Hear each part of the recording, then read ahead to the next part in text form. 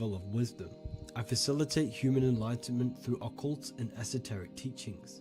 I hope this video expands your mind into a new field of thought. In this video, we're going to be discovering the true esoteric meaning of the 7 planetary energies. So let's jump straight into this. In order to fully understand this, you must understand the esoteric teaching of as above, so below, and as within, so without. Our inner world is mirrored into our external material reality. We have a physical voice, which you are hearing right now, and I also have an inner voice, which no one else can hear.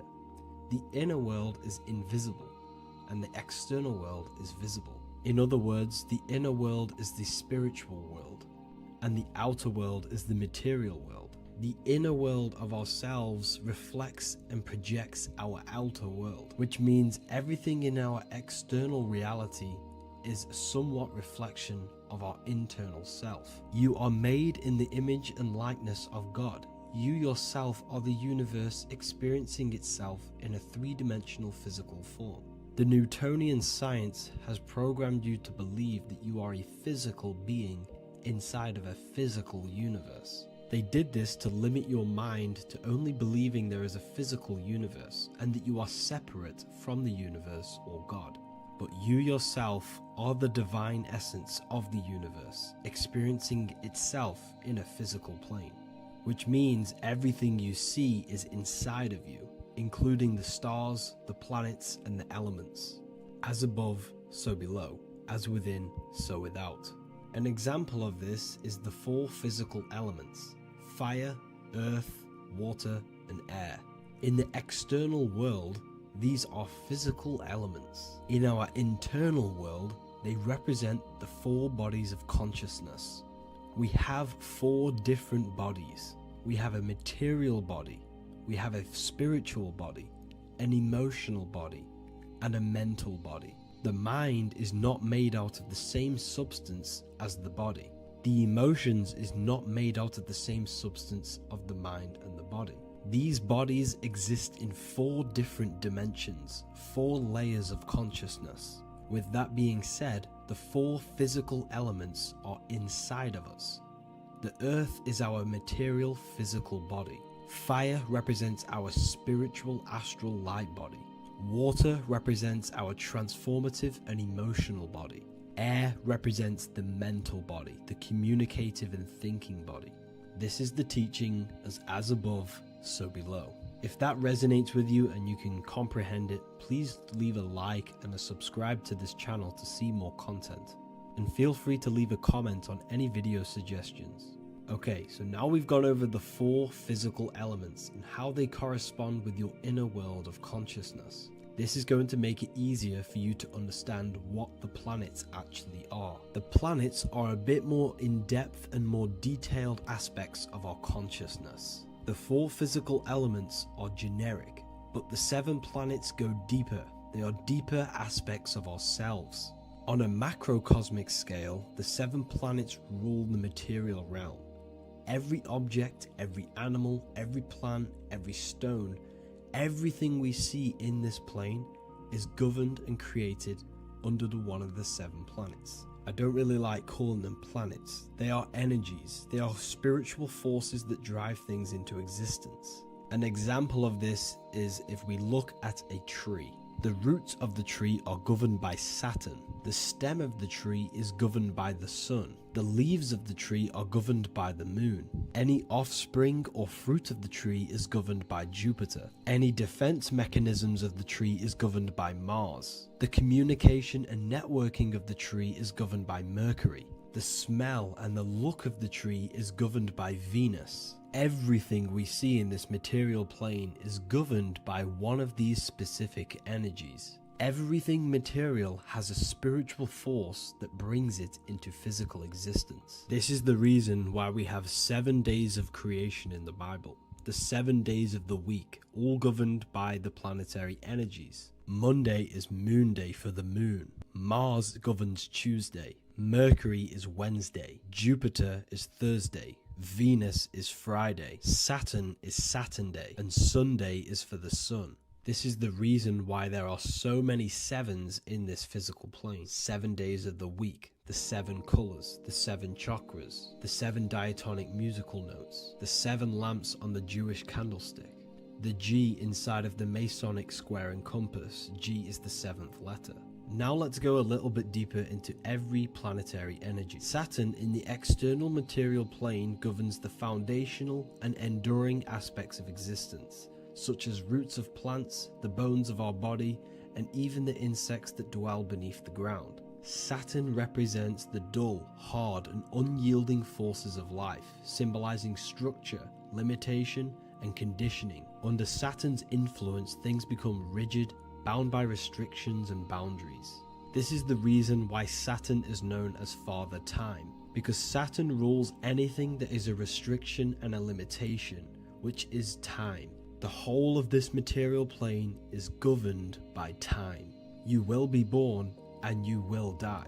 This explains why there is so much Saturn symbology in this material plane. Saturn is one of the most important planetary energies. You are a spiritual being in a physical body. Your light, your consciousness is bound to the physical body until you learn how to escape the physical body. The body is a limitation for our infinite minds and spiritual bodies. Our infinite mind is stuck in this material body, governed by Saturn's limitation of time, matter, and space. Now let's dive into what Saturn means to our consciousness within our internal world. We've gone over what Saturn means in the external world.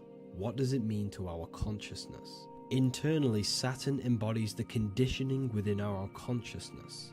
When the Saturnian aspect of our consciousness dominates, we become overly rigid, fixated, and restricted in our thinking and actions. For example, Saturn's influence is strongly felt in today's world, where many people's minds are confined to societal norms and conditioned responses. Saturn is the aspect of our consciousness, our minds, such as limiting belief systems and limiting thoughts and emotions. This is the negative thought that you can't get rid of, that's holding you back. This is a Saturn aspect of our consciousness. However, this is not a negative thing. The Saturnian aspect of our consciousness is a great teacher, guiding us through difficult life lessons that ultimately lead us to growth and expansion. Saturn's energy allows us to experience and overcome fears and limitations so our minds can expand into new fields of thought, into new life.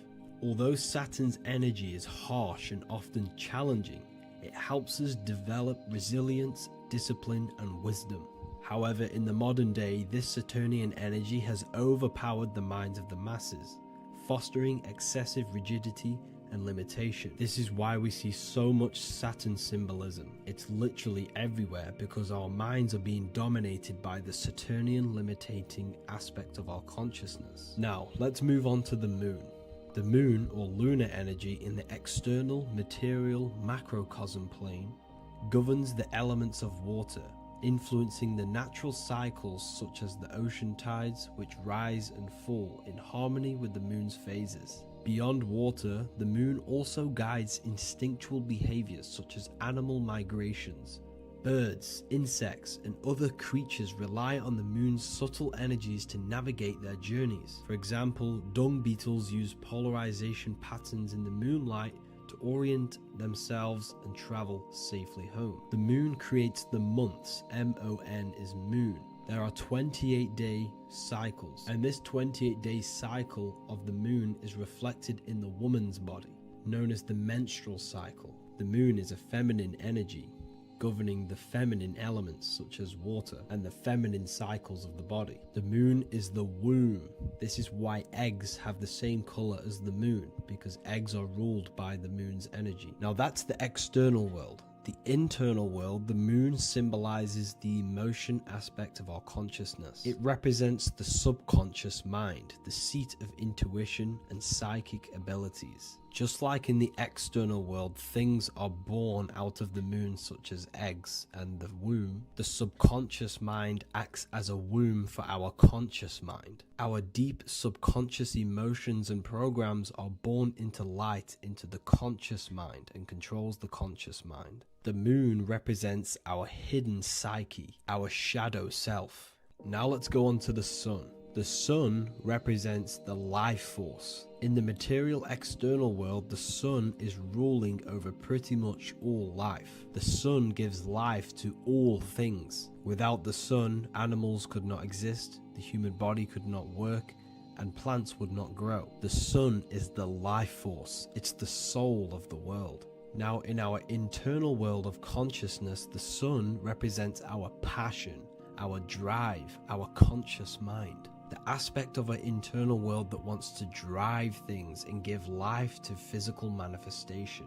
Now we go on to Mars energy. Mars is well known for being the god of war. Mars energy manifests into the material plane through anything that seeks to protect or defend itself. For example, the holly tree. The holly tree leaves are very sharp and they defend itself. Anything that is protective in the material world has Mars energy and is governed by this specific aspect of consciousness.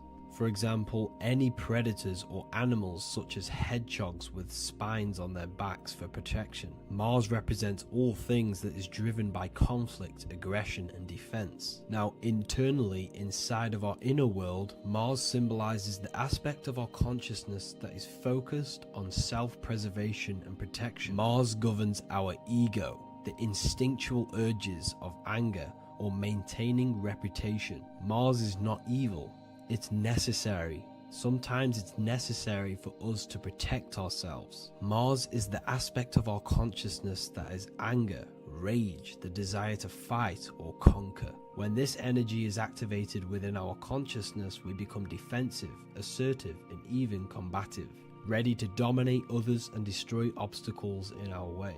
Now let's move on to Venus energy. Venus in the external material world manifests its energy through the aesthetics of creation. This planet governs the beauty and harmony found in nature, including the nurturing environment of a mother's womb where life begins. Venus embodies the essential love, not only in romantic relationships, but also in the bonds between family members and all living beings. Venus represents relationships. We have relationships between plants, animals. They all depend on each other to give life. Plants provide food and medicine, while living creatures contribute to their own growth and pollination. Internally, Venus represents the aspect of our consciousness that yearns for relationships and connections with others. This is an aspect of our consciousness that encourages to care for our physical appearance and embracing beauty. Aesthetics play a role in our interactions and self-expression. This is why there is a beauty brand called Venus. Now let's move to Jupiter energy. Jupiter in the material plane manifests its energy as forces of fortune, abundance, and wealth. This energy manifests itself as plants, as fruits that we can consume and eat in abundance. Anything that is nourishing and cultivated by the earth for humanity and animals. Jupiter embodies the giving energy that provides for and sustains life, fostering growth and ensuring that resources are available to all. Its influence is seen in the natural cycles of abundance, where fruits must grow and ripen before they are enjoyed, symbolizing the importance of effort and patience. Internally, in our spiritual world, Jupiter represents the aspect of our consciousness that yearns for abundance and seeks growth in various aspects of our lives, including wealth, knowledge, and personal development of the mind, spirit, and the soul. This is the aspect of our consciousness that wants to gain wealth, that wants to gain expansion and abundance in our lives. However, when Jupiter's energy dominates our consciousness excessively, it can lead to feelings of stinginess and greed. It represents material possession. The last planet is Mercury. Mercury in the external world governs the vital elements such as seeds, air, communication, education, and electricity. Known as the messenger of the gods, Mercury rules over intellect, communication, and the transmission of knowledge. Mercury's states of consciousness manifests itself in the material plane as the network between trees and plants, how they all communicate together. It represents the intelligence behind all physical things. It's the intelligence behind the seed that allows it to grow into a plant. Mercury's creative energy is manifested in the nervous system of the human body and all living animals. the intricate messenger that transmits signals from the body to the brain and then to the mind.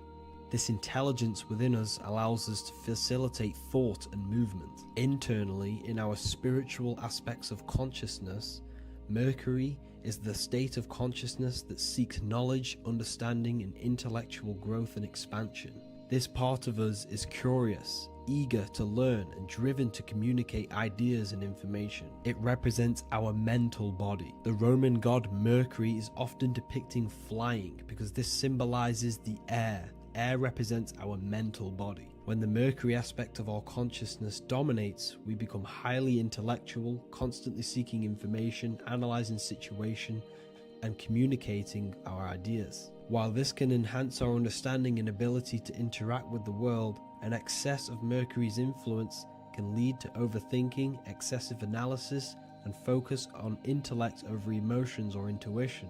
Okay, so they are the 7 planetary energies in the external world and your internal world of consciousness. These energies are manifested in the Roman mythology as human beings. They are depicted as human beings, but this is nothing but symbolism. These gods never existed physically. They represent aspects of our consciousness and spiritual forces that govern the material plane. Every material object, every intelligence, every piece of life in this universe is governed and brought into existence by one of these spiritual forces. Now, I hope this video has expanded your mind into a new realm of thought. Make sure to leave a like, a comment, and subscribe to the channel for more occult and esoteric information. You can read more about this topic and many more occult and esoteric teachings inside of my books, the Book of Wisdom Volume 1 and the Book of Wisdom Volume 2. I honestly advise that not everyone reads these books. These are books which will completely transform your view on reality. You will feel a lot better reading these books because you will find a connection with yourself and the universe. Understanding truth and knowing thyself gives you a sense of well-being. Like I said, this is not just a book. This is a beginning of your journey of expansion and growth. Reading them can be life-changing. Inside my university, I host live calls where you can ask me questions, and you can watch all the pre-recorded live calls. You also gain the ability to manifest your own reality through the Manifestation Mastery course. There is also a library with all of the PDFs that I've read in the past of occultism, symbolism, and esotericism that you can gain access to. There is a whole lecture section where you can watch all of my occult lectures. This is a place of transformation. The price of the university will be going up very soon. If you join now, you will gain a free sexual alchemy course which will teach you how to transmute sexual energy into creativity. I'll leave all the links in the description for the university and also my website where you can get my books. I hope you enjoyed this video. Take care.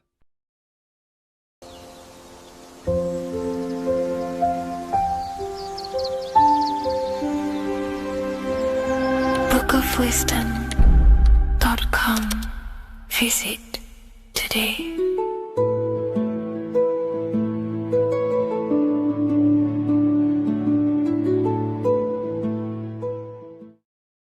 What's good, people? We're back with another video. This is going to just be a quick video. Manifestation, magic, bending reality. So let's jump straight into this. So you have a conscious and a subconscious part of your mind. The conscious is what you're conscious of, what you're actually doing, where you can choose or not. However, the subconscious is the part of your brain which is automatic. So all of the systems in your body, like the digestive system, your heartbeat, these are automatically being ran. And you do not have to tell these systems to do anything. You do not have to consciously tell your heart to beat. It's automatically doing it. And this is what the subconscious mind is controlling. It's like the dark aspect of your brain or your mind. It is the way bigger aspect of your mind. Okay, it controls all the systems in your body. Okay, and this is where all of your programs are. So when you're in it from your childhood, what you've learned in school, all of these things are being kept in your subconscious, maybe traumas and stuff like that. So the subconscious is the female aspect, and the conscious is the male aspect, because The male is all about action and doing, and the female is more about creation, creativity, intuition. So you have a right and a left hemisphere of your brain, and these are obviously male and female. The right side of your brain is your female. It's to do with creativity, imagination, intuition, insight. Okay. And this is one of the most important sides of the brain. This side of the brain is the most attacked by the elites, whatever you want to call them. This side is the most one of the most important because obviously your intuition is a massive part of reality. And if you don't have intuition, then you lose track of the things around you. You can't consciously feel if things are wrong or right. They don't want you to have intuition or creativity or imagination. They want you in the right, they want you in the left side of your brain, which is just reasoning, logic, and basic things. So they just want you to tell you what you want, tell you what to learn, and then that's it. They don't want you thinking for yourself, which is the right side of the brain. So whatever the conscious side of your mind impresses the subconscious side of your mind. So if you do affirmations, for example, if you consciously do affirmations every day, you're reprogramming your subconscious mind. You're impressing a vibration and a word into your subconscious mind, and therefore it will reprogram it. So the male and female aspect are symbolized by the Star of David as well. The male being the upside triangle, the female being the downside, connected all in one because we both have male and female energy. So every thoughts are electric, which is the male aspect, emotions are magnetic, which is the female. Each thought creates a wave of vibration in all directions. So think of it like a water drop in a pool, but it going out in every single direction. It's not just flat. And these thoughts have a certain frequency, well, has a certain vibration. That vibration has a certain frequency. And this affects your aura. Every thought, every emotion directly impacts your aura and the strength of your aura. So if you're angry all the time, your aura in the astral plane will look red. However, if you're happy, it'll be more like blue and green. So it's very important. Your electromagnetic field is created out of your emotions and thoughts, and that affects reality because you're 60% water, and frequency and vibration create certain patterns and has a certain effect on water. We'll get into that after this slide. So each thought that people are thinking around you, you are actually subconsciously picking up these thoughts because it's emitting this vibration in all directions. So this is why you can pick up thoughts of other people on the odd occasion. However, when you're more in tune with your intuition, your right side of your brain, you can start to pick up on vibrations, thoughts, and other people's auras. You can pick up on the energy once your third eye is open, and you know whether you should be in that environment or not. This is what we call an atmosphere when we go into a room and you can feel the tension if someone's been arguing, for example. This is the atmosphere, this is the vibrations, these are people's auras emitting these certain frequencies and vibrations. Okay. So our aura is contained of multiple layers. Obviously, we have the physical body. This is the electromagnetic layer. However, you have the different planes of existence, the spirit, mental, astral, etheric, and then physical. The physical is the lowest plane of existence. And the physical plane is a product of all of the planes above. So the mental impresses on the astral impresses into the etheric, and then the etheric creates the physical object. So the mind is the root cause of reality. The mind is the cause of everything. Your consciousness is pure cause. There's no effect. Everything you see in this reality is the effect. Everything that you experience is the effect, because the root cause was the mind. The decisions you made you experience that certain experience. And that decision was created on the mental plane. And this is just pure thoughts. And thoughts are things. If it exists in your mind, it is a thing. It's a certain frequency. So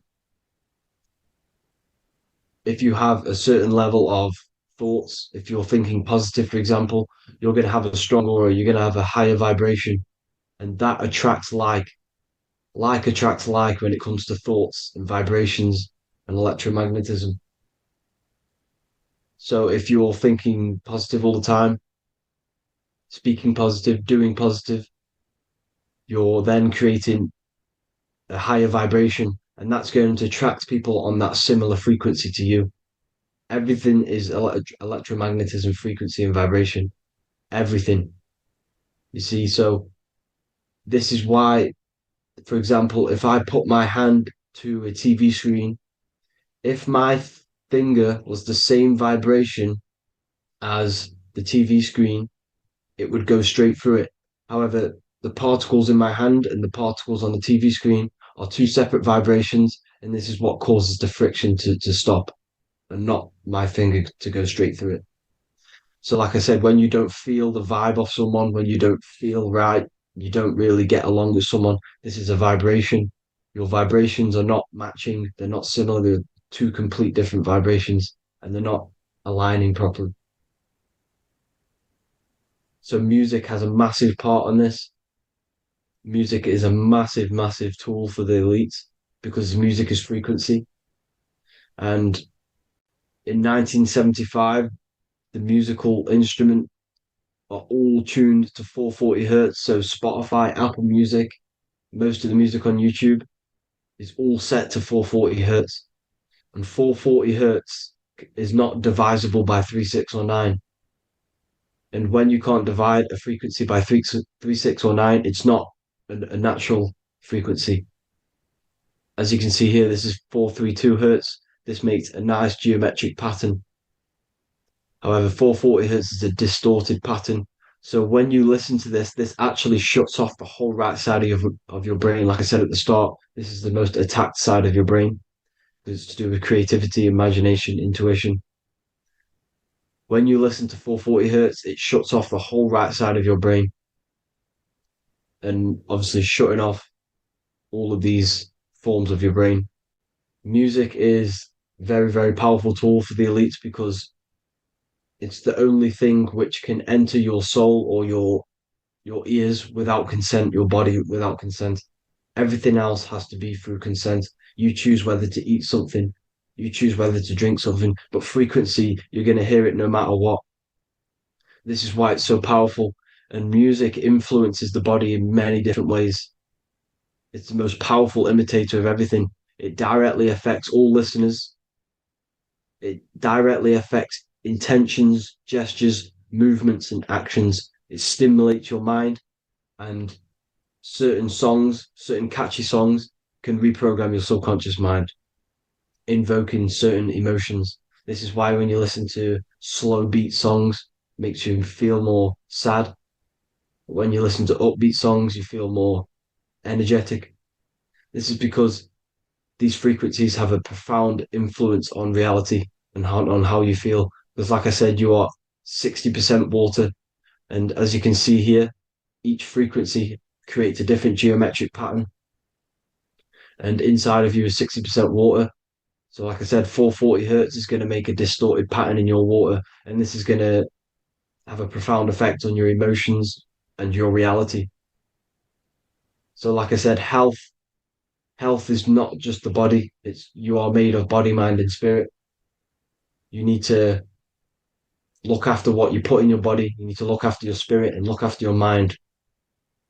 It's very important to keep all these in balance because once one of these are unbalanced, it affects the other two. So if you're eating wrong, it's going to affect your spirit and mind. If you're thinking wrong, it's going to affect your body and spirit. These are all interlocked. Uh, you have to look after them all. So it's very important you understand music. Stop listening to low vibrational music. To be honest, you don't want to. You want to listen to music without any sort of speaking inside of it. You just want pure uh, frequencies, which are the solfeggio scale, like one of these, for example, 432, 528 hertz. These are all good frequencies. It's called the solfeggio scale. And these frequencies make you more in tune with nature. 528 hertz is what the earth vibrates at. So it's very important. And the Rockefellers are the one who changed this to 440 hertz. The Rockefellers, one of the elite families.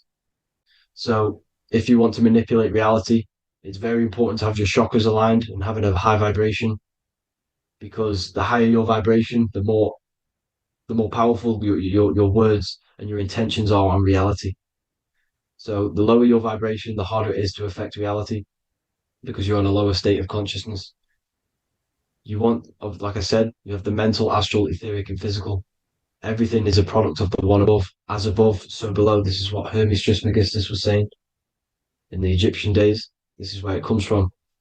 As above, so below. If you affect above, it directly affects below. So, like I said, meditation helps on this, helps align your chakras. Think positive, feel positive. Like I said, your feelings are magnetic, your thoughts are electric. So once you combine these two together, you're then creating an electromagnetic frequency, and that will have profound effect on reality.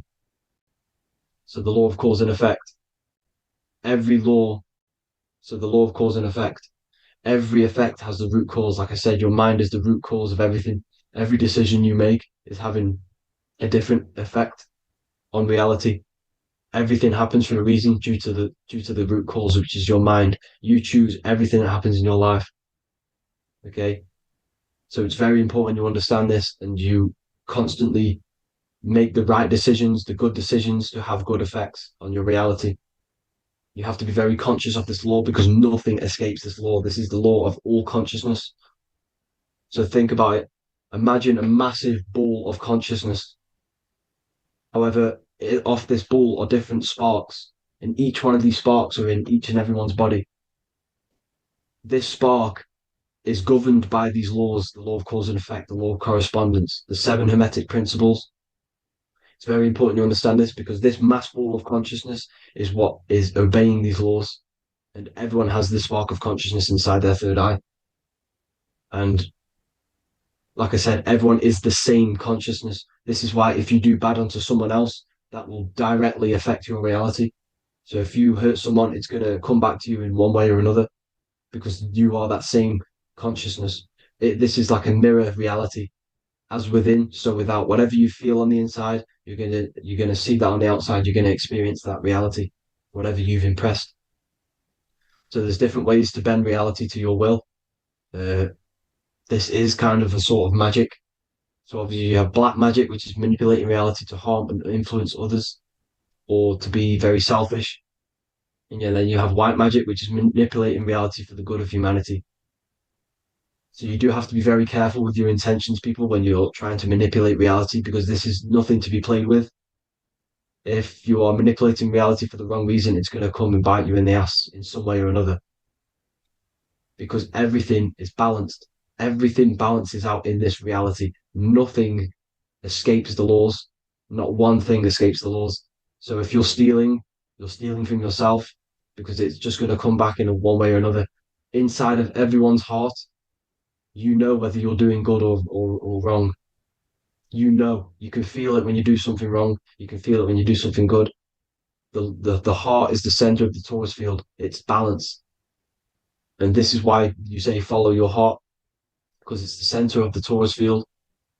It's very important to listen to this inner voice inside of you because that is telling you the right things to do, the good decisions to make. And when you keep following that voice, that good voice inside of you, it takes you to your life path. Very important to follow that voice. However, don't let the ego get in the way of it. Don't care what your friends are going to say. It's very important to understand this. So you have different ways of manipulating reality. You have sigil magic. This is where you create your own sigil or symbol. You create your own sigil and symbol, and then you charge it. You behind that symbol, you have an intention. So for example, if you want to manifest wealth, you create a sigil which represents what you want. You create that sigil, you draw it out, you charge it, because wherever your attention goes, energy flows. So whatever your attention is, you're sending energy that way. So what you do with your eyes and your hands, you place attention on the sigil. Imagine that it's glowing. Imagine that you're sending energy to the sigil, and then you burn the piece of paper once you've done this. And then after this, you meditate on that symbol. You constantly think about that symbol, because that symbol is the frequency, is the thing that you want to manifest. So that's one way. Or you can just meditate on your reality. So imagine yourself having already what you have. This is what they call a mindset. You must set your mind to the frequency what you want to manifest. Okay. So if you want to manifest wealth, for example, imagine yourself being wealthy. What would it feel like? What would you be doing? Imagine a scene in your mind. Constantly do this, and you're putting out that frequency. Like I said, you must think, because the thoughts are electric, and then you must feel, which is magnetic. Together, this creates an electromagnetic frequency, and this is how you attract things to you. You will attract the certain people to come in your life to bend reality to your will. Okay. Or you've got mirror magic. Stare yourself in the mirror, because a mirror reflects light. It also reflects energy. So you've got to be very careful with what you say to a mirror. You've got to be very, very, very careful, because whatever you send into that mirror is directly sent straight back to you. So if you're thinking negative, you're sending negative energy back straight to you, and that's going to have an effect on your reality. Affirmations are very important, because your words are frequency, your words are vibrations, and each word you say has a certain frequency. If it's positively charged, it's going to affect you positively. If it's negatively charged, because like I say, your brain and your mind is like the director of energy. That's what your brain is. And it directs energy into certain things. You can either positively charge it or negatively charge it. And this brain is creating your reality constantly. It's manifesting your reality constantly in the present moment. So this is what the government knows. The government know your mind is the root cause of reality. This is why they call themselves a government. Government. The New World Order is not being manifested by them. They are controlling the information. They are controlling your perception of this reality. And they know the mind is the root cause of reality. Therefore, if they control your perception of reality and your information, what you believe, you're going to manifest that information, that perception. So we, the people as a collective consciousness, are the ones manifesting this New World Order. You see, so this isn't black magic. They're actually tricking us into manifesting their own their plans, this New World Order. You see, this is how smart these people are. They know how to get around the laws of reality. They know how to bend reality to their will without facing the consequences. They're getting humanity to do it.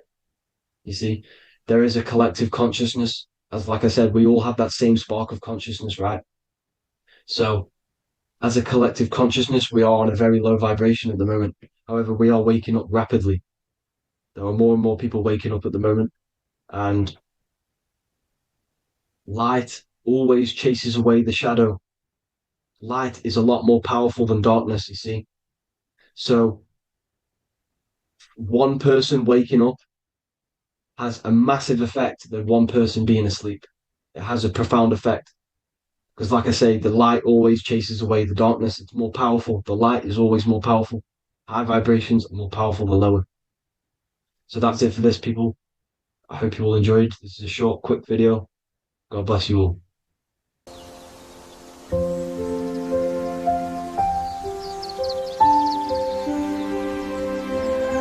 bookofwisdom.com. Visit today.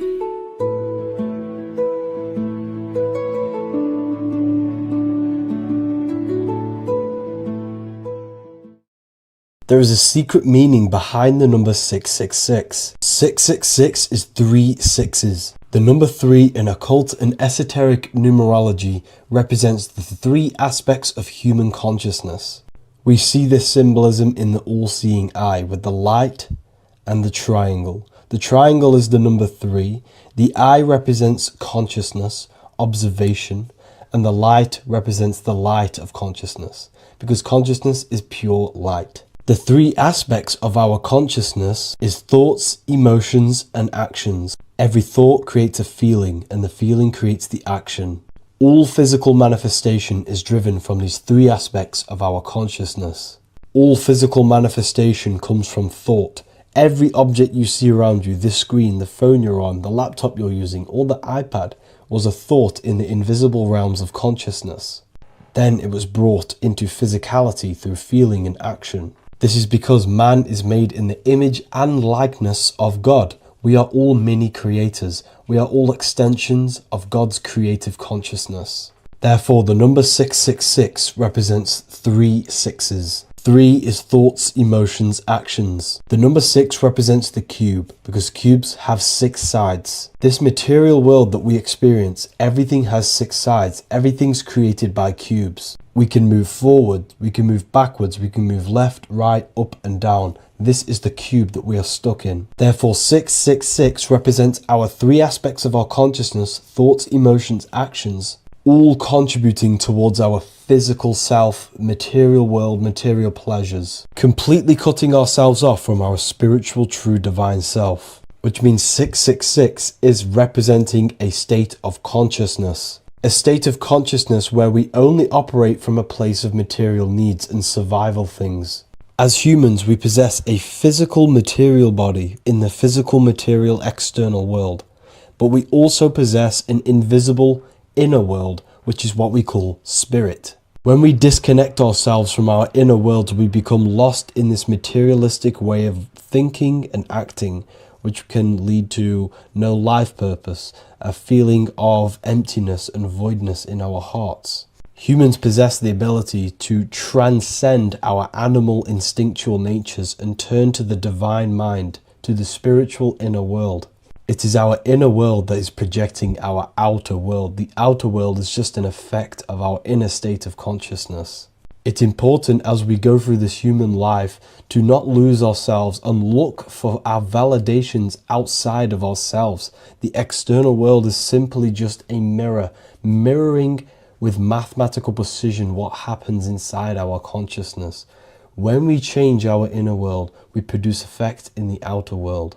To get back on track about this number, this represents when we are lost in our material self and we are completely cut off from our true divine self. The devil is always having goat horns, which represents a ground animal. This is the lower animal self of man. He's always red.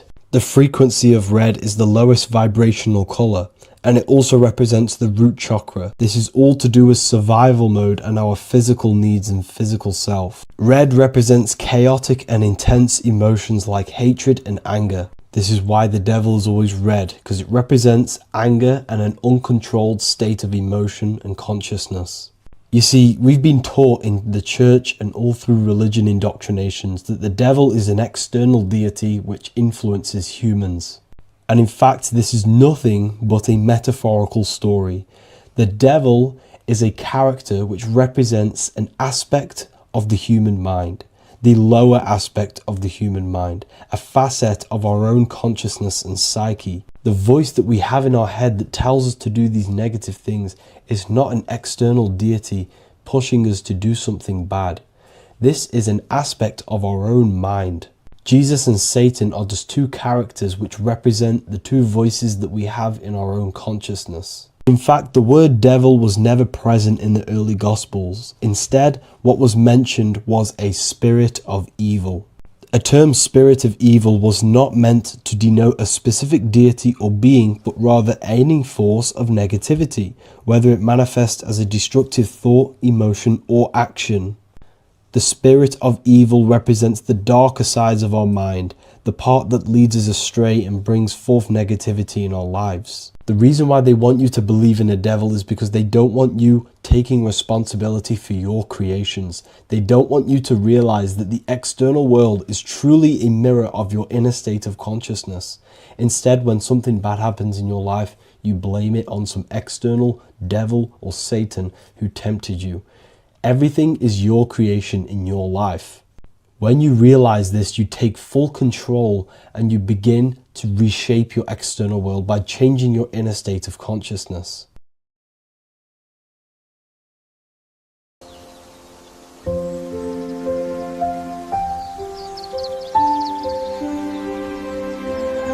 bookofwisdom.com.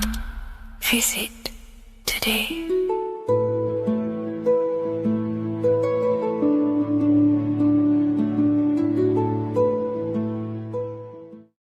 Your ultimate goal is to be famous, then you're gonna do a lot to get there, like sign your name in blood in a contract with the devil. That's how I got introduced to the music industry. I swear I wanted to be like the Amy Grant of music. Yeah. But it didn't work out, and so I sold my soul to the devil. Well, needless to say, sold my soul. Alright, y'all. I'm finna sell my soul. I'ma hit y'all when I'm through. I'm gonna be rich as hell, alright?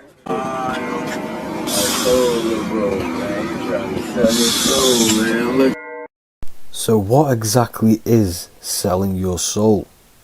In order to understand this to its full potential, you have to understand the spirit world and the occult world which our eyes cannot visibly see. The physical world we see is nothing but an illusion and a product of the higher planes of existence. For example, you can see someone's physical body, but you can't see the complex structure of the consciousness and the thinking behind that being. With that being said, there are forces and entities not attached to physical bodies, which they exist on the astral and etheric plane behind the physical plane. Now, there are numerous videos and music with artists talking about this. For example, I sold my soul to the devil and the price was cheap. Why do you still do it? Why are you still out here?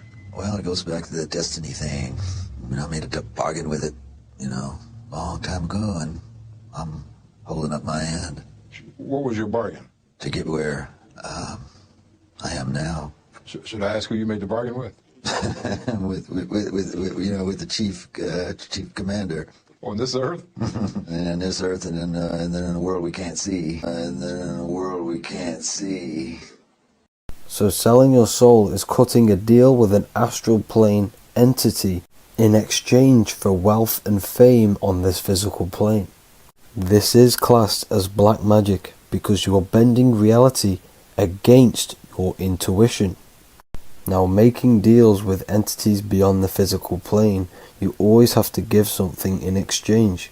When it comes with demonic entities, it always involves some sort of sacrifice, bloodshed, or humiliation. Now, there are countless of rappers who someone close to them have died just before their career takes off to the next level.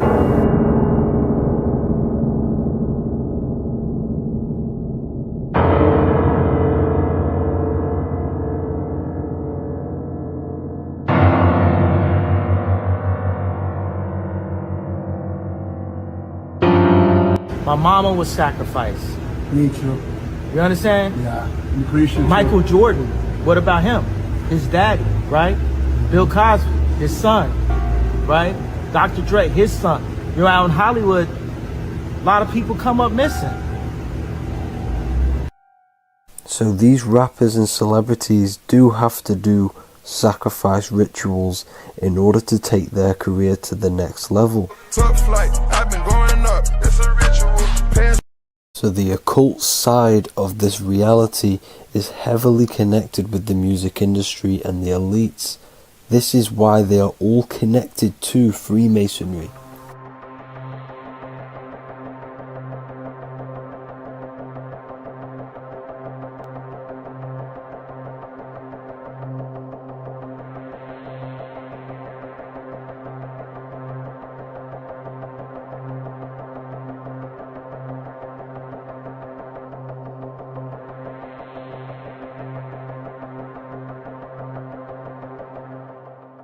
Now this is why the music industry is one of the most important industries for the elites to stay in control and keeping the masses on low states of consciousness. Frequency is one of the most powerful things in reality because it's the only thing which can enter your soul and body without consent. The frequency on Spotify and all major platforms are all tuned to 440 Hz, which was set by the Rockefellers. 440 Hz turns off the whole right side of your brain, and the right side of your brain is to do with critical thinking, imagination, and your intuition. Music has the ability to influence your intent, your emotions, your thoughts, and your actions just by frequency itself. By controlling the music the celebrities put out and the things they talk about, they're actually molding society because of the celebrities' huge amount of influence over the younger generation and cultures within society. This is why the music industry is mainly talking about sex, guns, violence, and hating other people. These are all very low vibrational acts and things to do which destroys humanity and societies, keeping us all conquered and divided in order for them to stay in power. Music can actually reprogram your subconscious mind, and it is a form of MK Ultra, which is mind control. It's in my brain. Do you know that? It's living rent free. I can't get it out. You did that. Yeah, it's hypnosis. Yeah, it's hypnosis. You're so awesome and dope. You do need to be very careful with what you're listening to and what frequency it's playing at, because all of this has an effect on your electromagnetic field and your state of consciousness. Now let's go back to selling your soul. When these rappers and celebrities sell their soul, they now gain eternal life on this physical plane. When you do sell your soul, you are allowed to live forever. And these people that are called youngins, rookies, new booties, like I was, had no idea that these people still live. They will prey, haunt, kidnap, anything to stay on top. This is their world. They have nothing but time, is what they believe. Now this explains why there's so much Saturn worship, because Saturn is the father time. He's the god of time and crystallization in the physical realm. If you want more information on that, go to my previous video. Now here is ASAP Rocky standing inside of a pentagram, but notice the way he's standing, it's an inverted pentagram. The pentagram is associated with magic, however, the upright pentagram is the 5 elements with spirit on the top. It's either called spirit or ether. It's at the top because it rules the other 4 elements, because it's the baseline of reality, which is spirit and matter. Spirit is behind the physical reality. However, when it comes to black magic, they invert the pentagram, so spirit is at the bottom because they worship the physical world. This is why the Baphomet is the inverted pentagram. These people are operating off their animal instincts. They do not want anything to do with spirit. These are antichrist. All of these celebrities know full well the effect what they're doing on the rest of the world. They have sold themselves out, and the elites use them as puppets to push this new world order and mold society in the way they want it. This is why all the celebrities are linked to Freemasonry, because in Freemasonry you have to take the oath of silence, where you can't speak on anything that they learn inside of Freemasonry. This is the symbol of silence.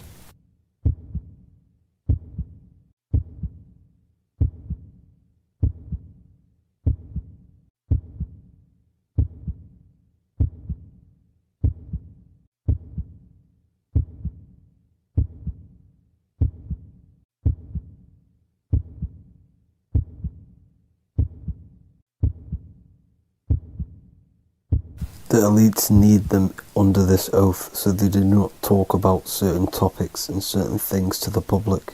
because of the amount of influence they have on society. Now, even the name Hollywood is an occult term, because back in the ancient days when they used to create wands, they used to create them out of holly wood, out of the holly tree, because each wood has certain attributes and virtues when it comes to magic.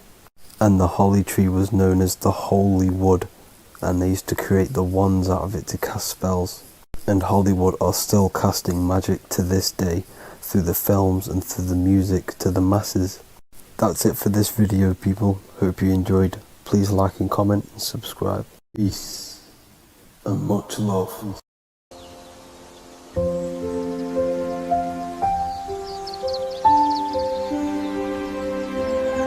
bookofwisdom.com. Visit today.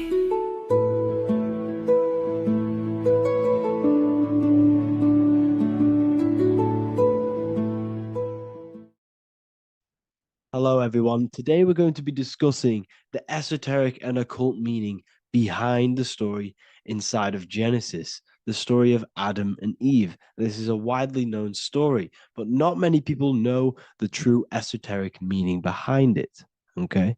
So today we're going to be breaking this symbolism down. Before we get into this, please leave a like and a subscribe on the channel. I would greatly appreciate it. And please comment below any lectures or anything you wish to know, and I could maybe make it in the future. The first thing we must understand about the Bible is that it is an esoteric and occult book. It is written in allegory. It is written in such a way that we understand the book compared to our level of perception. Now, what do I mean? If a child read the Bible, they would gain a standard meaning and story behind it. They would gain a normal interpretation of the book, of being good, praise God, and be a good person. However, me, who have studied the occult and esoteric and symbolism for a very long time, when I read the Bible, I see a deeper meaning. I can read between the lines of the allegories, which means the Bible is written in such a genius way that it speaks to your level of intelligence. Depending on how advanced you are mentally and with knowledge will depend on how you decipher this book and how the parables inside the book can speak to you in your personal life. Okay? So the Bible is the greatest psychological book ever written in history. This is why it's known as the greatest story ever told. It's a story. What we must understand with the Bible is that the Bible creates on the surface a logical way of thinking, which is what we call religion. We read the Bible and if we think logically and we take that book literally, then we gain a religion. But if we look beyond the surface, this is what we call esoteric, metaphorical, symbolic. You can read between the lines using our right hemisphere of the brain in deciphering this book and what it truly means to us and the evolution of our mind, body, and soul. What this book actually reveals between the lines is instructions and stories which teach you how to level up your consciousness, how you can sync the mind, body, and spirit and the soul all together so you can live like a god. This is what the esoteric is. It's the purification of consciousness. Now, when it comes to Adam and Eve, okay, what we must understand is that this is the beginning of creation. This represents the beginning of your life in an esoteric way. This is symbolic for the beginning of your incarnation into this physical world, okay? And we have Adam, masculine, Eve representing feminine. These are the two masculine and feminine energies which create the whole material universe, okay?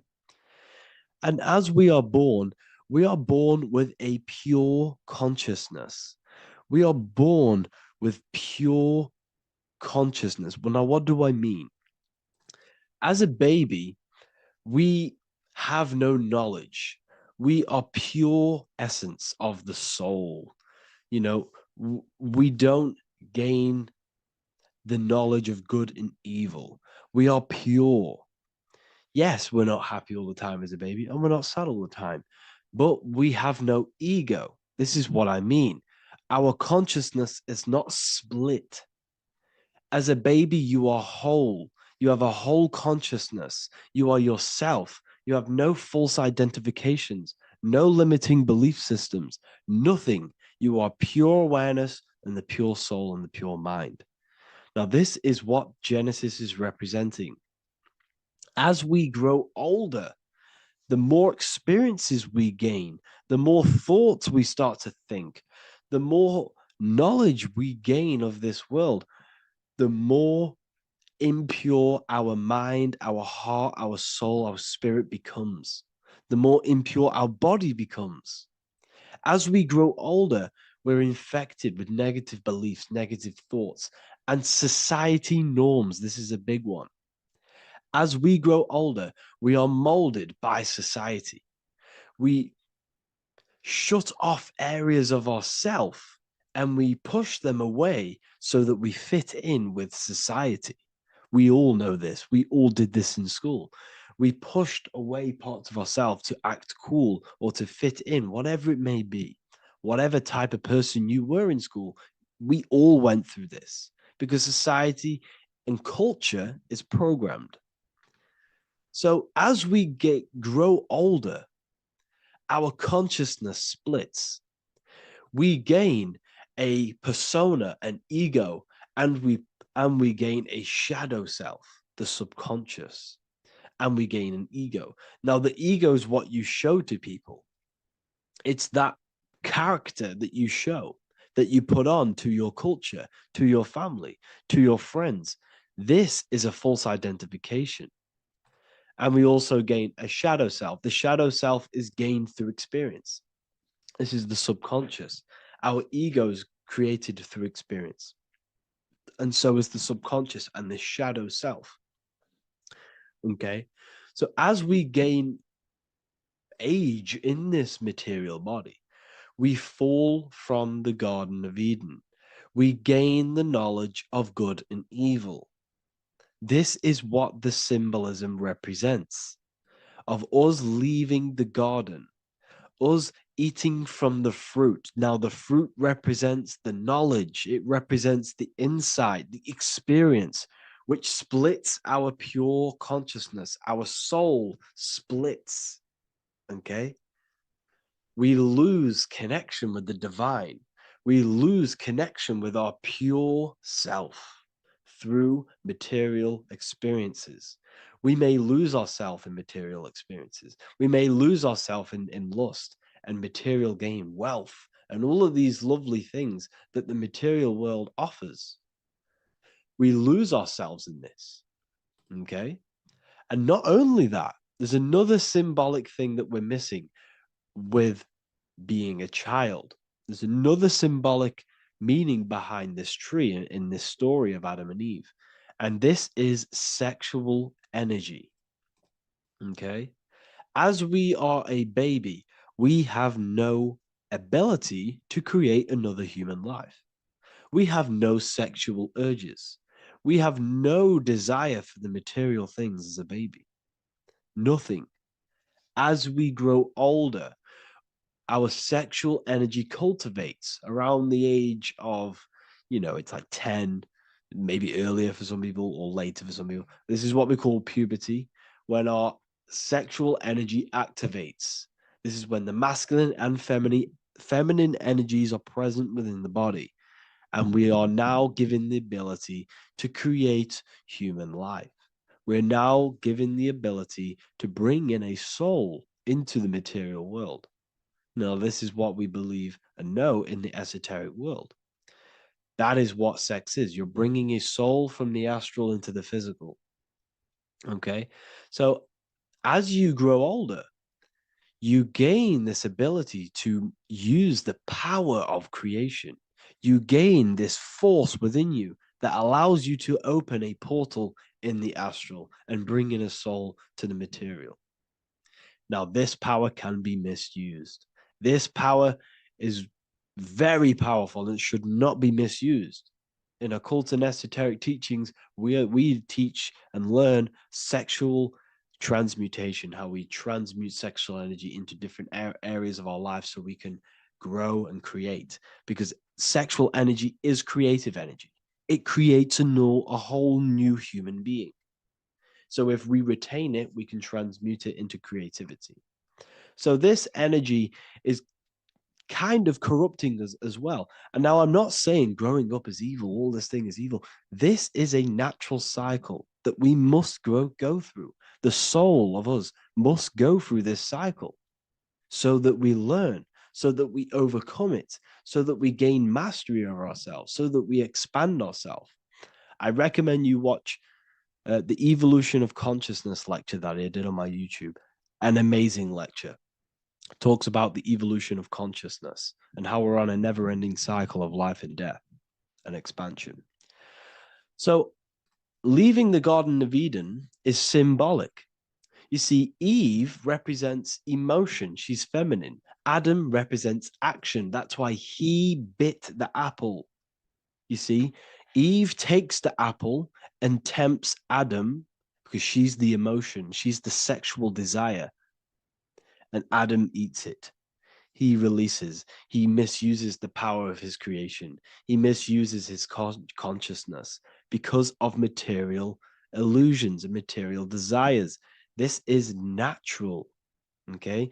As we grow older in this life, our soul has to experience sin. We have to experience negativity. We have to experience evil, okay? And we have to misuse this power within us to learn about it so we can overcome it and gain control over it. Now, this is why the Bible says in Genesis 3:6, for God doth know that in the day ye eat thereof, then your eyes shall be opened. Ye shall be as gods, knowing good and evil. This is very, very, very symbolic.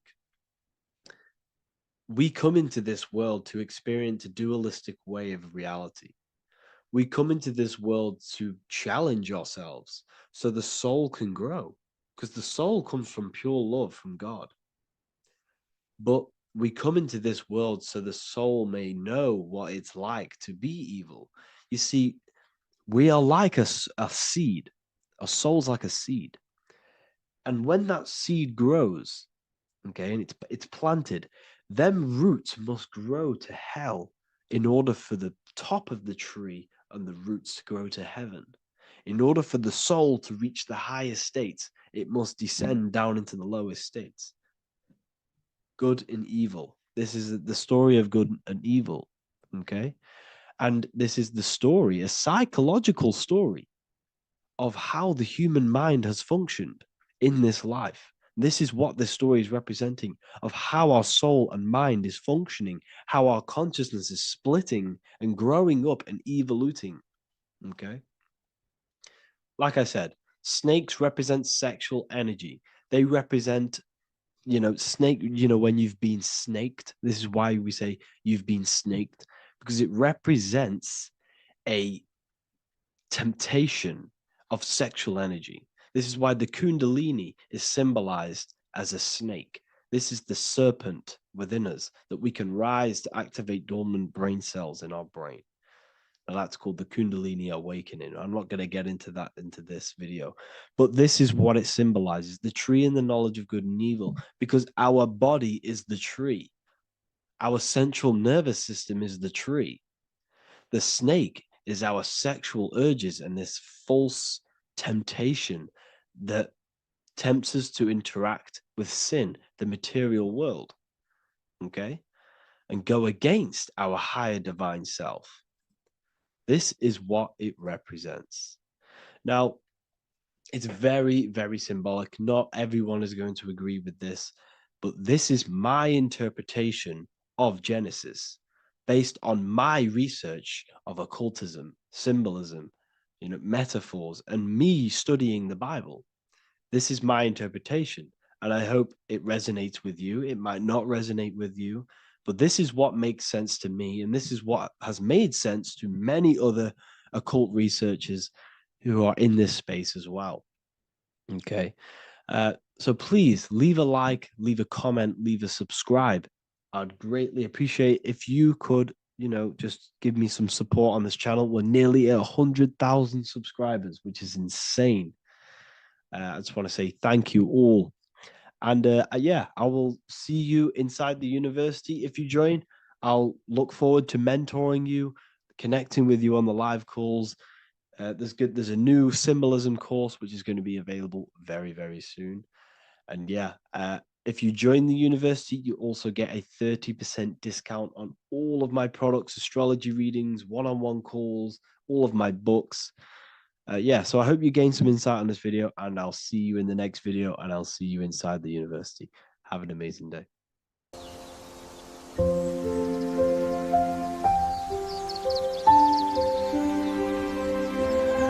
bookofwisdom.com. Visit today.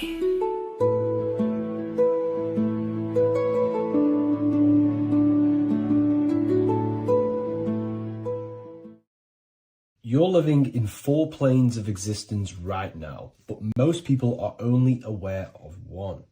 And that's why they feel lost, disconnected, and stuck in cycles they can't explain. If you don't understand the blueprint of reality, you'll keep trying to fix the physical, while the real causes lie in the unseen dimensions that you have direct access to. You must understand that the universe only exists in the mind. Everything is a projection of consciousness. Therefore, consciousness produces everything. Our internal world is consciousness. Our external world is this physical body, physical world. Everything is an externalization of consciousness. For example, this was a thought. Now it's made physical. But before this was invented, it was existing in someone's mind, in consciousness, invisible. Then it was made manifest, made physical. So everything in this physical plane is the effect. The cause is consciousness, mind, the mental plane. So now I'm going to explain these different dimensions of consciousness. You don't just exist in this physical plane. The physical plane, in fact, is the lowest plane there is. It's the illusionary plane. So first of all, we have the Buddhic plane. This is the nothingness. So think of it like this. Absolute nothingness. If you turn off thoughts, there is nothingness. This is the void. And out of the void springs infinite potential, which is the mental plane. Now, your mind has no limitation. It can think anything, be anywhere, anytime, any place. In the whole world, there is no limitation with the mind. This is the realm of infinite possibilities. This is the realm of thought. Thought is a dimension, information and thought. To go a little bit deeper on this, there are pockets of thoughts, what we call in the occult fields of thoughts. Your mind does not think thoughts, it receives them. Your mind is like a radio. Whatever the mind is tuning into, setting its mindset, setting your frequency or setting your mind, you will receive thoughts based on that set, whatever you set your mind to. So there are pockets of thoughts that we penetrate in the mental plane. The mind is the mental plane, the infinite possibilities. This is the spark of creation. This is where all things begin to manifest as an idea in the mind as a thought. So if you want to gain certain information, you need to meditate or do thought exercises where you are penetrating that dimension of thought, that pocket of thought. For example, if you want to find a way on how to make financial wealth, you would use your mind, set your mind on wealth and money, and think, close your eyes and think about that specific topic and see where your mind takes you. And you will expand your mind into different pockets of thought and gain information. So this is the mental plane. This is how you can use the mental plane. You can use the mental plane to do this. Then we have the astral plane. We have higher, middle, and lower astral plane. The astral plane is the body for thought. So every dimension, physical, etheric, astral, mental, Buddhic, is a body for a dimension above. Each dimension below is a product of the dimension above. So for example, the astral plane is imagination. This is the lucidic realm of imagination. This is where thoughts begin to manifest into some sort of form. It's not a physical form because this is physical, but imagination is a lucidic form. It's not really physical, but it's there. It's a projection of light. It's astral matter condensed by the willpower of the mind. So depending on the vibration of that thought will depend whether it manifests in the higher astral plane, middle astral plane, and lower astral plane. If you think about more material things and visualize material things, this will manifest on the lower astral plane because material matter is low vibration. Now, that does not mean it's evil. That does not mean it's bad. Okay? It just means low vibration just means more material. But if you think and imagine more spiritual things, this manifests on the higher astral plane. So the astral plane is the screen in your mind that allows you to vision an apple, that allows you to vision anything. It's that mental projection that's inside of your mind. Now, this is what we call the third eye. It's an eye because the eye is the mind, and the mind can see into the astral plane. It perceives this spiritual world, this lucidic realm that we have access to. This is where also infinite potential takes place. This is the realm of spirits, demons, jinns, whatever you want to call them. Spiritual entities exist in this because this is where thought forms manifest into form. This is where thoughts create bodies. Think of it like this. The mental plane is a thought of a chair. The astral plane is the imagination of that chair and all of the different possible chairs that could possibly be. The etheric plane is the energy double of that chair. And the physical plane is the physical chair. So as you can see, the higher we go up, the more formless and lucidic it is. The lower we go down planes, the more dense it becomes. This is formless and this is form.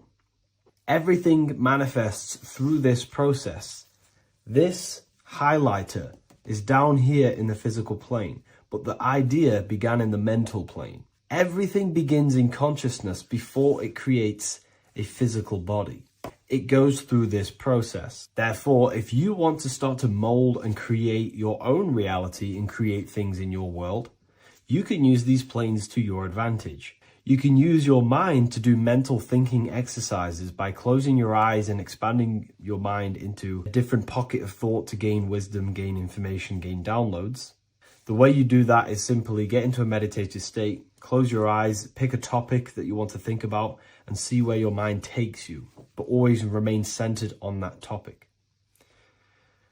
And you can do this for maybe an hour or two or half an hour, and your mind will take you places where you will unlock information. You can even use this to make decisions in your life. Think of the topic and see where your mind takes you. You'll gain information. This is how you use the mental plane for ideas. The astral plane is imagination. You have to reconnect with your imagination very vividly. Your imagination, your consciousness is infinite. It's not a three-dimensional plane. It's an infinite plane. You can think and make form anything in your consciousness, in your imagination. You can think anything and you can imagine anything in the most vast details. You just have to reconnect with your imagination. I have a free book on my website. I'll leave the link in the description. It's an ebook. It's called Activating the Inner Eye. This is going to help you reconnect with your imagination. It's a practical guide on how to imagine. So once you know how to use the mental plane and astral plane, thought and imagination, you pretty much need to use the physical plane to take physical action with this physical body that you have and start to manifest these desires you have in the higher planes. Now, it's very important that we master the mind because the mind is the very fabric of reality. We become what we think about. Your life is a product of every thought you thought in the past. It is the mind that directs the flow of consciousness. And wherever this consciousness is flowing is what you will create in your life. Consciousness is the most potent force in the universe, and the mind is pretty much the universe in a microcosm form. It is infinite potential, and your mind will continue to expand into new realms of thought forever and ever and ever. You are eternal. You are not this physical body down here. You are consciousness, literally dreaming that you are in this physical body. So everything begins with the mind. We need to be conscious of the thoughts that enter our mental field of consciousness. There is a level of self-awareness that you can reach where you can become conscious of pretty much every single thought that enters your mental field.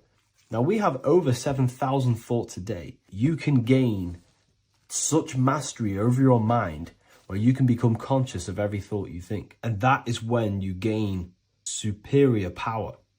Because when the mind is fully under control of self, you can direct the mind's potent force into a specific goal. Most people's minds are dualistic. They want something, but their mind is thinking something else.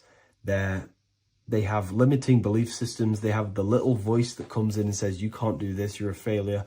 That is a fractaled mind. The mind needs to be singular. It needs to be on your team and not an enemy. Do not let your own mind take away your power. Your mind should be on your team, giving you power, giving you the best possible thoughts and the best possible beliefs. When the mind is in this condition and on your team and not taking away your power through the destructive thoughts, it becomes a potent, powerful force used for manifestation to create anything. And the way we get the mind on your team is through constant meditation to learn how to control the mind and turn it on and off. Subconscious reprogramming through visualization, affirmations, cultivating emotions associated with your goal.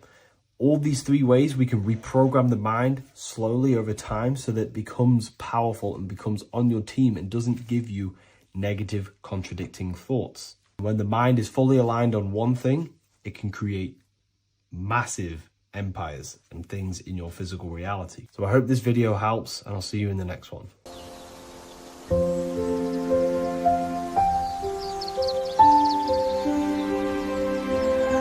bookofwisdom.com. Visit today.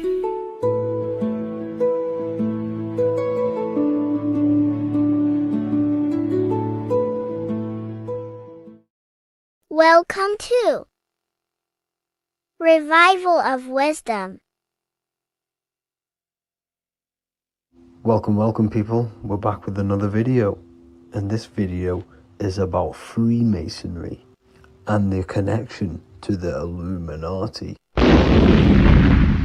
Please, as always, to make sure to hit that like and the subscribe button and turn on the notifications to never miss a video. On May the 1st, 1776, the founder of the Illuminati, Adam Weishaupt, founded this secret organization, and this date can be found in Roman numerals underneath the all-seeing eye pyramid on the $1 bill. This $1 bill also says Anu Coptus Novus Ordo Secularum. This is Latin for announcing the birth of the New World Order. This New World Order will be headed by Lucifer, the all-seeing eye, and followed by the 13 layers of bricks for the 13 elite bloodlines. So your Orsini's, Rockefellers, Rothschilds, Soroses, and the other 9 elite families. So when Adam Weishaupt created the Illuminati, he made it consisting of high-level degree Masons, French and Latin philosophers, and many more powerful people to all become one society. So this is why you see Masons using this same symbol of the all-seeing eye inside the pyramid. But not all Freemasons are part of this Illuminati secret society. As the 33rd degree Freemason Manly P. Hall said, in his book The Secret Teachings of All Ages. Freemasonry is a fraternity within a fraternity, an outer organization concealing an inner brotherhood of the elect. So what he's saying here is that Freemasons have to go up the degrees of Freemasonry, and once they hit the top, they either get elected or not into these secret societies like the Illuminati, Skull and Bones, and Knights Templar. So when you see celebrities doing this one-eye symbolism, either covering one eye, doing the triangle, or doing 666 over one eye, this is showing and reflecting the symbolism of Freemasonry. They have taken the oath to never speak on anything they learn about Freemasonry. Duncan's Ritual of Freemasonry book states the oath they have to take. Quote, I ... of my own free will and accord, that I will hail, ever conceal, and never reveal any of the secrets, arts, points of Master Mason's degree to any person whomsoever. All this most solemnly, sincerely promise and swear.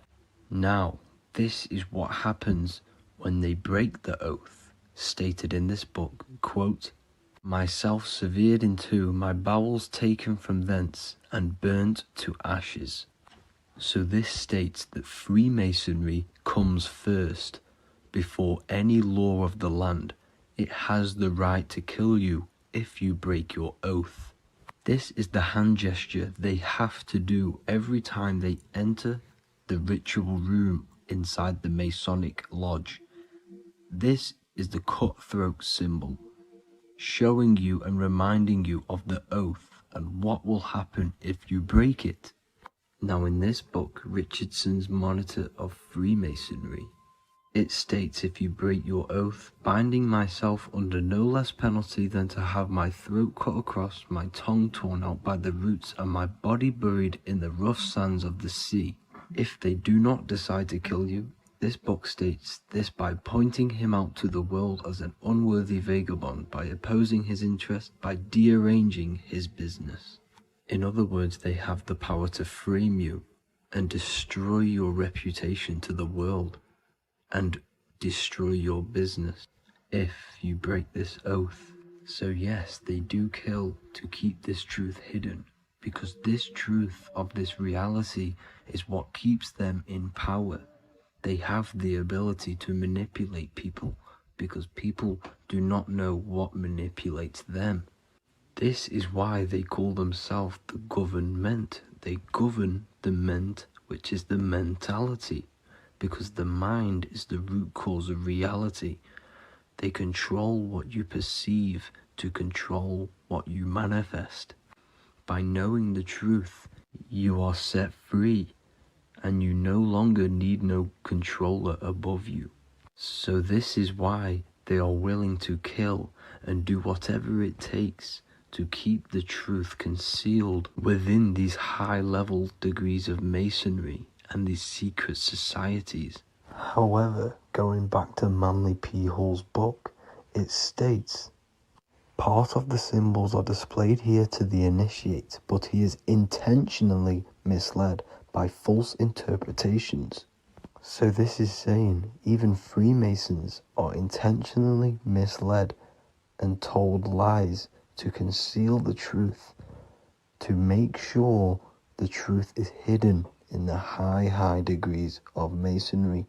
So that's it for this video, guys. Thank you all for tapping in. Please leave a like and a subscribe. God bless.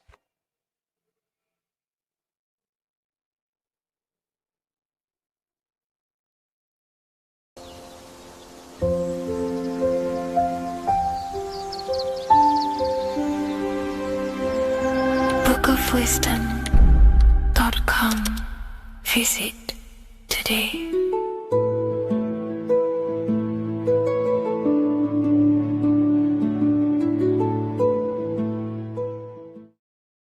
What is good, people? We're back with another video, and today we're talking about the chakras. Let's jump straight into this because I know there's been a lot of requests for this video. So let's jump straight into this. So you have 7 chakras, right? 7 chakras. And these chakras are feeding off your electromagnetic field, known as your aura. This is both positive and a negative pole, male and female, right?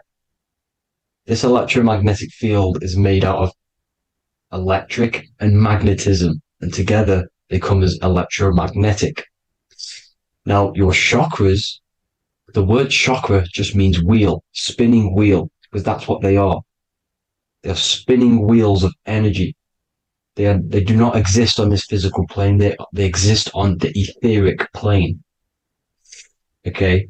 Now, these energy centers are known to regulate your emotions, and each energy center controls the organs and cells in that particular area of the body. So, for example, your sacral chakra will control the cells and organs of your sexual reproduction area. Okay, the navel chakra or solar plexus will control the digestion in your body. Same with the heart, same with the throat, right? So they are like mini brains for each center of your body.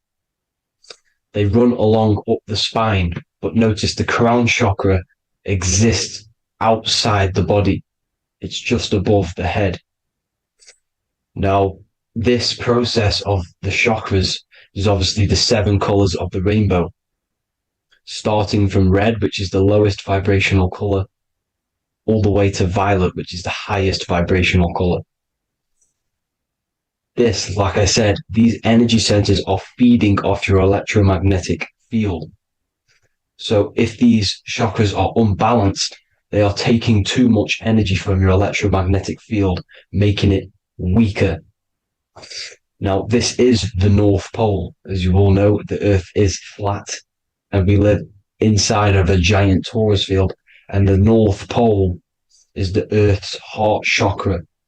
And this is why the aurora borealis, or the northern lights, whatever you want to call them, that's why they are green, and they are being emitted from this center point of the Earth, because it's symbolizing the heart chakra, which is green, right? Now, you do work your way up to these. However, this is a torus field. You are a torus field. You have different layers of this torus field, right? And you need to balance all of these chakras, but you can't move up these chakras until you open the one below it. So it's like a stairway. You can't go to your solar plexus without going through your sacral. You see? So you have to work up these. However, you have to work up these and then live from the heart, because the heart is the center of the torus field. It's the balance between male and female poles, positive and negative poles. So you have to balance all of these chakras and then bring them all into one, which is the heart chakra. Now, they exist on the etheric plane. They exist on the etheric plane, and the etheric plane is a layer of the material plane. It's the one higher than the material plane. And then after the etheric plane, it melts into the astral plane. So they exist just between the physical and the astral aspect. Now, this is the yin and yang matter, which is the lowest root chakra, physical matter, and then to spirit, because high vibrational matter turns into spirit, low vibrational spirit turns into matter. So they're interchangeable. This is the yin and yang. Now, when you see ancient paintings with the halos, you see this is like a toroidal field coming out the top of his head, you see, with a halo. This was symbolizing in the old days, in the ancient days, that they've aligned their chakra, they've reached Christ consciousness, which is God consciousness, right? Now, this electromagnetic field is the apple that we bit out of in the Bible, because you see that apple is a torus field. So they were metaphorically or personifying the torus field That's what the Bible is. It's a massive personification. It's all metaphors. You have to read it properly. It's got a greater meaning behind it. Now, when we bit from the apple, we ate from the tree of knowledge, which is good and evil. Our lower mind took over, so we materialized to feed our physical bodies. We materialized through Saturn. That's what Saturn does. Now, if you don't understand that, go and watch the video previous to this one called Occult Secrets of Saturn. And that will show you how Saturn is the materializer. Now, this is one of the secrets behind the Masonic compass, electric and magnetic, male and female, duality, positive and negative. Now, like I said, they teach you about the torus field, about a magnet in school, but they don't teach you about your electromagnetic field. Everything alive has a torus field. It is the building block of this creation. Absolutely everything has a torus field. There's not one thing without it. And as you can see here at the center of the apple, that's where the seed is. That's where the life is. The reproduction of that organism. As you see, this is where the most electromagnetic energy is stored, in the center, because this is where the two duality, this is where the field meets at the very center. This is why the seed is at the very center. Now, your spine is a elongation of the brain. The brain is heaven, and the bottom of the spine is hell. So this is Saturn, which is the root chakra. The 7 planets are associated with each chakra. Moon equals mind. Okay. Now Saturn is physical matter, as I've just explained. This is the lowest vibrational color. And they want you trapped down here, which is your hell state, your animal nature, your physical nature. They want you to identify as the physical body. They don't want you to reach these higher states of consciousness. Okay? Now, in the brain, you have 12 convolutions. Now, this is what they were symbolizing in the Bible with the 12 disciples. And obviously in the Bible, it says the upper room where Jesus met with his disciples. This is heaven, the brain, the higher states of consciousness. Now, this is your North Pole. This is Jacob's ladder. Okay. This is why you have 33 levels of Freemasonry, because it's symbolizing the 33 vertebrae, which are these little things here on the back of your spine. Because once the Kundalini energy from the bottom of your spine rises to the top, this is when you get enlightenment and opens your third eye. Spiritual enlightenment. As you can see here, this is Jacob's ladder. This is the Kundalini symbol, right? And they're even showing you this in the medical symbol. They're putting it in your face. The serpents are wrapped around the spine. Now, the serpents symbolize how the energy moves around the spine, because it's a torus field, you see? At the center of the torus field, it wraps around the center pole. It wraps around it, and this is how the energy moves up. So they're symbolizing it with the serpents. Okay? Now, every religion has a sacred river. For the Egyptians, it's the River Nile. For Christianity, it's the Jordan River, right? This river is the canal, the energy canal at the center of your spine, all the way leading to heaven, to the Holy Land. This is the chamber which the energy rises up, right? Now, they used to say the gods descended from heaven to man. This is just heaven. This is the mind state. And they said the gods were connected by a rainbow bridge. That's the chakra system, the rainbow bridge. Okay. Now, the ancients called this place Midgard, Earth, where both evil and good live, right? Midgard. But you can go to heaven, which is a pure mind state, because once you're in heaven, nothing negative can ever bother you. That's completeness, pure Christ consciousness. Now, this is why Jesus dies at 33. He didn't actually die, but it's symbolizing the death of the physical body not the death of the physical body, but his consciousness rising above the physical body to, as I said here, matter to spirit. Matter died off and he came spirit consciousness. This is symbolized by the 33 vertebrae, which is obviously the 33 levels of Freemasonry. And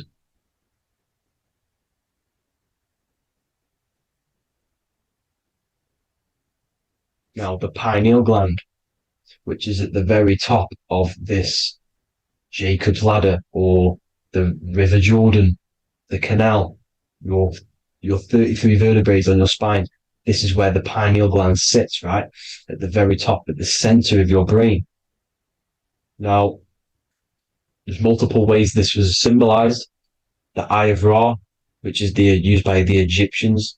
Now, this pineal gland is the seat of consciousness. This is where your consciousness is stored, right? And the ancient Sumerians used the pine cone, hence why it's got the word pineal gland, the seat of the soul consciousness. It produces DMT, dimethyltryptamine, which is known as the spirit molecule. And the pineal gland is wrapped in microcrystals, and we all know crystals transfer frequency and energy. Now, radios use crystals. A radio is a frequency transmitter, turning a frequency into a frequency that we can hear with our ears, right? Because all the radios are actually playing right now in your ears. However, our ears can't pick it up, so the radio transmits it into a frequency that we can hear using crystals. So this is the power of crystals, and this is what our third eye is wrapped in, crystals. Now, this third eye is not actually your third eye, it's your first eye. When you're being materialized in your mother's womb, this is the first gland that is produced, and everything's built around it, because it is the consciousness. It is your consciousness. Your consciousness never dies, ever. It's an eternal essence. It lives forever. You never actually die. Only the mortal body dies. Now that's what we call life. Life is abided by time, and time is change. And change is what we call life, because everything's constantly moving and transforming into different things, right? Now let's not get off track. The pine cone is obviously, this is in the Vatican here. The pine cone is symbolized as the pineal gland, pine. And this is the opened pine cone. The opened pine cone means, or symbolizes, the awakened man, the awakened third eye. But the ones here, which the Sumerian gods are holding, these are shut pine cones, symbolizing the unawakened man. But let's not get confused, people. These gods were not gods. They are human beings just like you. They reached Christ consciousness. They are nothing more special than you. They just had the ability to reach Christ consciousness. And obviously their knowledge was far more intelligent than ours, far more advanced than ours. They knew the truth about this reality to the depths. Now, the ancient Hindus had a goddess called Kundalini, which is said that she descended by the means of a ladder or a cord from heaven, which is symbolizing the spinal cord. Now, this is what hickory, hickory dock, the mouse went up the clock and came back down. This is all these stories, like Santa as well. Santa comes up and then down the chimney. This is symbolizing the Christ oil. There's an oil which is produced in your pineal gland, right? And this oil travels down the spine.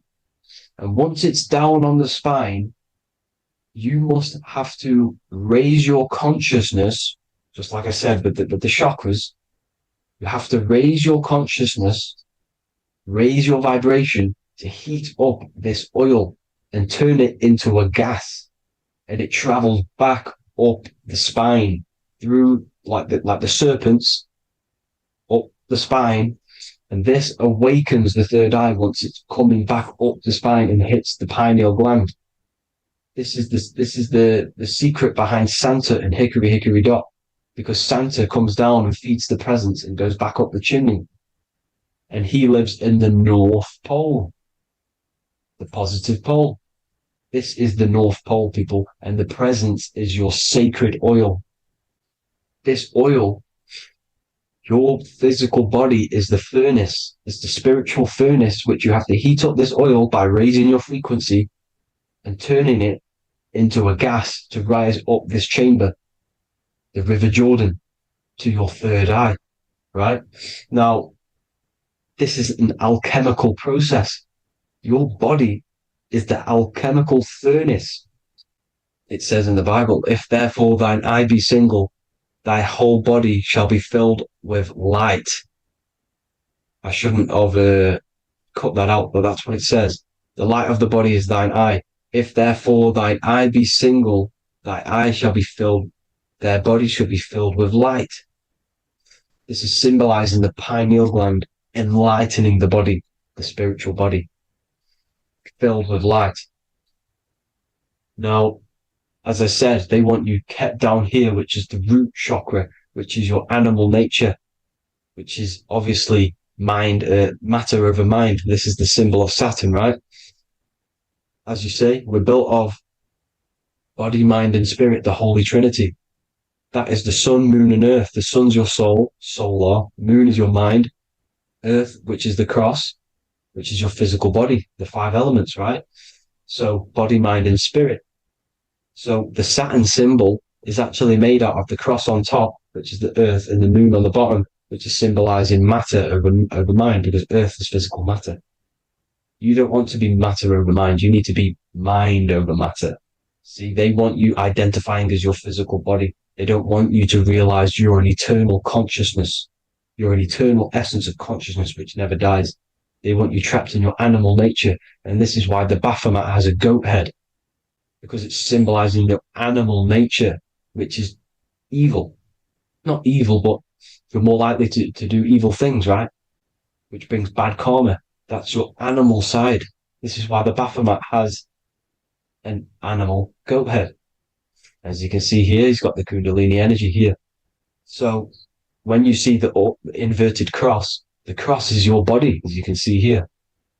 The inverted cross means your chakras downwards, down here. Your head's down here. Your mind is down here.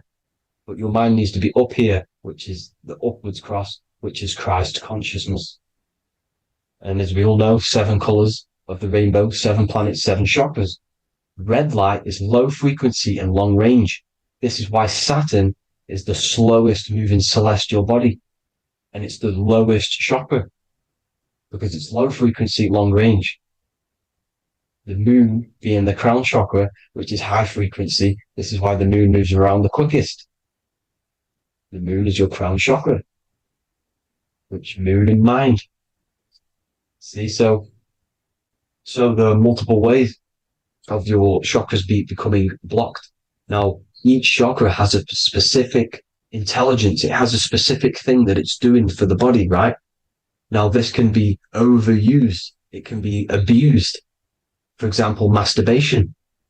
That keeps you down here in your sacral chakra, because you're abusing the energy center. You're abusing your sexual energy, which is then becoming unbalanced. So this is how energy, this is why these centers are pulling more energy out your electromagnetic field, because these centers are wheels. The chakras just mean spinning wheel of energy. So when you're abusing these certain centers, you're pulling energy out of your electromagnetic field, which is making your field weaker, which is making your frequency lower, which makes you prone to diseases, prone to lower negative energy, right? So you need to align these chakras. You need to unbalance them. And as you can see here, you can screenshot these to see how they're blocked. I'm not going to go over each one because it'll take me forever, but have a little read yourself. This is why they're blocked. Now, the ancients used to say Aum when they meditated. Now, these are the 7 vowels. There's not 5 vowels, there's actually 7. Now, when they say Aum, they're aligning all their chakras by saying this when meditating. This is where the Aum originated from. Now, emotion is energy in motion. So if you're feeling a certain way, that's the energy you've put in motion. It's a reflection. We live in a mirror reality. Everything's mirrored. Everything's mirrored. As within, so without, as above, so below. Everything's a reflection of some sort. So whatever you're feeling, you're doing something wrong. It's telling you you're doing something wrong from the root cause, because your energies are the effect. You're feeling the effect of something you've caused. The law of cause and effect. Nothing escapes it.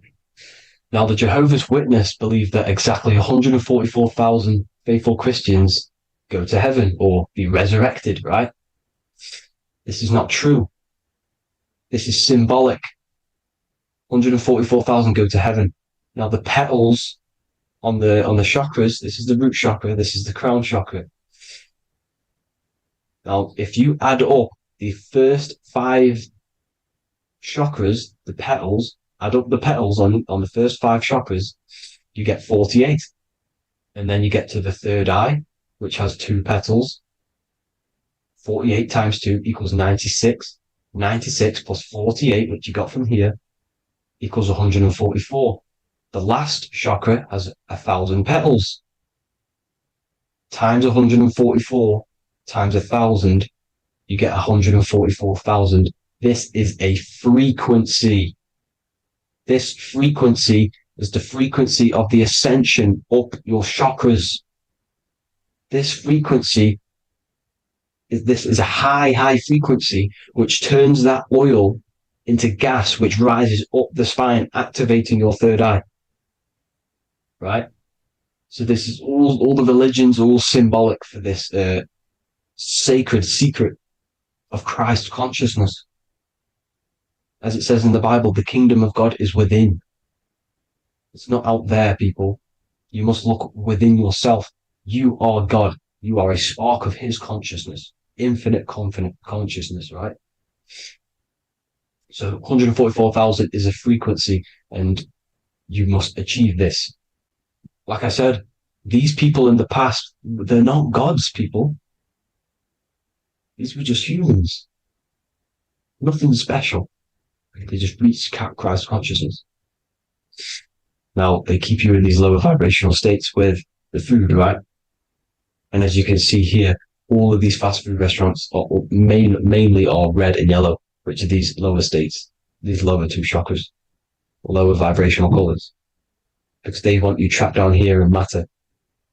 And these foods are so low vibrational, they will keep you down here, because your gut produces, I think it's like 80% of melatonin.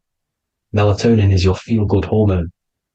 These foods will not make you feel good. This is very low vibrational. Meat. It's not meat, it's raw flesh. These animals are stripped from their family, put on a conveyor belt, watch their friends be tortured, and then get slaughtered in a slaughterhouse. Think of all the fear that's running through their blood, all the hormones, all the fear, and you're going to go and eat that very low vibrational energy.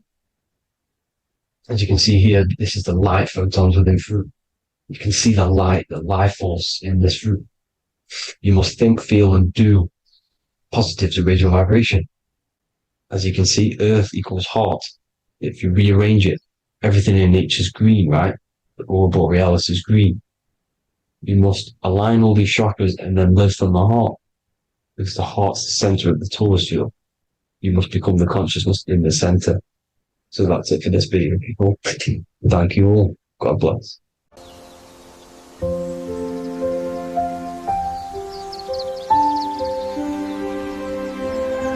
bookofwisdom.com.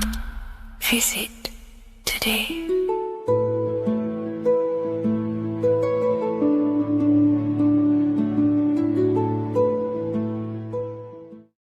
The scariest thing about having your first out-of-body experience and leaving your body is the realization that you have after. You realize everything you've been told about yourself, reality, the earth, what you're doing here on earth is a complete, utter lie. Your self-belief of what reality is and what you are is completely shattered. You now fully understand that you are more than your physical body that you inhabit. My first out-of-body experience happened a few years ago, but before all of that, I remember being a child, going to bed and closing my eyes, and I remember as a child feeling like I was floating above my body and moving. And maybe subconsciously this has led me into knowing intuitively that there is more to reality, and I've gone down this path of esotericism, occultism, consciousness. Maybe that has led me to this, I don't know, but I've always had this subconscious intuition in my mind that there's more to reality than what we've been told. And maybe it came from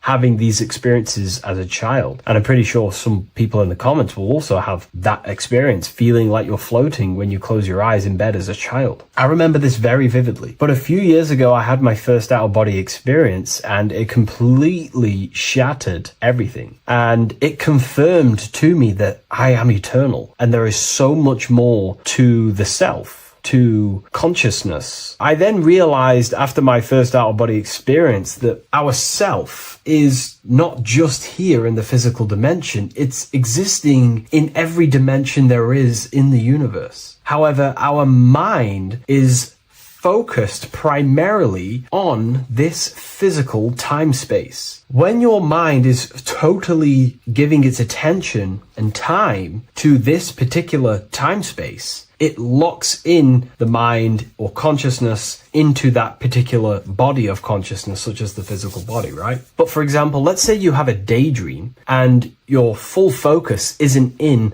the present moment and your environment that you're in physically. Your mind kind of wanders off into a daydream, what we like to call it. That again is shifting time space. Your consciousness is 40% here in the physical plane because your body's there, but then the other 60% is in this daydream, this imagination. So you're shifting time space, and what an out-of-body experience does is allow your mind to reduce that attention to the physical body and access attention to this altered body or dimension of consciousness. So I'm going to give you the story of my first out-of-body experience, because I know when I was researching this, I was always looking for personal stories about someone's out-of-body experience, and there's not many out there, to be honest with you. Well, based off my research, I couldn't find many, you find a few, but I'm going to give you my experience of my first out-of-body experience that happened a few years ago. It was early in the morning. I kept on waking up and falling asleep to my alarms. I went back to sleep after waking up for like the third time in the morning. When I fell back to sleep, that is when I had my out-of-body experience. It's also good to mention that I have been listening before that about podcasts, books about our out-of-body experiences, astral projection, and things along them lines. So this was stored in my subconscious, this topic. And I had a desire in my heart to actually experience this for myself. Long story short, I went back to sleep early in the morning because I kept on waking up, and it began with this tingling sensation, a high energy sensation. It was like bursting, intense, high frequency energy. My attention was no longer in the time space of my body, but my attention shifted into this energy body, which I now understand. I didn't understand at the time properly, but I now understand that as my consciousness started to feel like it was being pulled upwards, right now, our time space, our attention is in our body, and you feel all the data of the senses, right? And that's what I'm feeling right now. That's what you're feeling right now. But imagine that was completely stripped. My attention was no longer feeling the sensations of my body, because my body kind of just dissolved as I fell back to sleep. So this was a natural out-of-body experience. I didn't force it. I didn't meditate. I didn't do anything. This was just a natural out-of-body experience that I had. And a lot of people get these that I've read about. So my attention started to feel like I was being pulled upwards, and I no longer felt my body, but I felt this intense energy, frequency, sensation all around my body. It felt like this, like it felt like illuminating energy that's moving very, very, very fast. So my conscious awareness was now shifting. I now understand. My whole body faded into this sensation. My whole mind faded into this energy sensation, this tingling free. It was very, very intense. I was not feeling my normal senses anymore, only this energy. This energy was also pulling me up. The more I was lifted up, the more intense the frequency became. So think of it like just a frequency resonator, how it just goes up and down, up and down. But then imagine the frequency resonator just going higher and higher and higher frequencies, and it would just get more and more and more intense. The energy was moving faster. This tingling was faster and faster and faster as I was being pulled up. Part of my mind began to fear this. My arms and legs grew very tense. I started to tense up because at this moment in time of the experience, I was very vaguely conscious. I was half there, half not. And as I was being pulled up, my physical body started to tense. And this is again when I started to feel my body again. But then I remembered what I heard out of body experiences is that you have to submit to the process. If you try and force an out-of-body experience, it will never happen, because an out-of-body experience is not truly out of body. What we're trying to do is trying to find a needle in a haystack. If you're trying to find a needle in a haystack, you don't go rummaging through the haystack to find the needle. What you do is you burn the haystack and then the needle reveals itself. It's the same with an out-of-body experience. We dissolve the senses of the body, so the body falls asleep, but the mind stays awake. As soon as I let go of this fear and I let go of the tensations in my body,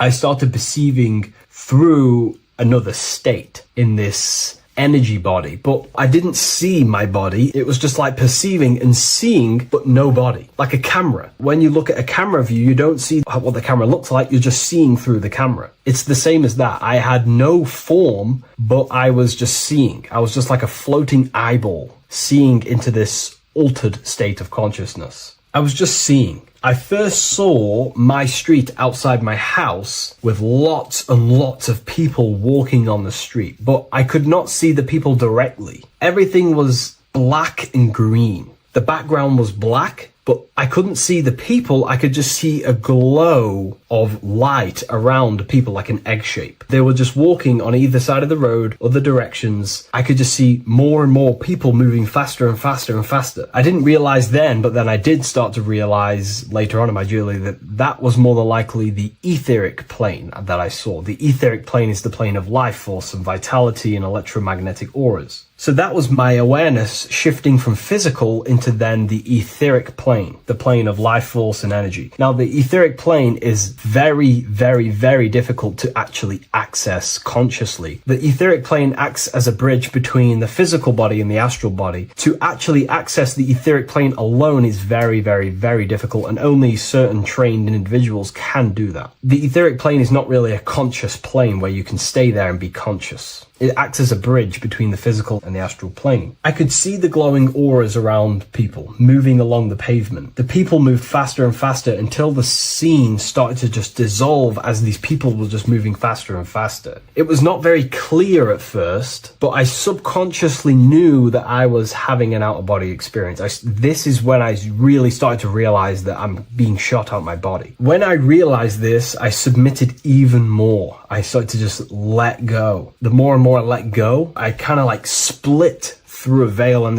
everything became super clear. Before, in the etheric plane that I think it was, the ethereal plane, things weren't very clear. I could only just see glowing auras. However, as I split through the veil of the etheric, this bridge, this place that I was going to, I then split and everything just came super, super clear. I was floating in the sky. I subconsciously knew that I was having an out-of-body experience when I realized this. As I was still being lifted upwards, I then split through the layer where everything just suddenly became super clear. But then I was awake, fully conscious, but I was not in my body. I was just like a camera in the sky. I had no body, no form. I could just see. When I entered this plane, there was some sort of voice guiding me through this whole process. It was a male voice, and it was basically guiding me where I was going. It was telling me what I can do here. This voice was pretty much saying, you can fly, you can think things into reality, you can do this, you can do that. While he was saying this voice, there was no being around me, but I felt a presence of another being. But this voice was just speaking to me mentally. Like, you can't hear it, but I just knew what it was saying.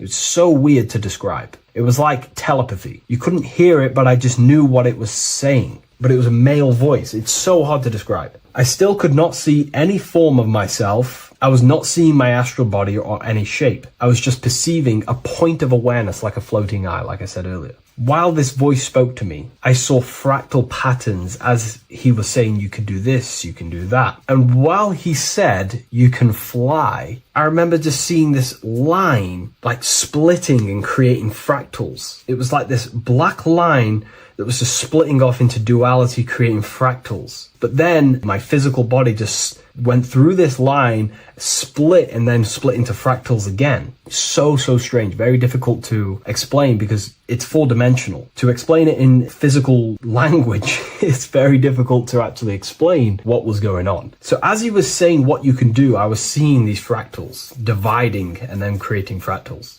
When he says you can think things into reality or something along them lines, my awareness just did a full 360 as if I did a backwards flip. I had no conscious control over this. That's something that you later develop as you keep having these out-of-body experiences. Your first out-of-body experience, you probably won't be able to control what's going on, but you will have an out-of-body experience if you seek them. I could see all around as I rotated. I looked all the way down and then back to my original angle and point of awareness. During that rotation, when I started to turn upwards to do the backflip, I looked up and it kind of looked like the sun in the sky. It was very dark and gloomy. Now I know that was more than likely the lower astral plane because very dark and gloomy. And it was very kind of dense there. I looked up and I could see this. It was like the sun, but it was white, pure white light. And it was shining down over the astral plane. And that was the only light in that place. That's why it was so dark and gloomy there. And I then realized in that particular state, at that time, I thought that was God. I don't know what it was. Maybe it was, maybe it wasn't. Maybe it's the light of the higher mental plane shining through into the astral. But I looked up at it and I realized that was God. That was the source. That was the higher dimension beyond the astral plane, which is the mental plane. The higher astral planes and then the mental planes, the planes of thought. Then once I saw that, I was in complete shock. As I rotated backwards even more, I then get the view of seeing down, completely down, like a bird's eye view. And I could see like an old medieval gloomy town. It was dark, almost night, with very little light. The only light present was the light from above. The town was old-fashioned, gloomy, misty. I looked over it from above. Then the experience began to fade. I don't remember anything after that process. But I'll be honest with you, the process of leaving my body for the first time was extremely intense. The frequency, the energy were overwhelming but powerful. Letting go and choosing to have no fear was the key to that experience. Just to give you a little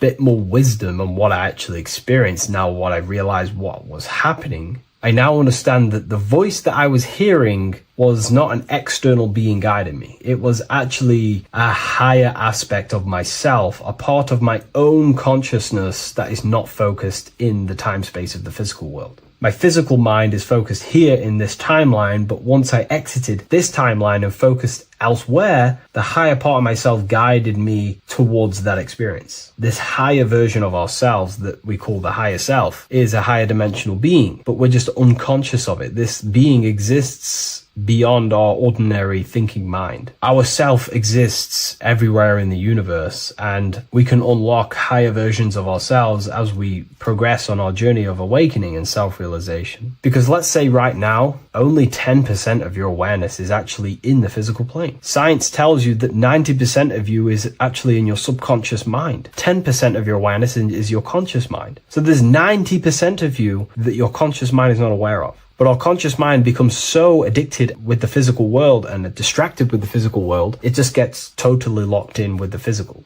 and we never pay attention to the hidden aspects of ourselves, the unconscious aspects of ourselves. And that's why everyone in the esoteric and occult space talks about gnosis, seeking knowledge of self. Gnosis is not knowledge, it's knowledge of self obtained through direct experience. So gnosis is about rediscovering who you truly are. And another bit of wisdom that I could give you from this is that the observer is the same observer that is observing this video right now. You're watching this video, but who is the one seeing the screen? Who is the one seeing the screen of your reality, of what you call life? There is an inner witness consciousness within you who experiences and observes your thoughts, emotions, and actions, experiences and observes the screen you call reality. And that witness also witnesses your dreams. When you shift your awareness from your time space of this body into your dreams, that same witness is witnessing your dreams. So when you meditate, connecting with this witness aspect of our consciousness really does help to excel the process of having an out-of-body experience. Because a lot of people have out-of-body experiences, but they don't understand what's actually going on. They don't understand the nature of it. But it's all mental. You move mentally in that dimension. You create mentally in that dimension. The same that you do in this dimension, but just on a quicker scale, because things manifest in the astral plane instantly as soon as you think of it. Just like the screen in your mind, you think of something, you have a screen of an object in your imagination. That plane, it manifests instantly, but down here, it takes a longer time for things to manifest and condense. Once you understand that thought rules the universe, thought is the creative force of the universe, you start to understand,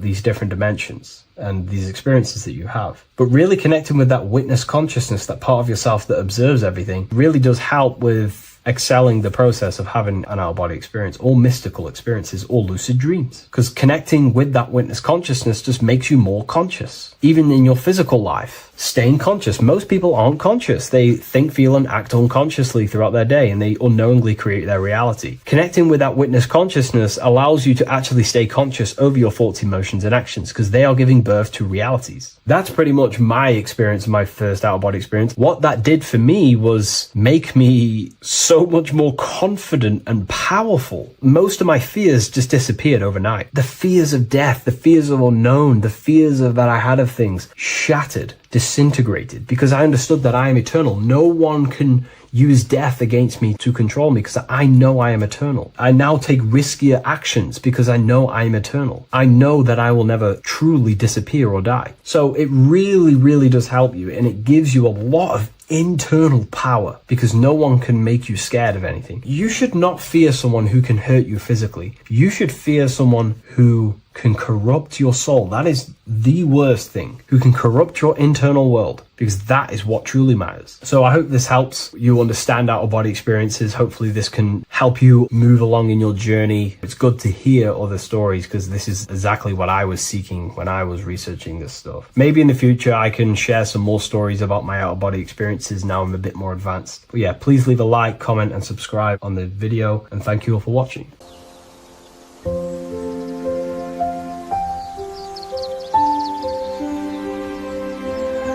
bookofwisdom.com. Visit today.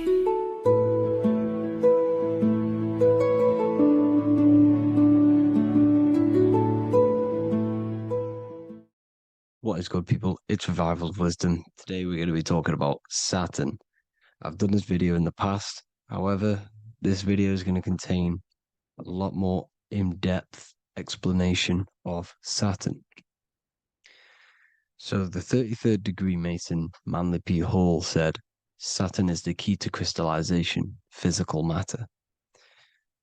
Light is matter, matter is light. They are interchangeable. Low vibrating light turns into matter, high vibrating matter turns into light. And Saturn is the god of this world, this physical world. He crystallizes light into matter. This is symbolized as the Masonic checkered board, matter and spirit, matter and light, light and matter.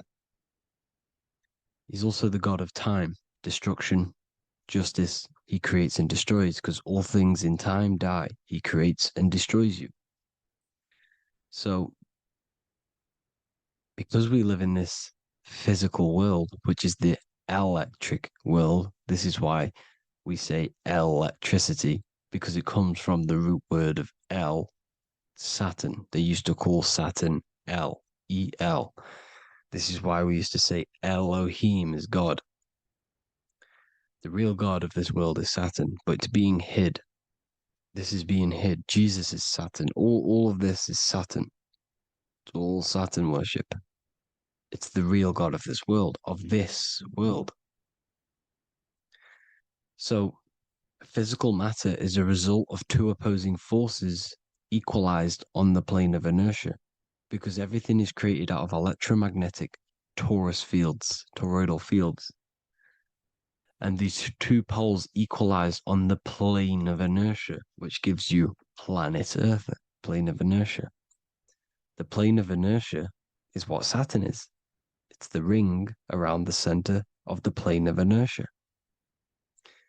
Thank you to Walter Russell saying, physical matter is a result of two opposing forces on the plane of inertia.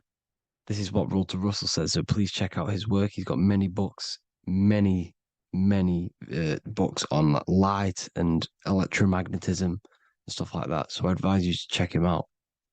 So the torus field gives you the binary code 0 and 1, the female vagina and the male phallus. This is the code for this world. Saturn crystallizes physical matter. Now Saturn is the most outermost layer of the 7 layers of heaven, where it says in the Quran, it says, Allah, it is He who created the 7 layers of heaven. Saturn is the outermost layer. He's the top. He's the most high. So when we say the most high, we're referring to Saturn. He's the most high before the firmament, before the stars. So Saturn is the god of this world. He's the Lord of the Rings. He wears the crown. The crown is the rings. Crown, Chronos. So the planets are luminaries. They are lights. They are beings. They are energy, conscious energy. And we're in the heart of the solar system. Saturn is the outermost layer. He is the one of this world. He's the god of this world. Now, on the North Pole of Saturn, you have the hexagon. Add up all the sides. It creates the 6-pointed star. Or it can be created as a cube. The cube is very important. The 6-pointed star is very important. 6 points, 6 triangles, 6 side, 6, 6, 6. Black cube adds up to 6 in gematria. Now, what did I say in the beginning? Saturn crystallizes the physical world. He creates physical things out of light. You are a light being. This is why we say human. Hue means the light spectrum. Hue, man, we are light manifested into physical forms, human. And we are incarnated through Saturn. Satan, same thing. The number of the beast is 666, and the 666 comes from the 6.6 triangles, 6 sides of Saturn, 666. We are all known as carbon-based life forms. Carbon, the atomic structure of carbon, is 666, 6 protons, 6 electrons, 6 neutrons.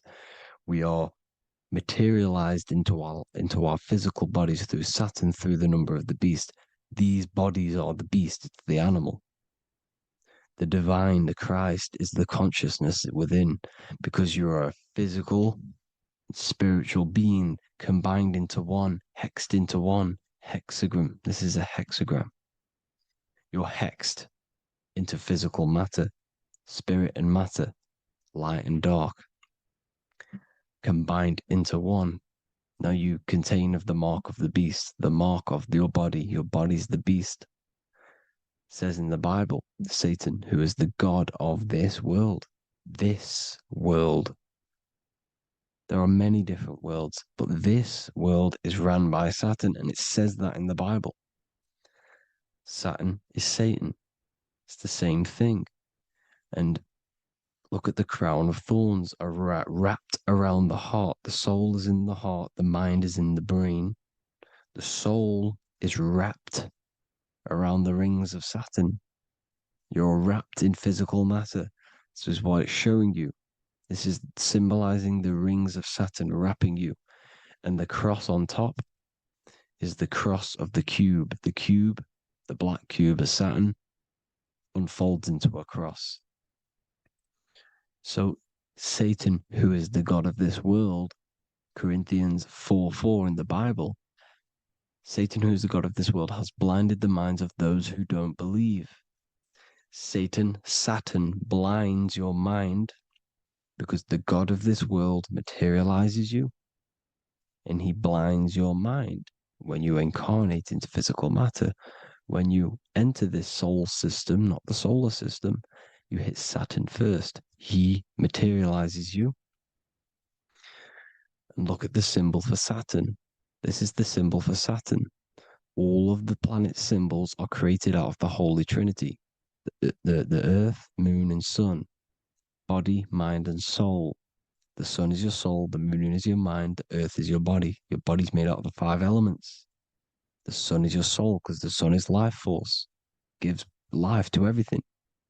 Your Sun is a soul. Your soul is the sun of your body.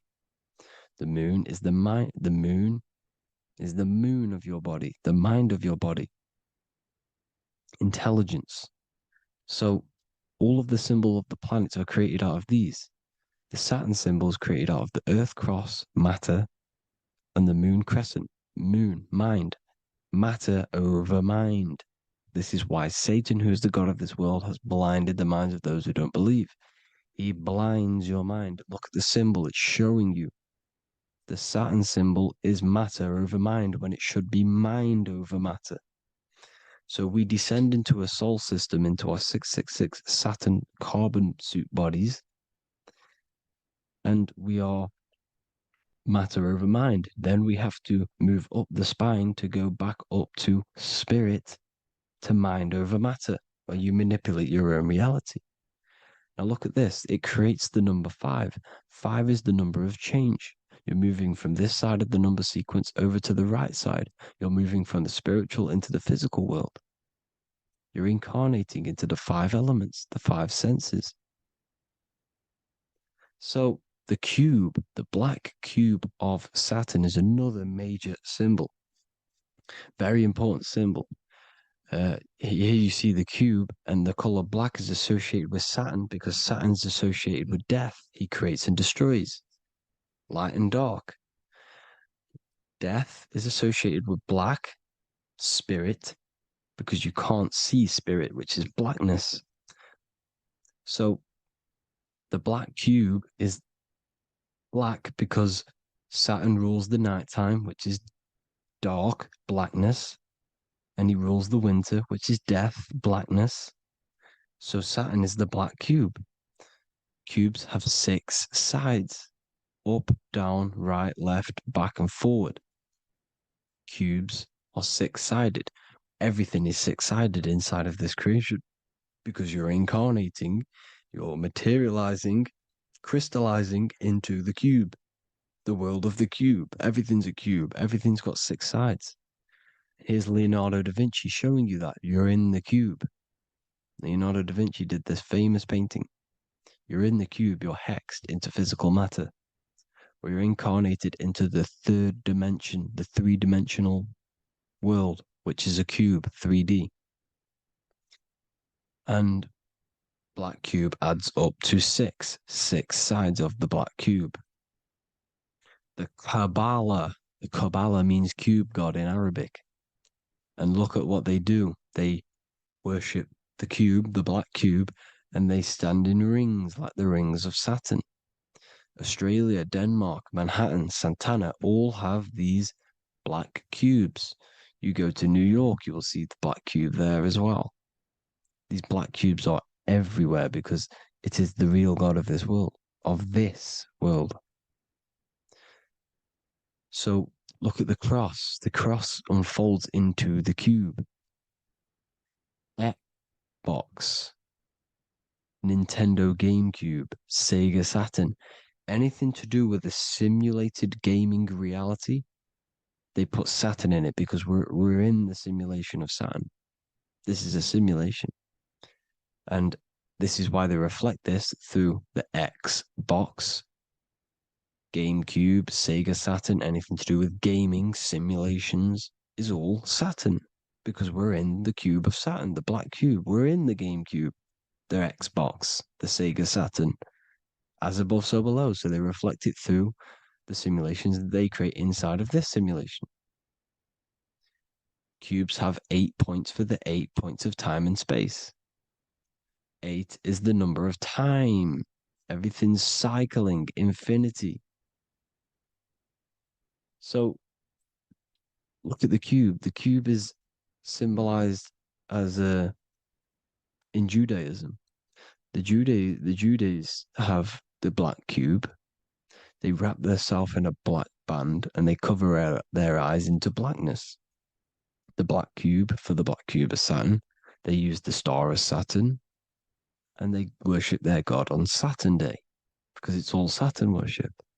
And look how the Saturn god is wrapped around with these thorns or leaves, just like Jesus is wrapped around his heart. And Jesus on the cross is us on the cross. We are in the cross. We are in the cube. The cross is the cube. And the cross is even in the Saturn symbol. This is another symbol for Saturn. There's two symbols. You got this one, the one I've just broke down. And there's this one. This is the cross of Saturn, the cube god, the simulation, the game cube. Now, Chronos is another word for Saturn. Chronos means time.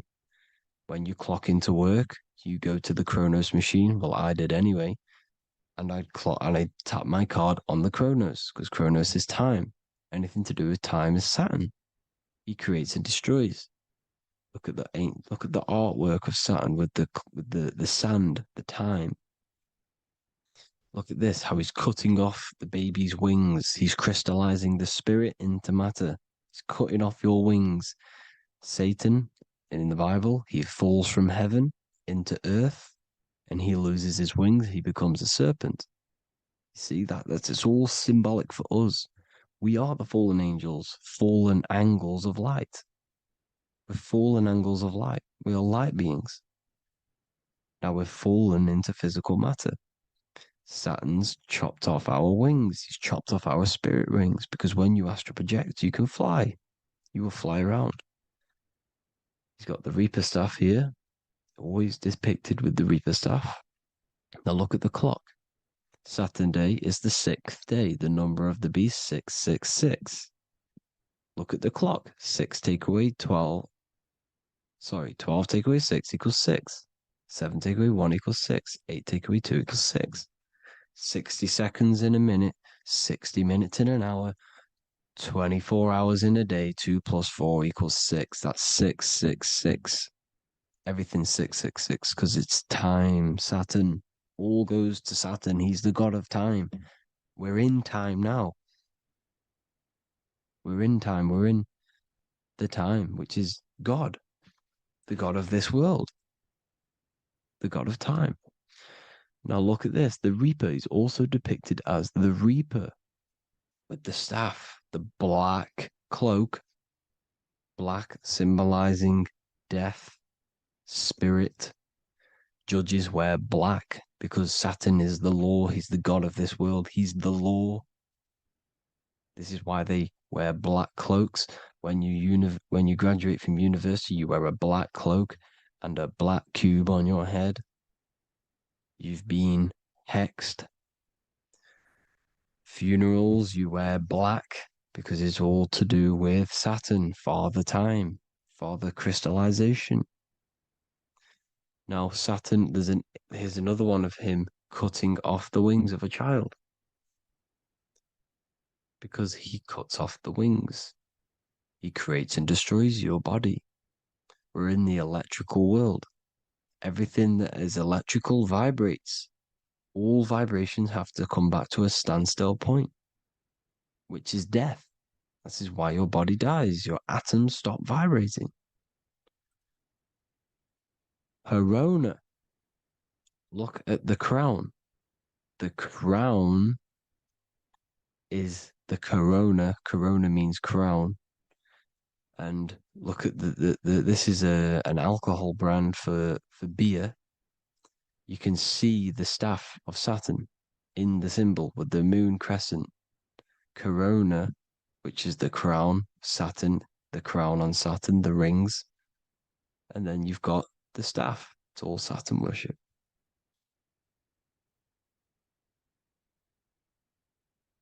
Is the black cubes of 9/11.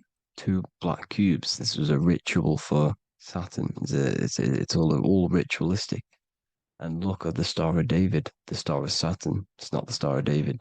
Creates IXXI, the sigil of Saturn. IXXI means 9/11 in Roman numerals. 9/11. It's all a ritual for Saturn, and they have the 2 black cubes of Saturn. Now look, XX, there's more symbolism of Saturn now. We're going deeper. XX is more symbolism for Saturn. The sigil of Saturn is XX, as above, so below. Same with the Star of David. You split it in the middle, as above, so below, as above, so below. XX, this is a Knights Templar Cross of Lorraine. XX, Knights Templar, high order of Masonry. They all worship Saturn. Well, Saturn's the real god of this world. X Eon with the XX, XXL magazines, which is all to do with famous rappers and stuff like that. When you die, you put XX on the eyes because it's Saturn. He's the Reaper. Is Jesus with the XX crown with the thorns around his heart, around his soul, with the cube on the top, the cross cube. Le Lucifer with the XX Cross of Lorraine. Jay-Z with his alcohol brand, XX Cross of Lorraine. The X Factor with the rings of Saturn. All Saturn worship. The seal of Melchizedek is also Saturn. This is the cube. This symbolizes the cube with the 8 points for the 8 points of space and time. And this is the cube. It's another ancient symbol for Saturn. Here you see the star of Saturn with the Melchizedek symbol around it, which is all to do with Saturn. Here you see an altar, the Holy Grail, the Melchizedek symbol on it, and they're worshipping it. This is why we wear rings, wedding rings for the rings of Saturn. It all goes back to Saturn. Earrings. The 8-pointed star of the ancient Sumerians is all Saturn. It's all Saturn. So the ancients, the symbols of Saturn goes on forever. It's in all of the major corporations. You can see it everywhere, the rings of Saturn. Toyota is an obvious one. Internet, Nike, Target, Sega, Saturn. It's all Saturn worship. All Saturn worship. Because he is the real god of this world. Here's Kanye West's album with a Saturn here. Here's Michael Jackson's album saying escape. There's the X again. The X, escape. You have to escape this reality. Maybe that's what he's pointing at. Here you see it on the dollar bill. The star of Saturn. Here you see it again on the dollar bill. So that is it for today's people. I hope you all gain some insight on Saturn. Please like, comment, and share if you can. Subscribe if you like the channel. Please have an amazing day. God bless.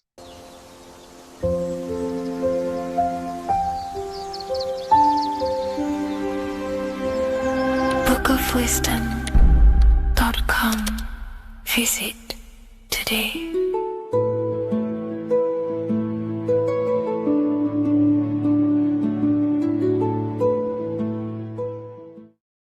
Welcome to Revival of Wisdom.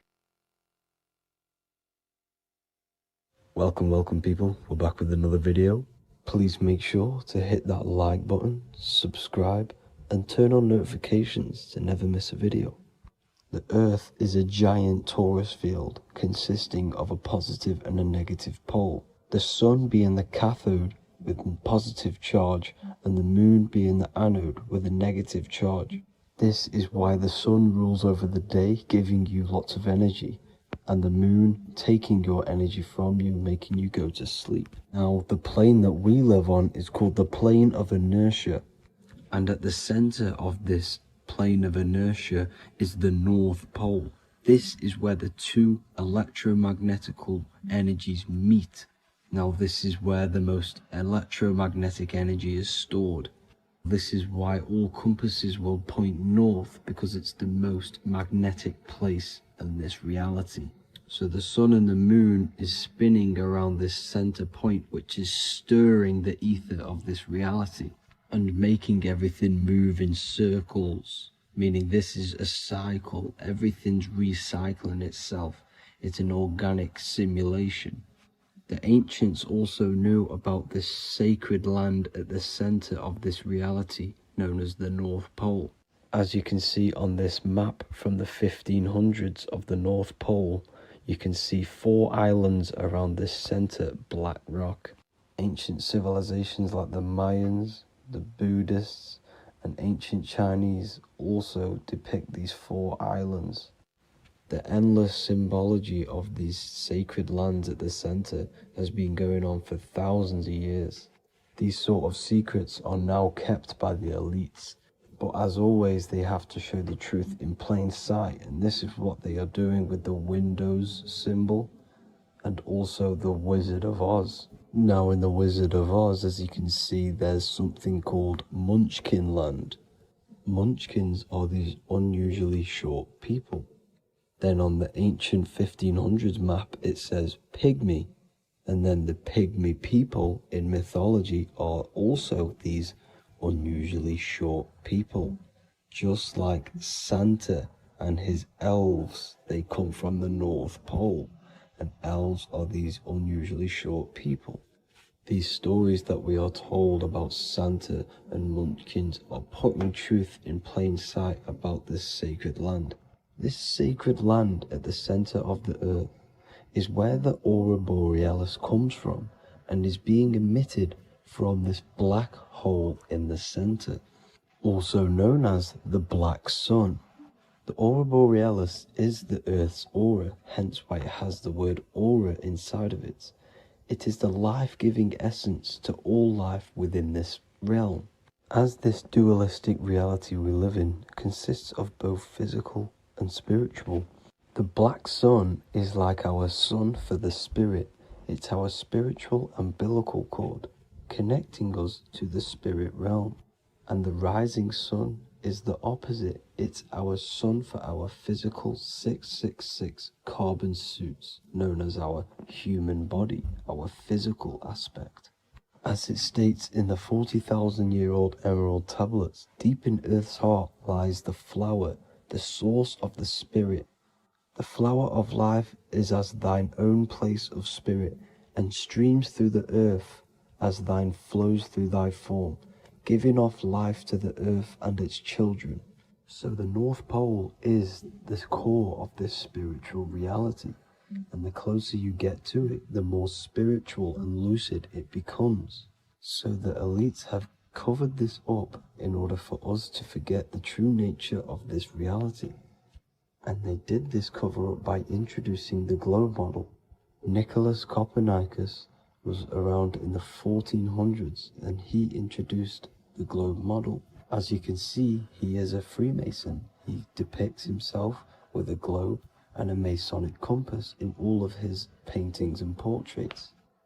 Galileo was also a Freemason, as you could see in all of his portraits with a globe and a Masonic compass. He was also a massive part of introducing the globe model after Nicholas Copernicus. So yes, the globe model was a spiritual and political move to gain more control over the masses. After the globe model was then introduced, they introduced the theory of evolution by another Freemason, Charles Darwin. See how these two theories go hand in hand? They both degrade humanity, and they make you confused of where we actually came from. By hiding the true form of this divine creation and hiding the true power of each and every one of us, they maintain control over the masses. Now this is order out of chaos, known to be the 33rd degree slogan of Freemasonry. Now this is the Masonic cosmology, and as you can see you have the checkered board for the duality, the 5-pointed star for the 5 elements, the 4 corners for the 4 pillars, the all-seeing eye, which is Polaris, the sun, the moon, and the 7 stars. So even Freemasons are taught the flat earth cosmology and the true form of this reality. Now the true nature of the sun, the moon, and the earth is shown and reflected through the Masonic compass. The Masonic compass is the sun, the moon, Polaris at the top, and the black sun at the bottom. It makes sense why all the scientists who introduced the globe model all used the compass and the globe together, because it's truth in plain sight. As I explained in my other video, all Freemasons have to take the oath, so it goes to show, why are we all learning these theories from Freemasons who can't talk about certain topics that they learn about?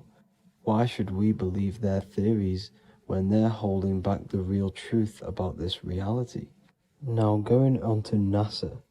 NASA means to deceive in Hebrew, and they are also funded by the government. They are not a private company. The old owner of NASA, Werner von Braun, on his grave has the Bible verse Psalms 91. The heavens declare the glory of God, and the firmament showeth his handiwork. Now why would the owner of NASA put this on his grave? Seems a bit suspicious to me, alongside with the NASA astronauts are all Freemasons. And not to mention the countless mistakes they've made on their live videos in space stations, the moon landing, and the CGI footage of the Earth, which is obviously photoshopped. Just by tricking the masses that they live on a spinning ball, the elites gain the perception of the masses. Not only does it hide the divine creation we're inside of, it hides the divine spark within you. It hides the creator, the source. And by believing in space and we live on a spinning ball, it makes people come to the interpretation of that we are a coincidence and we do not have any purpose. And of course this is false. When you come to realization that we are all a divine creation and we can create our own divine life in this reality, life becomes more sacred and you start to enjoy little things. The elites want you to believe everything exists only in the 5 senses. They want you constantly looking outside of yourself because they know that will keep you on lower states of consciousness. Now this brings me to our next point. By tricking the masses into the heliocentric model, the elites started to advertise aliens in the movies, in cartoons and magazines in the late 1940s. Now this is subconsciously programming us about aliens and extraterrestrial threats, which then they can use to their advantage. And this is something called Project Bluebeam. They are more than likely going to fake an alien invasion to push this 2040 agenda, which is for one government and one ruling currency. That's it for this video, guys and girls. Hope you all enjoyed. Please make sure to leave a like and a comment. God bless you all.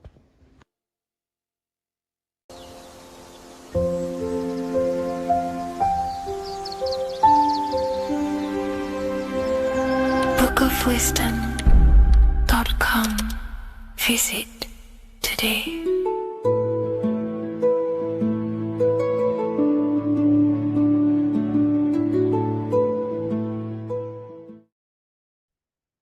As above, so below. This is one of the most crucial teachings within esotericism, occultism, or what we like to call it today, spirituality.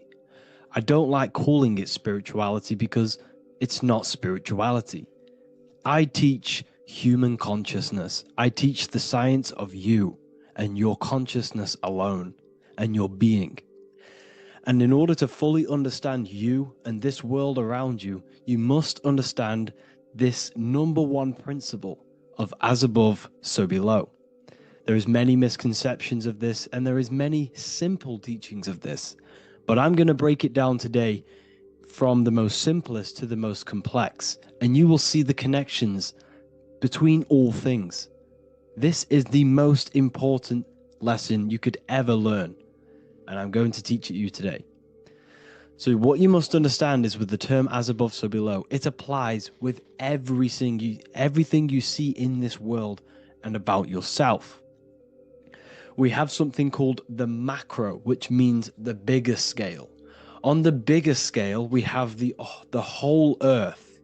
If we look down from the sky on top of rivers, this is what we see. We see this tree pattern. Then on a smaller scale, we see trees have this same pattern. Then we look even closer. We're going smaller and smaller into the leaves of the tree. We see the same pattern. Then we go even more micro into the human brain and look at the human brain cells, and we see the same pattern. This is proof this is a fractal universe, and everything is in the micro is reflected in the macro. As above, so below. As within, so without. On the macro is a reflection of the micro. So now that you understand this, we can go a bit further. A yearly cycle of spring, summer, fall, winter is a macro. A micro is a daily cycle. So a day is a mini year. The summer is the midday. Autumn is the evening. Night is the winter, and spring is the morning. This is a macro, a reflection. We have a miniature cycle of the zodiac every single day. And this cycle is also reflecting the cycle of life and death. We live, we are born, which is the spring. We live, which is the summer. We then age, which is the autumn. And then we die, which is the winter. And then we are reborn again. This is the cycle of life and death. And you do this every single day. You see, death is a macrocosm of sleep. This is why we say sleep is the cousin of death. Because you die every single night. You do this process of life and death every single day. As above, so below. What's in the micro is in the macro. So when you go to sleep, you are essentially dying. And then in the morning when you wake up, you are then born again. This is a fractal cycle that we live in. Everything in this whole world is fractal. Everything applies to as above, so below. We have the sun, we have the moon, we have the day, we have the night. We have the life, we have the death. We have the conscious, we have sleep. As above, so below. We have the conscious mind, because now we're diving into as within, so without. As above, so below more refers to the external world. As within, so without is referring to your inner world and the outer world. What you must understand is about yourself. You exist in two realms. You're an individual. The dual nature of you. You exist in two realms at once. You have an inner world of your thought, emotion. This is the inner world that no one else can see but yourself. And you have an outer world with a physical body which everyone can see. So you exist in two worlds. You have the inner voice, you have the outer physical voice, which I'm speaking to you with now. But I also have an inner voice, which no one can hear, only but me. So you exist in the light and you exist in the darkness. The sun represents your external self, your physical, conscious mind. The moon represents your shadow self, the inner self, the psyche self. The spirit self. There is an as above, so below. The sun is within you. The moon is within you. Everything is within you. Now that you understand as above, so below, what is your body? Your body is a miniature earth. Let me repeat, your body is an earth. Your body is the earth. Okay? Because like I say many times in all of my videos, you are not in the world. The world is you. You are the universe.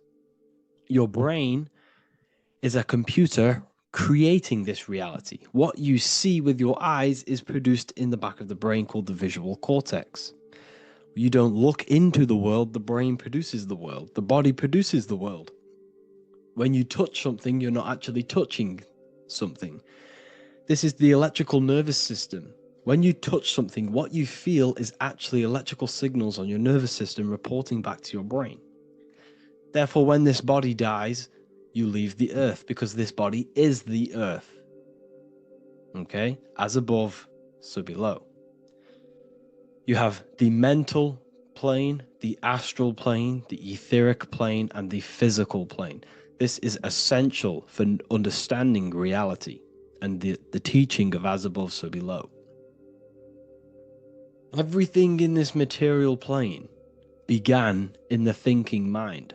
For example, the microphone I'm speaking into, the phone you're watching this video off, or the laptop or iPad.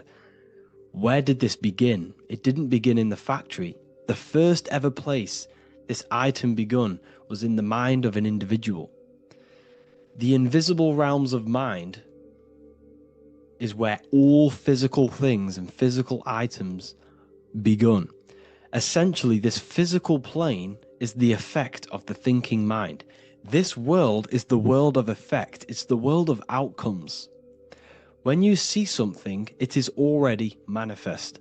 It is already being manifested. It is an effect. And in the effect of the cause, which is the thinking mind. Therefore, the mind creates thoughts, which is the mental plane. Then after thoughts creates imagination, which is the astral plane. These two are spiritual. They are non-physical. So spirit kind of means non-physical. Then you have the physical planes, the etheric and the physical plane. As above, so below. What happens in the mind is manifest on the physical plane. Like I said, the phone that you are holding, it was a thought, and then it brought down into a physical reality. As above, so below. You change the mind, you change your reality. Your environment, the word environment has ment in it because your environment is mental. So now that you understand this, so what is the world around you?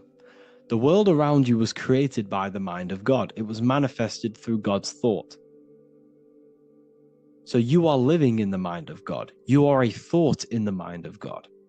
God thought you into existence. But like I said, we are all fractals. Everything is fractal. If God exists, this means that you are God, as above, so below. God created you through the thinking mind, and he gave you a thinking mind. So God created the macrocosm. God created the macro, the whole world. He designed the whole world, the sun, the stars, the moving. He designed this. But then he gave you the thinking mind to design your own life and create your own life in his world. You are a microcosm of God's macrocosm. Just like God thought you into existence and the whole world into existence, you are a microcosm thinking your world, your reality into existence. You see this now? Everything is a reflection. Everything is a mirror. Everything is fractal. So in order for you to change your reality, you must change these higher planes. Your thought and imagination are the two key aspects of creating physical reality. Every object you see around you was begun in these higher planes of the non-physical, and they were brought out of spirit into physical matter through the thinking mind and physical action. So now we're going to get a bit deeper. The brain is not the mind. Now that you understand, we have spirit and matter. As above, so below. You have a non-physical side of reality and a physical side of reality. The mind is the spiritual brain. The brain is a physical manifestation, a physical effect of the mind. The mind uses the brain to operate in the physical world, and it's the same with the heart. The soul manifests itself physically through the heart. The heart is a physical manifestation of the soul, of the emotion, thought and emotion, the mind and the soul, the brain and the heart, heaven and earth. So you have the inner world and the outer world, the spiritual, non-physical, and the physical. So essentially, we are all on this process of awakening, an expansion of our minds into new fields of thought, into new fields of awakening ourselves. Because essentially, we are born into this world. But you are born many, many times. You can be born physically and you can be born spiritually. Like I said, everything is fractal. So just like when the baby finds out that there is a world outside of its mother, what does the baby do? The baby seeks a way out of its mother, and then the baby is now born into a new world, a world outside of its mother's womb. It's the same with you and your spiritual process. As your mind becomes aware that there are other realities beyond your physical body, it then seeks a way out. And this is why you are probably watching my YouTube, because you are now on the path. Something within you has guided you to this path of knowledge, truth, enlightenment, and expanding your consciousness. And it is your soul who brought you here. Your soul speaks through emotion, like guidance. Emotion is the language of the soul. When you feel very bad, this is your soul telling you you're not in the right place. You're doing the wrong things. Because the soul is always unfolding its purpose, which is expansion and learning. That is it. The mastery of the self and the learning of the mind is the only thing that counts in the end after this life. So you are on a journey of expansion, of learning, creating, and spiritual rebirth. As above, so below. What does this body tell you? When I see someone overweight, I don't see the overweight. I don't see the body. I see the mind. I see an undisciplined mind. I see a mind that lacks self-control. I see a mind that seeks external validation. That's what I see when I see an overweight person. I don't see his body. I see the result of his mind. Because what does the Bible tell you? You shall know them by their fruits. It's the same saying as above, so below. You shall know them by their fruit. The fruit is their manifestation. Your body is a direct correlation and manifestation of your mind.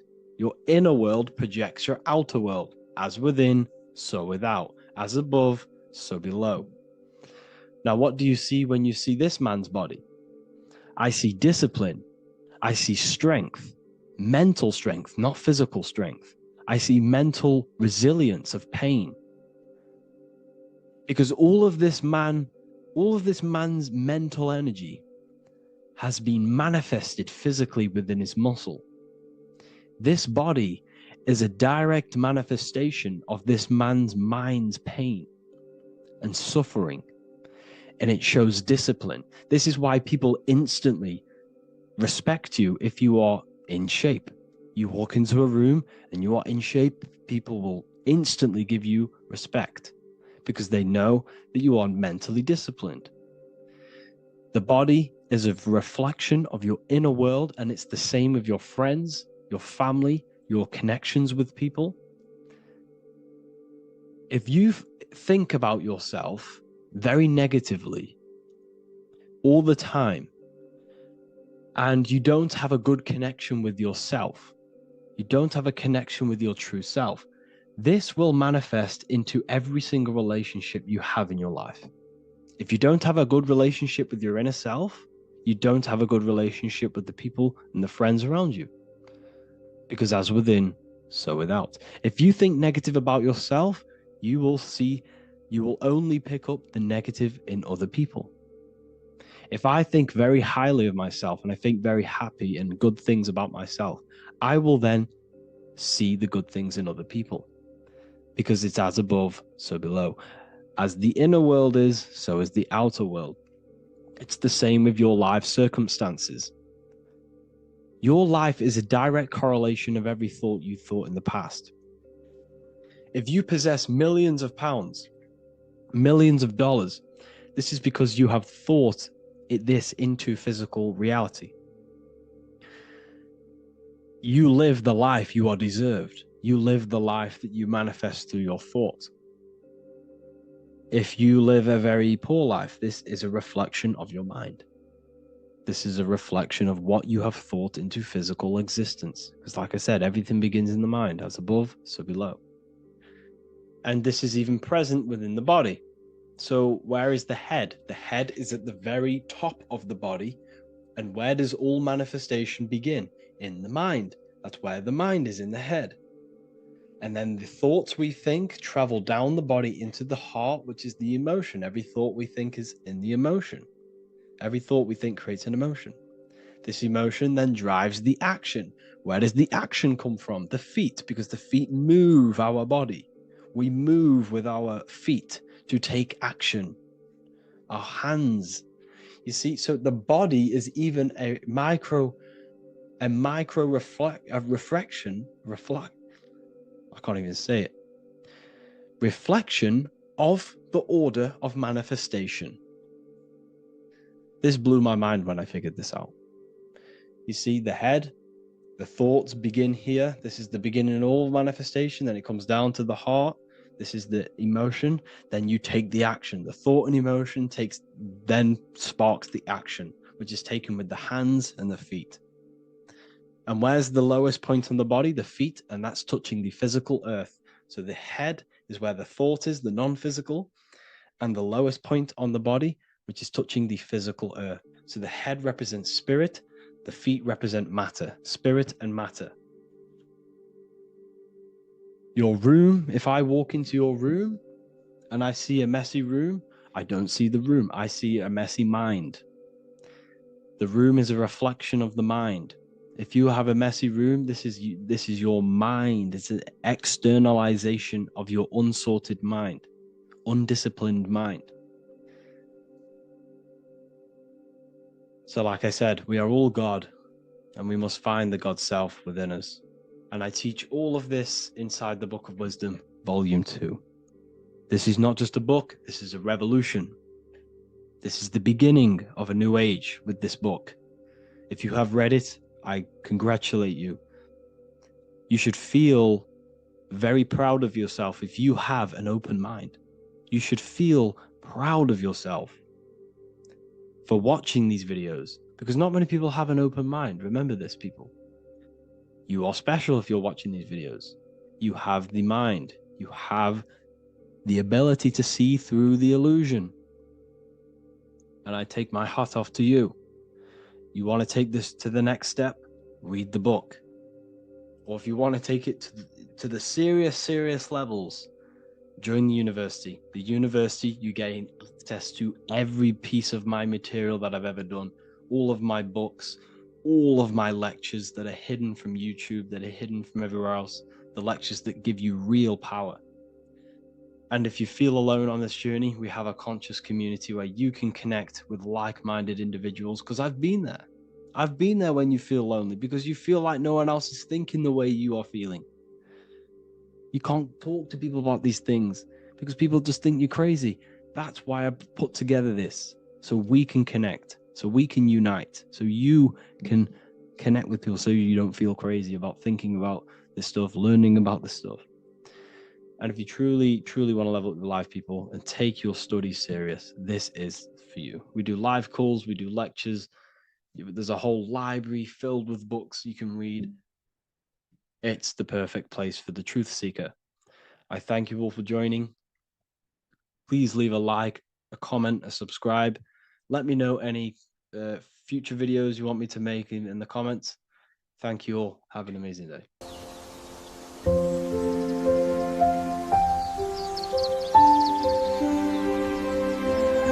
bookofwisdom.com. Visit today.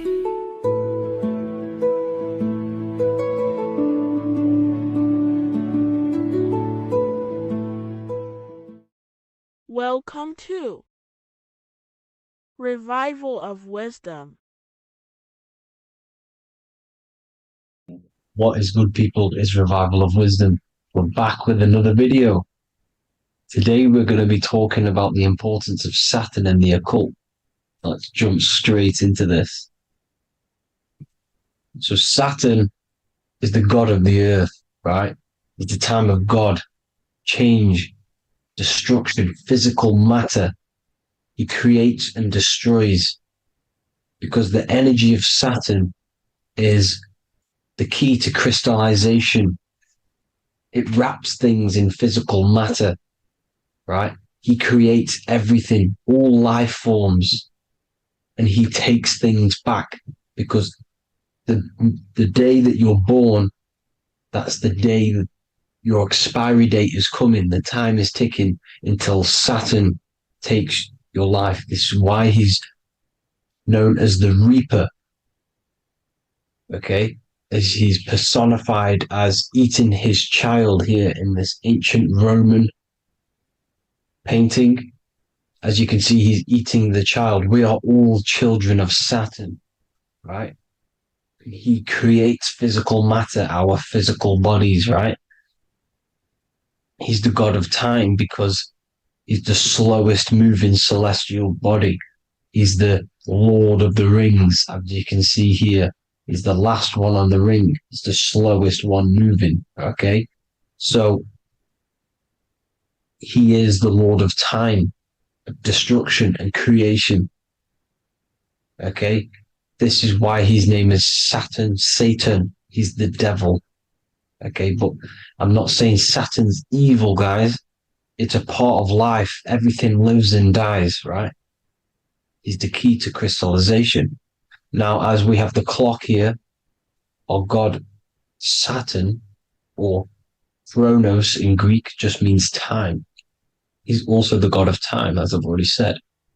60 seconds in a minute, 60 minutes in an hour, 24 hours in a day. Add 2 plus 4 equals 6. 60 seconds, 60 minutes, 2 plus 4 equals 6. That's 666. Okay? And as you see on the clock, 6 take away 12 equals 6. 7 take away 1 equals 6. 9 take away 3 equals 6. 6 is the number of Saturn. It's associated with Saturn, right? He's the god of time, of justice. Everything goes back to the Reaper in the end. Everything lives and dies. Now, the artwork of him, he's always got the Reaper staff. You see, it's personifying death. Now, when you see this, the Romans were not saying Saturn was a real person, a real god in human form. No, this is personification. This is what the ancients always did. They personified, just like the Bible. It's all personification. So the personifying Saturn eating its children because it eats, it's the Reaper. No one can escape the Reaper. No one can escape death. Now, Saturn is 666, which is in the Bible, the number of the beast, right? The number of the beast, Satan, 666, right? So on the North Pole of Saturn, you have a hexagon which makes a cube, right? Now this hexagon, when you join up all the corners, creates the 6-pointed star known as the Star of David, right? In the Jewish religion.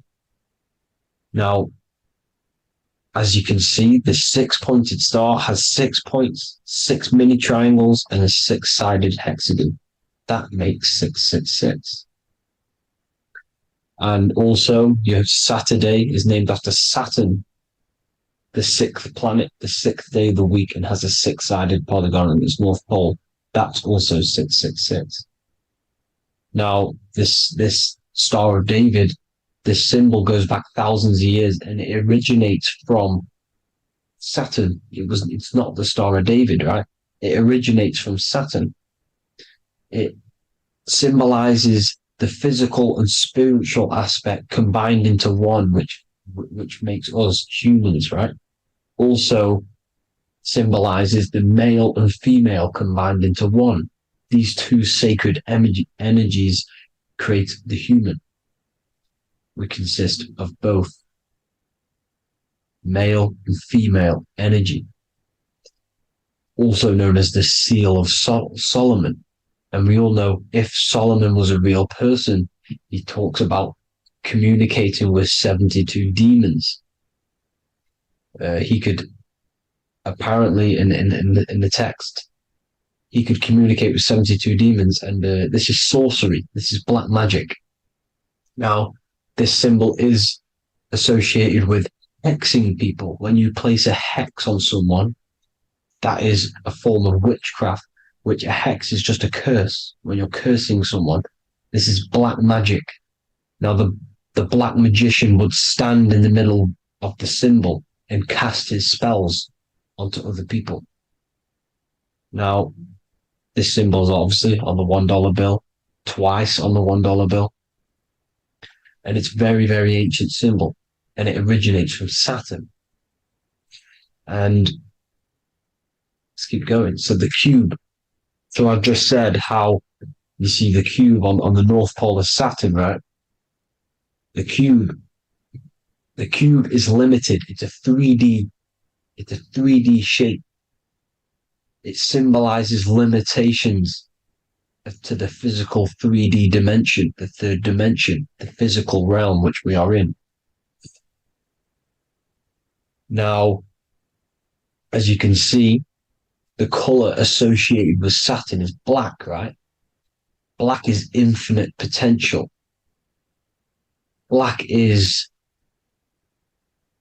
the creation of all things. Before there was light. Light is born out of blackness, darkness, okay?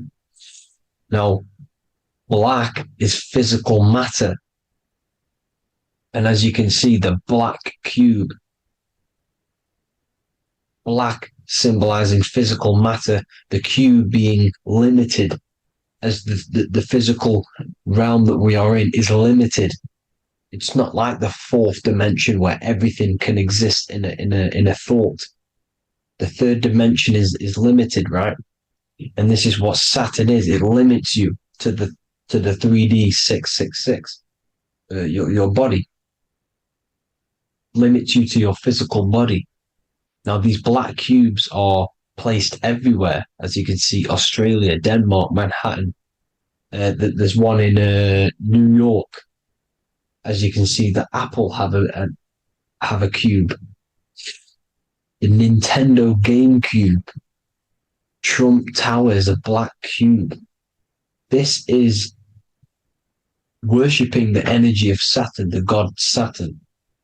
Okay, it's not a god, it's a celestial energy. However, it rules over Earth because it pretty much created the physical realm. Now, as you see, when you go to a funeral, you wear black, a black suit symbolizing Saturn, which is the color associated, black. And as you see in Mecca, they walk around the black cube in rings. As you can see here, they're stood around in rings, like the Saturn, the rings of Saturn. The Mercedes symbol. You probably wouldn't notice that, but yes, it's Saturn. And when you graduate from university, you wear a black cube on your head.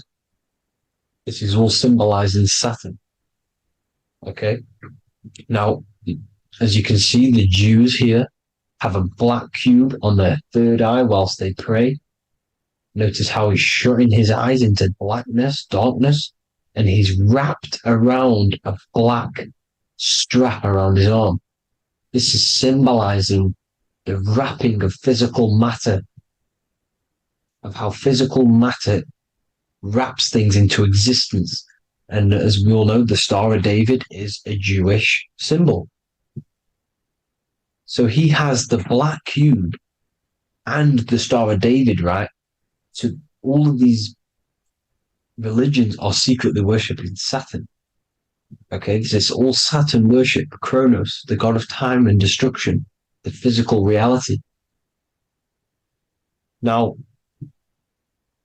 as you can see, it's symbolized everywhere in all major corporations.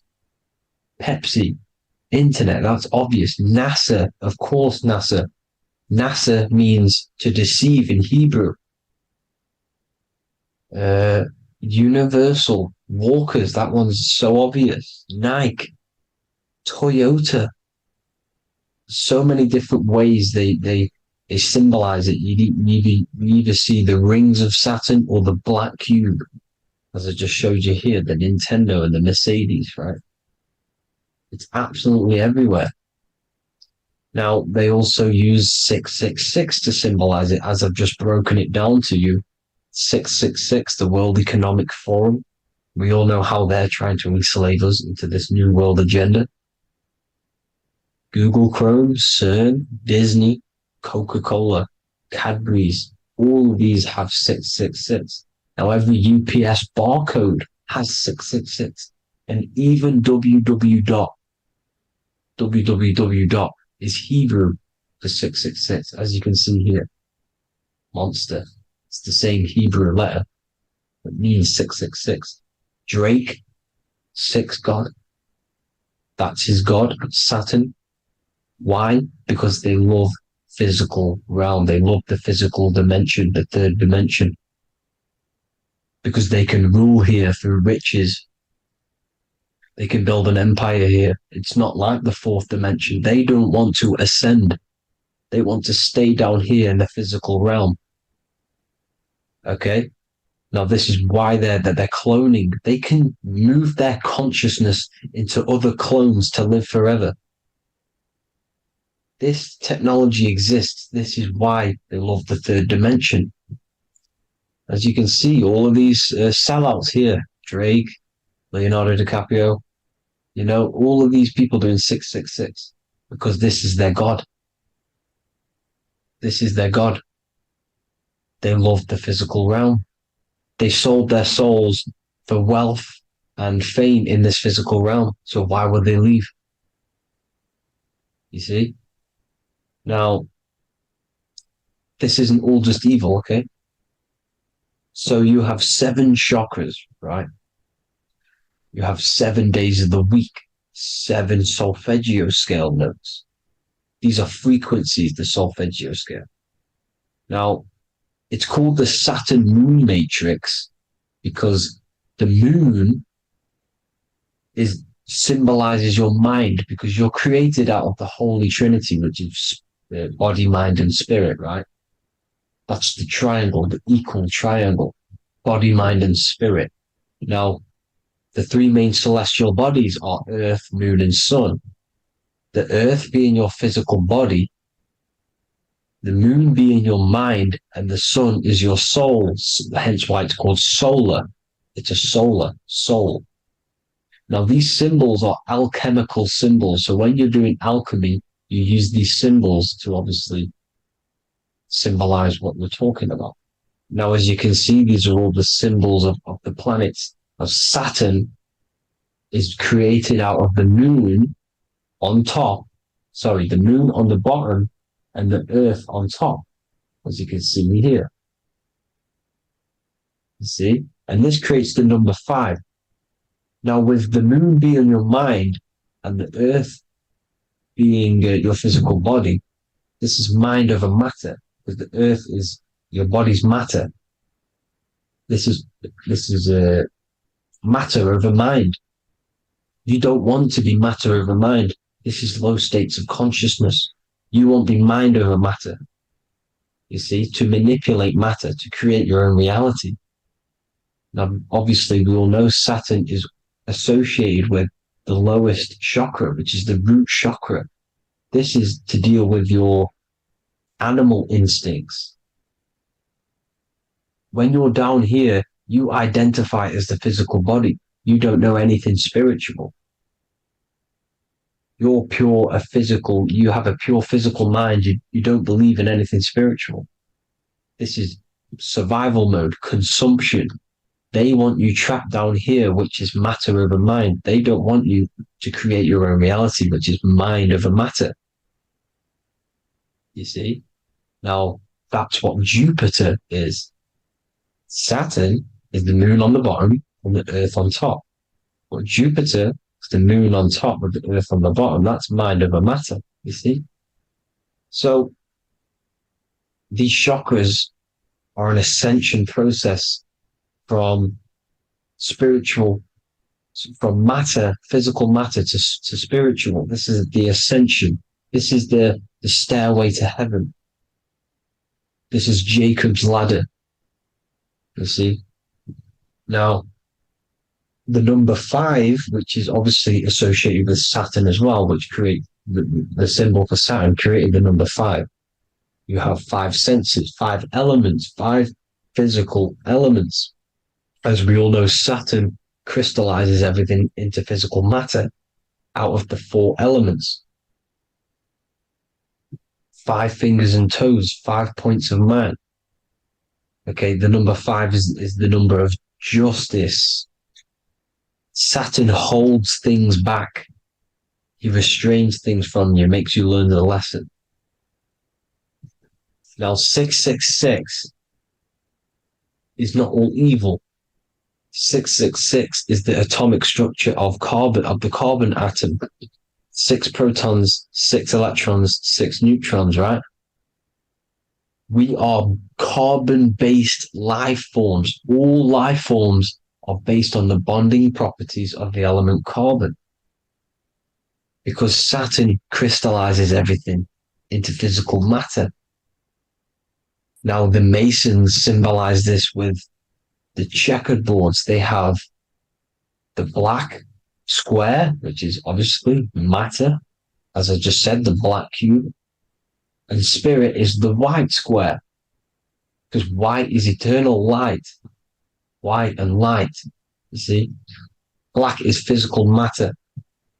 Now, this is what we are. The point of our soul is to transmute from matter to spirit. But these are interchangeable.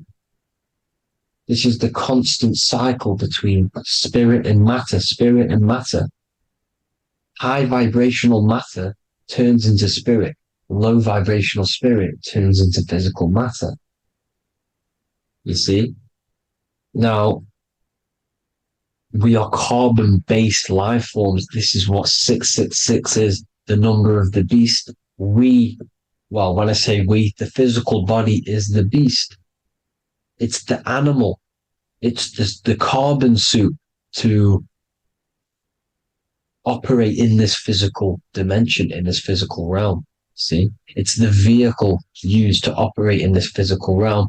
But your mind isn't from this physical realm, you see? The brain is the physical manifestation of the soul. Okay? So, as you can see here, the spine is an extension of the brain.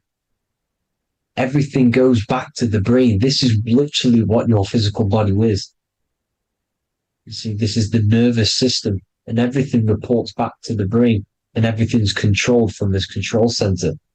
And this spinal column, at the top of the spinal column, is your third eye, which is known as the pineal gland. And this is the seat of consciousness. It's the center of consciousness. That is your true self, pure consciousness. This body is just a physical body. This body is mortal.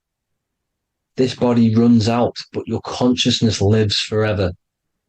They don't want you knowing this. This is why they keep you down here in your lower chakra.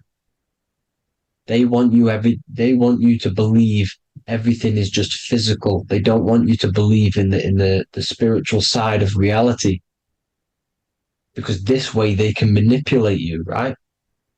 They want you matter over mind because they know your mind creates reality.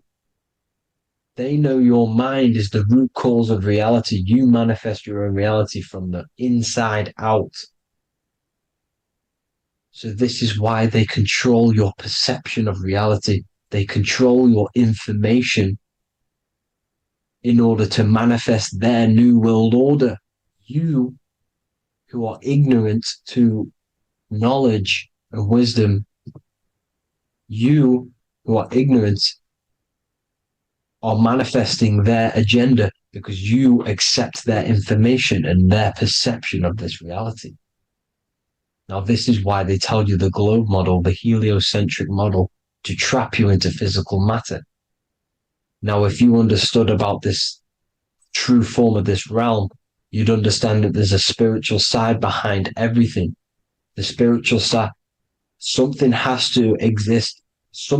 The root cause of reality is higher planes of existence. It happens in the mind before it happens on the physical plane. You see? They don't want you knowing this. They want you matter over mind, which is the symbol for Saturn. Moon over Earth. The Holy Trinity.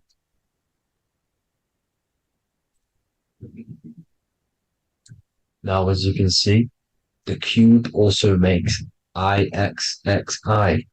This is Roman numerals. This is Roman numerals, and when it's translated from 9/11. Yes, 9/11. This is the secret code of the one world order. The two twin towers, when the two become one. Okay, when the two become one, this is how you reach the higher states of consciousness, the physical and spiritual. Now, as you can see, the 9/11 memorial are two black cubes. It's two black cubes. This is all Saturn worship. Now, I'm not saying that Saturn is an evil celestial body, right? No, everything has a good side and a bad side, right? It's duality. The spirits of Saturn on the dark side are the most evil demonic spirits. Now, these are the spirits that these are invoking through these rituals, right? Yes, 9/11 was a massive ritual. It's a satanic ritual, okay? Now, we all know Elon Musk. Elon Musk is coming with the mark of the beast. And English gematria, this equals 666, right? 666, as I said, is the number of the beast. You are the beast, your physical body. You see how the Bible twisted things up to make things more confusing, right? But it's there. You just have to have the knowledge to be able to read the Bible properly. As we all know, we had this virus. I'm not going to say the name because I'll get flagged. This virus adds up to 666 because this is all part of the New World Order. It's all part of keeping you in this physical dimension. Okay? Now, as you can see here, Novus Ordo Seclorum on the back of his shirt, on Elon Musk's shirt. This is also on the $1 bill. Novus Ordo Seclorum. This means New World Order. Yes, New World Order. This is on the back of Elon Musk's shirt. And as you can see here, he owns Neuralink, which is the brain chip which they're going to be putting into implanting this onto your brain. This is the New World Order to connect you and merge your consciousness with AI. Neuralink and Meta, he owns Meta as well, which is the metaverse. These are going to be linked in, hence why they have the same symbol, but just in a different format. It's the infinity symbol. And the infinity symbol comes from the torus field. As you can see here, your electromagnetic field from around your body. Now, the end goal is for this New World Order is to trap your consciousness inside of an alternative reality being projected from the metaverse. Because the metaverse will be the reality. Neuralink will be the brain chip inside of your brain, projecting your consciousness into an alternative reality while they harness your energy of your physical 666 body. Now, this stuff gets real deep, people. Now, this is the end goal of the New World Order, is to connect you with AI. This is why they're trapping you and keeping you in these lower states of consciousness in the Saturn-associated root chakra, so you don't find out about the spiritual side of reality. Because if you knew the truth of this reality, you wouldn't connect to AI. You see, you have the power within you to travel to other worlds, the astral plane, for example. You travel to different worlds when you are sleeping. Okay? They want you to know it's just a dream. However, their end goal is to trap your consciousness and feed off your energy, spiritually and physically. Okay? I don't know why these people are just pure evil. As I said, evil love bondage. They love the physical dimension. They don't want to ascend to other realms. These evil love the third dimension. This is why evil spirits will inhabit bodies, exorcisms, because they miss being in the physical realm. They miss it. Evil love bondage.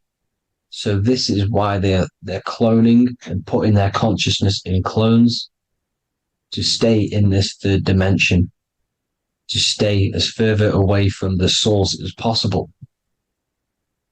Okay? This is why they're doing it. And this is how it's all linked in. So I hope you all enjoyed this video. Hope you gained some wisdom. Please feel free to join the Telegram. And please leave a like and a subscribe. Thank you all, people. God bless.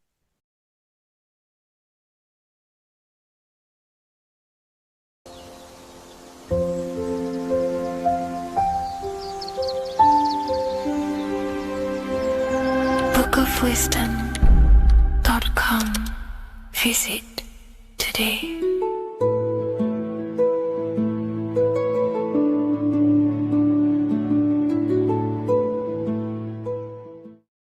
Hello, Seeker. Welcome to Revival of Symbolism, a channel devoted to the language of esoteric symbolism, helping you discover yourself and expand your consciousness into new realms of thought. I'm Harry B. Joseph, also known as Revival of Wisdom, and in this video, we're going to be discussing the symbol of the double-headed eagle, also known as the emblem to represent the 33rd degree Freemason. So let's jump straight into this. We have a piece of Masonic artwork here, which is what we call a complex symbol. A complex symbol is not just one symbol, but many different symbols in one piece of artwork coming together, forming a greater meaning. So we have many different symbols to break down here. And we're going to start off with a little bit of context so we can understand this symbol. This symbol represents the 33rd degree Freemason. Once you reach the 33rd degree of the York Scottish Rite Mason system. So once you reach this level, this symbolism corresponds to that individual. So therefore, this piece of artwork is representing the consciousness, the mindset, the ways of thinking, the ways of viewing the world of the 33rd degree Mason. It represents the consciousness of the 33rd degree Mason. And this is what esoteric symbolism is about. Esoteric symbolism is symbols and emblems representing states of consciousness and teachings within the forces of consciousness. So let's jump straight into this. The first thing that I see when I look at this piece of symbolism is the double-headed eagle, okay? The double-headed eagle. What is this eagle doing? So the thing with symbolism is that symbolism trains the mind to think in a subconscious way. Now, what do I mean? You know, to the person who thinks in linear thought, straight line thought, A to B thought, they see an eagle. They see a piece of artwork. They just see a piece of artwork with no meaning.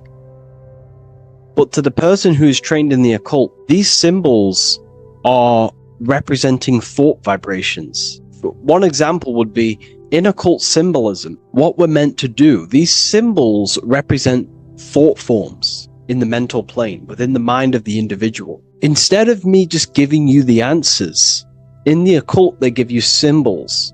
And what you're meant to do is look at these symbols, stare at these symbols, and see what kind of thought arises in your mind, and follow the chain of thought. This is how you unlock deeper levels of symbolism. This is what we call the chain of thought. Now, what do I mean by the chain of thought?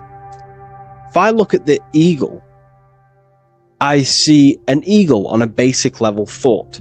But then that thought leads to another connection, because this is how thought works. Whatever the character of the thought we think is, or whatever the vibration of that thought, for example, the character of the thought right now would be an eagle, then that leads to another thought. For example, flying. Then flying is connected like a chain to another thought, higher perspective. So we follow the chain of thoughts until we unlock the deeper levels of the meaning of the symbol. And this is what the occult seeks to do. Symbols make and force the individual to go inward. You look at the symbol, it's not a direct meaning, but you have to go inward and start to think and follow the chain of thought that this symbol is connected to until you find its deeper meaning that relates to the individual, to you, to a teaching or a force of consciousness or a state of consciousness. Okay? It's very difficult to explain in words because symbols transcend the barrier of words. Okay? So what we're looking at here is a eagle. And what does the eagle do? Well, the eagle has the ability to fly above the earth. It looks down upon the earth. In allegory and metaphor, this represents a higher perspective of reality, a higher perspective of the world, of the self. So this is representing the consciousness of the 33rd degree Mason. They have a higher perspective of themselves. Why? Because they studied the mysteries. They studied the Kabbalah. They understand consciousness. They understand the human psyche. They understand the origins of consciousness, the forces of consciousness. They understand how the material world is created through the forces of consciousness. So the eagle represents higher perspective because it can fly above the earth. And here you have the earth, this circle here, this sphere. So it's flying above, symbolizing a higher perspective of reality, a higher perspective of the physical world, the physical body, and the self. Because ultimately this is what it's about. Freemasonry is about, of course, self-mastery, building a better self. That's what the craft is, but it's ultimately trying to figure out the mysteries of consciousness itself and the origins of reality. We gain this insight through Kabbalah, the study of the Kabbalah tree. So let's not get off track here. So the eagle ultimately represents a higher perspective of reality because it can fly. On a deeper level, it also represents the astral body because the astral body can fly above the material plane. It has no connection, no limitation to the physical plane. It does have a connection to the physical plane because all of the dimensions, the mental, the astral, the etheric, the physical, are all interwoven to each other. However, it also represents the activation of the light body, hence why we see this light rays around it. But that's a bit too deep for now. Let's go a little bit deeper into about the basics of this symbol. If you look at this eagle here, this eagle's looking backwards, and this eagle's looking forward. So this is forward and backwards. This is symbolizing time. So we have an eagle looking into the past and an eagle looking into the future. This is called the mastery of time. This is how you master time. You have a crown in the middle of these two heads. A crown. A crown is something worn by royalty, and royalty has a lot of power. So this is symbolizing personal power and mastery. How do you gain your personal power and mastery over time, over the past and future? Well, it's very simple. In order to master time and master your future and master your past, you have to look at the forces in your past that have led you to this very moment. Here we have a triangle which represents the number 3.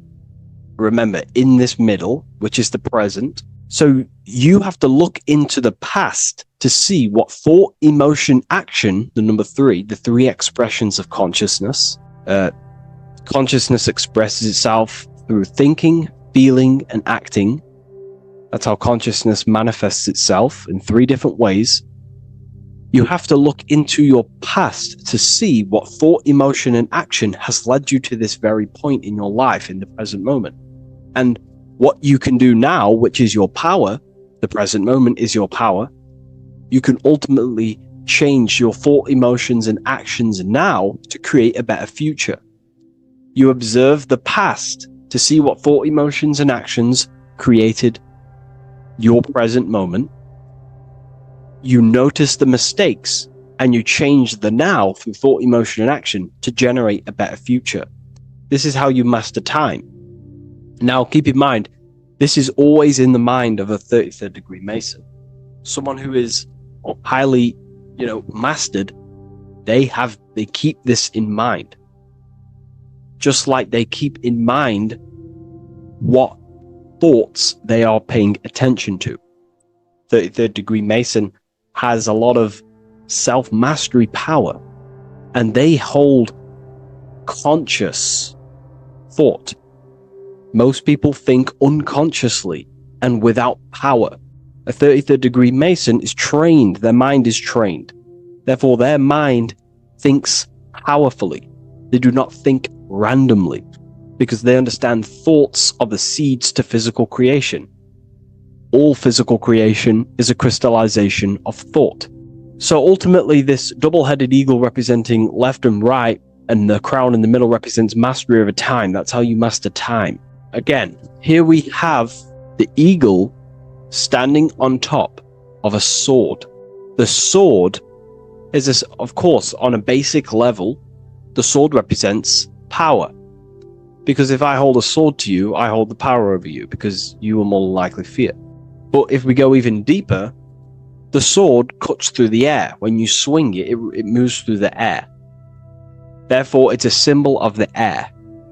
Because you can't really make a symbol of the air, because air is invisible. So the sword is a symbol of the air. And the air is one of the 4 physical elements in alchemy. We have water symbolizing emotion. We have fire representing the spirit. We have earth symbolizing the physical body. Then we have air symbolizing the mental body. The mental body. So the mental body is symbolized by this sword. A sword has to be continually sharpened. If you don't sharpen the sword over a long period of time after using it, it will become dull and it won't be very effective. This is an allegory symbolizing the human mind, because the human mind is like a sword. If you do not sharpen your mind, you will lose control of your mind. When you stop doing the meditations, when you stop being conscious, when you stop doing the affirmations, the mind falls back into old, unconscious thinking patterns, and we start to lose control of it. The mind is seen as a sword within the occult, because this is pretty much your tool. Your mind is your tool. This, just like the sword is a tool. Your mind is a tool to create reality. So we need to make sure this tool is always sharpened, that we stay on top of the mind, hence why the eagle is on top of the sword, symbolizing control over the sword, mastery over thought. This also goes into thought forms. In the occult, there's something called thought forms. Thought forms are basically taught to the individual and understood by the individual, who understands that the mind is not just in the brain. The mind is a part of a mental field. All around you, there is not just a field of energy. There's also a field of mind surrounding you. It's a mental universe. And this field of mind is what we call the mental plane. The field of mind is where all of the possible thoughts in the universe infinitely express itself. So each area has different thought forms. Each postcode, each place you go has different thought forms. This is why if you walk into a cathedral, for example, an ancient, amazing structure, your mind instantly becomes, you're amazed. You feel different when you walk into these areas because all around you is a mental field. And there's something called thought forms. Thought forms are basically what religion call spirit guides or angels, helpers. This is what thought forms are. Thought forms are basically, if you dwell on the thought that you are going to lose your girlfriend, for example, let's use a negative example here, because a lot of people can relate to this, or your boyfriend. Let's keep it simple. Everyone can relate to this at some point in their life, hopefully, or if not, it's okay, no worries. It's just an example that most people can relate to. If you constantly dwell on the thought that you are going to lose your partner, what we have to understand is that the mental plane, what we have to understand is that the forces within consciousness, within what we call the universe, is always trying to give you what you want to create. That's your right. The universe or mind or consciousness, whatever you want to call it, is always trying to unfold what you want to create. It doesn't know the difference between something you don't want to create or do want to create. Whatever you think about is ultimately what this power of consciousness or the universe will try and manifest. This is why we have to gain mastery over our thought, because thought are basically the seeds that we impress into the dimensions. So we have a mental dimension, we have a higher, middle, lower subplanes of the mental dimension or the mental plane. Then that's just thought. The mental plane is just thought. Below the mental plane, thought takes the body of imagination, which is what we call the astral plane. And the astral plane also has higher, middle, and lower subplanes. Then we have the etheric plane. The etheric plane is basically an energetic copy of the physical plane. So you have an etheric brain, you have an etheric body. It's just basically an energetic exact copy of everything that is physical. So if we think something within our mental body and we dwell on that thought, the more attention you give, the more you feel that anxiety about losing your partner, you're literally forcing energy and direction and attention into this thought idea, which manifests itself within your own aura. Your aura is basically, it's not just your electromagnetic field. Your aura has many different levels. It has a physical level, it has an etheric level, an astral level, and a mental level, layer. So it has a layer for each one of these bodies. If you dwell on this thought and you keep giving attention, power, you start to imagine this because you're worrying about it.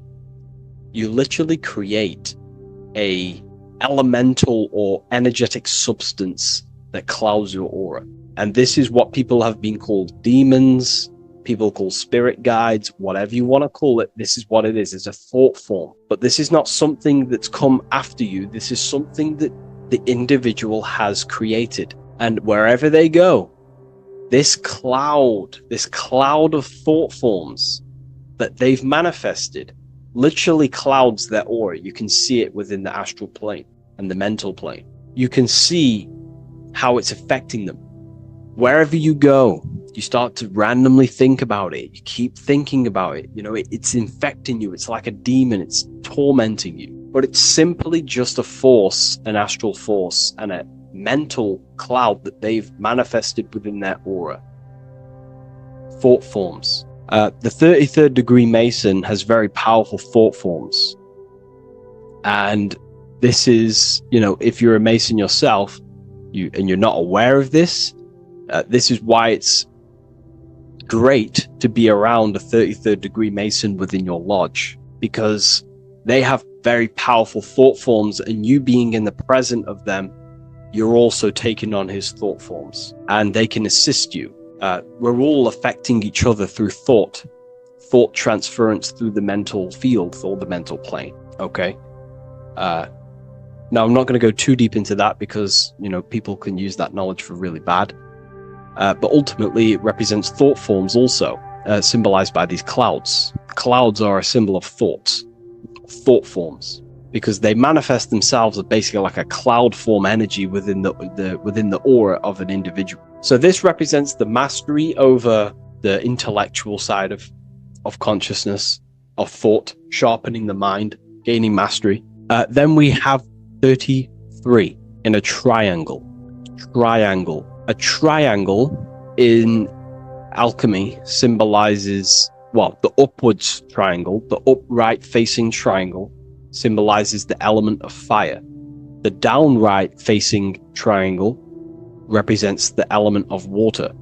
So an upright triangle represents fire. Fire is very transformative. If you place, I don't know, a pencil into fire, the fire will burn it down into its raw material. And this is ultimately what this triangle represents. It represents the consciousness of the 33rd degree Mason, who has basically transformed themselves from ego consciousness, only dwelling within the limits of their ego, their old belief systems of thinking they were the body, only reacting to five sense thinking, linear thinking, low base consciousness, not knowing right from wrong. It's basically transforming themselves. They have burnt themselves down to their raw soul form, and they understand that they are a soul, and they've experienced this, by casting off all the attachments to consciousness. This is why there is the number 33 within this triangle, because 33 is the age that Jesus dies. It's also the number of the Kabbalah tree, because the Kabbalah tree has 10 Sephiroths, 22 pathways, and one hidden sphere called Dart, which all adds up to 33. And the Kabbalistic tree of life, just to give you a bit of context, basically is a blueprint of how God manifested the world, and you are an expression of God. So it's also representing how your soul fell into matter, how consciousness creates matter. And it's also a diagram of how reality is not fixed, but it's ever unfolding creation through these forces of consciousness. So the Kabbalah teaches a way back to source consciousness if you go from the bottom of the tree to the top. And in order to go to source consciousness, you have to die symbolically. It's the death of the self, the death of the ego, the death of the old self, the old belief systems that you had. That has to die. The old person has to die to give room to be spiritually reborn, so you can actually figure out who you actually are. Your ego has to die. Now, that's not saying ego death, but you have to basically give away all of your old belief systems to then be spiritually reborn. That's why Jesus dies at 33 and is resurrected. Ice melts from ice into water at 33rd degree. So it's symbolic of transforming. And again, the upright triangle is the fire element, symbolizing burning things to its base raw material. 33, which is again death and resurrection. So it's all about burning the old self and being spiritually reborn again. This is the teachings of Hermeticism, Christianity, it's in everything. You'll see this symbolism or this story of death and resurrection absolutely everywhere in the ancient myths, because it's all talking about the same thing. You have to symbolically die, you have to kill off the old self to be spiritually reborn, to be initiated into a mystery school. So the 33rd degree Masons basically saying, well, they have resurrected. They have resurrected the connection to their soul, because as we grow older in this life, we lose connection with our true authentic self as the ego develops as we get older. And if we don't stop developing the ego, we never actually connect with who we truly are, which is a divine, immortal, formless being who has the infinite power of creation. This is what you actually are. Okay, so it's also symbolizing the union of opposites, hence why we have a double-headed eagle here. It has opposites. Obviously, this is massive within the occult. You see this everywhere, union of opposites. Okay, so union of opposites goes from, basic teachings to the most advanced teachings that most minds are not ready for. Union of opposites is on a basic level, is union of the mind and the heart, going from mind consciousness, which is basically ego, the lower self. That's not to say the mind isn't powerful, but that is the house of the lower self. The ego. It's the house of the ego. So we have to learn how to use the mind for what its proper use. The mind's proper use is for the soul to create. However, we're not taught this in school, so we've basically developed a false personality within our minds, and our minds have become a vessel for a false identity. So what we need to do is integrate the heart, which is the soul self, the true self, with the true powers of the mind. And the mind is basically a powerhouse of creation, infinite possibility. And that's the mind's true usage is for creation, not a false identity. So it's about integrating the mind and heart. It's also symbolizing a balanced mind, and we do this by aligning the left and right hemispheres of the brain, which help you perceive reality for what it truly is. Because the two double-headed eagles, they're joined together, so it's union of opposites. So it's about reintegrating the female and male aspects of self, such as the left and right hemispheres of the brain, the mind and the heart, all working as one system. When we align the left and right brain, we see reality for what it truly is. Now, what do I mean? Most 90% of people, I'm not putting anyone down. If you relate with this, it's fine. We're all here to work on ourselves. I'm not putting anyone down. People with a left hemisphere dominated view on reality see things as a very logical. They see reality logically, basically. Now, what do I mean? They see things as this is science, that's mathematics, that's religion, that's metaphysics. They're all separate and divided because that's what the left hemisphere does. The left hemisphere basically dissects everything down. The way the brain works is truly magical. The right hemisphere of the brain allows us to basically see a bigger perception on reality. It sees the bigger picture. The bigger picture, for example, the woods. It sees the woods as a whole unified woods. But then the left hemisphere of the brain takes that view and perception of the woods, dissects it down and analyzes it into individual branches, trees, leaves, animals, insects. But in reality, it's all one, because all is manifested from the one God, the one source, the unmanifested consciousness, the unmanifested force. So it's union of this. We have to view the world as in, yes, everything is one, but I'm also living in my personal consciousness. Yes, there is a collective consciousness. We're all one consciousness, but I also have my personal consciousness. I need to think about both, making sure that my thought, emotion, and action is contributing towards the evolution of myself and the evolution of humanity. A person who is only left hemisphered only thinks about themselves mainly, 90% of the time. They only, they're trapped in ego, and the individual can't see pattern recognition, really. Pattern recognition is more the right hemisphere because it sees the whole. So it's about aligning the brain hemisphere so we can actually see reality for what it is, so we can, without distortion or illusion, and be neutral. Okay, we have light rays. Light rays are very symbolic within the occult, especially Freemasonry. Light rays are symbolic of force. Force and form. These are the two dualities within the occult. Force and form. The internal world is force, external world is form. Everything outside of you is a formation of force. No force ever takes place on the physical plane. All force takes place within mental, astral, or etheric. The physical world is formation. Therefore, what is the force that drives you? What is the desire that's a force? Emotion, force, thought, force. What are the forces driving you to take action in the physical world? And we need to gain mastery over these forces. Light is also a symbolic of knowledge, because knowledge is considered light. This is why Freemasons say going from darkness to light. Darkness is ignorance. People who are only aware of their five senses, they don't want to know anything else. Their minds are completely shut off. I have my belief system.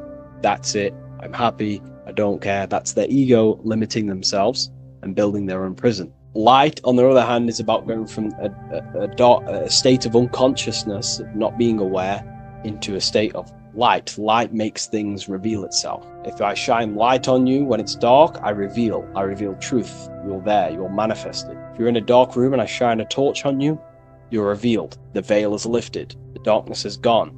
So this is symbolic of light revealing higher truths to yourself as you walk the path of self-realization and gnosis.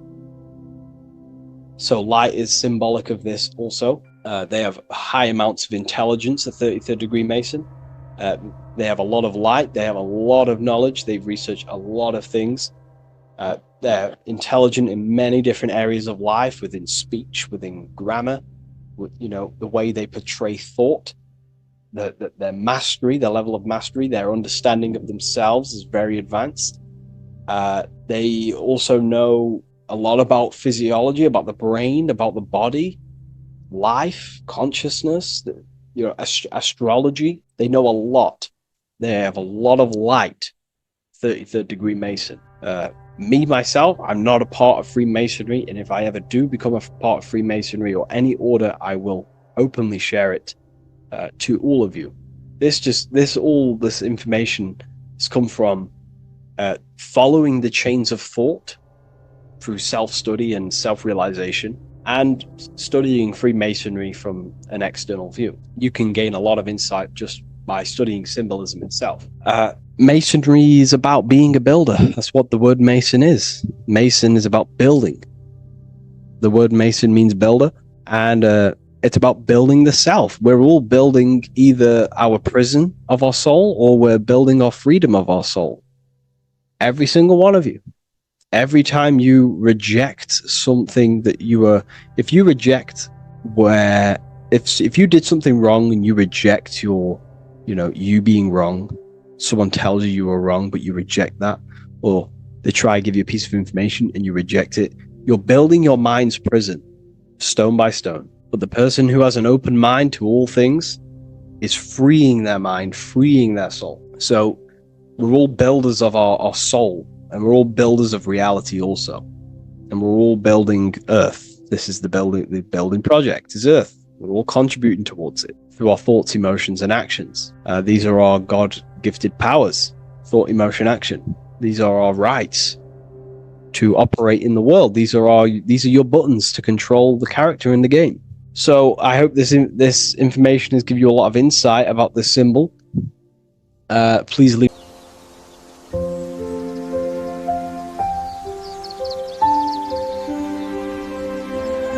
bookofwisdom.com. Visit today.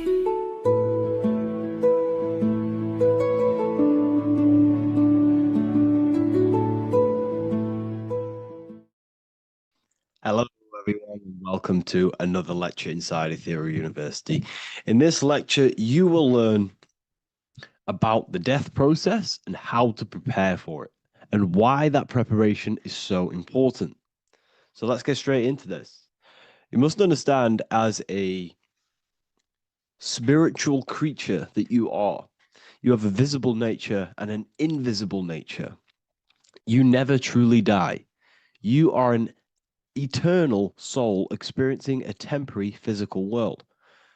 The inner world of thought and emotion is eternal, while the outer world of matter is mortal. Everything that is seen is mortal. Everything that is unseen by the eyes is immortal. When you die, your external physical world will be stripped away, leaving only your pure consciousness in its raw form, drifting within the astral plane. So here you see your physical external body and your internal world. And your internal world is your state of consciousness. It's your state of consciousness. Your thought and emotion is one overall state. Okay? So you must understand these planes.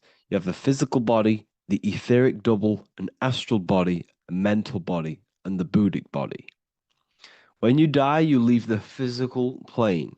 Then you will more than likely leave the etheric plane, because the ether acts as like a portal. Everything comes out of the ether and returns back to the ether. I can break that down in another video in electromagnetism.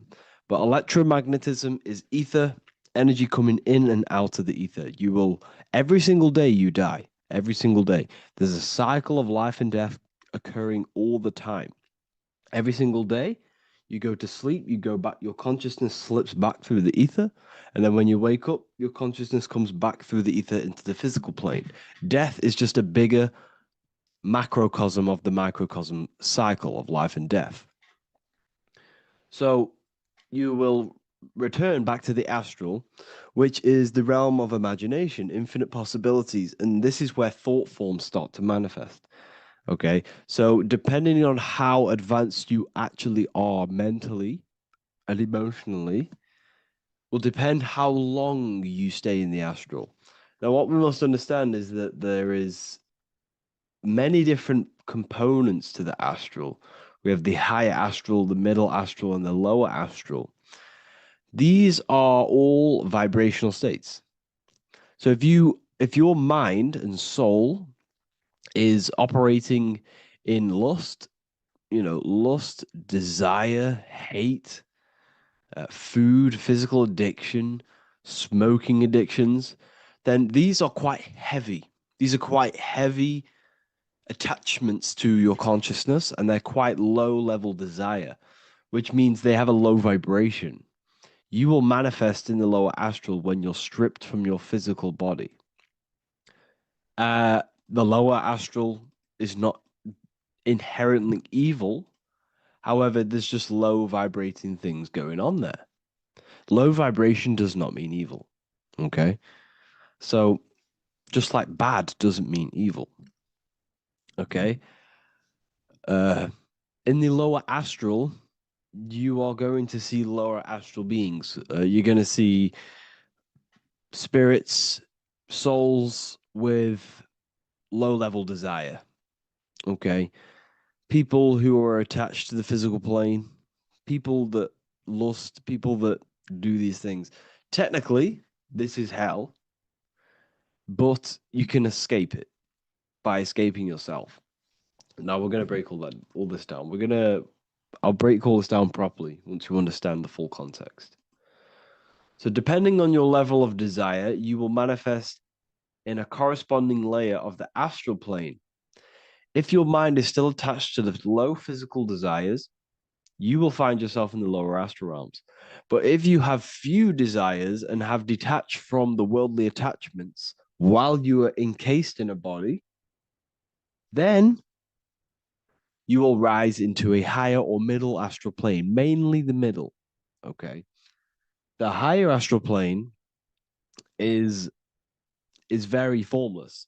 So as I broke down here, this is, well, the physical plane is the lowest dimension. This is the most form, the most matter. It's quite heavy. The higher you go, the lighter it becomes. the more fluid, the more formless it becomes. So you see here it says denser down and lucidic up. So this is more lucidic in these higher realms. This is more dense in the lower realms. So this is why the ancient Egyptians were always talking about, I'll show you this. This is showing you death. So first of all, we have Anubis, which represents death. Here you have the heart, which represents the soul. And here you have a feather. And this is a scale. You see how this is a balanced scale? So what this is symbolizing, this represents death. This represents your heart, and this is a feather. So when you die, your heart must be as light as a feather, which means your emotions, your soul, should have no attachments to the world. It should be light. It should be detached. This is why the word light and light are the same. Light is in heavy and light is in very bright. Because when you're less attached to the things, your soul shines. You're authentic. You're light. You're very bright soul. And you have no attachments. Your light is in not heavy. So you must detach from the worldly desires. We have to detach from the smoking, the food. This is why we should fast. Smoking, this is why we should detox. We should also meditate. We should also be able to sit with ourselves for long periods of times. Okay? I'm going to break all this down properly. But that's why the Egyptians show you the symbolism here. Okay? So you're stripped of your material body. So that state of consciousness you're in right now, your inside world, if you shut your eyes, that state you're in, that is what you're going to experience when you die. Okay? And you're going to be manifested into the astral. In the physical plane, you can mask or hide almost anything. But in the spiritual realm, you cannot. The astral body, your thoughts and emotions directly shape your spiritual body, your astral body, revealing your true inner state. So your desires that you can hide in the physical plane, your emotions, your thoughts, you can't hide any of that in the spiritual plane, in the astral plane. That will directly shape who you are, your color of your astral body, and your astral body as a whole. So here we have Kim Kardashian. If you could see this lady's astral body, you would run so far that you would be horrified for the rest of your life. If you could see their spirit, their astral form, it would be horrific, because their mind is so attached to, physical things, so attached to desire, money, fame, worship, power. These people do not want to die. These billionaires and millionaires will never want to die. They will do whatever they can to stay alive, because they understand what when they die, they have to face themselves. They have to face their inner world. And their astral body, their true authentic self on the inside, is horrible and horrific and so low vibration. So this is where it comes in. You must be as light as a feather. This is what the Egyptians are showing you in their artwork. Your soul must be as light as a feather. In order for the soul to ascend to a higher plane and not look at that physical plane and say, I want to go back, or I want to desire things down there, you must detach now and prepare for death.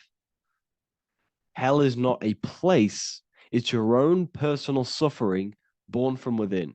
If your mind and soul are deeply attached to mental fixations, emotional wounds, and physical addictions tied to the material world, that pain will follow you into the astral. This is your true judgment day. You judge yourself when you die. You see your authentic self. There's no hiding. Right.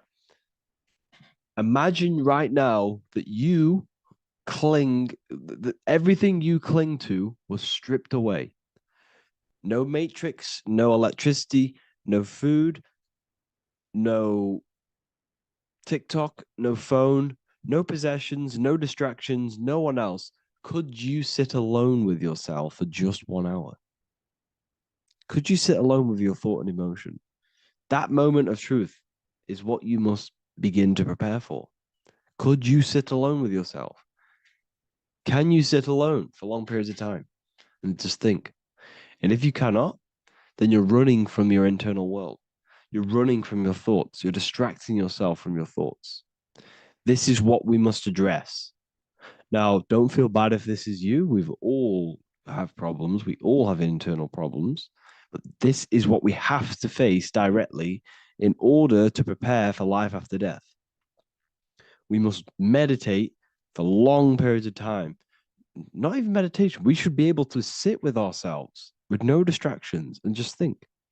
This is what the people of the past used to do when we had no technology.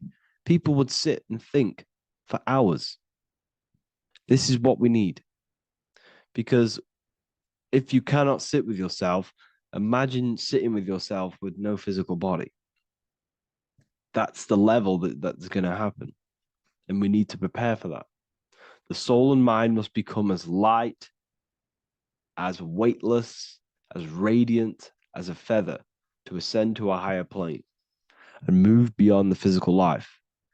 To rise, they must release heaviness, attachments, burdens, fears, and desires. The lighter and brighter your inner being becomes, the more freely it can rise into a higher state of existence.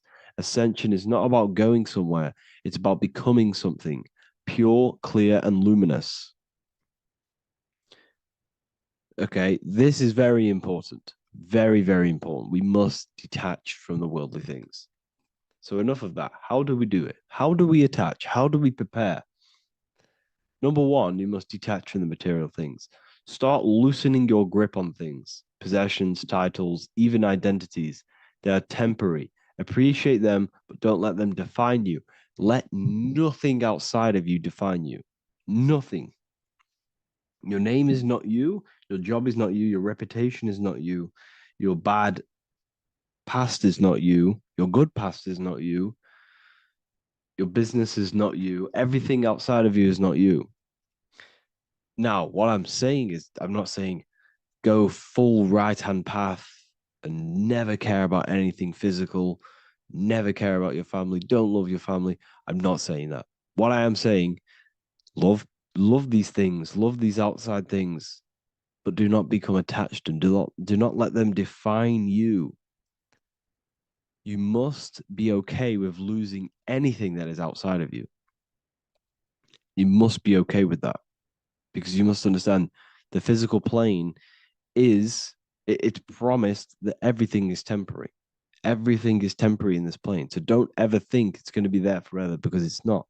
And you must remind yourself, not remind yourself, but I think about this sometimes when I start becoming a bit attached to work and stressed.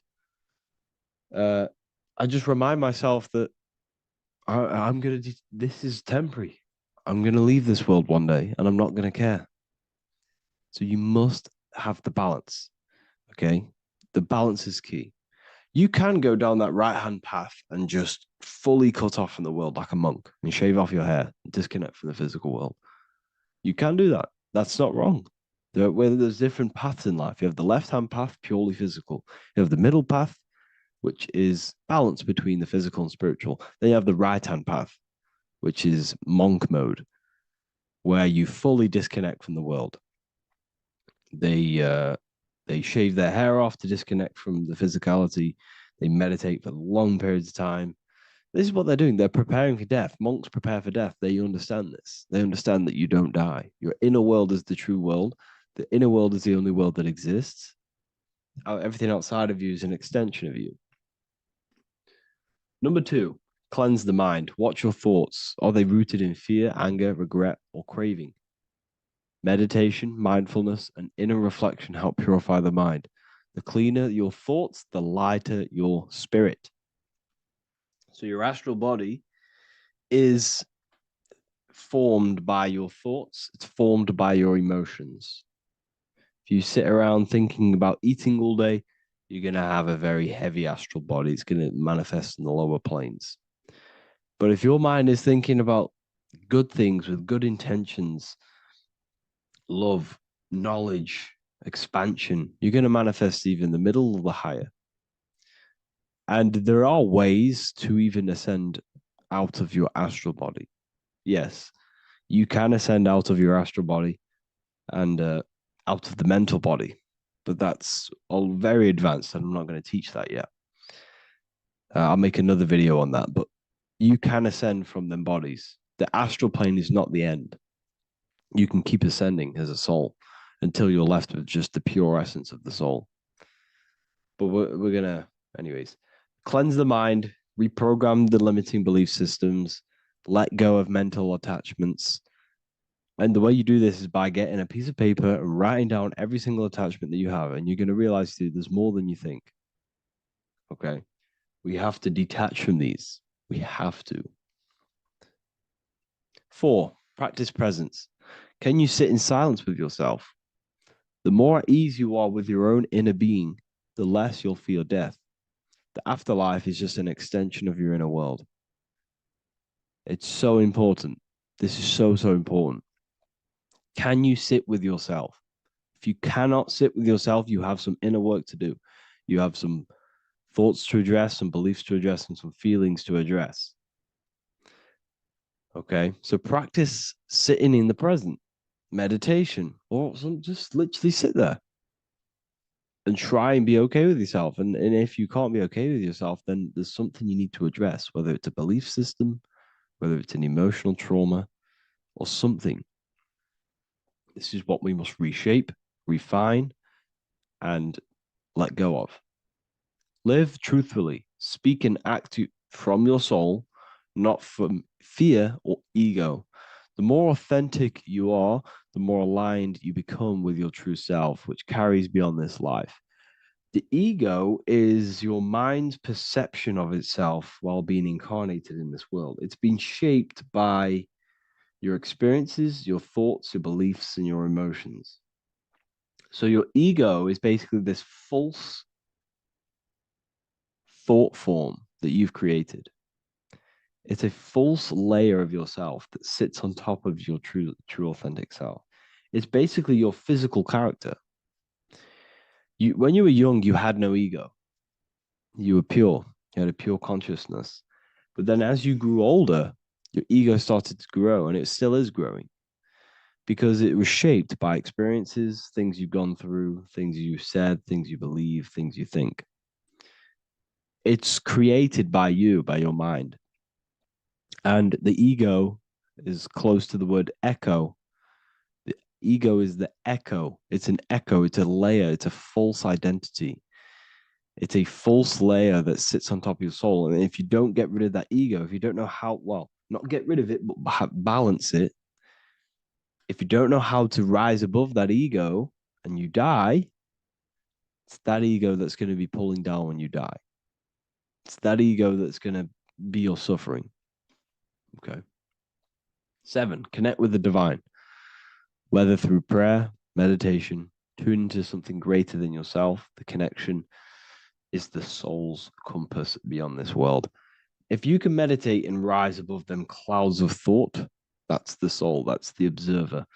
We must connect with that. Okay, this will definitely help with just allowing yourself to connect with your true self. Meditation is great because you can just fully detach from the world. And the more you meditate, the more you can prepare for death. A powerful way to cultivate detachment is through daily detachment meditation, done either at night or in the morning or the first breath upon waking. Or do this as many times as possible per day. Start by physically grounding yourself in the present moment. Say out loud, I am here right now, nothing else matters. Let that phrase draw your awareness into the now. Just keep saying it until you're present. Then begin to slowly list everything you identify yourself with, one by one.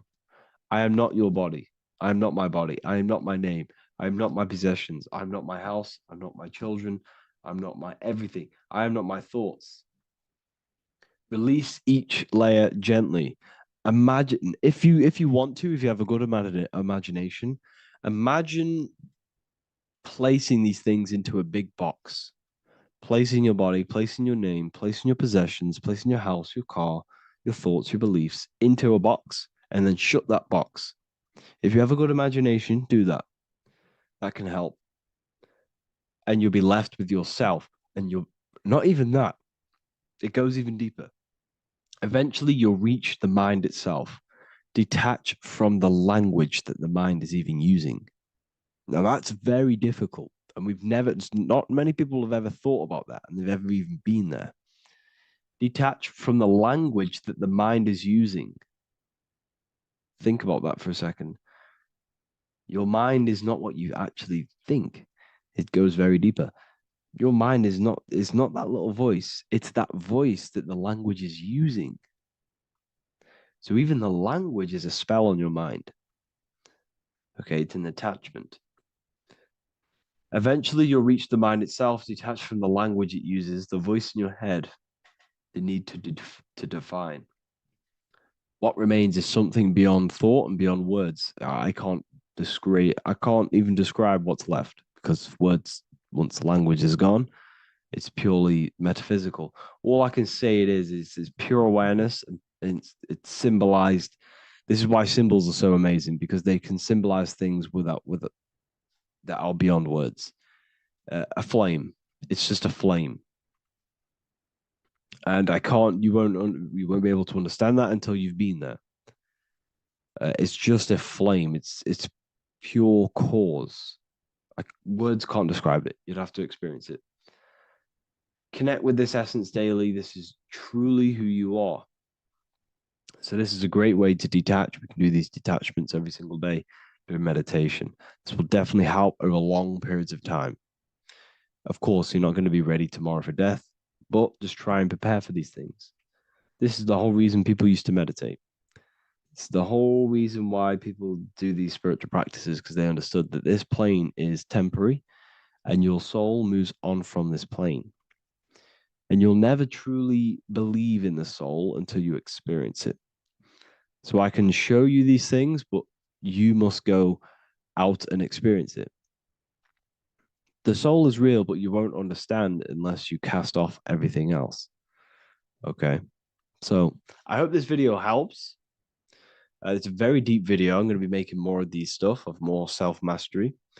And of course, we've made the self-mastery section now. So I'm going to start filling up this place with lectures.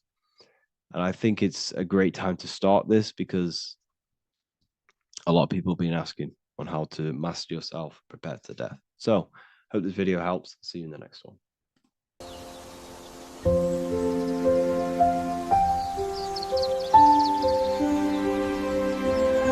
bookofwisdom.com. Visit today.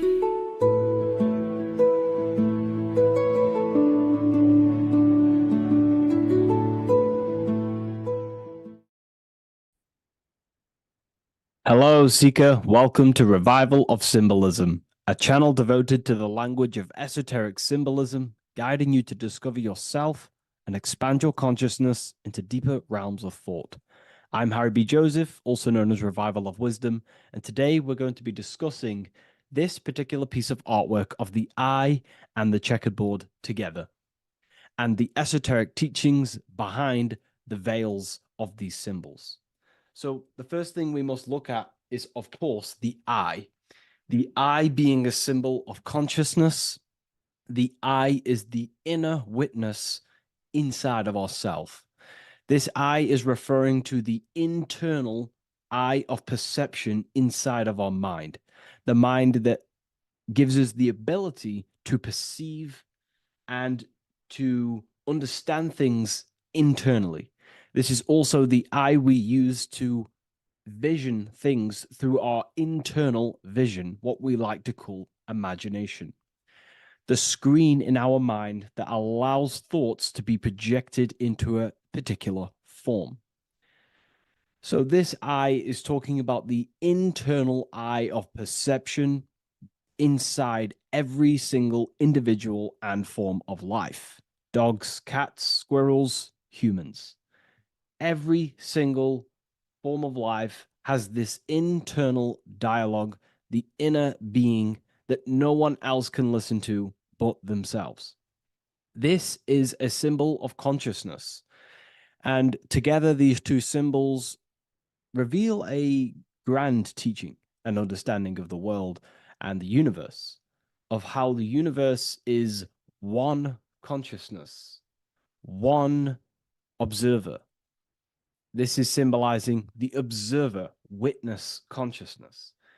Consciousness holds many vehicles and many dimensions that it exists in. As I've talked about previously in my previous lectures, we have a physical vehicle of consciousness, which expresses physical actions through the physical body. We have an emotional vehicle of consciousness, which is our emotional body or the astral plane. We have a mental vehicle of consciousness to express thoughts inside of, the thought body of consciousness. We also have a witness side of our consciousness. This internal witness, like who is the one seeing the screen of your reality right now? Who is the one seeing it? Not looking, who's perceiving the screen of reality through your eyes?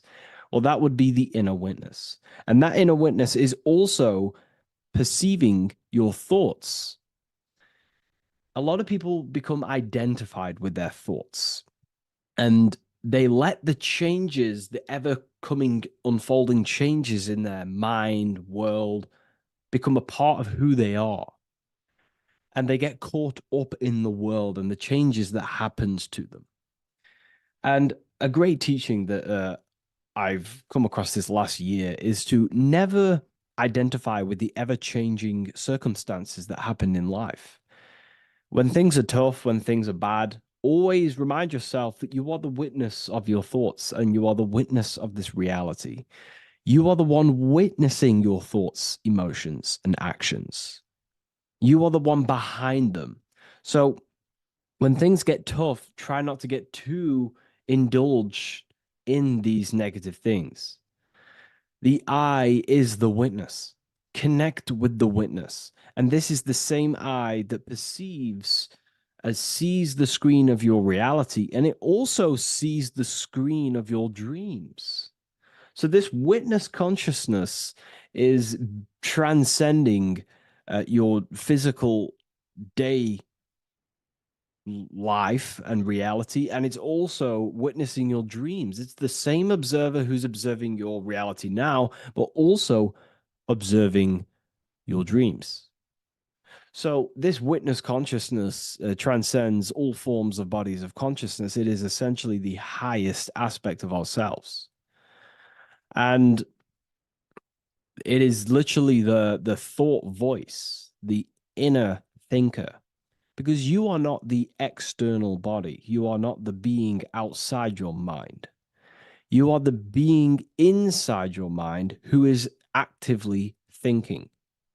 I like to call what you are, what we are as consciousness is consciousness in action. We are the thinking inner thinker, the inner being. And it's about becoming into contact with that inner being again to unveil who we truly are. If we sit back and truly have a thinking session of, closing your eyes and going inside yourself, and you ask yourself, who am I truly? Who am I beyond all of my beliefs, memories, my body? Who am I beyond that? And it will lead you to the inner voice, the inner dialogue. But again, you are not the voice. You are the one hearing the voice. You are the silent, invisible one, the one behind the veil. So this is ultimately what the I is representing. It is representing the inner self shining, looking down upon the earth, upon duality, right? But this also reveals a great teaching as well, is that consciousness is universal. It is not something solely given to you. It is universal. It is a part of a greater whole. Consciousness is personal and also impersonal. We have our personal sense of self. We have this inner voice. We have this sense of who we are in this world. And that is our personal sense of self. But you can also transcend the personal sense of self by turning off the mind and fading into the collective impersonal consciousness, which is ultimately what you call transcended states of consciousness, altered states of consciousness, or astral projection. When you astral project, you are simply accessing this impersonal aspect of consciousness. And this is ultimately what the symbol is representing with the checkered board floor, because the checkered board floor is duality, division. There is many, many different forms, but the I is singular. This is representing how the universe is one witness being, one consciousness expressing itself in infinite life forms and into division. But ultimately, division is an illusion. Consciousness fades into an impersonal consciousness. So the checkered board floor and the eye above symbolizes how consciousness fractals itself and crystallizes into many different forms of personalized consciousness. The self, the sense of self, right? And this is why we always say, I am. I. If we look at the word I and the word I, so we have I, which is I am, and you also have the word I, which is like the I you see here in the sky. The I, and if you look at the beginning of some words, you have inside. You also have internal, intelligence. All things to do with the inner self. Most words begin with an I, which is, I find, is a great connection because it's referring to the inner intelligence, the inner being, the inner sense of self.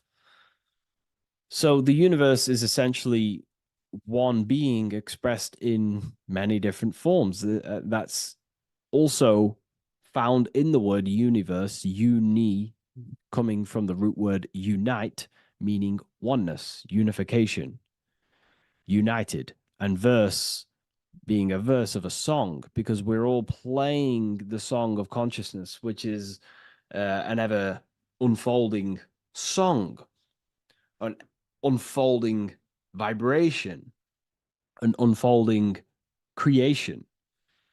So this is simply representing how consciousness fractals itself into many different forms.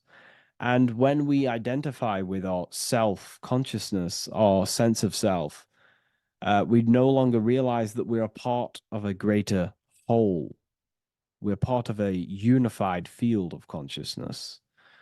And there is only actually one true being in the universe, and that is the inner witness. And that inner witness is inside of every living form.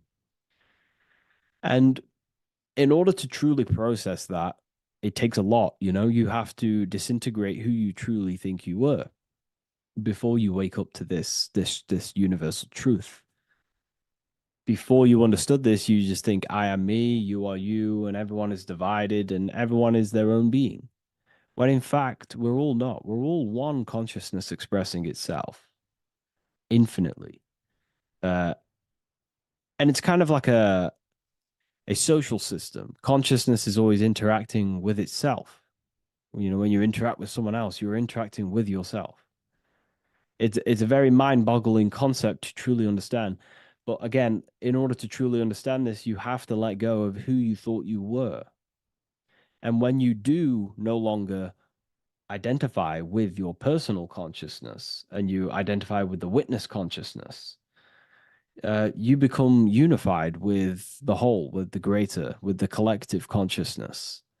And this changes the way you think, you feel, and act, because you then realize that we're all playing a part of creation on this earth. You know, we're all contributing towards the building project of Earth. And your thoughts, emotions, and actions also hold a great impact on the building project, your contribution towards humanity and the collective. And you start to have empathy for other people and you start to care for other people naturally by understanding this concept. And it's a very important concept because if the whole world truly understood this, you know, we would live in a better reflection in the material world. The world would be reflecting a better place because the world is simply just a reflection of consciousness. And the world today is so bad because people's thoughts and consciousness is not in the greatest state of mastery, of self-realization, and people don't understand who they truly are. And a religion plays a massive part in this. Our whole lives, we're stuffed with someone's going to come and save us. Jesus will return and save the whole world. It's, to me, to be honest, it's complete utter nonsense. We have free will. We are the ones holding we hold responsibility for the creation that unfolds on the earth. Us as a collective consciousness are God manifesting, unfolding this creation and steering it in the present moment. And that's another thing. Reality was never created thousands of years ago. God is creating the world right now through the present moment, and it's unfolding. It's in a continuous state of becoming, just like you are in a continuous state of becoming. Time is evolving.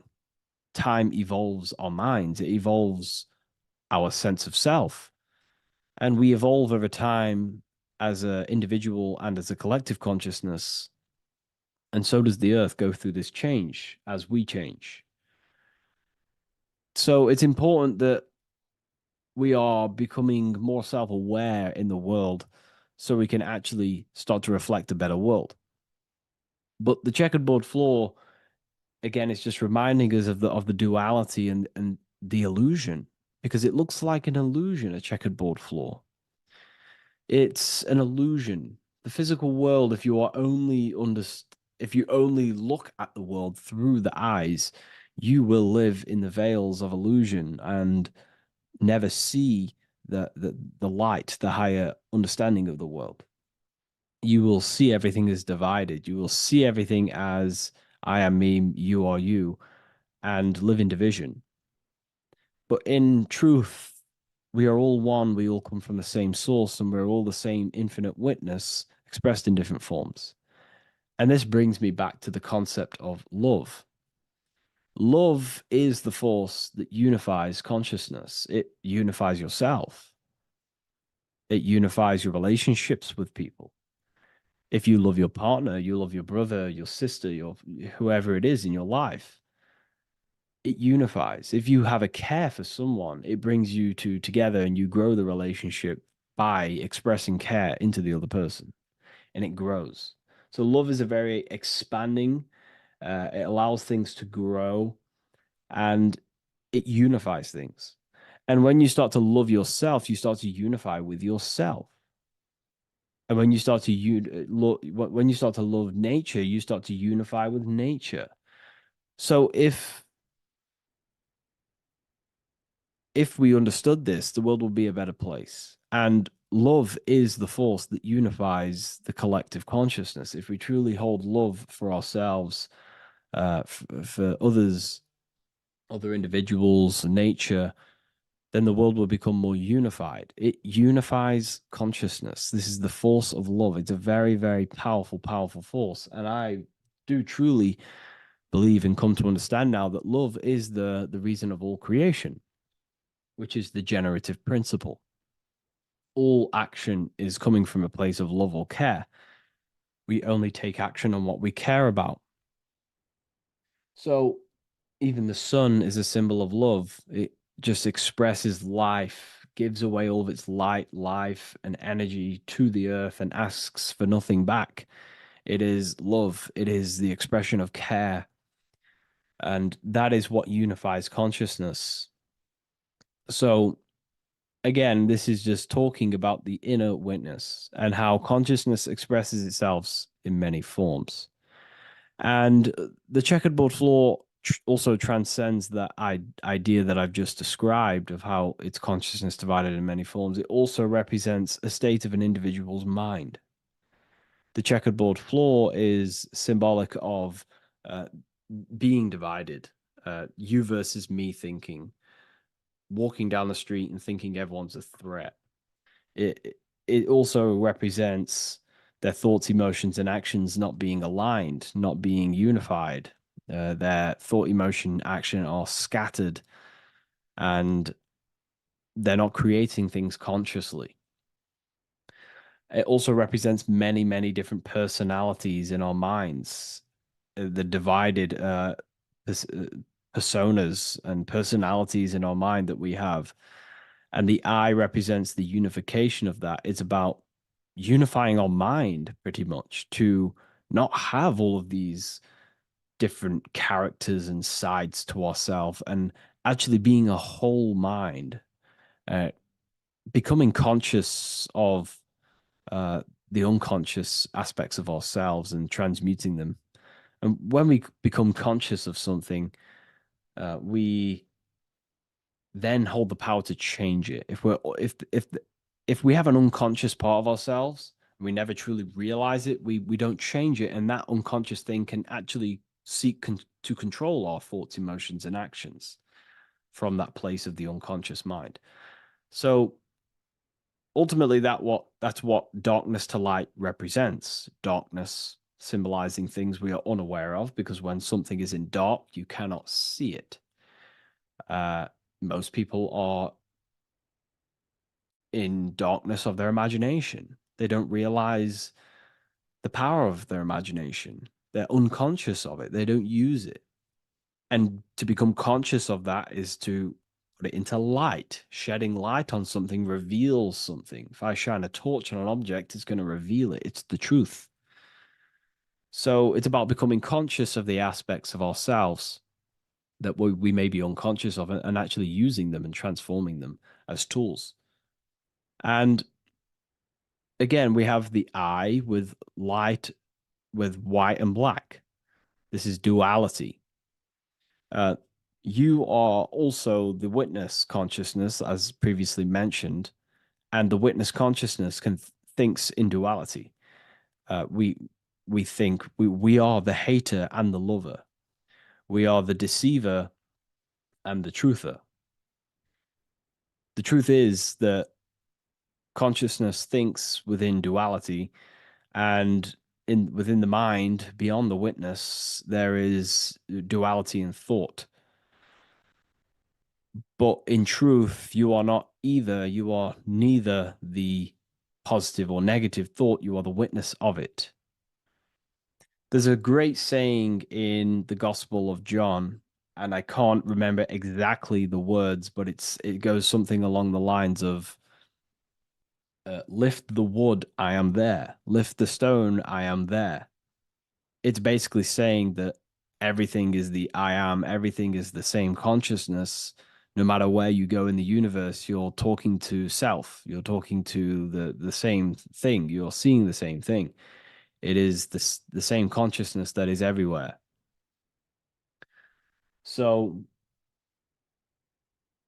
consciousness thinks within duality, and it is the light and the dark, and we have the ability to transform between them. And some people think that, darkness is all evil. Darkness is not inherently evil. Darkness is not inherently evil. There are dark aspects of the world that help you actually progress into the light. Without the darkness, consciousness can't move into the light, into knowingness. Without bad, there is no evil. They are needed. Both of them are needed. So in order to understand the light, you have to understand darkness. And there are some forces of some forces of darkness in the universe that are purposely there to cause certain things to then push you and activate the good or the light. Some Gnostic texts talk about how there are beings that, very powerful beings that purposely descend themselves into darkness on purpose to make things happen in certain people's lives, so it actually pushes them towards the light, towards the good. So, you know, this is ultimately what the whole allegory of Satan is. You know, Satan was created by God, and Satan is necessary, which is symbolic of darkness. Is symbolic of evil, the evil forces of the universe, because the universe is simply just one force of consciousness, and that one force can express itself in good and evil. The power of the mind can be used to kill, or the power of the mind can be used to create amazing things. So there is only one force in the universe, symbolized by the one eye, the one force of consciousness, and that one force can be used for light and dark, which is the checkered board. It's also symbolic of the checkered board being on the ground, symbolizing the earth, which is base awareness, duality thinking, base consciousness, stuck in division consciousness. And the one eye symbolizes unification of the mind, a balanced internal perception. We're rising from the ground to the sky, symbolizing from heavy to the light, from darkness to light. The eye is also symbolizing perception, what we perceive, and this is ultimately the end goal of all occult and esoteric research, is to gain more light, to gain a higher perception of the self, to gain a higher eye, a higher perception. That's why the eye is always raised above, symbolizing you're chasing the eye, you're chasing a higher perception of yourself and reality and the universe. It also reveals the teachings of the eye that is always watching you. There is an eye always watching you, and then that eye is the laws that governs consciousness. Consciousness, or your mind, is governed by certain laws that your mind cannot escape, such as cause and effect, vibration, mentalism, correspondence, rhythm. The 8 universal principles that pretty much crystallize consciousness into a reality. Your mind cannot escape the law of cause and effect. That force is too powerful to escape. Therefore, this is the eye watching you. This is the eye that has governance over you. It is the laws. But then again, on a negative context of the eye can then become a symbol of surveillance. Hence why certain organizations and companies in the world use the symbol of the eye, symbolizing surveillance, gaining, manipulation and surveillance over humanity and certain things and data. So there's light and dark of every symbol. It's just depending on how you use it. But ultimately, that is the teachings of the checkered board and the eye in the sky. If you wish to learn more about yourself, because that is the only thing that matters in the world, learning about yourself. The only thing you take with you after death is the knowledge that you hold in your mind. You can't take your car, you can't take your possessions, you can't take your money. The only thing you take is your consciousness, your level of mastery, and the things you know. With that being said, I'll see you inside Ethereal University if you decide to join, and I'll see you in the next video.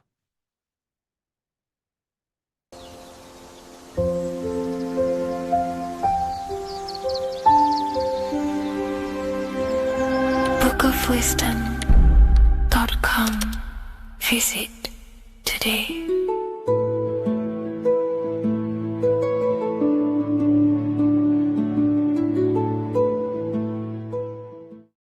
The Freemasonic square and compass is not just a symbol that represents Freemasonry, a lodge, or a secret society. It is a symbol of gaining your own personal power. Now, in this video, I'm going to be breaking down this symbol in the most detail I can possibly go into. Most people live in a state of illusion. They live their life impulsively, acting based on their five senses, tasting. They want to feel a certain thing like an orgasm, or they're basically just slaves to external things and their five senses, which leads to a very dark path where you'll never actually become a conscious creator and you'll never actually be internally happy. The Freemasonic square and compass reveals some deep wisdom about this. Now let me break this down. If you want to gain your personal power, listen up. The Freemasonic square and compass is a compass which is used to create circles. Now, if you notice something about the circle, they have no beginning, no end. You can't tell where it begins and ends. It's eternal, which means this represents consciousness. Now, if you don't know what consciousness is, if you close your eyes, you have an internal world.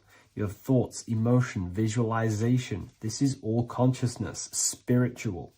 Then we have the square. The square creates squares or lines, which represents matter. It has a beginning and an end. You can quite see where the beginning of the end is, right? So we can even link this to Leonardo da Vinci, the Vitruvian Man. We see the man in the square with the circle. The circle is the eternal consciousness, and the man is the square, limited to the physical world. But consciousness is not limited. That's why it's outside the square. This is eternal. The body is mortal. The body will die. Consciousness will never die. If we look even closer at the symbol, we notice in this particular symbol, we have the compass overlapping the square.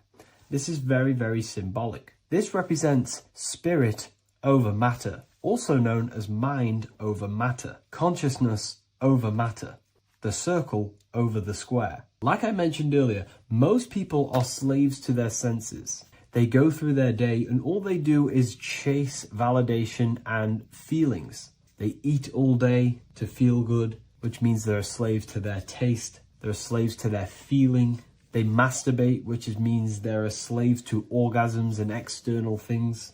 They're literally being governed by the external world controlling their internal world.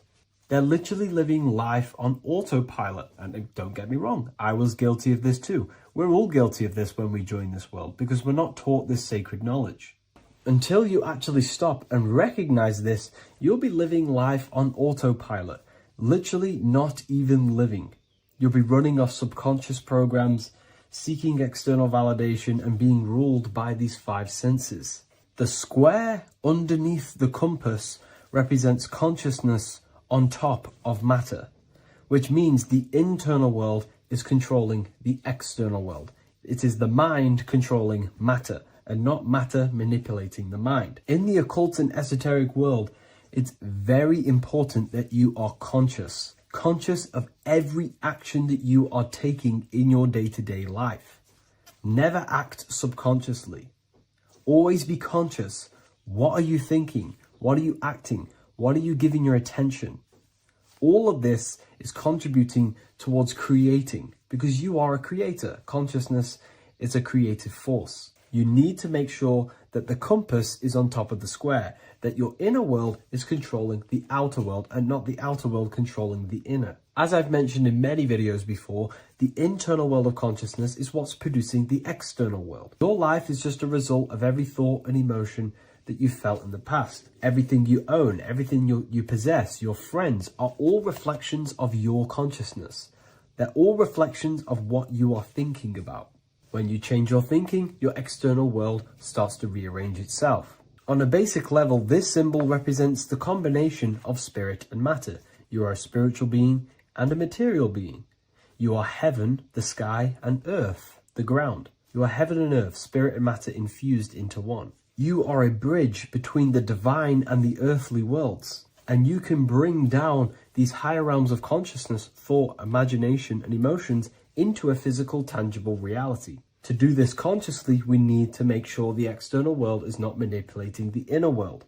Because if your internal world is being controlled by external circumstances, for example, you have a circumstance happen in your reality, an emotion triggers inside of you, and that emotion is a command to create more of that. And the thoughts that you think are creating more of that negativity. So it's a constant cycle of negative manifestation if you let the external world control your internal world of consciousness. So we need to make sure the compass is on top of the square, that the internal world are commands and not reactions to create your external reality. And not only just to create, but to actually enjoy life. If we let the external world bother our internal world, this means that we have some sort of mental or emotional attachment to the external world. We need to detach from the external world. Why do I say that?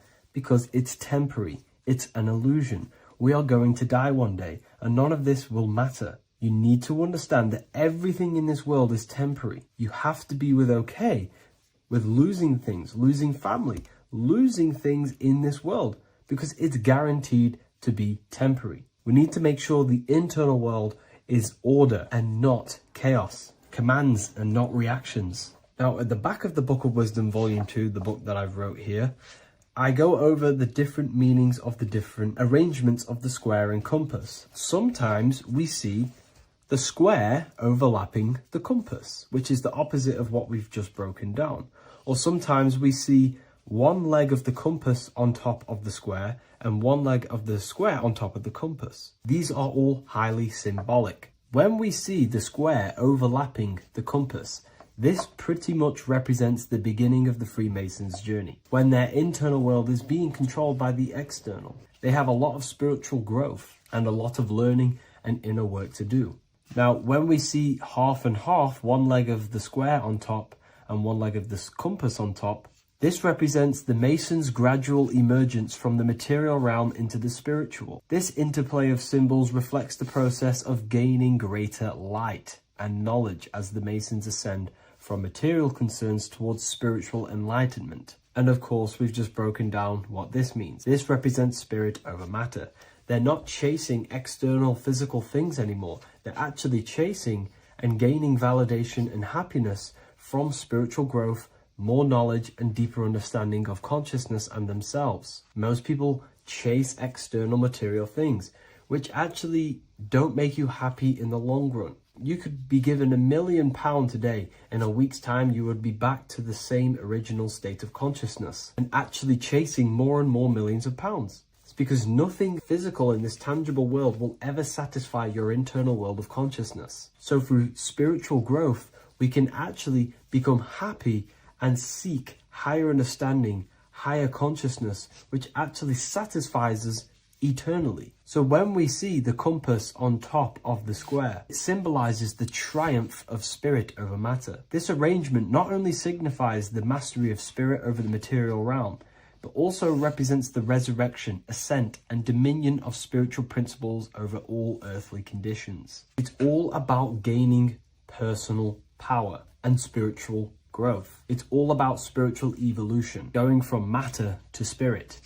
The external world controlling the internal world, to the internal world ruling over the external world, where the mind becomes a powerful tool to actually create and command reality. The mind cannot create and command reality if it's being governed and tossed all over the place by external circumstances and thoughts. Here's a quick tip on how to know if your mind is controlling you. If your phone notification goes off and you're working on something and you instantly go to reach and pick up the phone as soon as the notification goes off, that is an indication that your mind is controlling you and you are not controlling it. The mind is the direction of consciousness. The direction, it directs the flow of your attention, your energy, your consciousness. So to practice to gain mind over matter is simply just meditation, allowing the mind to sit still and focus on one thing for long periods of time. And over time, this will gain mastery over your attention and your mind. If you are on your spiritual path, this should be your goal. Your internal world becoming the master. The mind becoming a vessel for you and not a vessel controlling you. It needs to become a command center and not a reaction. Please like, share this with a friend, and subscribe to the channel if you're new. Leave a link in the description for the Book of Wisdom Volume 2.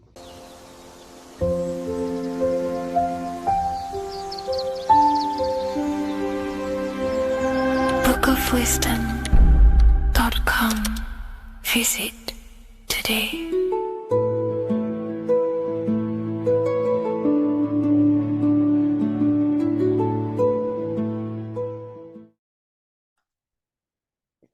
In this video, you're going to learn exactly what Christ consciousness truly is and how to cultivate this into your life so you can live a better life, create the things that benefit yourself and humanity, and ultimately to bring heaven on earth.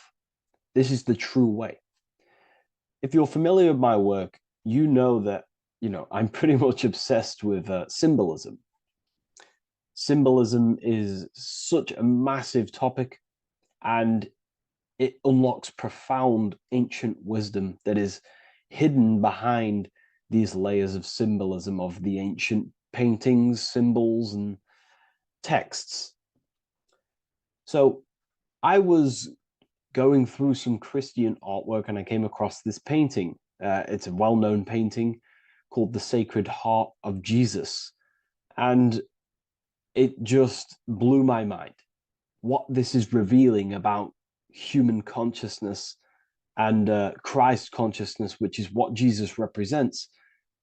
If you're not familiar with Christ consciousness, you should definitely do a bit of research on that.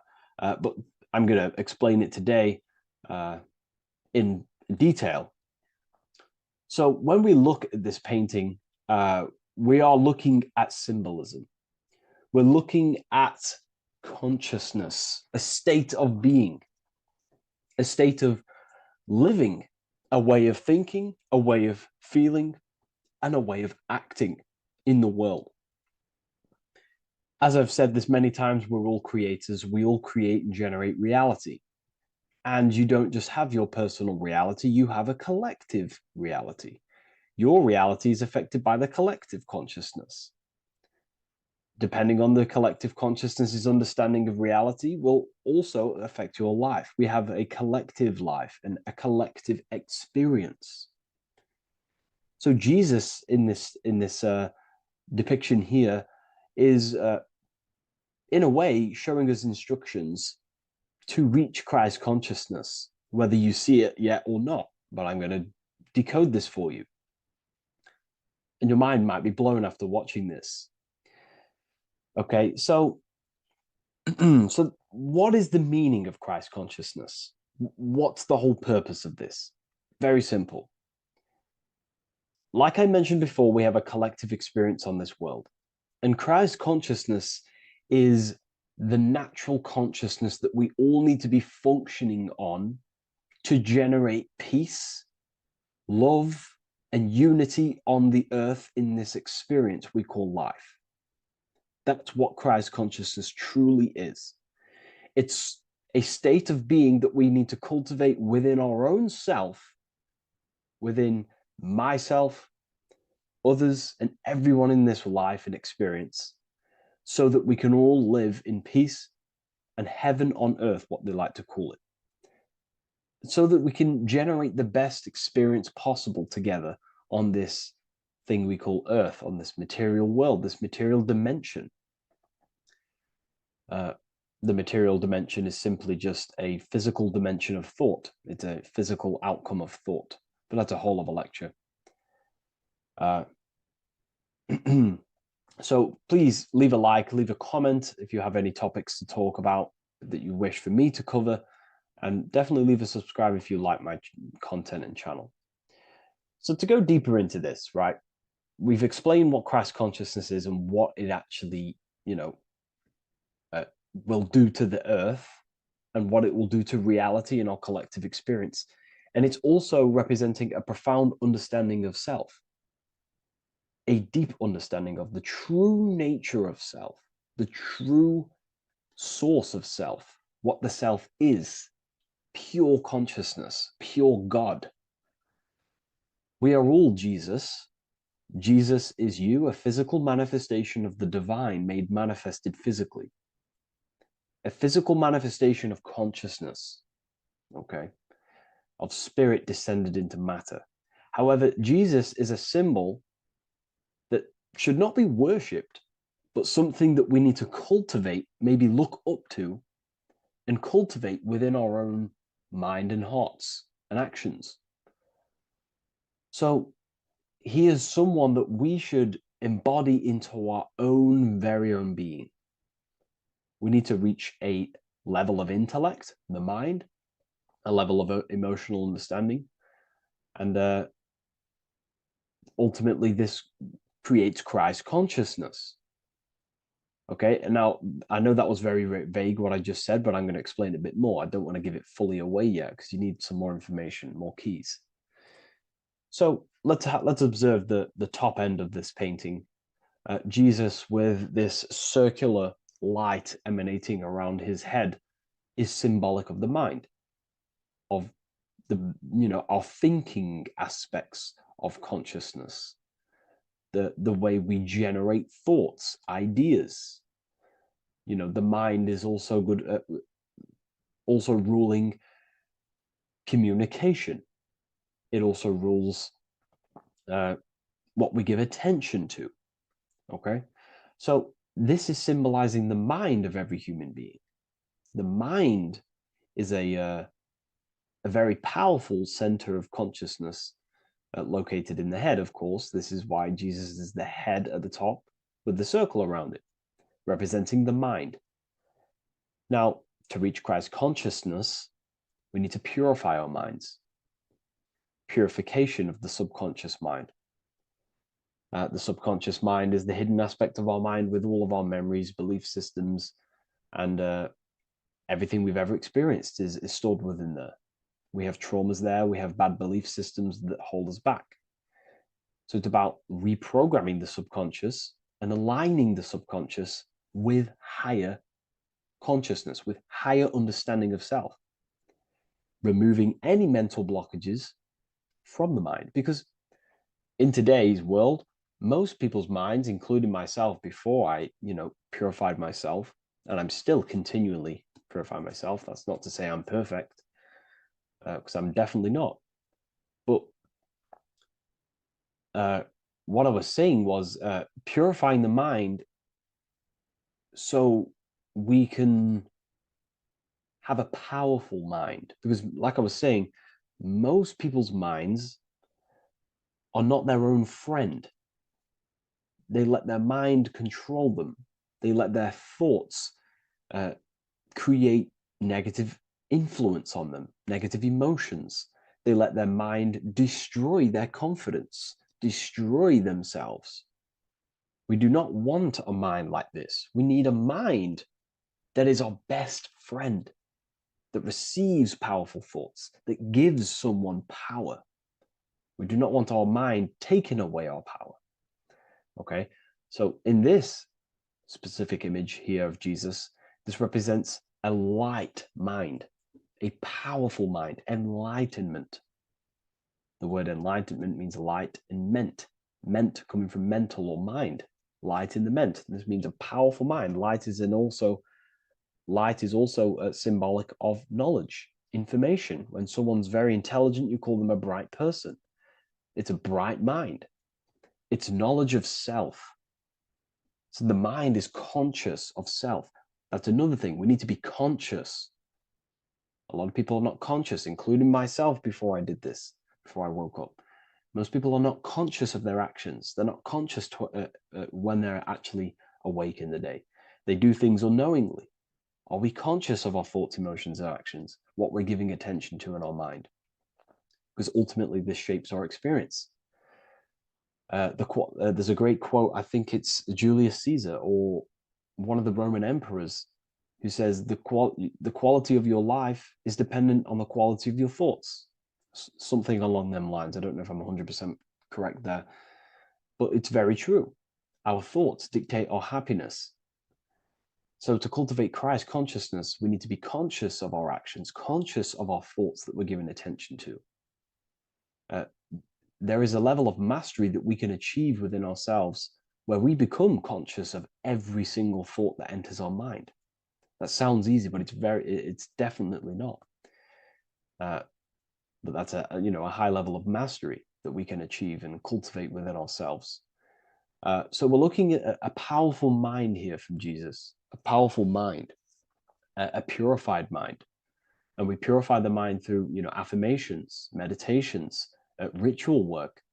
Rituals are things we do every single day with an intent in our mind and an emotion in our heart to impress that state of consciousness into our subconscious so we can slowly rewrite our consciousness and align our consciousness and sync it with higher thoughts and higher emotions with love. We can sync our consciousness with love, which is ultimately what Christ consciousness truly is. Well, now we're going to go on to that now. So we've gone over the mind. Now we go over the heart. Now notice, before we go into the heart, Jesus is revealing. He's pulling back the robe, symbolizing opening the heart, revealing the heart, revealing the soul, the light of the heart. Our authentic self lies in the heart. Our pure intentions, our love, our soul needs to be shining through our heart. And our soul is unconditional love. Now, that's not to say that we can get corrupted hearts. We surely can have corrupted hearts, for sure. We can love sick and twisted things, and that's evident in today's world. People love killing people. People love hurting people, manipulating people. People love power. Now, that's obviously an inversion of the natural state of consciousness for humans. When we're born with a natural state of love, of unconditional love for the self, for everyone else, for animals, insects, the earth. We love everything as a child. And not only do we love everything, we actually act upon this. As a child, we do not act on anything we know is not good. And I'm talking early stages of being a child, before we're indoctrinated, before the mind and heart become corrupted. We are pure. This is symbolizing this. Light represents also purification and truth, because when you shine light on something, it's the truth. You see it. You shine it through the darkness. It reveals. So light, this is symbolizing revealing the light of the soul, of love consciousness, holding love in the heart, true love, not love for sick and twisted things, but true love for the self, the body, and for everyone else and all things. Holding love in the heart. There's a famous saying of keeping the sun in your heart. Keep the sun in your heart. It's a very famous saying. What the sun is a symbol of love. What does the sun do? It gives abundantly. All it does is give light, give energy, power, light to the earth, and everything is feeding off this source. The sun expects nothing back. It just abundantly gives. It's a symbol of love. This is the love principle of creation. Now, the heart is also governing our actions. What we think about, okay, in our mental field of consciousness is directly corresponded and observed in our hearts. What we think about directly corresponds with what's going on and what we feel in our hearts. Okay? Thoughts produce emotions. So if we give attention to negative thoughts, there's no wonder we're having negative emotions in our hearts. So purification of the mind is also having an effect in purification on the heart. Because when we purify our thoughts and only give attention to powerful thoughts and positive thoughts that uplift yourself and humanity, then we're going to also see this change in the heart, see this emotional change in our consciousness. Okay, so this represents the purification of, a purified heart, the light emanating around the heart.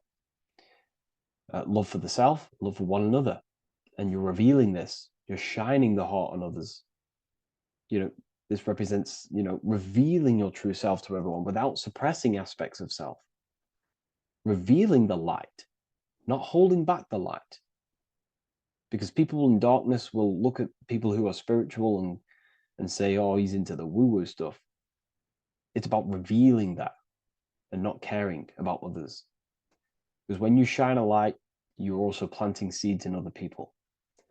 Now, I'm going to tie this together with the hand gesture. Now, what we're looking at here, we're looking at a hand gesture with 2 fingers up We have the middle finger and the index finger upwards. And notice how they're crossed over. They're crossed. They're not separate. They're crossed, representing unification. Unification here. This is a unified two fingers. Two represents division. Crossed over represents oneness. It's the unification of the mind and the heart. A lot of people talk about this, but not many people go into detail about it because, you know, for many reasons. But this is the unification of thought with emotion. This is how we truly reach Christ consciousness.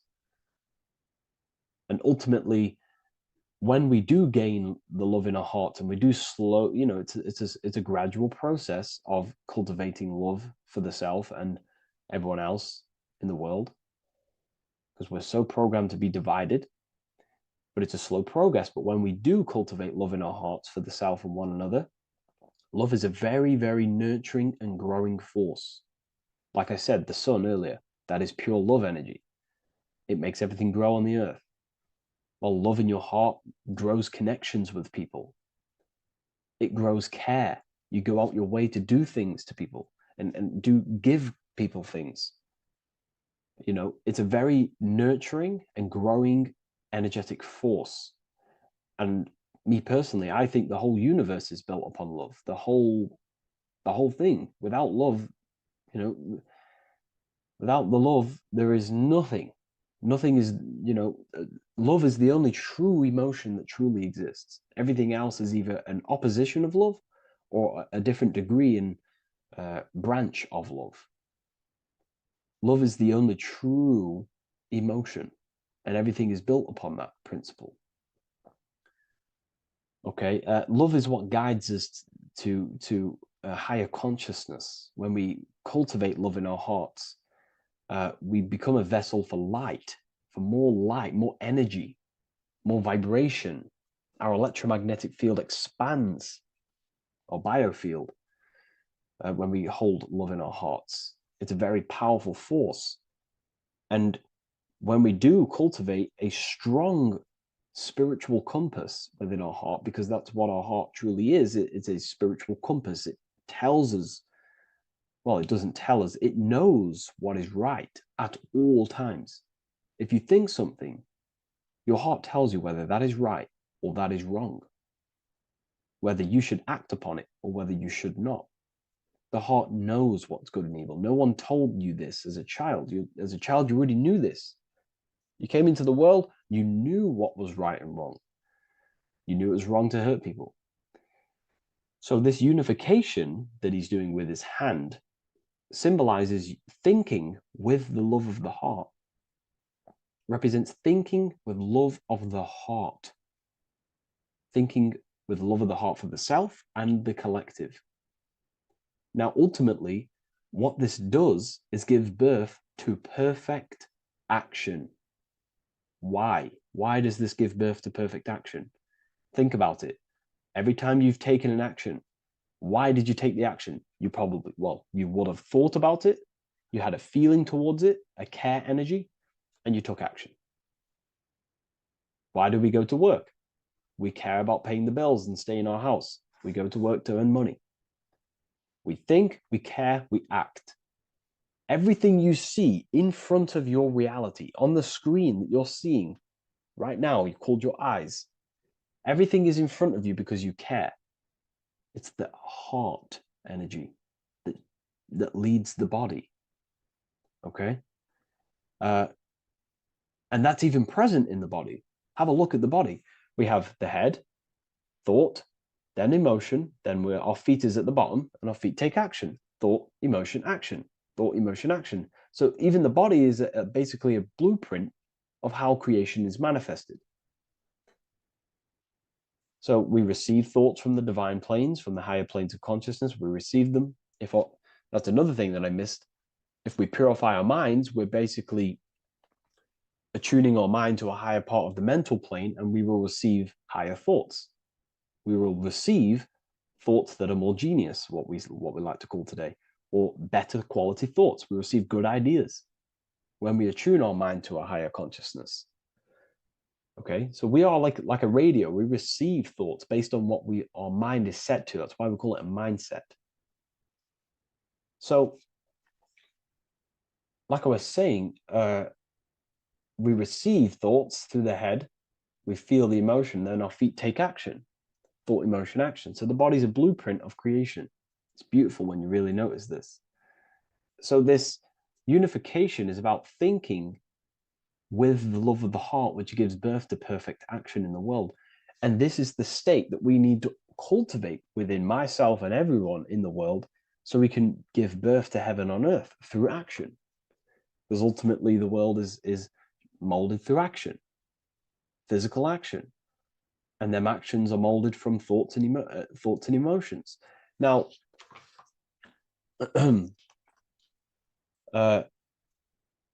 just to have a little announcement, I am now opening 10 more spaces inside my symbolism masterclass. With 10 more spaces, you're going to learn about a lot more about symbolism. It's very affordable. I'll leave the link in the description if you wish, if you care about gaining more information and learning the ability to read symbols. So, what is the inversion of this? What is the inversion of this consciousness? Well, that's what we call satanic consciousness. Satanism. Satanism on its true level is the opposite, the opposing the natural state of consciousness that we are born into. It's about thinking with no emotion, thinking and acting. This is what the Skull and Bones represents here. So the Skull and Bones Secret Society, this is their main logo. Again, we have the skull, which represents thought, and the bones, which represent action. The bones take action in the physical body. We're looking at thought and action with no emotion, no empathy, no love for one another, only love for the self, the inverted love. Okay? We're looking at gray. Gray is a symbol of dullness, death. There's no emotion in gray because colors provoke emotion. When we look at a color, it invokes an emotion. Gray has no emotion. So we're looking at dullness of the emotions. I'm not going to go too deep on this subject. I'm going to create a whole new lecture for that. In fact, I think we have a great lecture inside Ethereal University on Satanism. We're going very into depth of what Satanism is and what Satanism consciousness truly is. And again, it's just the cross inverted. Satanism is just it's the invertation of, I don't know if that's a word, but it's the inverse of natural law, natural consciousness, of love consciousness that we are born into. Okay, so ultimately the message in this video was to create love in our minds, love in our hearts, think with the love of the heart, think with the care for one another, and that gives birth to perfect action.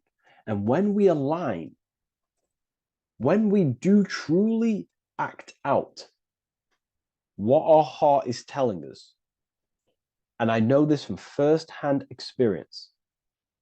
This is what happened to me. I woke up, I started to follow my inner guidance. I always took action on it. I was saying yes to it every single time. And it led me, this is, I'm getting goosebumps actually saying this. It led me to where I am. Like that action, me saying yes to my heart, to that knowingness of goodness within me, was like a domino effect. And that domino effect, every time I did it, it was just opening more and more doors, not physically, but mentally. I was receiving more information. I was receiving more opportunity physically.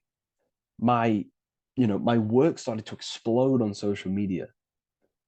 Like, when you follow your heart and truly take action on what you know is good, it's like a domino effect that leads you step by step to where you're meant to be.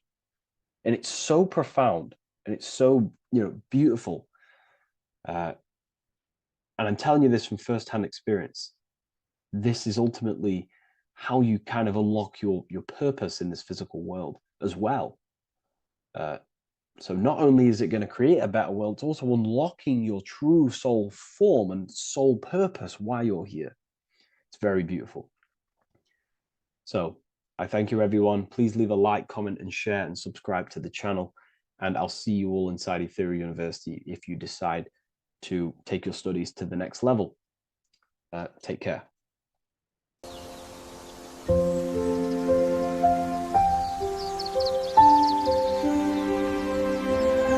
bookofwisdom.com. Visit today.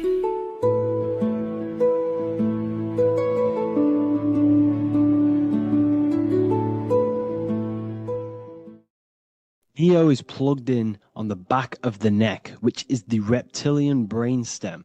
The reptilian brain is all to do with survival mode, survival state. It's always scanning the environment for safety, whether that's physically, emotionally, or mentally. It does not think. It is instant. For example, do I smack the guy or run off? If something happens to you, like a car's coming really quick to you, you do not think about this. The reptilian brain is the animal instinct that will instantly move your body on the instant reactions. Hence why it's the closest brain to the rest of the body. It has instant access to the electrical nervous system to control the body at instant reactions. Now, Neo is plugged in on the back of the neck, which is the reptilian brain. Therefore, the matrix is the body itself. It is the lowest state of consciousness. This is what it represents. The word matrix means womb. It translates to womb because your body is a womb. Your body is a vessel for universal consciousness, for God consciousness. And the body is also a womb where you can be born again outside of this body by raising your consciousness, by awakening the neocortex.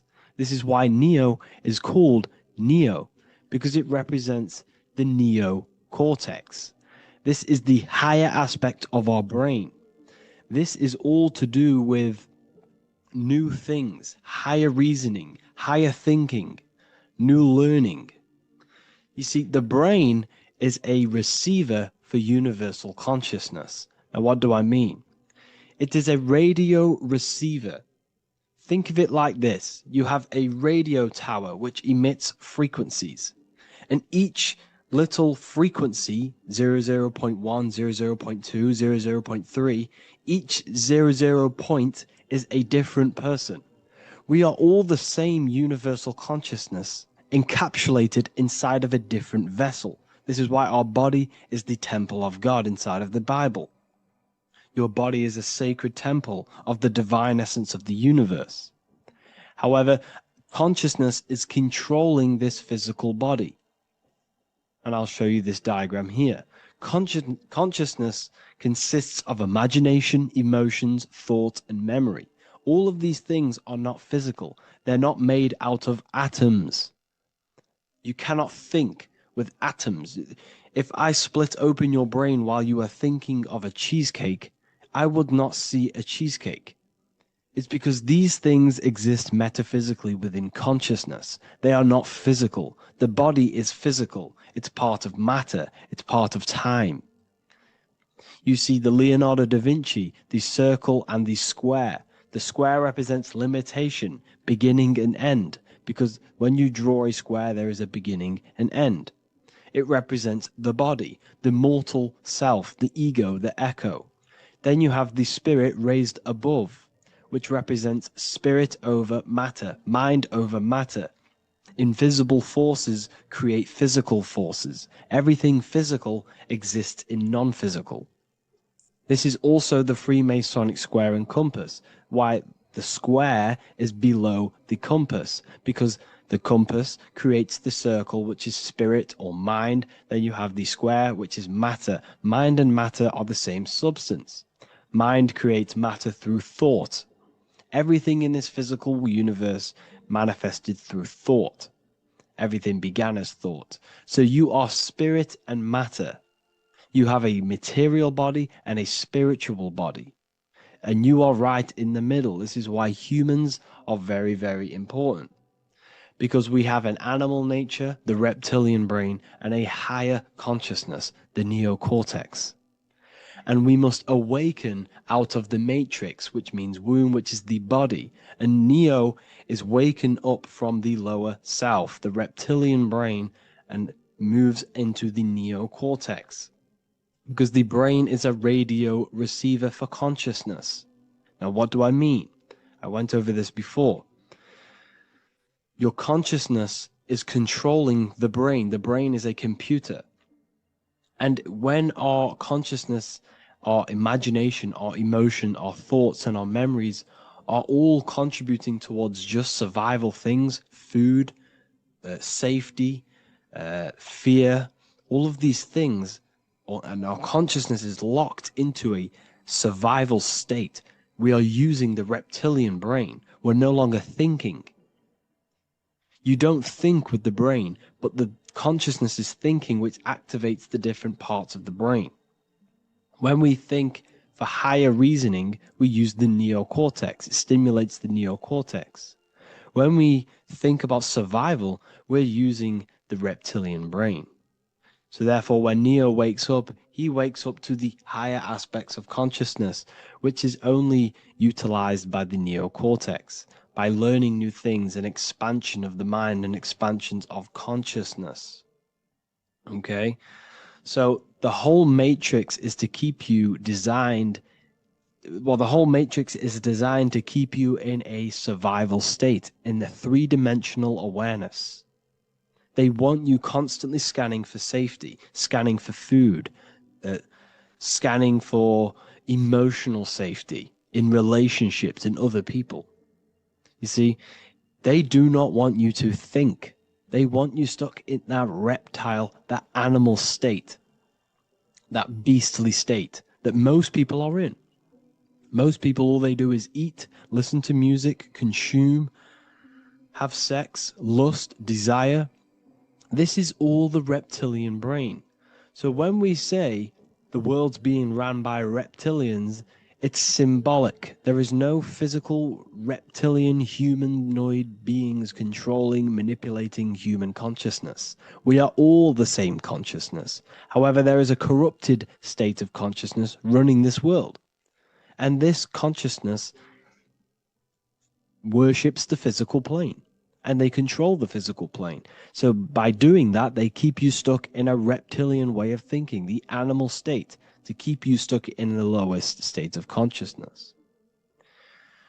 Now, this is the god Osiris, which represents the reptilian brain. None of the Egyptian gods ever existed. They are all symbolic for the brain and anatomy of the human body. Osiris represents the reptilian brain. As you can see, this anatomy compare to the brain stem and Osiris statue found in Egypt. And we also see an ancient artwork of Osiris with green skin and two reptile crocodile alligators next to him, which also symbolizes the reptilian survival state of human consciousness and the activation of the reptilian brain. This is what it symbolizes.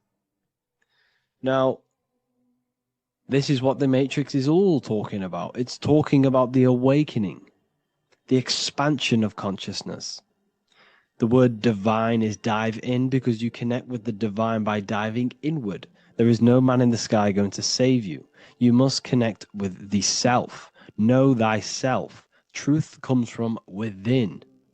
All of these things I'm telling you comes from within you. I'm just pointing it out. All of this is self-realization. A lot of people say, well, what are my sources? My sources is knowing thyself, observing thyself, using the neocortex of critically thinking, sitting down and thinking about yourself and having deep realization of yourself. You can realize that your thoughts are not of this physical world. It's quite simple. The brain does not think. The brain does not imagine. The brain does not hold memory. All of these things exist in consciousness, the one consciousness, but we are all fractal, infinite parts of. This is the eye on the triangle, consciousness being given down to the rest. This is separate. Consciousness is separate from the rest of the pyramid. The pyramid is your body. Neo is the one consciousness. This is the Egyptians symbolizing the one consciousness giving Ankh, which is life. to all the different life forms. However, you can see that the central sphere is giving a big onk to the humans, because humans, like I said, possess the advanced consciousness, an advanced brain that allows us to turn above our reptilian animal self. For example, we can go against our reptilian lower animal nature and turn to our godly nature. Animals cannot do that. They are stuck in instinct. They are stuck in a reptilian animal way of thinking and operating. Everything they create is to survive. We can turn against our lower nature and create for amazing things like buildings, architecture, technology. We can use our creative consciousness for anything we wish, not just survival needs. And it's the same with your spiritual journey. You can raise your consciousness beyond this animal state that they try to keep you in through fear, consumption, food, and the reptilian brain. We must awaken, start to think critically, and awaken to our divinity, because the mind, the consciousness within you has infinite potential to expand. There are infinite fields of knowledge that you can explore. The mind can never be filled. It can never ever be full of knowledge. It always expands, and that's why you are alive. That's why you are part of this universe. That's why the science always says the universe is always expanding, because the universe exists in your mind, and the mind is always expanding into new fields of thought, new fields of knowledge and information.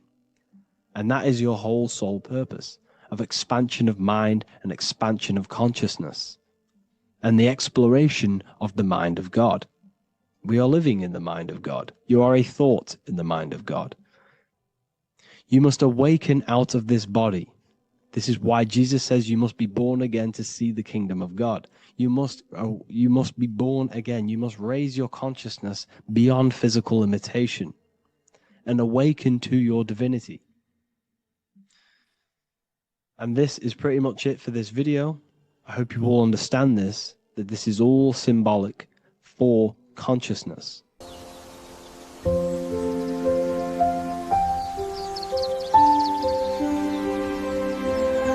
bookofwisdom.com. Visit today.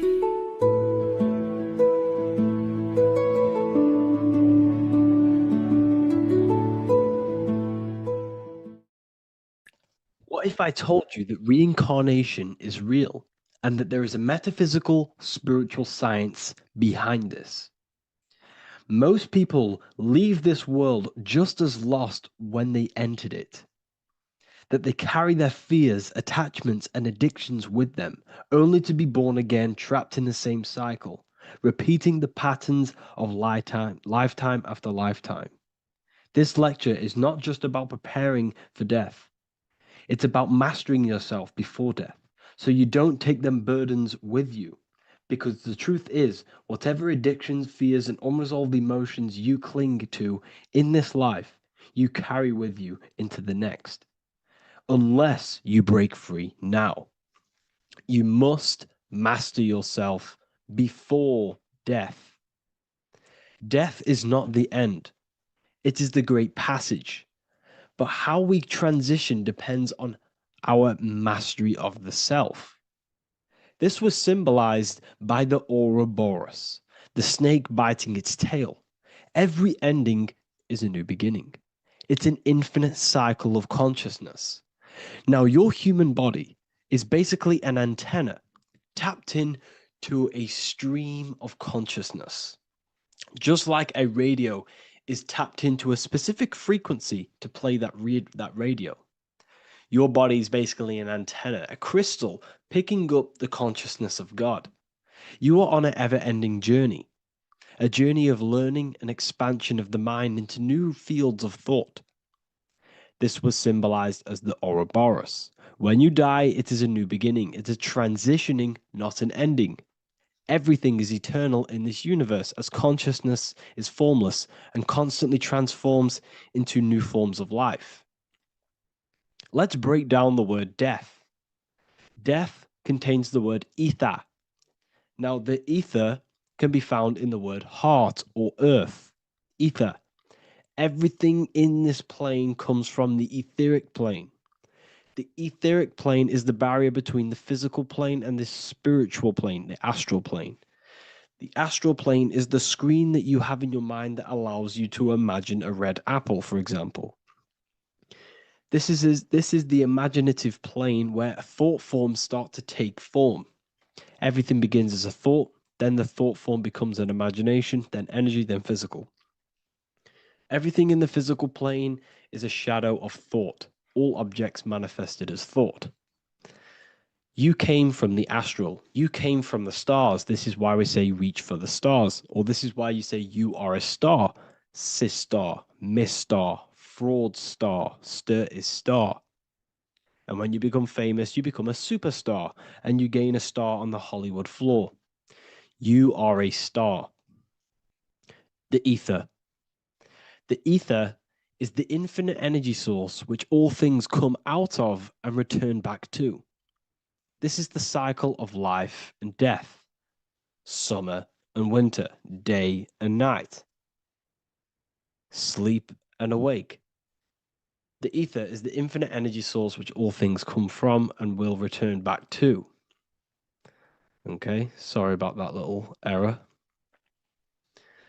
The ether is the boundless source of energy from which all things emerge, to which all things return to. We can see this in the cycle of the sun. The sun does this wave of creation. It rises and it falls. We have the day and the night. The daytime represents our conscious mind when we are alert. The nighttime represents our subconscious mind when we are inside the spiritual realms. The nighttime is spirit, the daytime is matter, spirit and matter. Awake and asleep, conscious and subconscious. We see this in the yearly cycle. Summer is life, winter is death. Spring is the morning, summer is midday, autumn is evening, winter is the night. Everything is a macro and a micro cycle of being born out of the ether and returning back from life and death. Life and death is manifested within the cycles of the sun and everything outside of you, as within, so without. This is why we say sleep is the cousin of death. The macrocosm is death, the microcosm is sleep.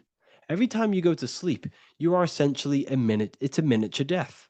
You're entering into spirit and then returning back into matter in the morning when the sun rises. Everything is a reflection of the macrocosm cycles. Preparation for death. The first thing we must do in order to prepare for death, for life after death, in order to stop being reincarnated in this cycle of materialism, in order to progress as a soul, because remember, you are a soul in a body.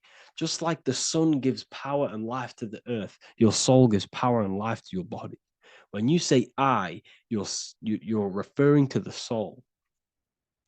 And your soul can be stuck underneath layers of false identifications. Who you believe yourself to be is merely a collection of subconscious programs running within your mind. Now that's very deep. That is very, very deep. Who you think you are is a part of your thinking mind. Your name, your job, your reputation, your family, your friends. These things are not you. They're all aspects of the thinking mind. What happens if you meditate and you turn off the mind? Then all these things do not exist. You're left with the pure soul, the pure awareness, the pure observation. If you turn off the thinking mind, you're no longer your body, you're no longer your reputation, you're no longer your friends, you're no longer your job and your labels. You are the soul. That's the true you, the observation of the mind, not the thinking mind. The ego is the echo. It's an echo of your true self. The ego is your mind's perception of itself shaped by experiences, trauma, emotions, and beliefs. It is merely an echo of your true soul self. The ego is not you. Your mind is not you. You are the soul. And this is the true self that we must express within our life and we must connect with before we die. Because when we die under the echo, under these false layers of the emotions, the traumas, the experiences, the addictions, the emotional attachments, when we die underneath all of this, when we don't know our true self, the soul is still hidden. The true you is hidden underneath these layers of false identification. We must remove these layers of false identifications. We must remove them. We must destroy the echo. Remember, the ego, you never had an ego when you were a child. When you were a child, you were pure. You didn't, you didn't show off things. When you were a child, you were pure. You expressed yourself freely with you didn't hide anything. You didn't hide any aspect of yourself. You didn't suppress any aspect of yourself to fit in as a child, as a baby. Because the ego was not here when you came here. The ego grows with experience. The ego is a false perception of yourself while being incarnated in this material world.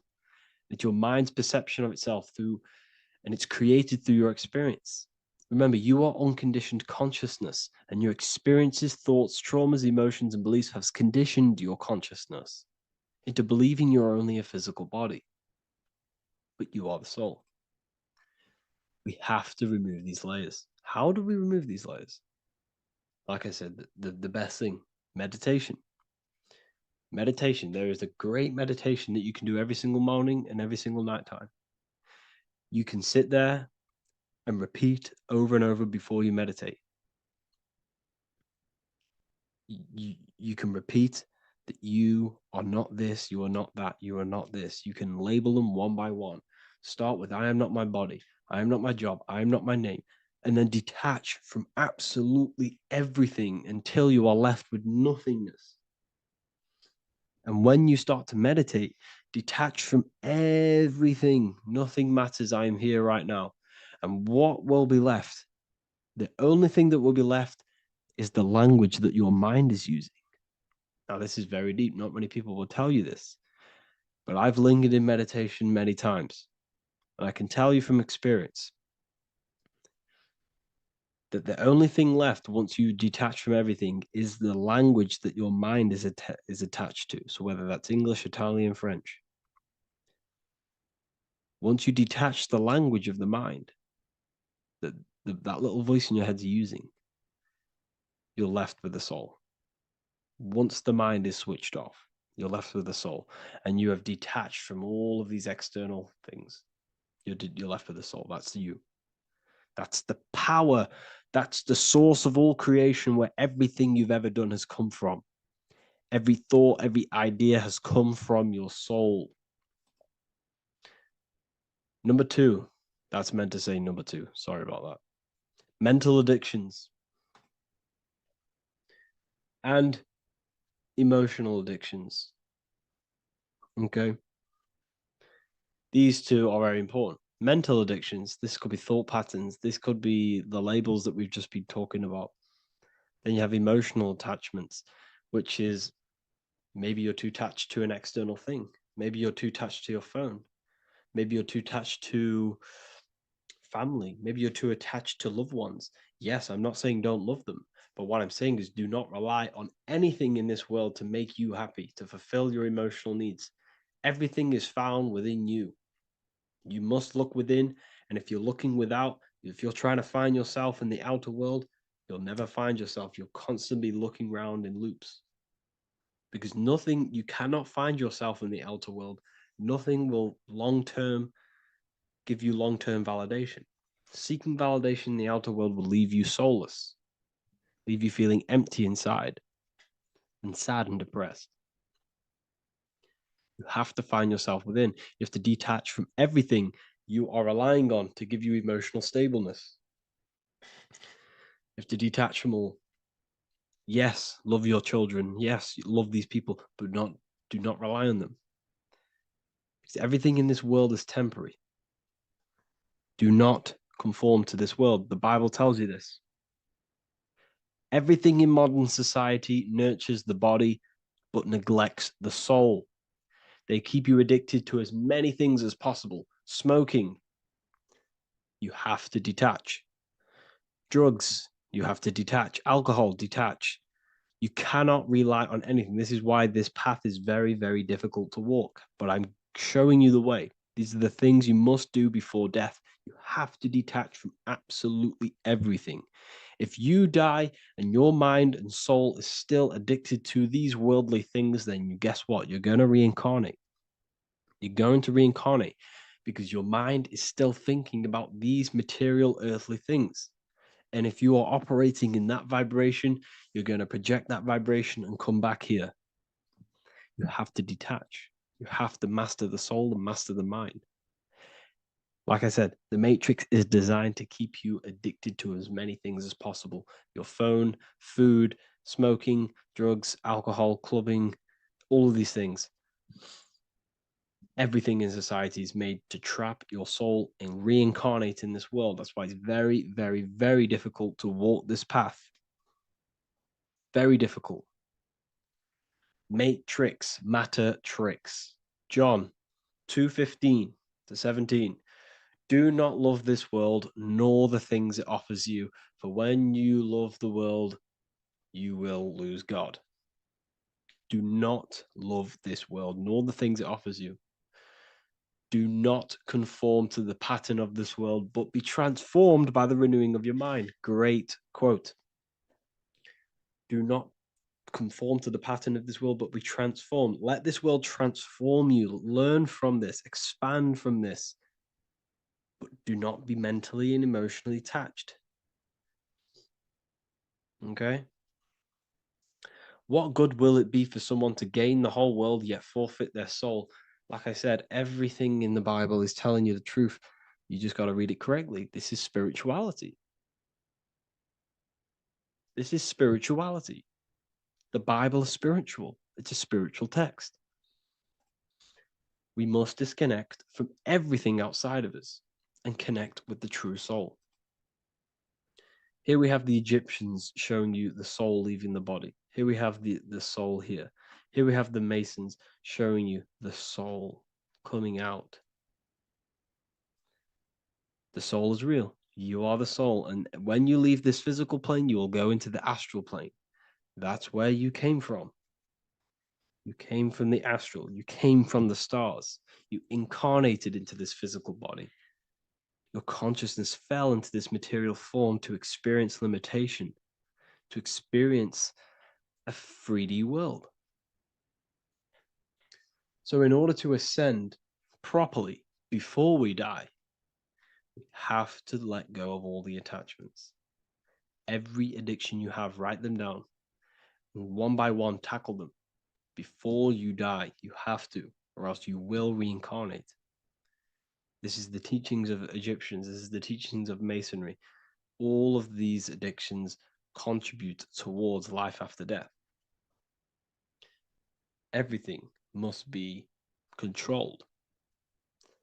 And we must be attached to the soul. I'm not saying I'm perfect.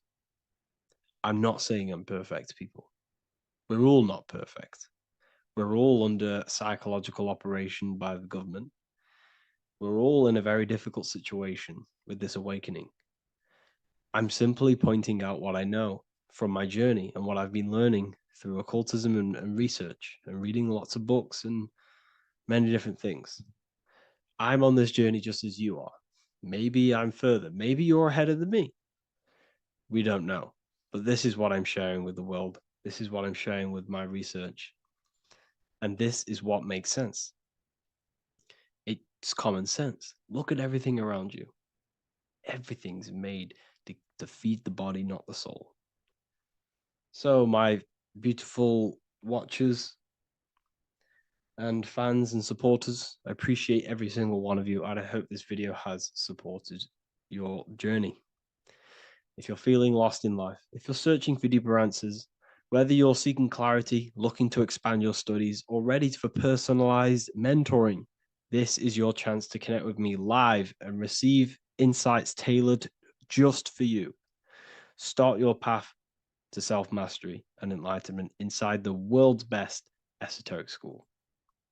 Your journey starts now. Tap the link in the description if you want to join Ethereal University, or feel free to check out my books. I thank you all, and I really appreciate for 100,000 subscribers on YouTube. I love every single one of you.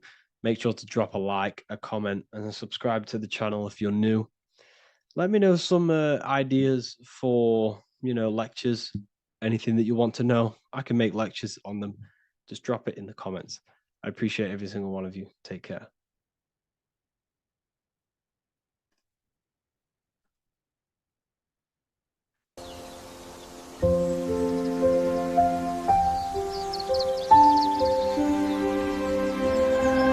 bookofwisdom.com.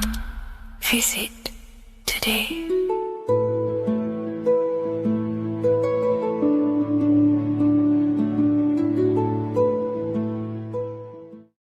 Do the elites actually worship Saturn? In this video, we're going to be discussing the occult and esoteric meaning of the 7 planets and the abuse of the Saturnic energy within today's world. This will help you gain a deeper understanding of reality, yourself, how you create reality, and what these 7 planetary energies actually truly are. In order to understand anything within the universe, we have to understand the law of correspondence, the law of as above, so below. There is one consciousness expressed in infinite forms. Me, you, the squirrel, everyone who possesses consciousness within this universe is an expression of the one divine consciousness, what we like to call Source, God, or the grand architect of the universe. We have to understand there is a large scale, but the large scale is mirrored in the small scale. If we look at lightning, this is a large scale. This is the macrocosm. Then we go a bit smaller to the trees. We see the same pattern. Then we look a little bit smaller into the human body. We see the same pattern of the nervous system. Then if we zoomed into the microcosm, brain cells, we still see the same pattern. This reveals the universe is a fractal universe. The large is reflected in the small. And this is the symbol of the Fibonacci sequence, which represents this as above, so below principle. The big spiral represents the macrocosm, but then this spirals into the tiny spiral. This symbol goes for eternity, never touching, never finishing. The large is mirrored in the small. With understanding this, we can realize that we are a microcosm of God. We are our own universe. We are our own world. Your body is the earth. Your mind is the mind of God, just in a smaller version. You are a drop in the ocean of the vast collective consciousness. With that being said, everything you see outside of you is inside of you. As above, so below. The 7 planetary energies on a macrocosmic scale are the 7 energies that form the physical world. The physical dimension is crystallized thought. Everything you see around you was thought made manifest. Thought imagined, then created in the physical reality.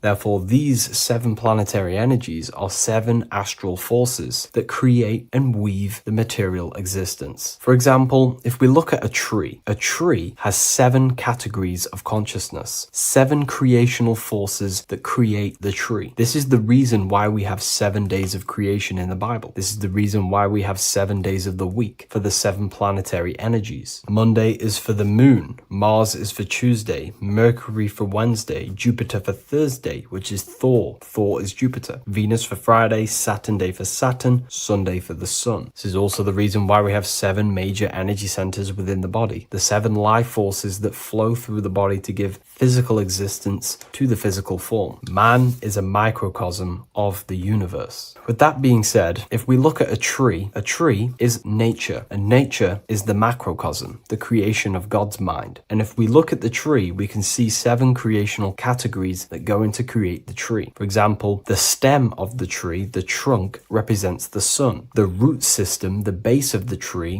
where the tree grows out of, is Saturn. If we look at the fruit of the tree, that represents Jupiter. The smell, the look, the colors of the tree, that's Venus. How the tree communicates with other trees through the root system is Mercury, the intellect, the intelligence, the communication. The leaves of the tree is the moon. The defense mechanism of the tree, how it defends itself from infections and other territories, is Mars. So we can see all physical matter, all physical creation demands these 7 categories of consciousness, these 7 planetary forces. But again, that is the macrocosmic scale. The macrocosm is reflected in the microcosm, which means you have access to these forces, these 7 planetary energies, and you use them to create anything in reality. You've been using them maybe unconsciously your whole life. For example, this book that I've created, the Book of Wisdom Volume 2, you can find it in the bio if you're interested in reading it. It has the 7 planetary forces that go into this tree, into this book. I used the sun, which is my passion and my drive to take actions. I used Mercury, which is my intellect, my thinking, my communication. I used Venus, the layout, the look of the book. I use Mars, my defense of my work, my trademark, my copyright. I use Saturn. Saturn is my time, my discipline, my attention. I use Jupiter, which is the why, the reason why I created it. I used the moon, which is my care. My care is the generative force. Whatever you create in your reality is because you care. You care about keeping a house above your head. Therefore, you go to work and earn money. Care is the driving force to create anything in reality. What you see right now watching this video is because you care about watching this video. If you lose care about watching the video, you will turn it off and continue to do something else. All creation demands these 7 forces, hence why we have here a midsection. Sometimes we see the symbol of the earth, which is a circle and a cross in the middle, because these 7 forces create earth. But again, this video is specifically aimed to Saturn. We're going to be discussing Saturn's Saturnic energy because there is a lot of misunderstanding in today's world, and I'm going to give my perspective and my research on the energy of Saturn and how we use it and how it's being abused in today's world. Saturn externally, because remember, we have an external world, an internal world, a macro and a micro. Saturn externally in the material plane governs the foundational and enduring aspects of existence, such as the roots of plants, the bones of our body, even the insects that dwell beneath the ground. It represents the dull, hard, unyielding forces of life, symbolizing structure, limitation, and conditioning. Under Saturn's influence, things become rigid, bound by the god of time, bound by restriction and boundaries. In Roman mythology, Saturn is revered as the god of time, ruling over the cycles, beginnings, and endings. This connection with this emphasizes Saturn's role in marking the passages of life, aging,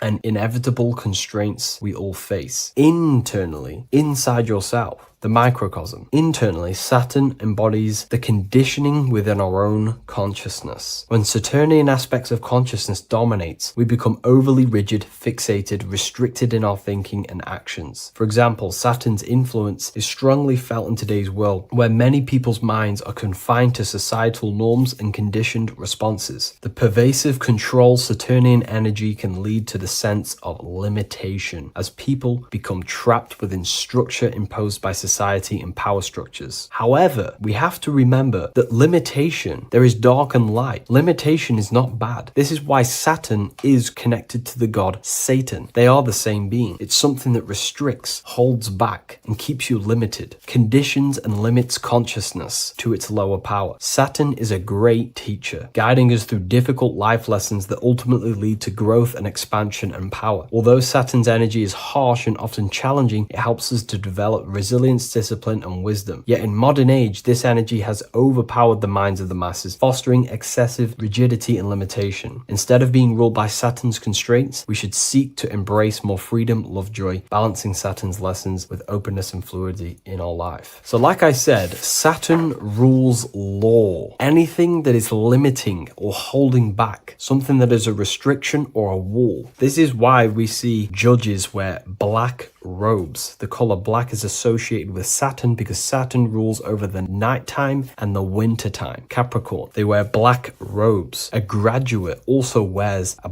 black robe with a black square cap on its head, because black is associated with Saturn, restriction, limitation. University graduates wear this. Personally, not to offend anyone, these educational systems that we have in today's world are not here to give you power, to find you the power of consciousness or yourself. They are simply to restrict you, to keep the mind limited in a certain belief system. That's not to say the things in university are completely useless, but what I'm saying is it is a conditioning by the educational system. And if we actually look at the top of the hat, it's a square over a circle. And in Freemasonry, we see the compass on top of the square. In Freemasonry, we see the square underneath the compass on top of the square. The square creates squares and the compass creates circles. So this is symbolizing the square, which is matter, the circle, which is spirit, matter over spirit when it needs to be spirit over matter. This is a symbol of conditioning, limiting the mind into being locked in the five senses and base consciousness. Saturn's energy is keeping people restricted. This is why there is so much Saturn symbolism in today's world, because Saturn is anything to do with limitation, restriction, and time. All of the systems in place are to limit our minds, to keep us on base consciousness, only thinking in a limited box, only thinking and aware of the five senses. In base consciousness, in animal nature, one only thinks according to their senses. When they have a sense, their mind thinks. This is an affect state of consciousness. They're living in the affect. We need to understand that in base consciousness, we have no true power to create. We're simply living in cycles of affect. Now, what do I mean? The physical world is the effect. It's already manifested and cannot be changed. Our consciousness needs to rise to become a cause instead of playing around and being lost in the effect, to become a co-creator. And this is what the system does not want you to do. It does not want you to become a conscious creator. So they keep you in base consciousness, not giving you the awareness that you are literally a god creating a world right now. You are a world and you are shaping the world. Our consciousness needs to be mastered, controlled, and then we can become a conscious creator instead of running around in the world of illusion and effect. As above, so below. What happens in the mind happens in reality. We do not want to be matter over spirit, which means the external world over the internal world. We need the internal world to rule over the external. Saturn's symbolism can be symbolized as a black cube. The cube symbolizes this physical world because everything has 6 sides. We can move forward, backward, left, right, up, and down. We are in this cube. This is why we say think outside the box. Thinking outside the box means to become a cause and not an effect. The mind needs to be a cause, an instruction center, and not just thoughts that are reinforcing the effect and lost in the effects of the material world. Instead of reacting, we need to become a commander. This is a symbol of conditioning and the physical plane. Black is dull, lifeless. The physical world is lifeless. It has no power to create. It has no power to do anything. It is simply a projection and an effect. You, the mind, consciousness, are the cause. You can create the effect. In today's system, Saturn's energy is heavily relied on, which is just simply man-made laws, restrictions, time wasting, and keeping people in base consciousness, only aware of the physical 5 senses. Let's get something straight about the elites. They do not worship Saturn. There is nothing to worship. They simply use the energy of Saturn to keep people limited. They're not using the planet Saturn, but they're limiting people in their belief systems and physically where they can go, restricting boundaries, countries, restricting people's minds through mass media, which is all symbolism of limitation and restriction of Saturn. They're not worshipping it, they're using it and abusing it. Saturn could be anything in your mind that keeps you limited. If you have a limited thought that does not allow you to take action on something, that is a Saturnic energy within your own mind. Anything that is indoctrination, anything that is boundaries on you, that is a Saturnic energy. Some people say that the Saturn and the moon are working together to trap our soul. This is highly symbolic. Saturn and the moon are not forming a matrix to trap your soul and keep you reincarnated. Again, this is symbolic, and in the esoteric version and understanding of this, we can see that they do have a relationship. The moon is our subconscious mind, and Saturn is restriction. If we have restrictions and belief systems in our subconscious mind that keep the soul locked and trapped only in these 5 bases, these 5 senses, then we will think and condition ourselves that we are only the physical body and never actually free ourselves from the material world and ascend. Saturn and the moon are not working together, but these are highly linked. By limiting the subconscious, we keep people stuck in base awareness, keeping them locked in the world of effect, never becoming a conscious creator. We have 2 spiritual currencies, time and attention. These are the 2 currencies that we spend. We spend time or pay attention. These are the 2 spiritual currencies that pretty much create our reality. And the system aims to hijack these 2 currencies from you, to limit you, to dominate you, so you do not become a conscious creator. So again, no one worships Saturn. It's simply just a symbol of limitation and restriction. Limitation has good and bad. Limitation can make us learn, overcome, become strong, disciplined, but when it's abused, it can keep people locked in base consciousness and stuck in their lower nature, never figuring out how powerful they are. You hold the power to shape a world. That's how powerful you are, to turn thoughts into physical existence. I'll see you in the next video. Please leave a like, comment, and a subscribe.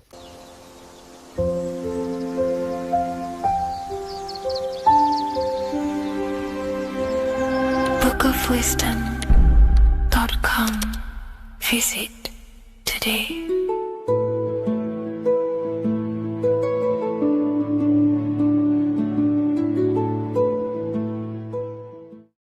Welcome to Revival of Wisdom.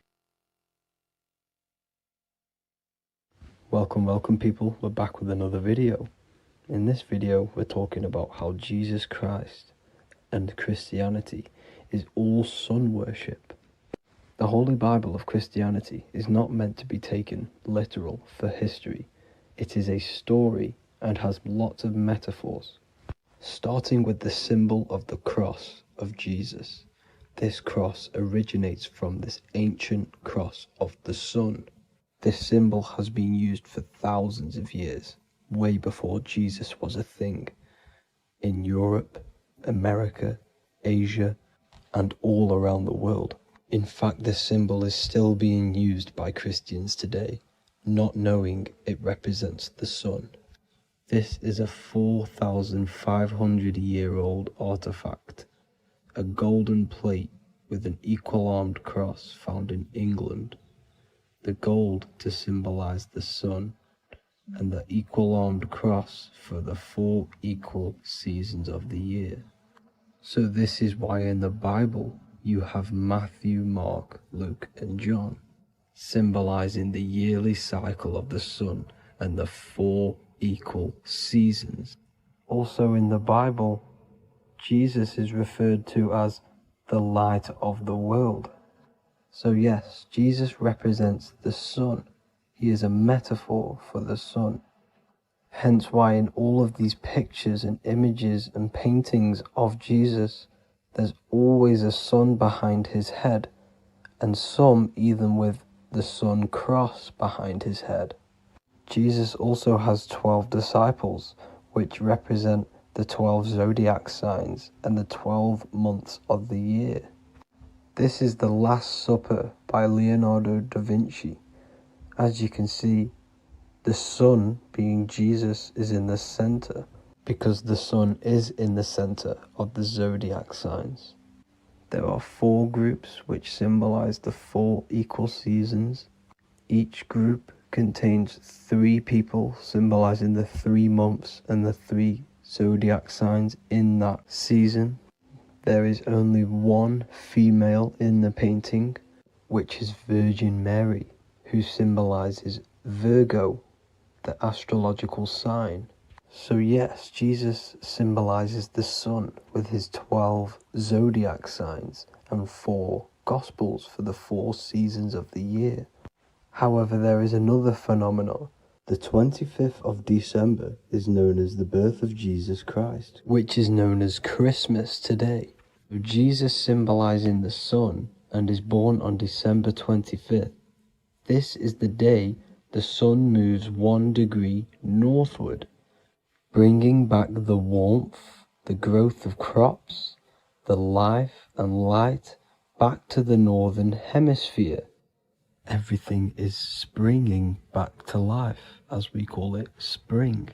So it is said that the sun is born again on the 25th of December, and Jesus is known as the risen Saviour, because the sun is our risen Saviour, because it gives life to the whole of this realm, the warmth, the crops, and without the sun rising in the morning, we'd all die in about 2 weeks. And we all know how Jesus died on a cross. The sun also dies on a cross in the southern hemisphere. It dies on the Southern Crux constellation.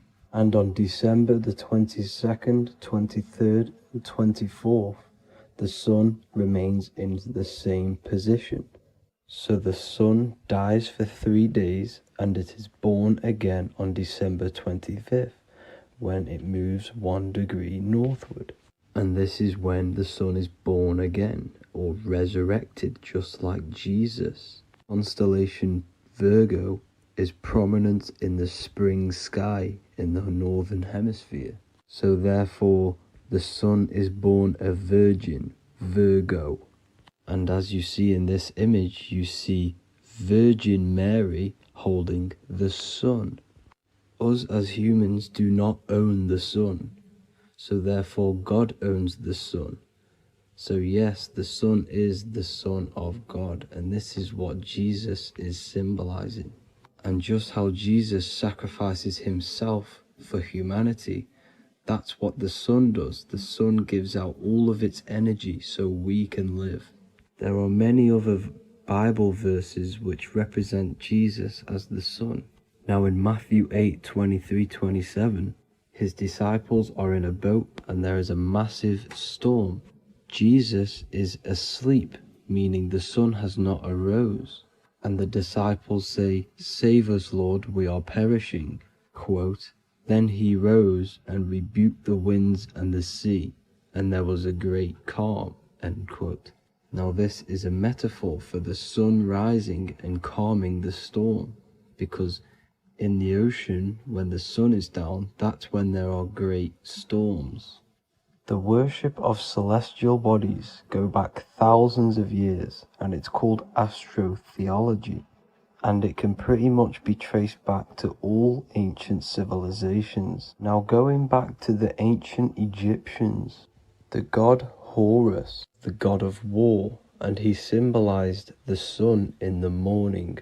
Ancients used to say that he walked over the sky in 12 steps. Yes, this could symbolize the 12 zodiac signs. It also symbolizes the 12 hours of daylight. So we have 12 hours of Horus, but now they've rearranged the word to hours. Horus and hours. And when the sun rises, Horus rises, we say horizon, which is Horus is rising. That's the etymology of horizon.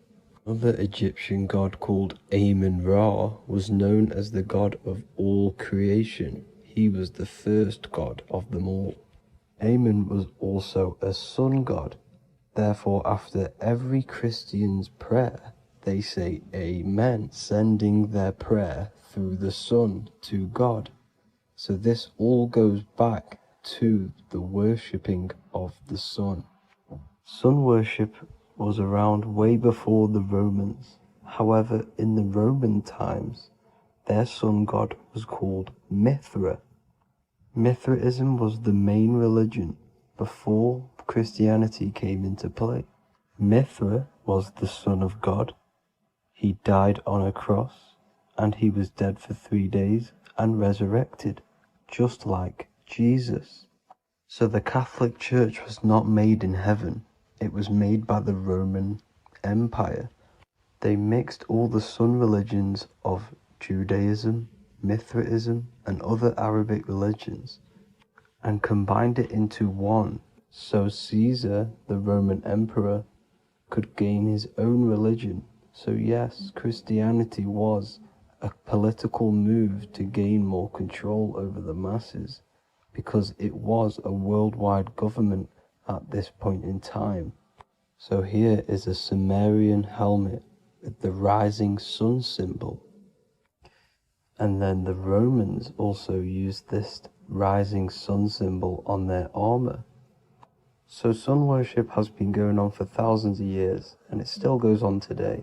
However, with all the programming and the low IQs, today we do not get the full interpretation of the Bible and these stories from the past.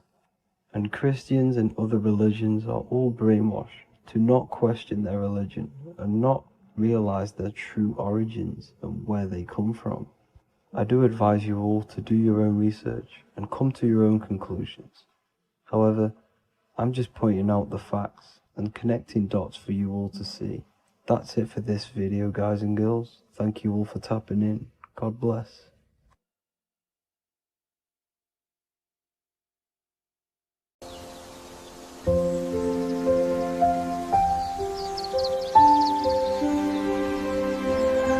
bookofwisdom.com. Visit today.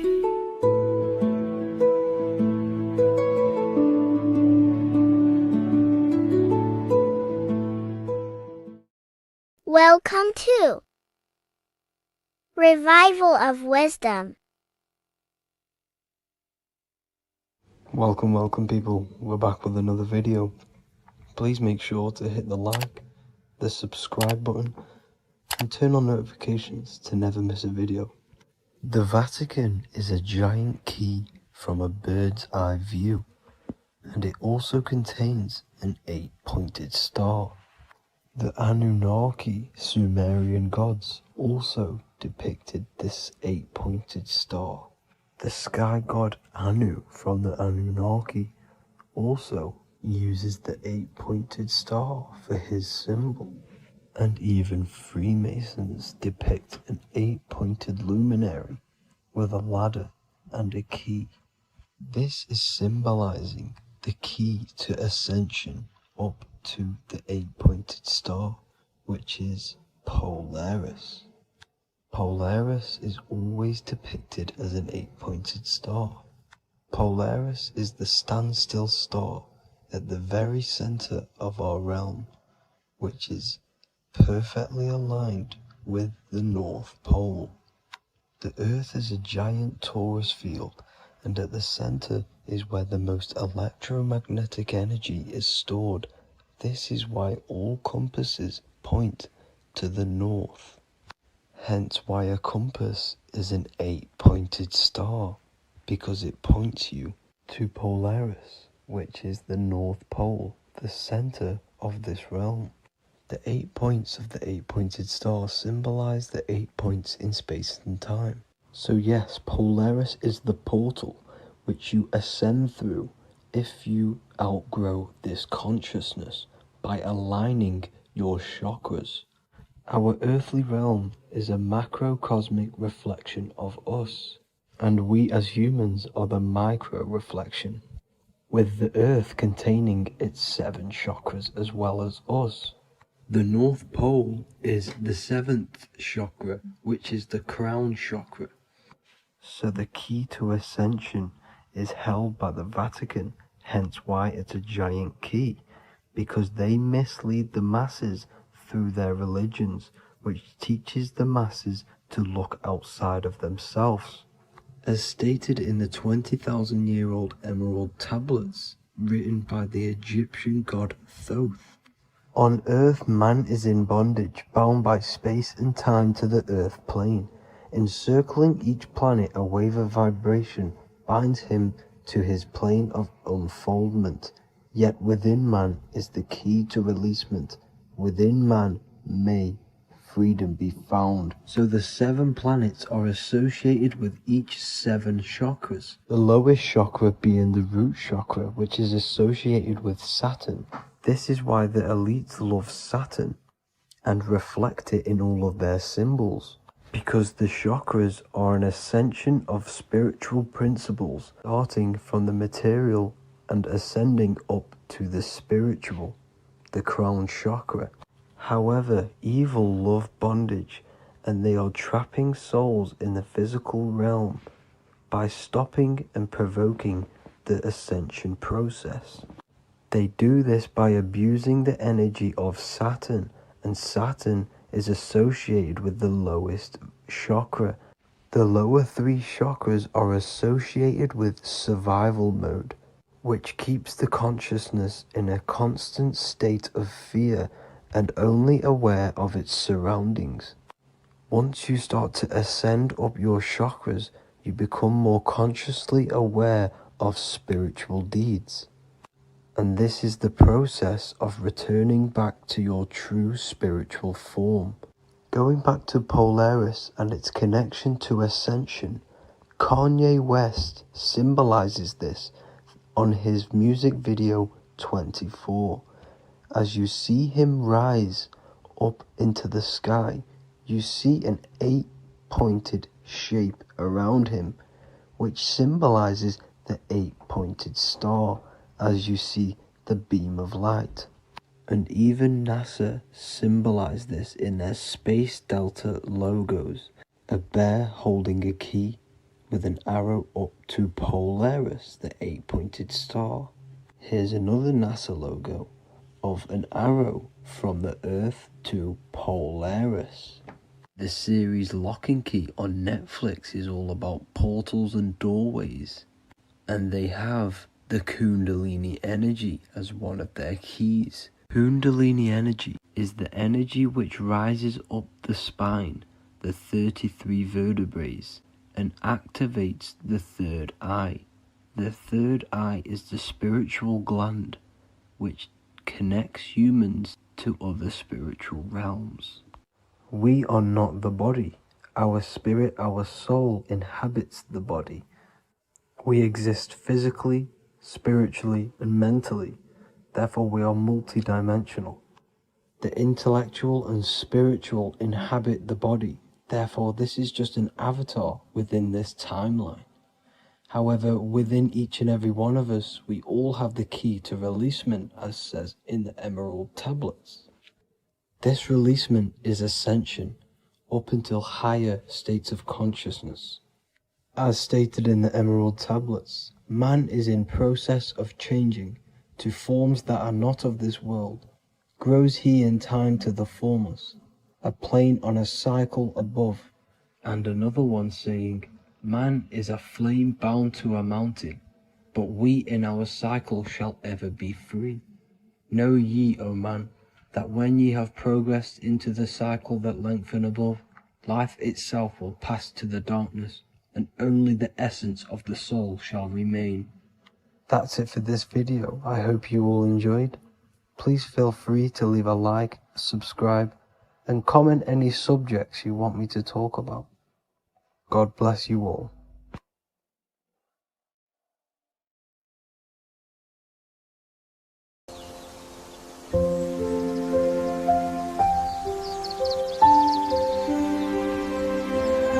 bookofwisdom.com. Visit today.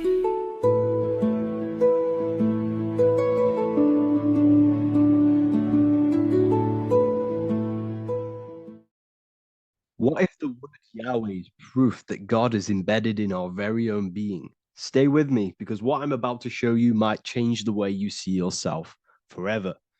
Today's topic is decoding the mystery name of Yahweh, the sacred name of God from the Hebrews. By the end of this video, you'll uncover the true meaning of the word Yahweh and how your connection to it unlocks your own personal power. When we look at the word Yahweh in Hebrew, we flip it on its side. We're actually looking at the human body. These are the legs, this is the torso, here are the arms, and here's the head. So if we actually switch this on its side, we see the human body. The Hebrew name Yahweh often translates to I am. The I am. Now, what is the I am? The I am, when you say I, you're referring to your highest self. Everything with the letter I in the beginning, most of them words are referring to our inner self, inside, intelligence. internal, in. The I represents the inside self, the invisible self. You cannot see the I am because this is the spirit. This is our consciousness. It's the intelligence controlling the human body. When you say I, you're not referring to your name, your job, your reputation, your ego, or your thoughts. You're referring to the observer who is beyond the thoughts, the one who's observing the thoughts. That's the soul. Look at the word Yahweh, Yahweh, the sacred name of God. Yahweh can be observed in the natural rhythm of the human breath. When inhaling, we subtly hear Yah. When exhaling, we hear Wei. Do this yourself. Breathe in through your nose, you'll hear Yah. Breathe out, you'll hear Wei. And in fact, the letter H, H, when it's pronounced, it carries the soft sound of wind or breath, a gentle exhale that mirrors the very essence of life, giving air. Breath is the spirit of life. It's what connects us with consciousness. If we stop breathing, we lose consciousness. The body shuts down. We're breathing the spirit of breath. We're breathing in the spirit of life. It's the very essence that gives us physical existence, and we're constantly staying connected to this breath at all times. Now let's look at Yahweh. 1, 2, 3, 4. There are 4 letters. The tetragrammaton is the 4-letter Hebrew name for God. Okay? Tetra, meaning 4. We have 4 gospels of Jesus. Jesus is depicted with a cross with 4 sections. Jesus has the 4 sacred animals around the side of him, always depicted with these 4. A bull or an ox, an eagle, a man, and a lion. These are the 4 fixed signs of the zodiac. Aquarius, the man, Scorpio, the eagle, Leo, the lion, Taurus, the bull or the ox, which are related to the elements. Leo is a fire sign. Aquarius is an air sign. Taurus is an earth sign. Scorpio is a water sign. These are the 4 elements. And the 4 elements correspond to the 4 bodies of consciousness, as we see here. This is fire. This is air. This is water. This is earth. So we are made out of the 4 elements, which represent the 4 bodies of consciousness: mind, emotion, spirit, and body. The soul is incarnated into 4 sections. Hence why Jesus has 4 gospels. Hence why Yahweh is a 4-named word, because we are tetraform. We have 4 bodies of consciousness. There are 4 pillars to reality: the mind, emotion, spirit, and the body. So what we're actually looking at here is the name of the very essence of the self. Yahweh represents the universal consciousness that we're all tapped into, because the body is like a radio. The body is basically a radio antenna, which is picking up the stream of consciousness, and we're all the same consciousness, just experiencing it in a different body. And Yahweh is the name for this intelligence that we're all acting out, that we're all manifestations of. So now let's look at the word Yahweh, where we read it this way in Hebrew, which is 10565. 10565 in the Hebrew letters and the numerical values. And the DNA is made up of 4 bases. These 4 things which create the DNA. This basis is the genetic code for all living things. Each DNA strand is held together by sulfur bridges that appear in a repeating pattern of 10565. This pattern matches the numerical value of the Hebrew letters of Yahweh, Yod, He, Va, He, which are 10565. This means the structure of DNA, the code of life, follows the same number sequence as the sacred name of God, Yahweh. This is a factual observation. So we're looking at 10565. So let's look over this one more time. Yahweh represents the breath, Yahweh, inhale, exhale. It translates to I am. It's written in our DNA. The word Yahweh on its side looks like the human body. Now, this is where things get a little bit deeper. 10, 5, 6, 5 adds up to 26. The number God, well, the word God adds up to 26. Allah adds up to 26. There are 206 bones in the human body. 26. 26 adds up to 8. 8 is the number of infinity. We are all the infinite consciousness. Consciousness will never die. It's immortal. It's infinite. We are all infinite. We are not these skeletal structures. We are Yahweh, the universal consciousness. The creator of all things is our essence. We're all God with individual identities, but the highest versions of ourselves is God. The ego is our own personal experience of God. Does this make sense? So in conclusion, Yahweh is not the name of a separate God from us, but rather the reflection of the divine consciousness manifesting through the human form. The human body is like a receiver acting as an antenna that tunes into the infinite intelligence and life force we call consciousness or God. This means that rather than being external, the divine presence is within us, expressed through our very existence. It's very interesting when we look into this, and what religion has done has flipped all of this knowledge. All of this sacred knowledge has been externalized. They've externalized God so that we worship God and we view God as something separate from the human experience. They do this so that we don't find the God within us, so that we don't find that we have the power of creation. The mind is the creative force of God. The body is the will to act out that thought.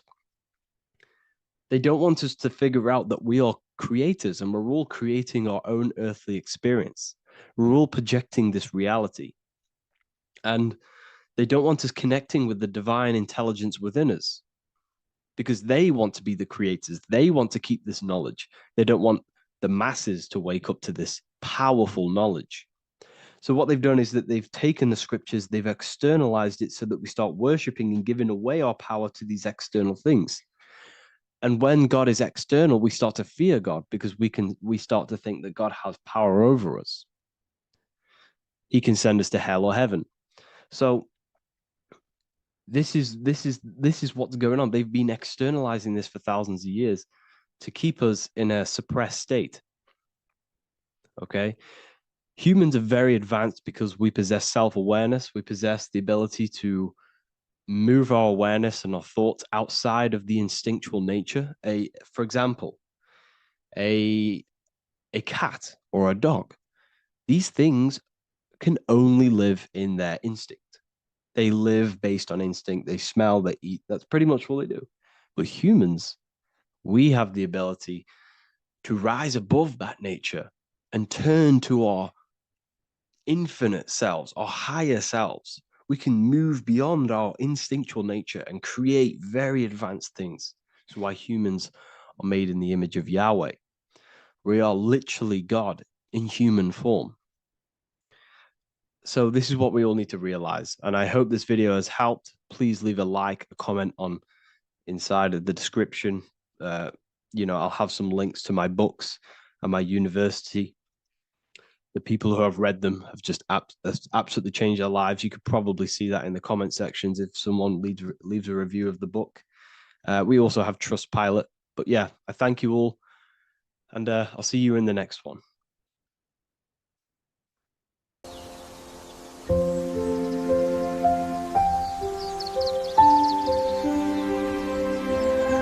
bookofwisdom.com. Visit today.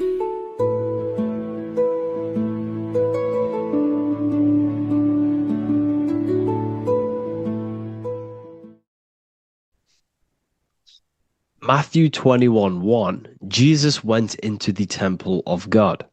Corinthians 3:16, do you not know that you are the temple of God? Now, what is this telling you? That God is within you. Hence why in Luke 21:12, it tells you the kingdom of God is within you. And the side of your head region is called a temple for a reason. because the brain encapsulates the mind. The brain is a physical manifestation of the mind. The heart is a physical manifestation of emotion. So we have these different layers of our consciousness. We have an intellectual, communicative aspect of our consciousness, which we would call the mind. We have an emotional aspect of our consciousness, which is the heart. And to communicate with the divine, it's all to do with the mind. Hence why the ancients always symbolize the mind being God. This is why Michelangelo always placed God inside of the brain on top of Sistine Chapel in the middle of the Vatican. He understood that God is in the brain. God is within you, not outside of you. The church tells you that God is in the sky because they are creating a externalization of the truth to create a business and a distraction so that you don't find the divinity within you, so that you don't find your power. Now you have Adam, the physical man, the physical body, the ego, the lower self. And he is resting. He's not trying to reach to God, but God is reaching because the higher consciousness within you is always trying to communicate with you. It's always trying to wake you up to your divinity. But the lower mind, the lower self, Adam, the physical self, is always in ignorance of truth, always in ignorance, and stays in a materialistic way of thinking, which is the lower animal self. And this is what we call a sleep or an NPC. This is the lower mind of man. But all you have to do is to move your finger to touch God. You have to look within yourself, within the brain, meditate, and you can find God. This is why in the Bible we see many references to the human body and anatomy to truly connect with God.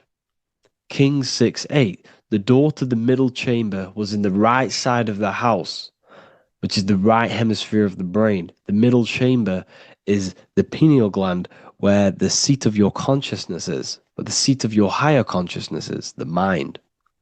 And they went up the winding stairs, which is your spinal column, into the middle chamber, and out of the middle chamber into the third. So they went up the winding stairs. This represents raising your consciousness up the winding stairs. Your spinal column acts as a stairway of consciousness. Depending on what sort of consciousness you are operating in, depends on what part of the spinal column you are using. Because the spinal column ascends and descends consciousness. What do I mean? If you are in a reproductive way of thinking and you're always thinking about sex, you're jerking off all the time and you're always eating, all of your brain's power and your mind's power is being descended into the lower aspects of the spinal column, which represents hell, the physical state of man, Adam, the ignorant state. We're basically living off low-level pleasures like an animal. And the stairway to heaven is your spinal column. They went up the winding stairs into the middle chamber, which is your mind, your pineal gland, and out of the middle into the third stage of consciousness, physical, etheric, astral. When you meditate and you start to raise your consciousness during meditation, you enter the astral plane when you turn off thought. But this is the middle chamber inside of the brain. Here we see another painting inside of Sistine's Chapel of God inside of the brain. This is the brainstem. This is the brain. This is the frontal lobe. This is the back lobe. This is the back lobe. This is the cerebellum. Here's the reptilian brainstem. Here's the claustrum. This is what we are seeing here. Anatomy. Here is another one in Sistine's Chapel in the middle of the Vatican. This is depicting the brainstem. God's neck looks exactly like the brainstem. Here we see a real brain compared to God's neck, because the neck is just below the brainstem. And this is what they are symbolizing, because they knew that God is within you. God is a part of the human body. God is inside of the body, because the body is a vessel for consciousness, for universal consciousness. Inside of you, inside of me, is the same spark of consciousness. And this same consciousness is spread out into every living essence, because everything comes from the one source, the one God, the one consciousness. Matthew 6:22-23. The light of the body is the eye. If therefore thine eye be single, thy whole body shall be full of light. Practicing the single eye. What is this? This is meditation. This is entering within yourself. So the Bible's telling you to practice the single eye.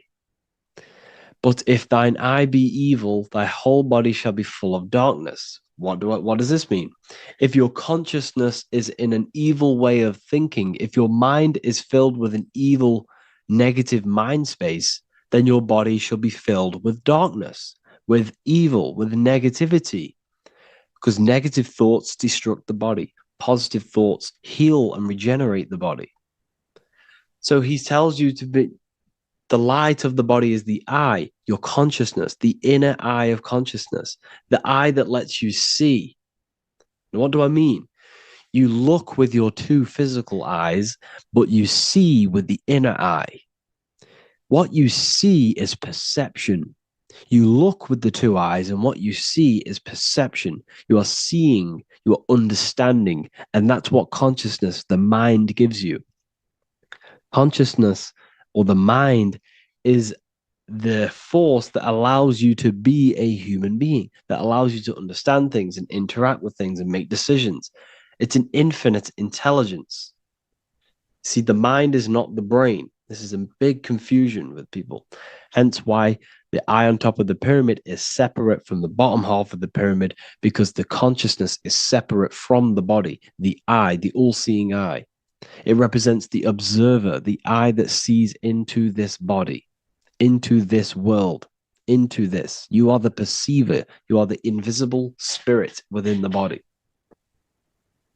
Theologians 4:17. After that, we are still alive, and our left will be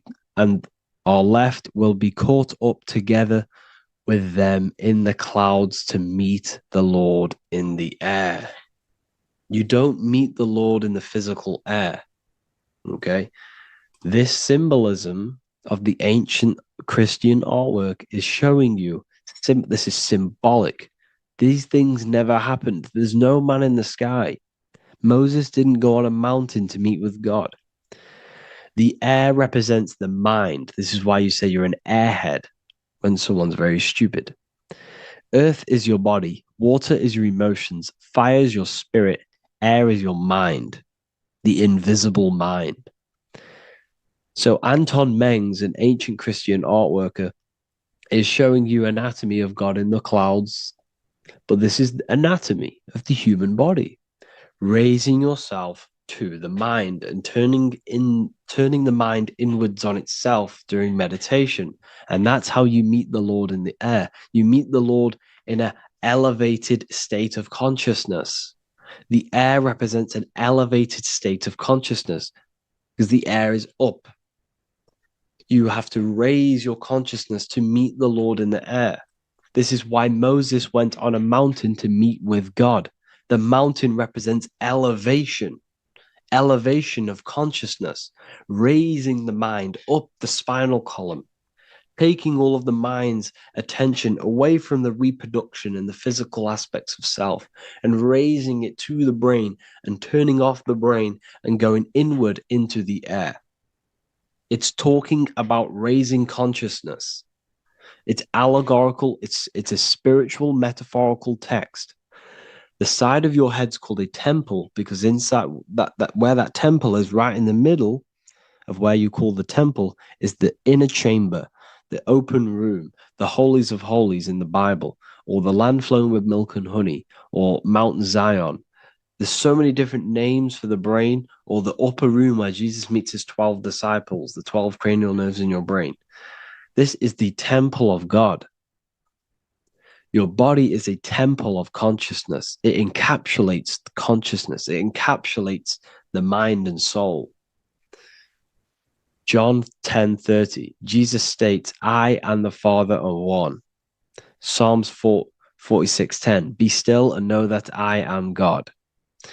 He's talking about the I am within you, not within Jesus. Everyone refers to ourselves as I. I am God. When you say I, you're referring to the highest aspect of yourself, the aspect that is above all thought, above all emotion, and above all things. When you say I, you're referring to your pure awareness, your pure consciousness, the highest aspect of yourself. And anything after I is egotistical. I is God. The letter I is the Roman numerals for one, because there is one God, one consciousness. The letter I is one line, just like the number one. Matthew 6:3-4, take no thought. Therefore, take no thought. Take no thought. He says this 5 times because you must turn off the 5 senses and take no thought to connect with God. Be still. This is telling you to meditate and know that I am God. The I am within you. I and the Father are one. I and God are one. You, who you think you are, is a completely wrong. The body is matter. Your name isn't you. Your job isn't you. Your reputation, your trauma, your memories, your friends, family, worries, bills, interests, dislikes, goals, passions, anything to do with the thinking mind is not you. Who you think you are is a part of your thinking aspect of consciousness. But once you remove thought, you are no longer your name. You are no longer your body. You're no longer your reputation. You are the I. You are pure awareness, pure consciousness. Pure consciousness. And this pure consciousness has latched on to this name, this job, the body, and your traumas. Your pure consciousness has attached itself to this character who you're playing in the physical world. And this is essentially who you think you are, but you are not. You are the I, you are the self, you are pure awareness. So in order for you to detach from these things, you must learn how to detach from your name, your job, your reputation. And you do this through meditation by turning off the thinking mind. Turning off the thinking mind allows other aspects of your consciousness to open up. What do I mean? Your whole life you've been thinking, and all of these thoughts has attached you to this physical body. You haven't allowed your consciousness to open up. And you can only do this by taking no thought. That's why Jesus tells you, take no thought. When you turn off the thinking mind, other aspects of your consciousness starts to open up. Other aspects of your being can open up. And this is how you astral project. This is how you do all these mystical things and things to do with consciousness. It's taking no thought. Imagination, emotions, thought, and memory are all to do with consciousness. These things are not physical. You can't touch thought. You can't touch emotions. You can't touch these things because they are not a physical thing. So you must turn off these things for other aspects of your consciousness to open up. Okay? So essentially, the Bible is a metaphorical, astrological, numerological, metaphysical, spiritual, encoded text that talks about human anatomy, spirituality, and the true nature of the human experience. Everything they teach you in school is to make you think that you are this body. Everything they teach you in church is the externalization of the true teachings of Jesus.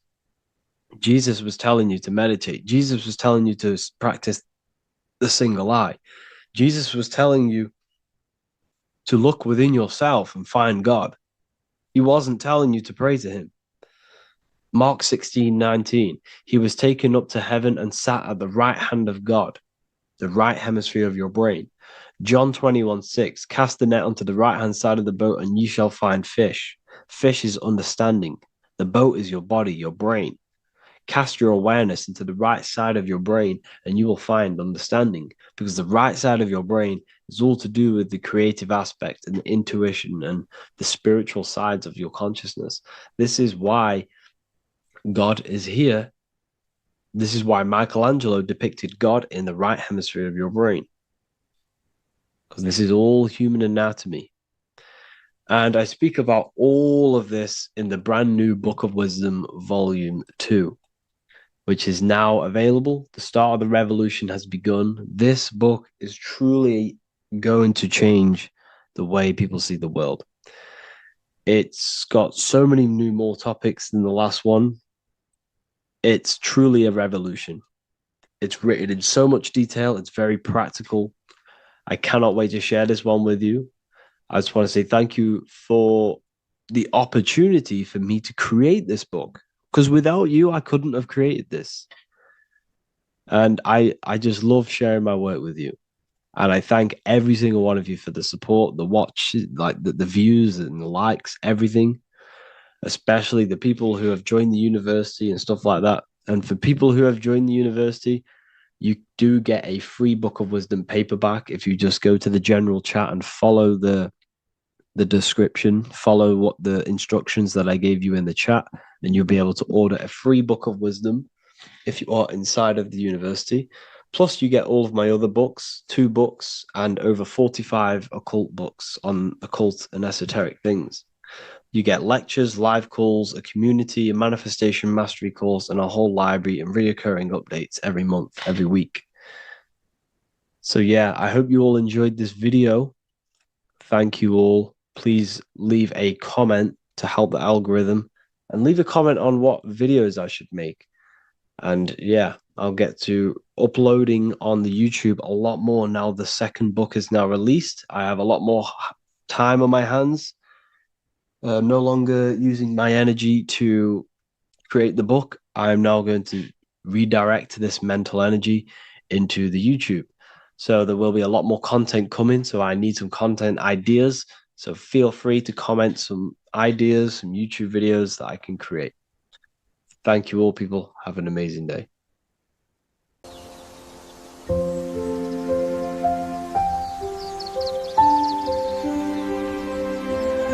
bookofwisdom.com. Visit today.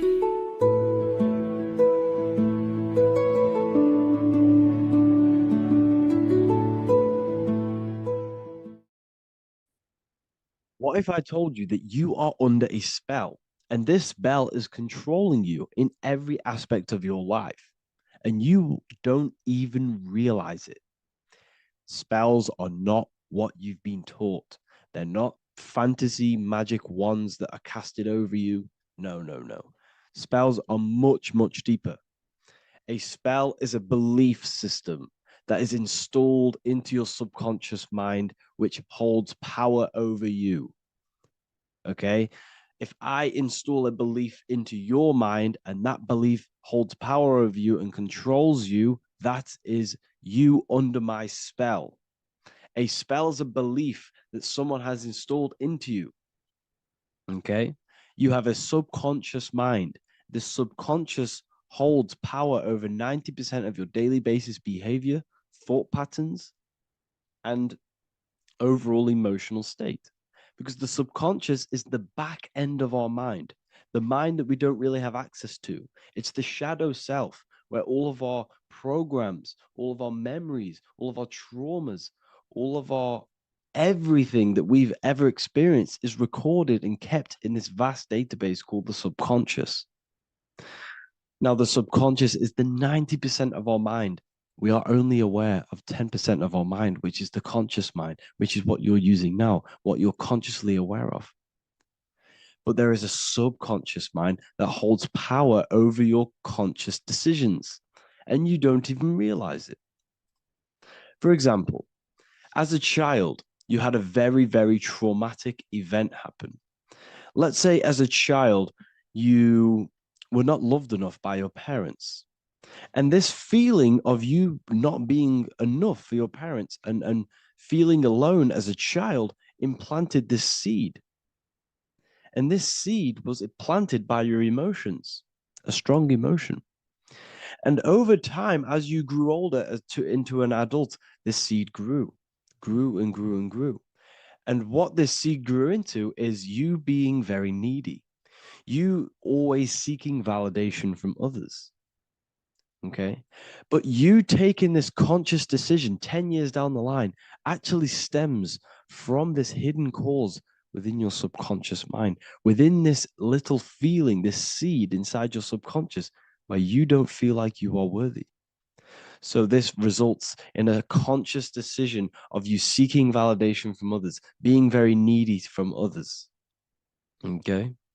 This is what the subconscious is. The subconscious holds power over us. For example, posting on social media. Why are you actually posting on social media? If you take a selfie with your new watch, new car, and you go and post that onto your social media, why are you actually doing that? On the deepest root cause, it's not because you just want to post a picture. No, it's much deeper. It comes from a subconscious belief or a subconscious emotion of you seeking external validation, whether you believe that or not. But that's what it is. If you're posting on social media, you're seeking attention, you're seeking validation from others on a deep level, on a subconscious level. You may not even realize this because it's subconscious. Now, this is what a spell is. Money is a type of spell. Remember, money doesn't actually exist. Money does not exist. Money is a physical object inside of the material plane. But the physical object has a belief in the mental plane. See, the mind is the highest plane. This is the root cause of reality, the mental plane. Okay? So our belief in our mind has given this piece of paper value and a meaning. But in reality, it's just a piece of paper with a belief behind it.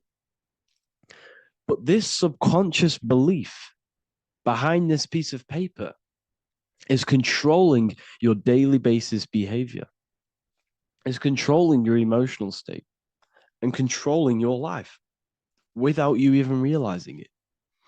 Without you even realizing that it's all an illusion. Money does not exist. It's the belief that gives the piece of paper a power.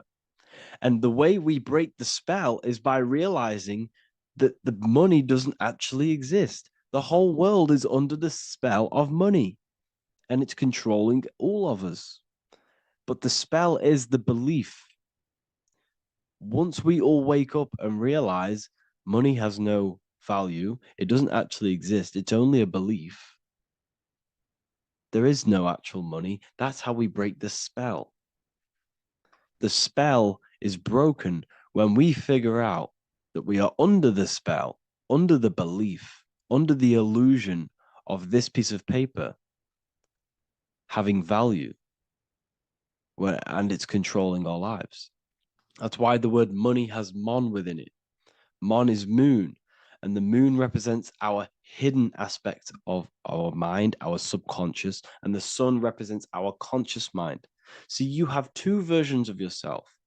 You have the self that you show to everyone, the conscious mind, and you have a shadow self called the subconscious, which is the hidden aspect of you. For example, do you really love your partner who you're with, or are you just with them is there a subconscious fear of being alone? Do you really want to be with this person, or is it stemming from, are you staying with them because it's stemming from this fear of being alone, of being lonely? Or are you just with them because you have a subconscious sexual addiction? And all of your conscious decisions are actually coming from this little seed of wanting sex or not being alone. you have two versions of yourself, the conscious mind and the subconscious, the shadow self and the self that you show to everyone else. Okay? And the subconscious is what's holding power over you. When you drive your car, you don't consciously have to think about changing gear. You've done it that many times. It's on autopilot. That's the subconscious doing it. You can be walking down the street. Your conscious mind can be thinking about what you're going to cook for tea later, but your subconscious mind is controlling your body and walking your body. You don't have to think about moving the body. You just do it because you've done it that many times. It's a program. It's a belief in the subconscious that's giving this movement power. You see, the subconscious holds a lot of power over you. Our beliefs hold power over our daily basis behaviors and actions. Okay, like I said, posting on social media, this is seeking external validation. There's a subconscious stem, there's a subconscious urge bringing this desire into conscious reality. So we must break the spell of our emotions controlling us, our traumas from a child controlling us. For example, another example of this, let's say you were in a car crash years ago, and this car crash led you to having a very traumatic event, very traumatic emotion you felt in that car crash. You felt a lot of pain. That was impressed into your subconscious. And even to this day, you're probably scared of going into trains, going onto cars, going inside of vehicles. And you might not even be aware that it's actually stemming from this event that happened 10 years ago. That's the spell. That's the spell that's holding power over you. And you don't even realize it. You realize the spell when you realize you're being controlled by this old belief, this old trauma. That's what a spell is. A spell is not something I cast over you with a wand like Harry Potter. Spell's much deeper. It's the hidden aspects of our mind that hold power over us, that control us. Okay? So how do we get rid of the spell? How do we break the spell? By installing new belief systems, by installing new programs into our subconscious. The subconscious is impressed by repetition and emotion. Everything you do on repeat, for example, tying your shoelaces, you can be looking up into the sky, closing your eyes, thinking about what you're going to create for tea while doing your shoelaces. You've done it that many times, you don't have to think about it. That's the subconscious taking over. Okay? That's the repetition aspect of the subconscious. For example, you could probably run down your stairs. You know exactly how to run down the stairs.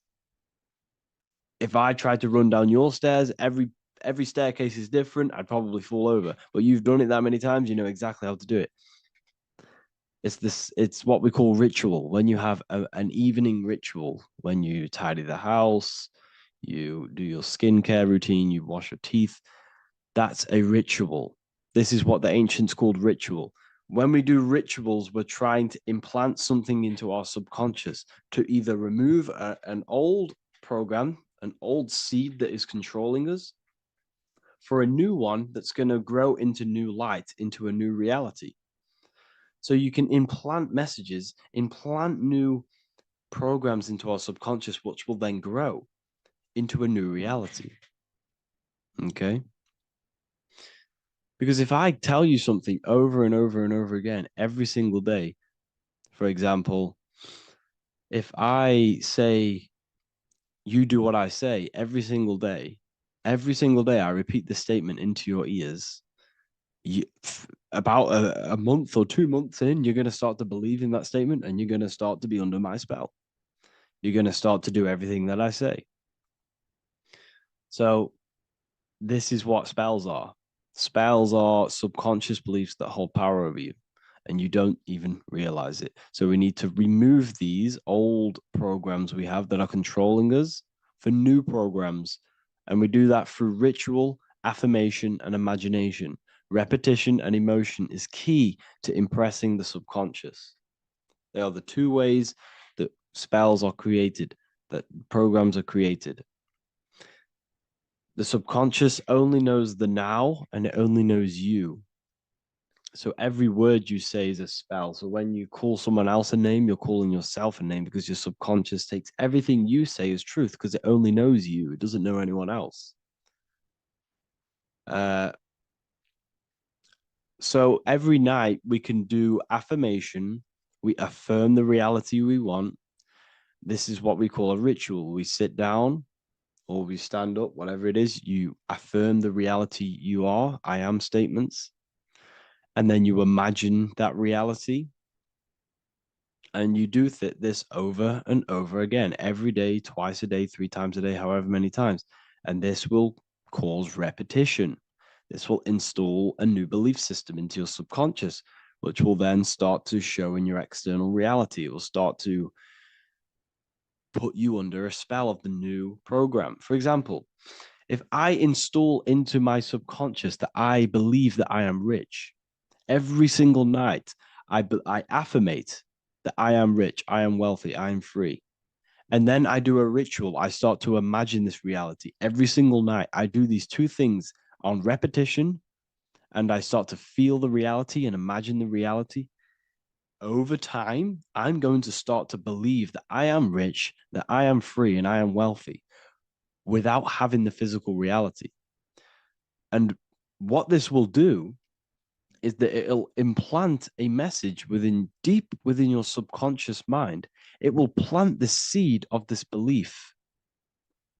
And this belief over time will grow into 90% of my thoughts, 90% of my actions, 90% of my words.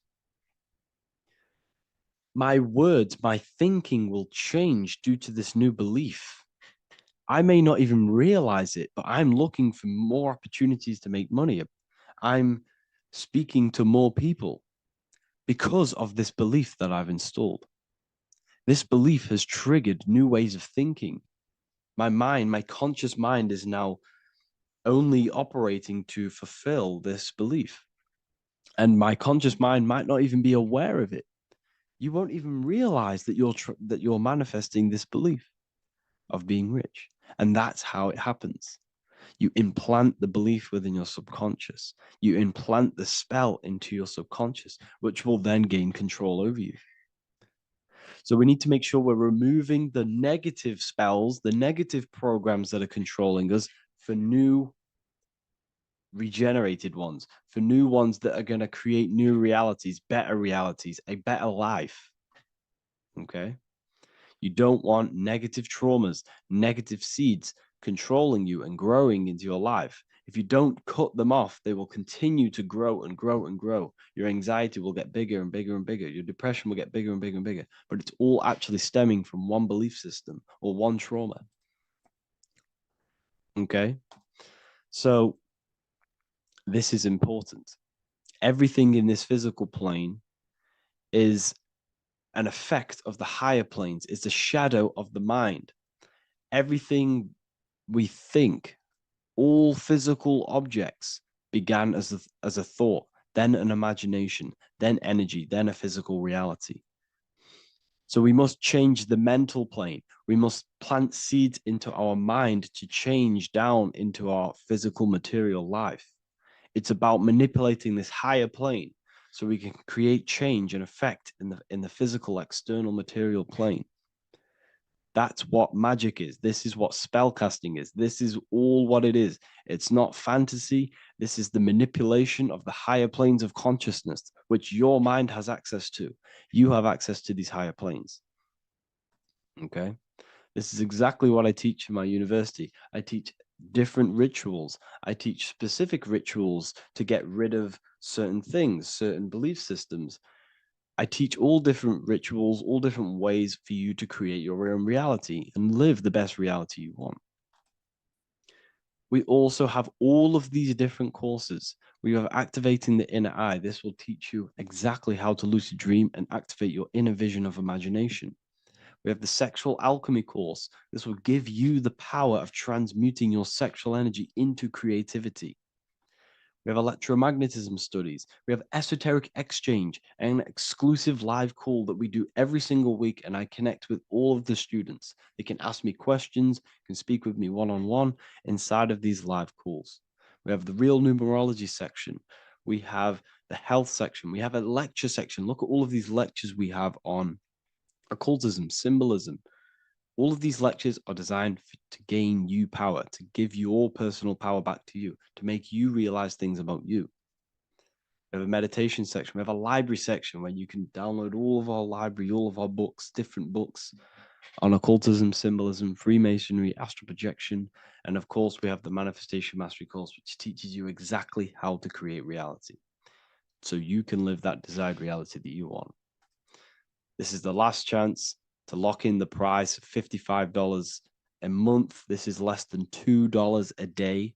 You can really level up your life because the price is going to increase as the value of the university increases, because there's a new symbolism course coming out. And if you join now, you'll get this course for free, because obviously when this course releases, the price will go up.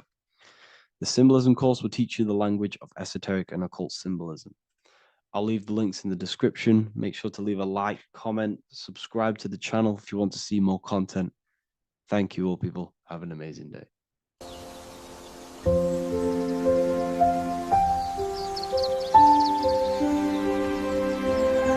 bookofwisdom.com. Visit today.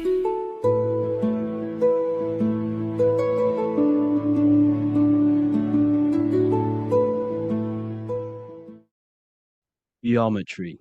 This is the study of nature, of the codes, the mathematical codes behind physical reality. So today we're going to be going deep into geometry and the true esoteric internal geometry, the geometry that no one really talks about, and how geometry relates to human consciousness. So essentially, what we must understand when it comes to geometry, the basics of geometry is everything is vibration, and this vibration is vibrating on a certain frequency, and this certain frequency creates a geometric shape, which is why in nature we see all of these different geometric shapes. All matter takes form in shapes. So if we put sand on a plate and we vibrate the plate on a specific frequency, we see that the sand goes into specific geometric shapes and patterns. So essentially, matter is energy condensed. It's energy vibrating on a low frequency, vibrating at a certain frequency. So matter is condensed energy, and each geometric shape is manifesting and showing a specific energy. Some shapes carry more energies than others. For example, the cube is what traps energy. A square is what traps energy. So geometry and the flowers are basically how energy manifests itself into physical matter. We are in a world made out of energy or light. Light is energy. So everything is vibration, everything is frequency, and everything is energy. Even the words, each atom in our body, everything. So everything in nature has these mathematical, energetic codes. So geometry is basically the study of nature and the shapes that are in nature and their energetic principles. Because like I said, matter is energy. So this is what we call cymatics, when we place water in a petri dish and we shine light on top and we vibrate the water. And we can capture, this creates certain patterns. Each frequency, like you see here, has its own pattern. So what we are seeing here in the physical plane is essentially energy condensed into physical reality. We see it in the turtle. We see it in every single form in nature. Now, external geometry and normal geometry, we normally get taught that this is God's way of creating physical reality, which is essentially true. However, it's far more deeper than that. Far, far, far more deeper. Okay, so what geometry truly is, it's not God's codes to reality. What we must understand is what the brain truly is. And what we must understand is that we are not in the world. We are not in the universe. The universe is us ourselves, and the world is produced by our brain itself. Okay? So the way you must understand how the brain works, so what you visually see, so geometry is to do with what we visually see. And what we visually see is heavily connected with our eyes, which are an extension of the brain. The eyes are the brain. And essentially how we see is energy enters the eyes, and each eye goes to the optic nerve. And this energy is transferred into electricity, which travels to the back of the brain, to the visual cortex of our brain. And this is where the image is produced, what we see. Therefore, the world outside of us is truly inside of us. It's a projection from within the brain. The brain is an energy condenser, a decelerator, an energy decelerator. Everything outside of us is basically formless energy. It is formless energy vibrating at a certain frequency. So what the brain is, it's sucking in this energy, this light, and turning that frequency, that code, that light code, into a physical reality. It's condensing the energy and turning it into a visual image inside of the brain. Therefore, everything outside of you is not what it looks like. Everything outside of you is basically energy, infinite energy. And our brain is condensing this into a physical reality and projecting it outwardly, which you experience your visual field. Okay? And the ancients knew this. So this is basically called the sigil of Lucifer. Lucifer is known as the light bringer. Lucifer in Latin means to bring the light. This is the sigil of Lucifer, which shows the visual field and the brain. We also see this in the Google Play symbol. It's a powerful symbol showing you the visual field, which is basically a symbol that tells you that reality is inside of the brain. The brain is what produces reality, but consciousness is not produced in the brain. The brain is essentially a consciousness downloader. It's a computer, and it's a reality simulator. The body is a simulation of physical reality. You are inside of the body experiencing the body simulation. The body produces this reality. It's a piece of technology.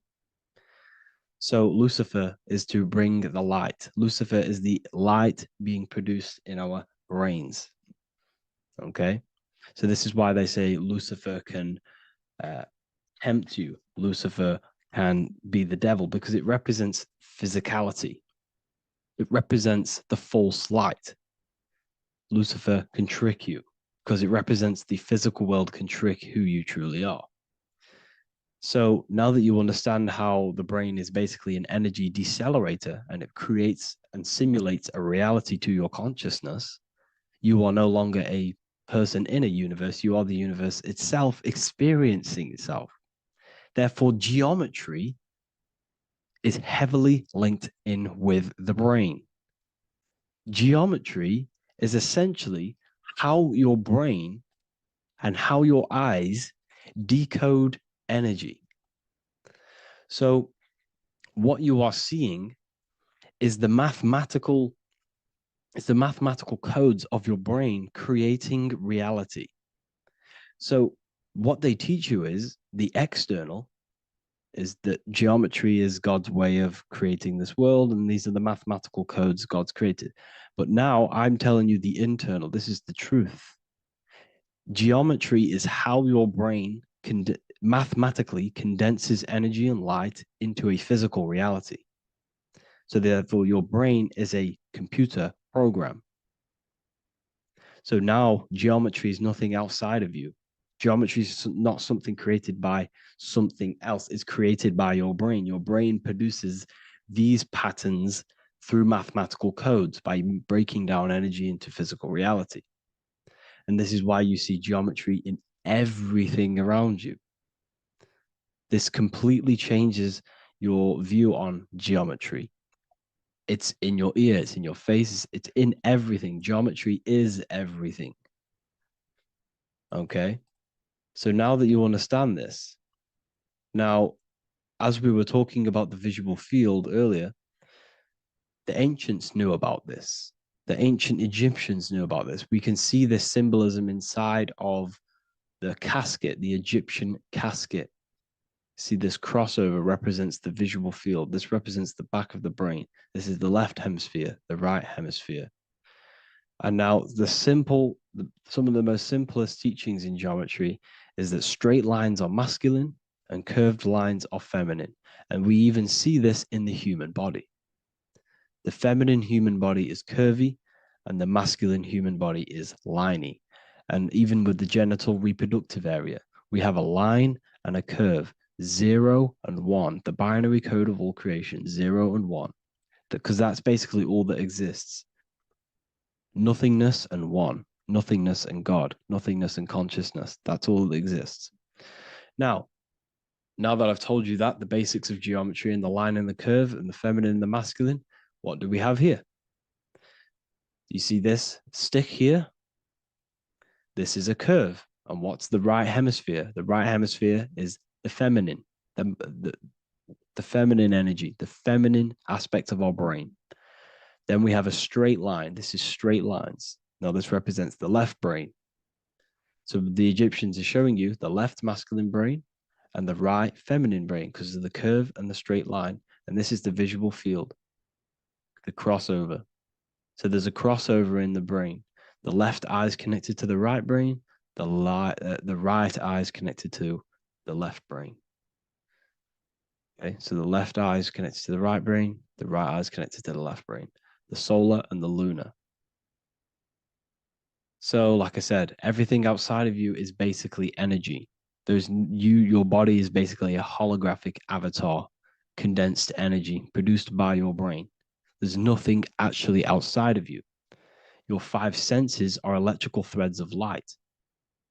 And when you touch something, this is basically electrical signals in your nervous system, which are reporting back to the brain. Therefore, what you touch is actually, you're not touching. The feeling that you feel when you touch something is not the true feeling. That's your nervous system you're feeling. You're feeling your nervous system in the brain. It's electrical signals to your brain. So the 5 senses do not decode, well, what you're experiencing as the 5 senses is not outside of you. This is your brain interpreting electrical signals. You don't experience the world, you experience your nervous system and your brain. The nervous system is an extension of the brain. So this is the truth. This is not woo-woo spirituality. This is true consciousness science that I'm teaching you here. Okay? So nothing is truly outside of you. It is a universe. You yourself are the universe, the fabric of the universe itself. The only thing that exists outside of you is essentially energy. That is it. And your body and your brain condenses this energy into reality. So when we look into architecture, why is architecture, the ancient architecture, so important? Because what did I tell you at the beginning? Shapes and physical matter is condensed energy. Each shape holds specific energy. Some shapes hold more energy, emit more energy. Some shapes condense energy. Some shapes transfer energy. Each shape, each geometric shape has an energetic principle because matter is essentially energy. So when we look into cathedrals and the ancient buildings, they were filled with geometric patterns, geometric shapes, because they understood the energy principle. Architecture is basically solid energy. It's physical energy. If we create this pattern here is an energy code. And if you stand next to it, you're going to gain that energy. It's going to be imprinted on your body. So essentially, they filled their buildings with high energy geometric shapes, points, triangles, pyramids are very, very energetic. This is why you have crystal pyramids made, orgonite pyramids. They're always in pyramid shapes. That's why the Egyptians built in pyramids, because pyramids hold high energy. They emit high energy. So this is why you see all these different geometric patterns. Okay. So in the real reality, in the energetic plane, this building would basically look like this: lines and grids of energy. Okay, this is what it would look like in the energetic plane, a blueprint of the energy body. So as you see here, these are the different frequencies in a petri dish, of water in a petri dish. And you can see they are specifically aligned up with these specific patterns. You can see geometry even within geometry. It's fractal. So essentially, when you would stand inside of these buildings, they would imprint the energy of the building in your body, because your body is healed through energy. You have an electromagnetic field around your body. So by creating buildings with geometric patterns, we are essentially increasing the energy of the building, because the building itself is energy. Okay. So when we fill it with geometric patterns, we're increasing the energy. We're giving it a certain energetic imprint. So when you stand inside of that building, you're being imprinted with that energy. Okay. So especially with these windows, these stained glass windows. Well, why are they stained glass? Well, color is frequency. So when you have all of these different colors, and not only were they just painted, some of these colors are specific gemstones, crystals, natural stones, which all hold energetic principles. Each crystal is vibrating on a certain frequency. Wood has its own frequency. Metal has its own frequency. What you must understand is that everything in nature is not just a piece of matter. It's vibrating. The atoms of wood are vibrating on a certain level, which give it a certain energetic principle. Each crystal is vibrating. The atoms of the crystal are vibrating on a certain frequency, which give it a certain energetic principle, quality. So each thing, this is why the ancients were obsessed with natural stones, natural things, crystals, natural metals, and they wore different metals, different things like copper on their bodies, because they understood the atoms of these natural things are vibrating, which give certain qualities to you if you wear them. So you're not wearing it, you're basically putting that frequency onto your body, because they understood this is energy. If I put copper on my body, I'm not putting copper on the body. I'm putting the frequency and the energy of the atoms onto my skin. And that frequency of them atoms are going to vibrate my skin, that frequency, and heal my body. So this is why this is so important. So each building is an energetic code. Okay. So when you stand in these buildings, it can heal your body. This is why when people walk into these ancient churches, they feel like they've met God. They feel a certain way. They feel so amazing when they enter these churches. They feel holy, for example. It's not because God's there. It's not because these man in the sky dwells in these holy places. It's because the energy of these buildings affect our consciousness. They increase your energy. They raise your vibration.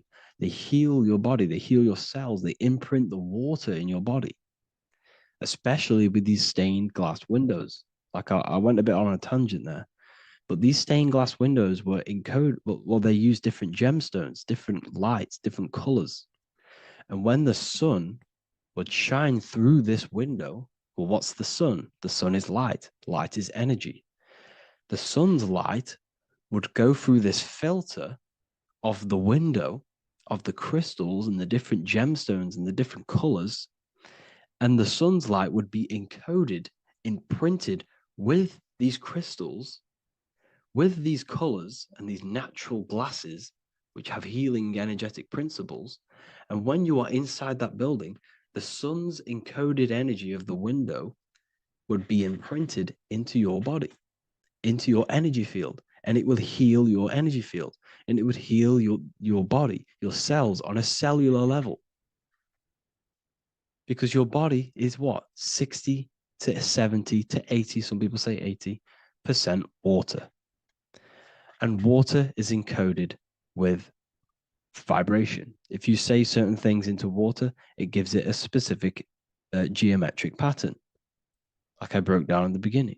If you say love to a water and then freeze it, it will go to this. If you say hate, it will go to a distorted pattern. So when you are in these buildings, you're being imprinted by the energetic codes of these buildings, the energetic principles of the windows, of the structure itself. The ancients never used to build in squares. Their buildings, their insides were never square rooms because they understood squares trap energy. They always had pointed roofs so energy can escape. So there's many little things that we need to look into geometry. For example, when you see magicians, when you look at ancient magic, why do they stand in circles with different geometric patterns? They use different geometric shapes. Why? Because shapes are energy. They hold specific energy. So when the magician stands in a circle with a pentacle, they're working with the energy of that pentacle. You can work with different energies based upon the different geometric shapes that you draw. And you can use this in your structure, in your architecture, in your work, and it can influence everything. So this is the true geometry. I hope you gained a deeper understanding on geometry and how it relates with you and your consciousness. Like I said earlier, your brain produces geometry.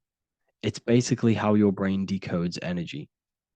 It's not God, how God creates this reality. And no, you're in this reality. You are the reality itself. Your body produces the reality. Therefore, geometry is one with you. So therefore, if I play with the geometry of the buildings, for example, like the government have, everything's in squares. If you look outside, everything's a square, everything's a rectangle.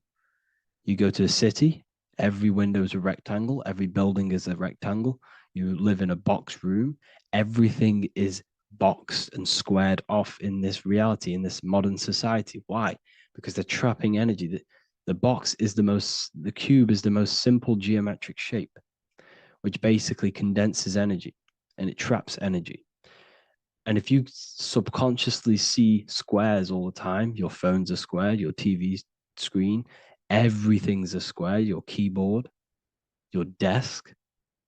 Go and look at the ancients. They never used to build in squares and cubes. And if you go into nature, you'll never see squares and cubes. Nature doesn't create squares and cubes. Everything in the modern society is squares and cubes to simple your consciousness down, to dumb your brain down. So the ancients built very, very complex structures. Why? Because they understood what we see affects our brains, because our brains decodes reality and creates reality. If you see a sophisticated building, this is going to give you a sophisticated mind and raise your IQ levels over time, subconsciously. I'm not saying if you look at this building, you're going to become smart. I'm saying if every single building in your environment, ment is mind, mental, every single building in your environment was this complex and complicated, it would increase your IQ on a subconscious level. It'd make you more complex, make you more intelligent. So they've dumbed everything down. They've dulled everything down. Look at everything. Everything is being dulled down. So anyways, I hope you all gained a better understanding on this. If you want to gain more occult knowledge and esoteric knowledge, make sure to read the Book of Wisdom, Volume 2. If you're inside the university, you can get this book for free. Go to the general chat area and follow the instructions and you can order yours for free. Truly life-changing stuff. Because the issue is with the world is that no one really understands who they are, what they are, and why we are here. That is the issue for people's depression, for people's wrongdoings. They don't understand who they are, what their emotions are, what their mind is, what their body is, what reality is. This book gives you that. This book gives you the sense of understanding, the sense of well-being that will give you a better life because you understand life and what life is. And if you truly want to take your studies to the next level, we have the Ethereal University. This is the place for truth seekers where you can connect with like-minded people so you don't have to feel insane, because not many people think this way. I've been there. I've been there when you wake up and not many people around you are thinking the same way, and you start to feel a bit insane and you can't really talk to people about these things. That's why I created this, so you can connect with people and learn at the same time and become the best version of yourself by understanding truth and knowledge. If you join, you'll gain access to free live calls every single week, every single Saturday morning. We do live calls. You can ask me questions and all sorts. So make sure to leave a like and a comment, and thank you all for tapping in.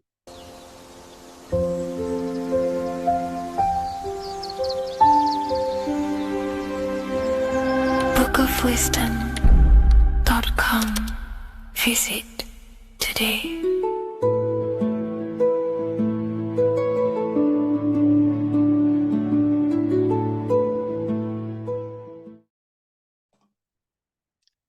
So this is known as the bag of the gods. This symbolism is widely known, but no one knows what it truly symbolizes.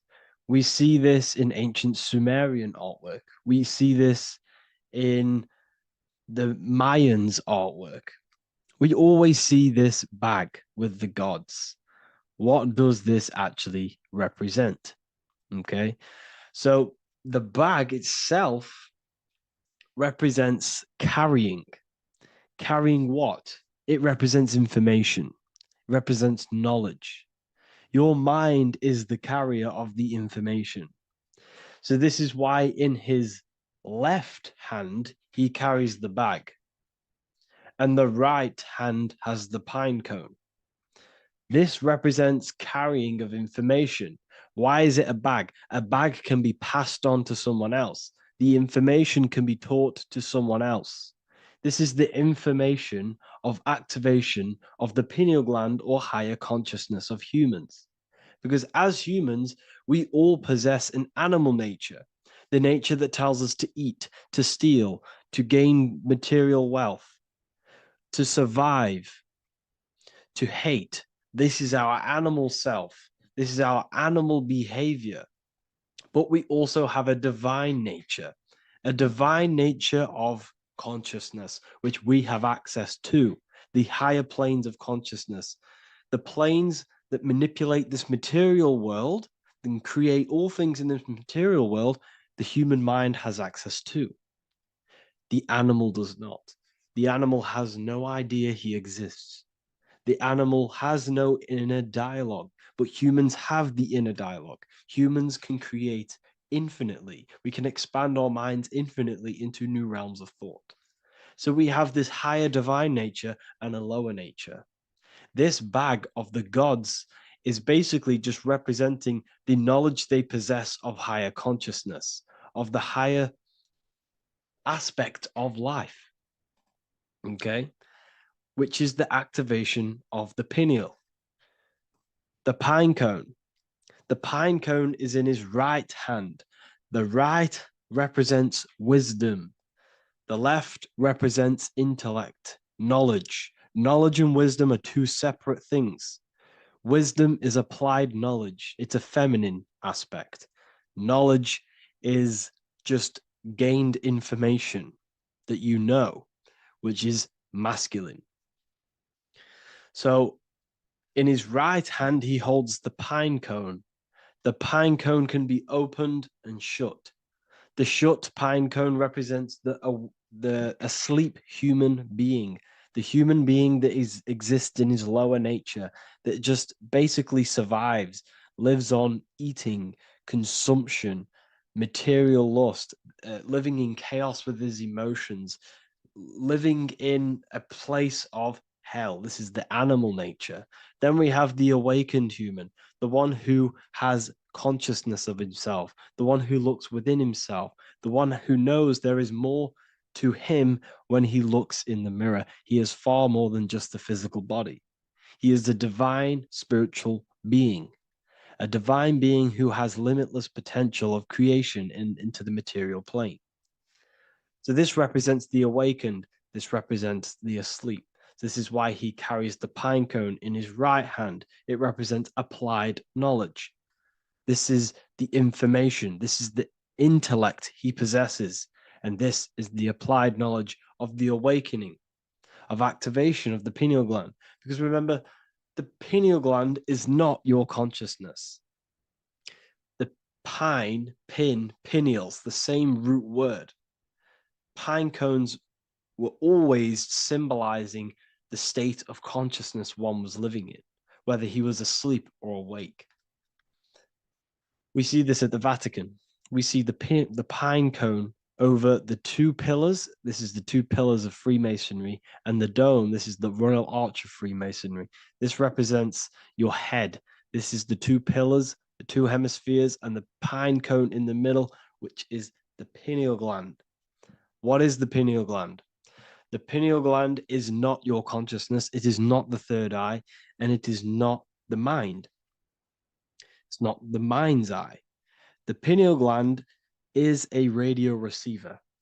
This is your body. Your body is an antenna.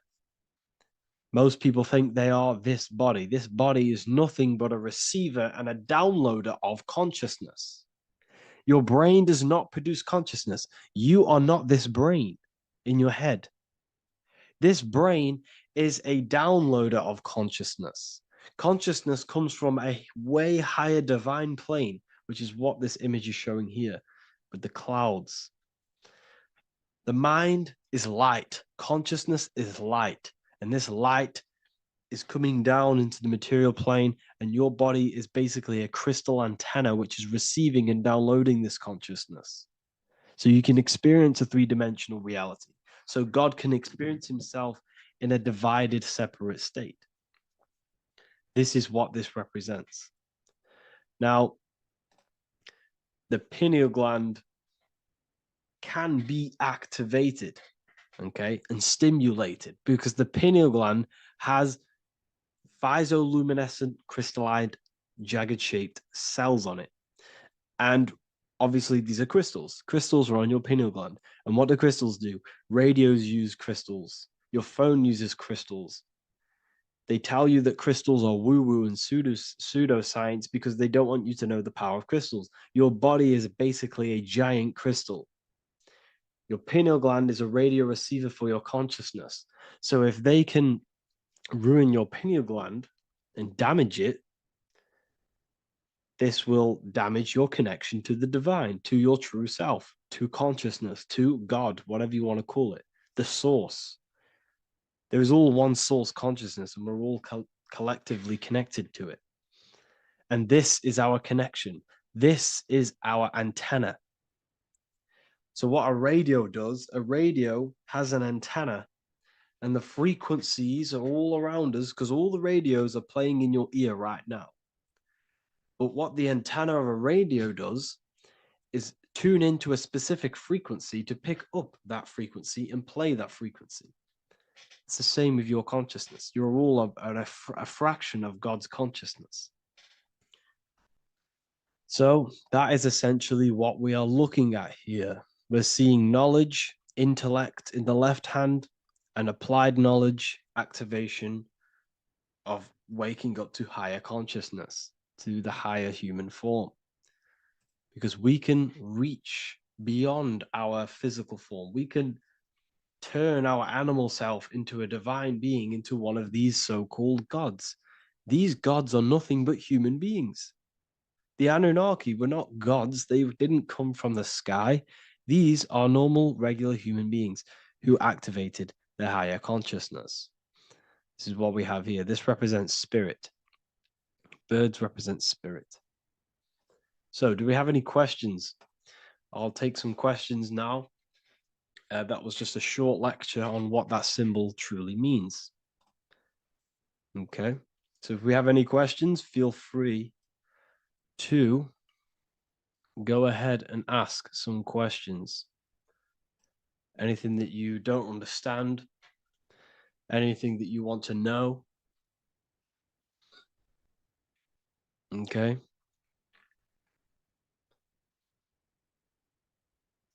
So base reality would be where source resides. Yes, the base reality is your consciousness. Are these lectures available in the university? There's a whole section, basically inside the university, there's a whole section with like over 30 long form lectures like this.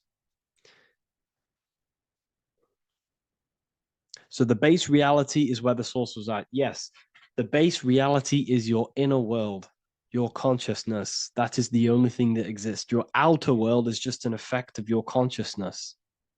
Your consciousness, everything that has gone on within the mind and emotion, is pushed outwards into your reality. You have thought and felt your way into your external circumstances. Your life is a direct correlation of every thought you thought in the past. Therefore, your inner world of consciousness is creating and molding your outer world.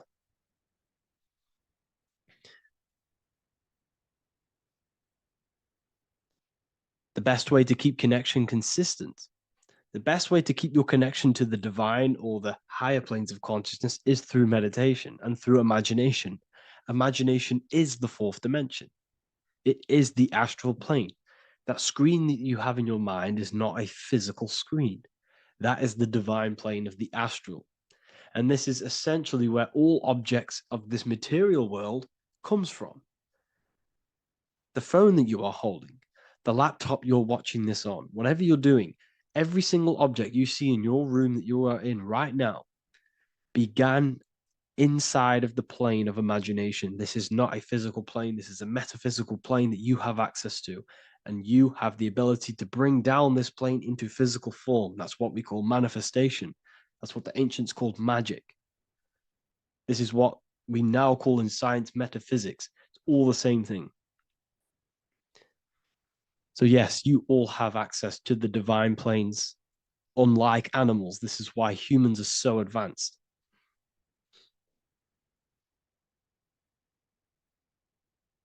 Okay. Is the pineal able to constantly activated, or is it just a temporary experience? I don't fully understand that question, unfortunately. Maybe you could word it in a different way. The real meditations on the university, legit, y'all, yes. In order to connect to consciousness, you need to sit in meditation and turn off your feelings, and the feeling of unity will come. Do I understand correctly? Yes, that is correct. So when you sit in silence and in stillness, I highlight the word stillness because stillness, when you are still, no information from your nervous system is being decoded by the brain. So when your body is still and does not move, your nervous system starts to relax and comes to a balanced state. Your brain starts to relax, it comes to a balanced state. The left and the right brain stop working. The nervous system stops working. Then, once the body, the material body is shut down, you then have access to consciousness. You can't access consciousness if the body's in such a busy state. If electricity is being fired every 2 seconds, your whole body's electrical. When you move your foot, that's electricity being fired from the brain to the foot instantly through the nervous system. Your brain, your whole body is a technological machine. So you must shut down the technological machine to access the divine that exists beyond the technological machine. Do you understand that? Did we create ourselves from the higher plane? When you say yes, you created yourself, you manifested yourself in this material form for a reason in this specific time and place. Wisdom books, are these available inside the university? Yes, they are. So anyone who joins the university, they all gain 50% off the store. So you can get anything off, anything you want inside the store for 50% off. Plus you get the Book of Wisdom Volume 1 PDF for free. You get the Human Health Guide. Plus you get all of the library books. There's a load of different books on occultism, symbolism, esotericism. Do you need to place your attention somewhere specific during meditation? you can do. Okay? You can do. So if you struggle, when you first start to meditate and you struggle to turn off the thoughts, think of the back of the brain, the back of your head. Don't think of it, place your attention on it. Okay? So when you place your attention on the back of the brain, this now shuts off thought because the back of the brain doesn't have any activation to do with thought. The front brain does, the neocortex. That's all to do with activation of thinking. So place your attention on either the back of the brain or your breath. What's more important, creating yourself or finding yourself? It's balance of both. So in order for you to create fully, you must have awareness of self and awareness of thought and control over the mental dialogue, the inner voice inside of you. Okay? When you control that inner voice, that is when you gain power.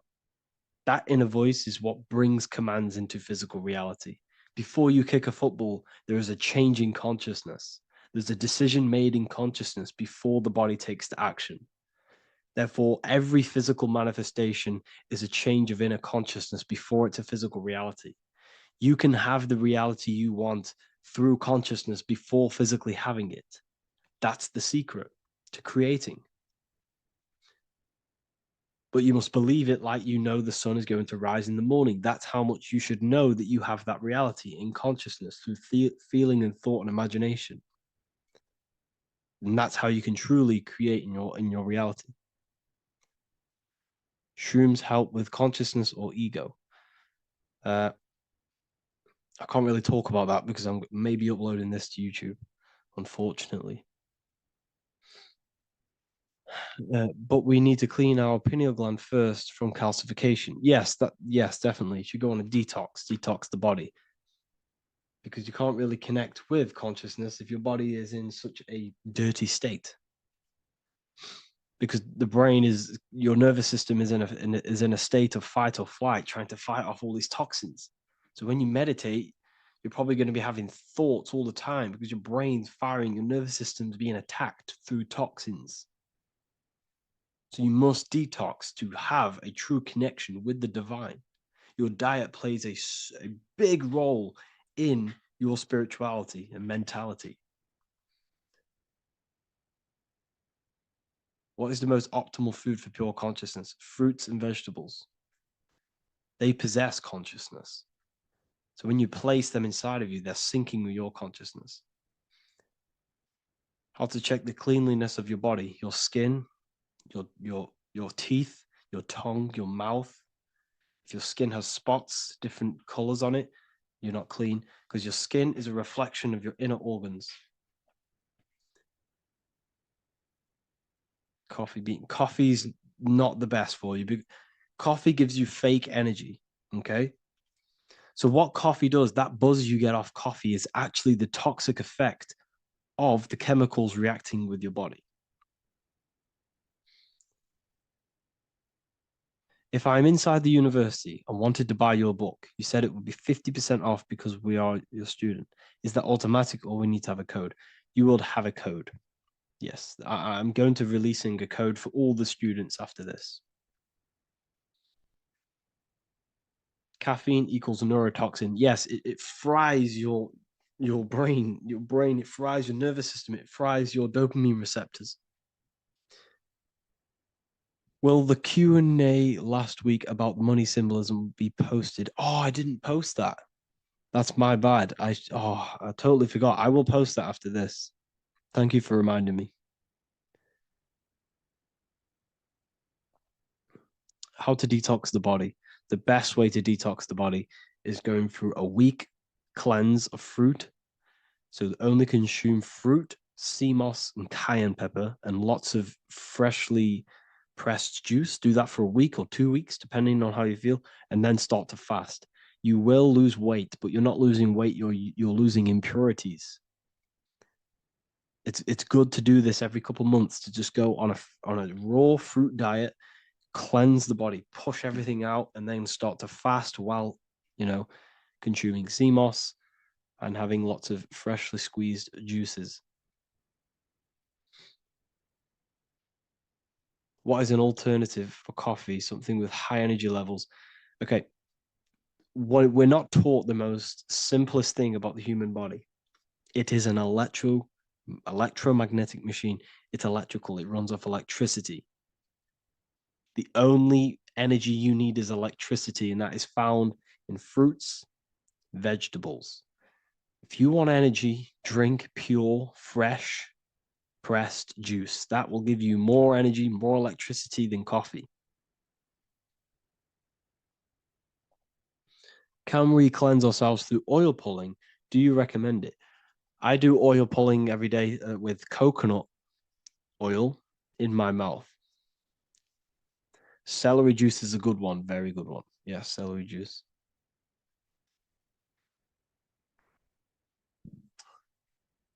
Any more questions? What kind of music do you listen to when lifting? For me, rap, hip hop push me work harder, but I know it's terrible for my subconscious. Yes, very. At least you're aware of it. You know, you should be definitely try and stay away from the hip hop music. Try and stay away from anything that's talking about anything negative because it's all programming your subconscious. And your belief system is your reality, people. Your belief system is your reality. Okay? So look after your subconscious. That's what's controlling your actions. 90% of your actions on a daily basis are controlled through your subconscious beliefs. Okay? I listen to a lot of Pastel Ghost. I listen to a lot of let me get my playlist up. It's all like background music for TikTok. Do you know what I mean? Like Pastel Ghost. That's mainly what I listen to. That sort of music. I don't know what it's kind of called. I don't know what that genre is called. Does anyone know what that genre is actually called? Because there's not much words in it. The reason I listen to it is because there's not much words in it. And, you know, it helps the subconscious. And I just love that music.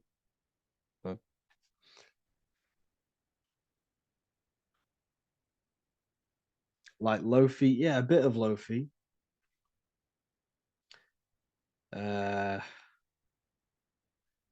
Most people won't even know this type of music.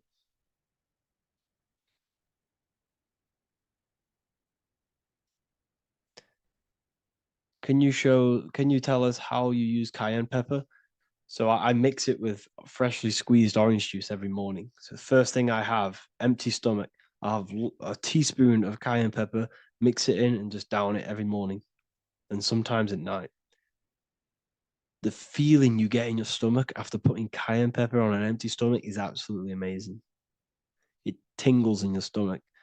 It kills parasites. It kills all horrible organisms.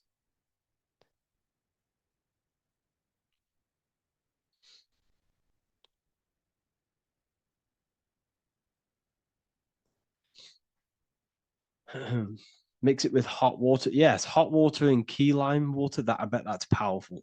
If you mixed warm water with key lime with cayenne pepper in first thing in the morning, I can imagine how powerful that is. I've never done that, but I'm going to try that. Do you use sea salt? I don't know what to think about sea salt, to be honest. I try and stay away from it. I don't know whether it's good, don't know whether it's bad. I'm kind of mixed on it. Mixed information. You know, I've heard people have benefits. I've heard other people say stay away from it. So I don't know. I just stay away from it. I'm not too sure on it.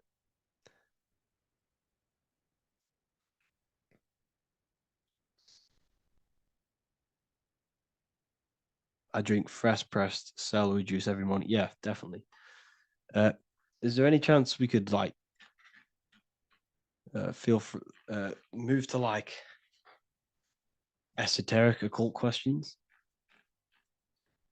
The only reason I say that is because I might be posting this to YouTube, so it's like I don't want them I don't want them thinking I'm giving health advice, because I'm not. This is what I do. I'm not giving anyone medical advice. This is what I would do to myself. Because I can probably get in trouble for that. So the subconscious is the all-knowing. It is the all-seeing eye. The subconscious knows everything. Your conscious mind does not. Your subconscious knows every single cell in your body. Your subconscious is making your heart beat. It's talking to your heart. It's talking to every organ, every cell in your body is being connected and spoken to by your subconscious mind. It is the all-knowing. The subconscious has access to the astral plane, imagination, the fourth dimension. It has access to the mental plane, thoughts. It has access to the ethereal plane, energy. And has access to your physical body. It's the door. It's the portal. The subconscious is the portal to the divine. You must go through the subconscious in order to access the divine.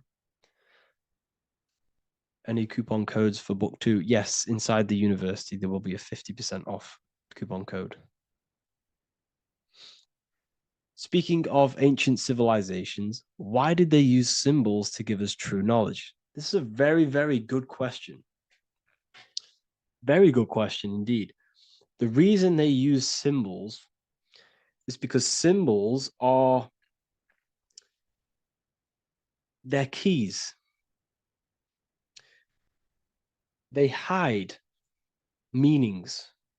They hide things. For example, if it was written down, if all of this sacred knowledge that I'm speaking now was written down, it can be easily taken.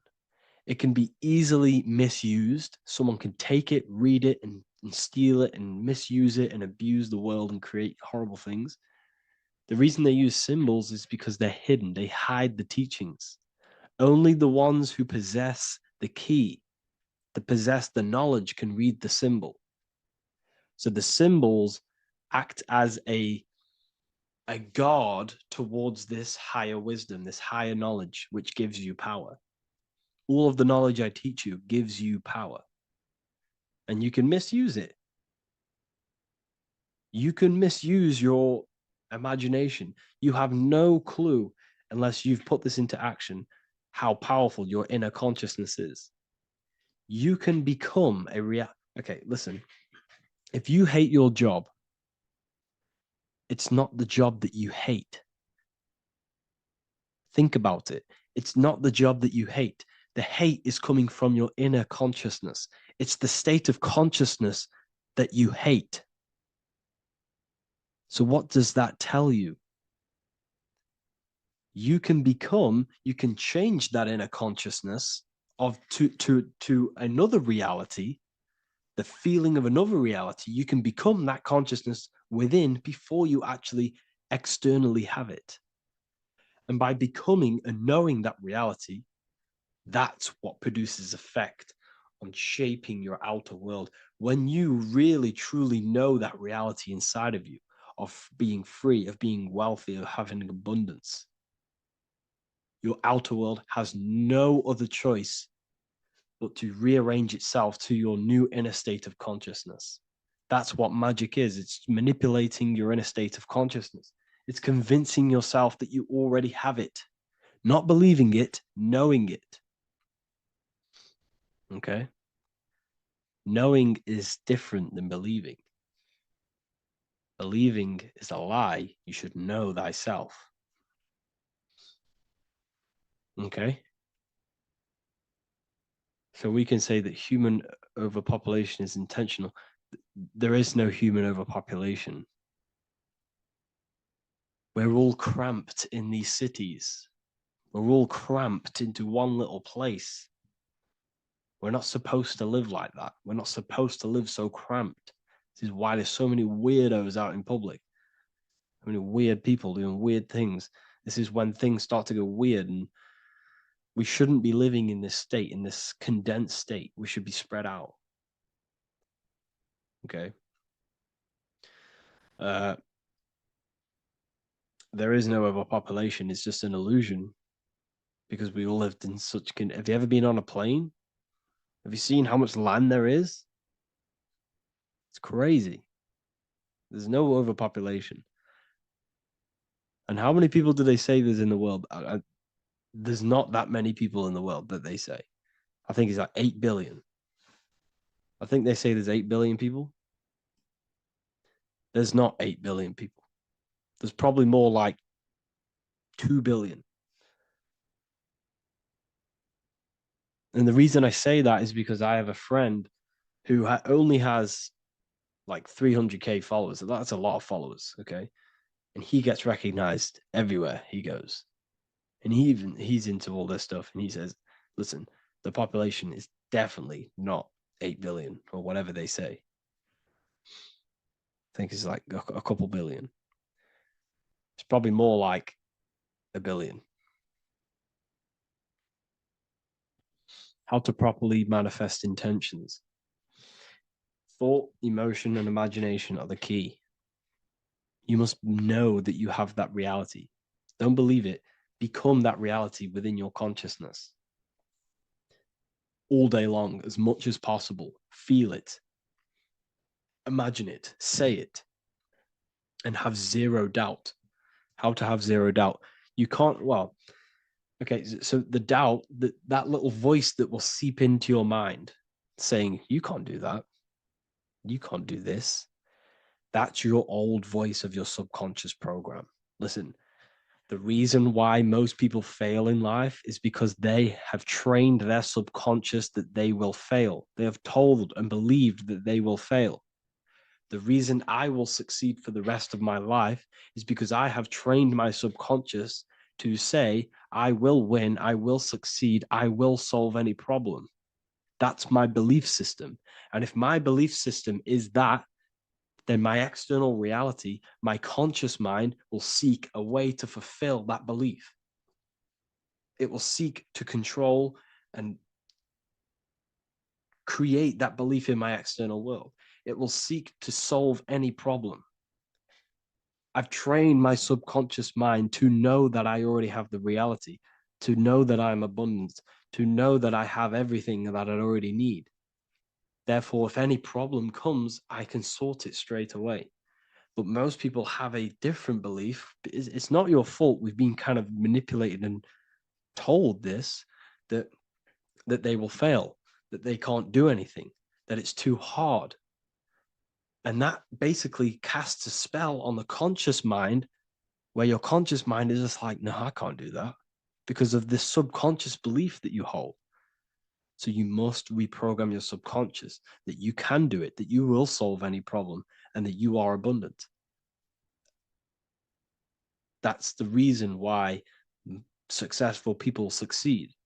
It's because they have a complete different mind state, a complete different belief system in their subconscious.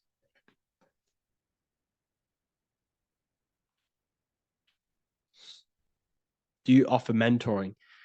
Yes, I do offer mentoring, but it's mainly for people who want to grow their online presence,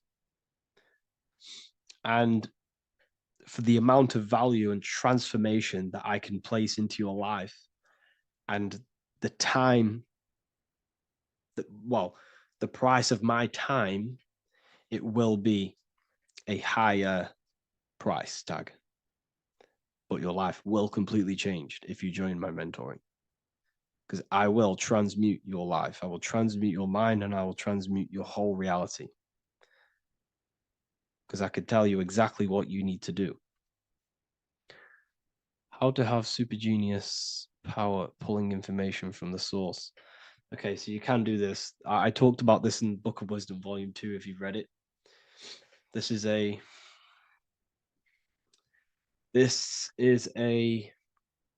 technique that Albert Einstein used. This is a technique that Thomas Edison used. This is a technique that all of the ancient geniuses have used. So you get on a chair, you place metal below you or plates, and you hold a metal ball in your hand, and you fall asleep. And every time you fall asleep on the chair, you're going to drop the ball because your body will become unconscious. And you will basically drop the ball and it will wake you up because it's going to hit and make a loud bang on the plate. And every time you go to sleep, basically what this is actually doing is shifting your consciousness from conscious into the subconscious. So from physical into the astral. Your consciousness is shifting between these two planes. And as you do this, you can bring down great ideas from these higher planes. So when you fall asleep, have an intention. And when you fall asleep, you'll drop the ball. And when you wake back up, you'll have an idea and you just got to write it down.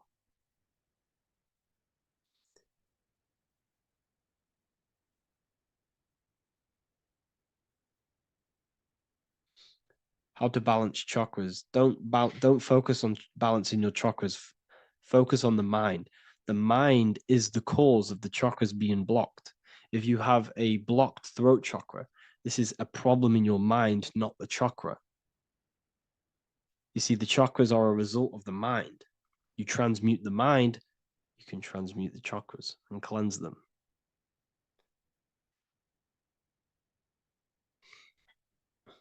So was Jesus a real man that walked? Okay, so I'm going to tell you something. Like, some of the things that I say in my reels, they are to catch attention. So if I say the first thing on the reel, Jesus never existed, straight away, you see that, it's going to trigger you. It's going to trigger Christians. It's going to trigger people. So yes, I do say things to catch attention. The reason I do that is because I have to in order to catch attention. Maybe there was a Jesus who walked. So in the past, I have said Jesus never existed. Yes, this is to catch attention, to boost the reels, views, and comments and stuff like that. Maybe there was a man who was called Jesus and walked the earth. But listen, he was not the Son of God. You are all the Son of God. Jesus represents an archetype. He represents morals. He represents a way of living that you should embody in your life, not to worship. We shouldn't be worshiping this man. We should be embodying his qualities into our lives so we can become Christ consciousness, so we can live in harmony with our mind, emotions, body, and spirit. Okay? He was not the Son of God. You are all the Son of God. We are all God experiencing himself in a three-dimensional divided form. God is oneness, and he created a divided world so he can experience himself. Why do you quote from the Freemasons oft times? I don't recall me looking at Freemason quotes and quote them. I just simply, when I post a quote, I literally just, whatever comes to my head, I just whack it into Telegram or Twitter. Are dreams tied to your subconscious, and how do you understand them? Okay. Dreams and astral projection are two different things. Astral projection is your soul leaving this plane into the collective consciousness, into the collective mind, the collective astral plane. But dreams are basically the astral plane, but it's your personal astral plane in your personal subconscious. So when you dream, you're entering your own consciousness, you're entering your own subconscious. Every character, every event that happens to you, everything that is said to you, everything that happens to you in your dream is yourself pushed outwards, and you're basically experiencing your own mind. If something scary comes up in your dream, this is your belief, this is something in the back of your mind materializing and coming to you and showing itself to you. So in order to understand your dreams, it's basically suppressed emotions, suppressed thoughts, all lingering in your subconscious materialized. Okay. A few months ago, I'd have concurrent dreams of getting in a car crash that lasted for months. Then one day out of nowhere, I got into a really bad accident, and that low-key bugged me out. I didn't know if my mind was trying to warn me or what. You can explain that. Okay. If you are having dreams about having a car crash, this is a belief. Okay, so let me tell you something. Let's say you're a drug dealer, okay? And you live in fear every single day of the police coming to you. This dealer every day is worried, he's scared, and he lives in fear of the police getting him. He was believing it. This fear, this emotion he was feeling on a regular basis, repetition, and the emotion is basically impressing your subconscious. It's impressed his subconscious that deeply that he now believes it. It's now become a belief. So one day the dealer gets caught and he goes to prison. Let me tell you something. He placed himself there because he created a program, a belief in his subconscious of the police. And his external reality is now in a prison cell. But that prison cell is just an external manifestation of the prison cell of fear he installed in his subconscious mind. The four walls he's now trapped in is just basically an externalization of his own belief system that he created through consciousness, through the subconscious. If you embedded your belief that you will be in a car crash, you will be in a car crash.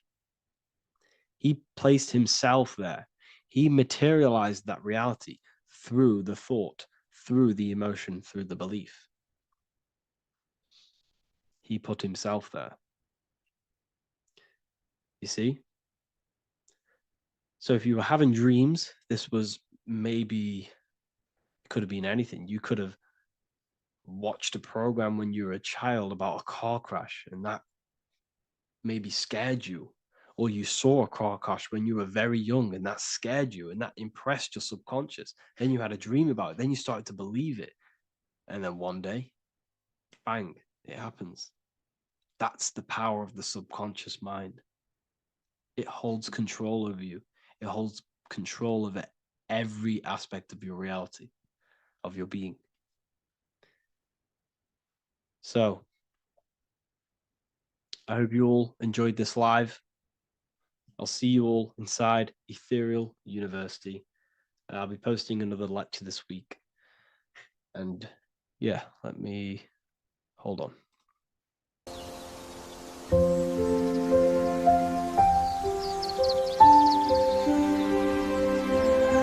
bookofwisdom.com. Visit today.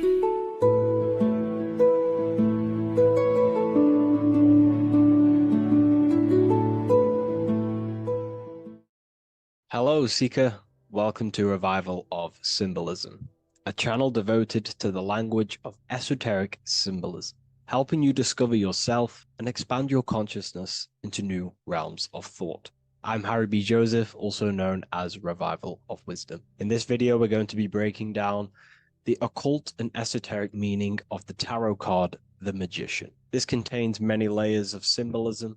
Let's get straight into this. So if we look at the card of the Magician, the first thing we notice is this gesture, his hands. We have one hand up, one hand down. This corresponds to the teaching and the principle of the universe called the law of correspondence, also known as above, so below. As above, so below pretty much corresponds with everything in the whole world and life. Everything functions underneath this law.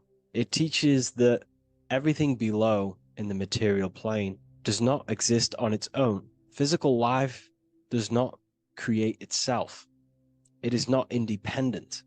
It cannot sustain itself. Everything below in the material plane has its spiritual counterpart within the heavenly realms of higher consciousness dimensions. Everything above manifests that which is below. It's simply representing how reality is dual and you are dual. You have a self outside the mind, which is the physical body, and a self inside the mind, the spiritual self. While most people are fixated on the external self, the physical body, they never give attention to their internal self, the self inside the mind. The self inside the mind is limitless, has infinite potential, and is not bound to any true form or identity. The internal self is the immortal self, the higher self. It is the self that can turn anything, any thought, into a form within the realm of imagination. This is what we call the astral plane.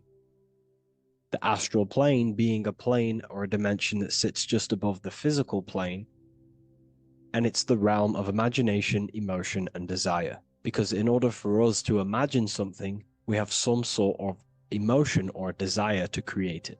Therefore, it is the astral energy, the desire and the imagination of something above in the higher realms and dimensions of consciousness that make it possible and physically created within the material realm. It is the astral forces of desire manifesting the actions of the physical body, because the physical body only moves to what we care about or we have a passion or desire. These forces, what we call passion and desire, are not just chemical reactions in your body. They are astral forces directly coming from your astral body. We think with thought. This is the beginning of all creation. We think, we imagine, we desire, then we act. It is the higher realms first, then the external realm, the material. Higher dimensions over the lower dimensions. This fits in perfect with the magician, because a magician is not someone, like Harry Potter shows you with wands casting spells. This is fantasy. The real magic is about changing consciousness at will, because consciousness above creates that which is below, the material, as within, so without. Reality is created from the inside out. So the magician understands that by changing consciousness, we change our external circumstances.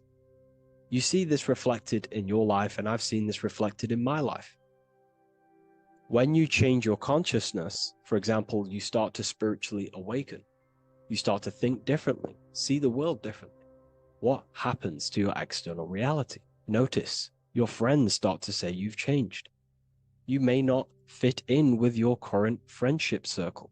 Your friends will change and you will outgrow them, and you will have to seek to find new friends that fit with your new internal state of consciousness. This is teaching that the internal world rearranges the external world. While most people stay in a cycle of trying to change the external world, not realizing that they must first change the internal. This is what magic is about. Magic is about changing consciousness at will.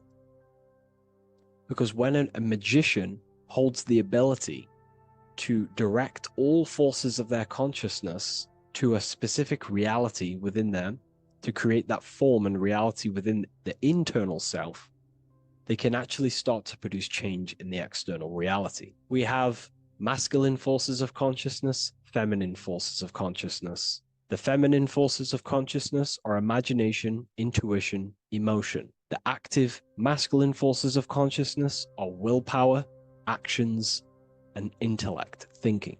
When we combine the imagination, seeing the reality within our mind, forming the reality within our spiritual vision, the internal vision of the soul, because imagination is the expression of the soul. It is creating with astral light, astral vision. Freemasons, occultists call imagination spirit vision. When we see that reality with our spiritual vision, this is why we have to increase our ability to vividly see within our imagination or the astral plane. If we do not develop these faculties of consciousness, we will struggle. This is what the esoteric is about. We have to increase and develop every part of our consciousness to develop spiritually, to try and reconnect with the internal world, while our whole past life we've been focusing on the external. When we combine the soul's vision of imagination with a feeling and a desire of creating that reality, that's then the internal world pretty much sorted. Then we have to combine that with willpower and actions. The masculine and feminine come together to give birth to a child. The masculine and feminine come together in your consciousness to give birth to a reality. It's about changing what's inside the self to produce change below. This is what true magic is. Look at the word magic, magi, and the word imagination, imagination. Imagination is about working with the forces of the soul and the forces of consciousness, producing change in consciousness at will to produce change in the external. This is what this represents. Changing above so we can change below. No point trying to change the external world because the external world is already formed. It is a form, it is an effect. So to produce true change in the external world that lasts long term, we must first gain control over ourselves and produce change internally.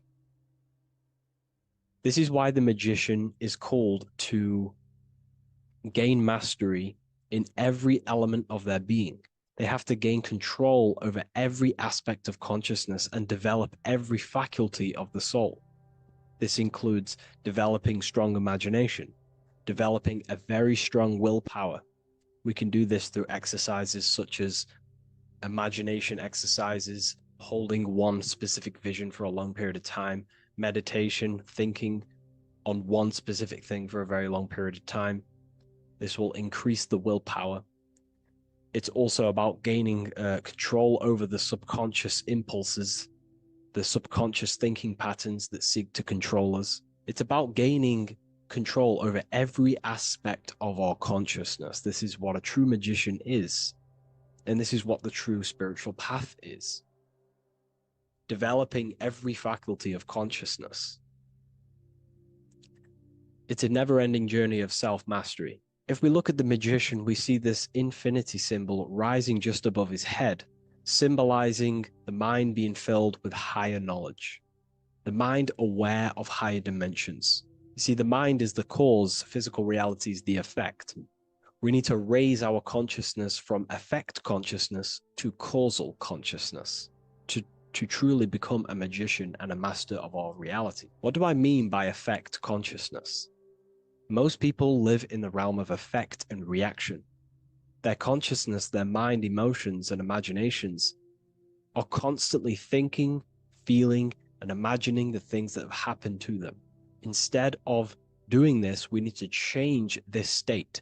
Instead of reacting, we need to become the cause. Instead of thinking and imagining and feeling the realities that's already gone past and things that have happened to us, we need to change this so we use the powers of the soul, the powers of consciousness as imagination, emotion, the intellect, as causes and not reactions. This is how we truly become a magician and apply this principle of as above, so below.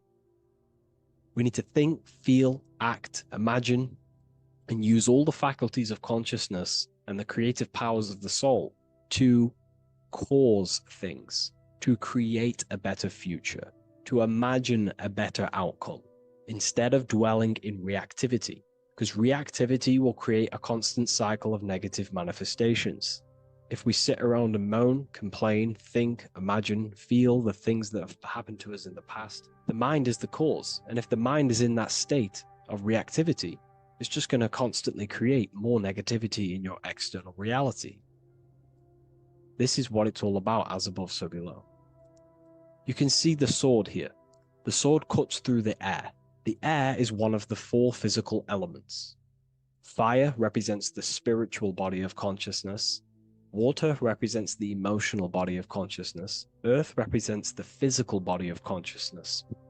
Air corresponds to the mental body of consciousness. So this sword is a symbol of a sharp mind. The mind needs to become very sharp and very disciplined and very controlled, both consciously and subconsciously. What does this mean? We have to gain control over the mind. We have to become more conscious of the thoughts that are happening inside our mental field, because the mental field of consciousness is pretty much the birth of all creation. We think, imagine, feel, then act. So we must gain a sharp intellect, a sharp mind, a sharp, powerful mind. The sword is also a symbol of power. So this is a symbol of a powerful mind, a mastered mind. This is your sword. This is your tool to create, because you are a co-creator. As above, so below literally tells you that you are God itself. The same powers God used to think everything into existence, such as nature, the stars, the human body, the macrocosm, the world. God thought the world into existence. We live in a mental universe. All creation is first thought, then manifested physically. The same powers of thought God used to create the world is the same power that you use to create your world. You are cut of the same fabric of God. You are a microcosm, as above, so below. God is the macro, you are the micro. What is the wand? The wand is not real. This is not a real wand you cast spells with, but a symbol. The symbol of the wand represents direction of consciousness, willpower, and attention. We have two spiritual currencies which pretty much create our experience and reality: time and attention. That's why we say we spend time and I pay attention. These are your currencies. These are how you create and generate reality. Moving on to Jesus and Satan, we see there's an exact same symbolism within the ancient paintings. Jesus pointing up, Satan pointing down. Satan is the egoic force within one's consciousness. He is a symbol. Satan is not a real identity or being or entity. He is a symbol of a personality and a force within one's consciousness. Satan represents the negative forces of the ego that tells you to do things that is wrong. In your heart, you know what is morally right and wrong. Let's say you're thinking, you get a random thought of stealing an old lady's purse. You, in your heart, know that is wrong. But Satan is the force inside of you that says, do it anyway. Don't listen to the heart. Get the personal gain. I want the money. That's Satan. Jesus is the higher mind, the aspect of our consciousness that dwells above the ego. It's the part of our heart that desires the spiritual. Our heart is the generator of our reality. And whatever we desire is what we generate. You only take action and generate your life on what you care about or what you feel. If someone's talking about something you don't care about, you say, oh, I don't care about that. But if you care, you will listen. If you care about something, you take action towards it. If your heart desires the material, you have been taken over by the egoic force of Satan. Not a real entity, a part of your consciousness, a part of your nature, the dark side of yourself. Jesus represents a heart that desires the spiritual wisdom, the things that cannot be seen. The heart must desire the things that can't be seen, because this is what gives true satisfaction to ourselves. We feel void when we chase material things because nothing material can satisfy our hearts. So this is as above, so below. Jesus is the higher mind. Satan is the lower mind. We must place our hearts on the higher things and give our hearts and desires to knowledge, the things that we cannot see, because this is what gives us true fulfillment. We also see this symbolism in the Baphomet. As above, so below. The material realm below and the fire up here. The fire symbolizes spirit. The spiritual made manifest in the physical. This is all the same symbolism. It corresponds to everything.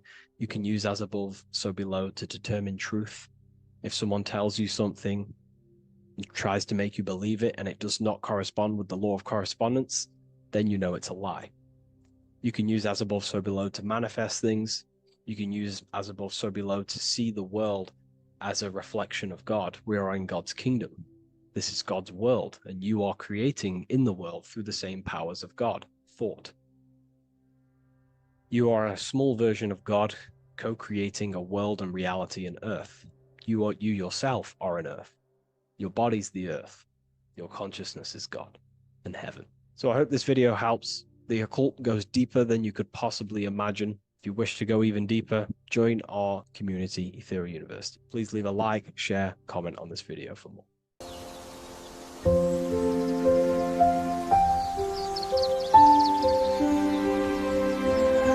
bookofwisdom.com. Visit today.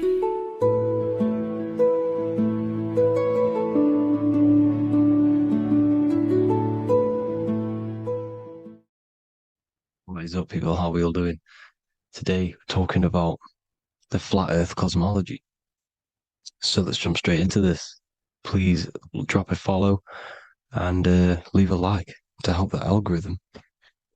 So we live in a torus field. Everything's made out of torus fields. And every torus field has motion. It's what it is. It's the motion of energy. And every torus field has a center, which is the black hole. It's a womb of creation. It's counter space. Now, this is why the North Pole is magnetic, because the center of this torus field is the most magnetic part, the strongest part of the field.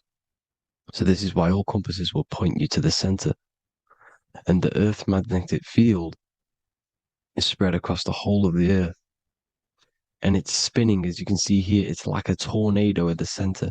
And this tornado is the force which is spinning the sun and the moon around us. You got the sun, the moon, Polaris, just like in the Masonic cosmos here. The sun, the moon, Polaris, the all-seeing eye.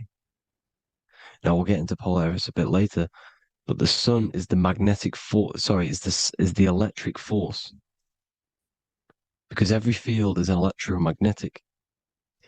Now, the sun is electric. It's positively charged. It's gonna give you energy. It's feeding energy. The moon is more magnetic energy, which is taking your energy away from you.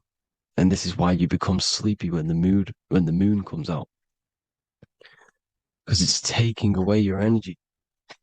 So these two forces is the balance. It's the yin and yang. It's the balance. Everything in this creation is balanced, because the torus field is the Earth is the plane of inertia, the 0 point within the field, because physical matter is a result of two opposing forces equalized on the plane of inertia. And that is where matter crystallizes into physical results. And this physical plane is the plane of inertia, planet Earth. And at the center of this plane is the black hole, the womb of creation.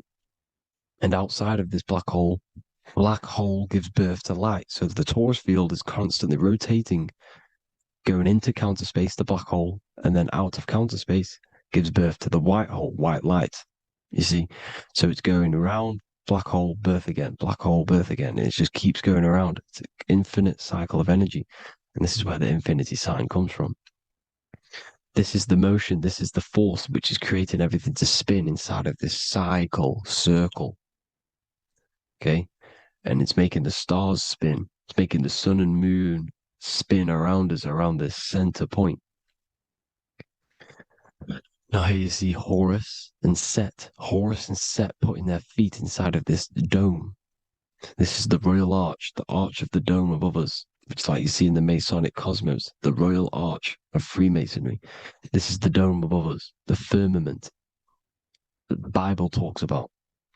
You see, they're putting their feet in because Set symbolizes the moon and Horus is the sun. Horizon, Horus. Horus is rising, the sun.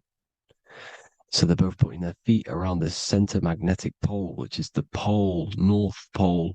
And above the North Pole, you have Polaris, the pole of electromagnetic energy. You see?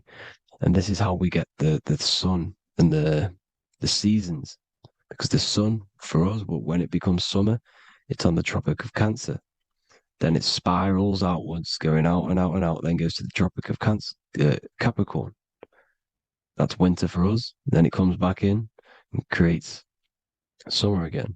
So it's constantly spiraling around this center magnetic North Pole. You see? So this roof above our heads is the firmament. And this is what they've taken off of us. They haven't physically taken it, but mentally they have taken this away from you. It's a female energy. And this is what the Egyptians called Nut, the sky god Nut. And this is the womb. We are inside God's creation, God's womb. And the woman's womb, when she has a baby, is a microcosm of this, because everything inside of this creation is macro. It's a reflection of the bigger things, as above, so below. So the dome above our heads is the dome we are in when we are a baby.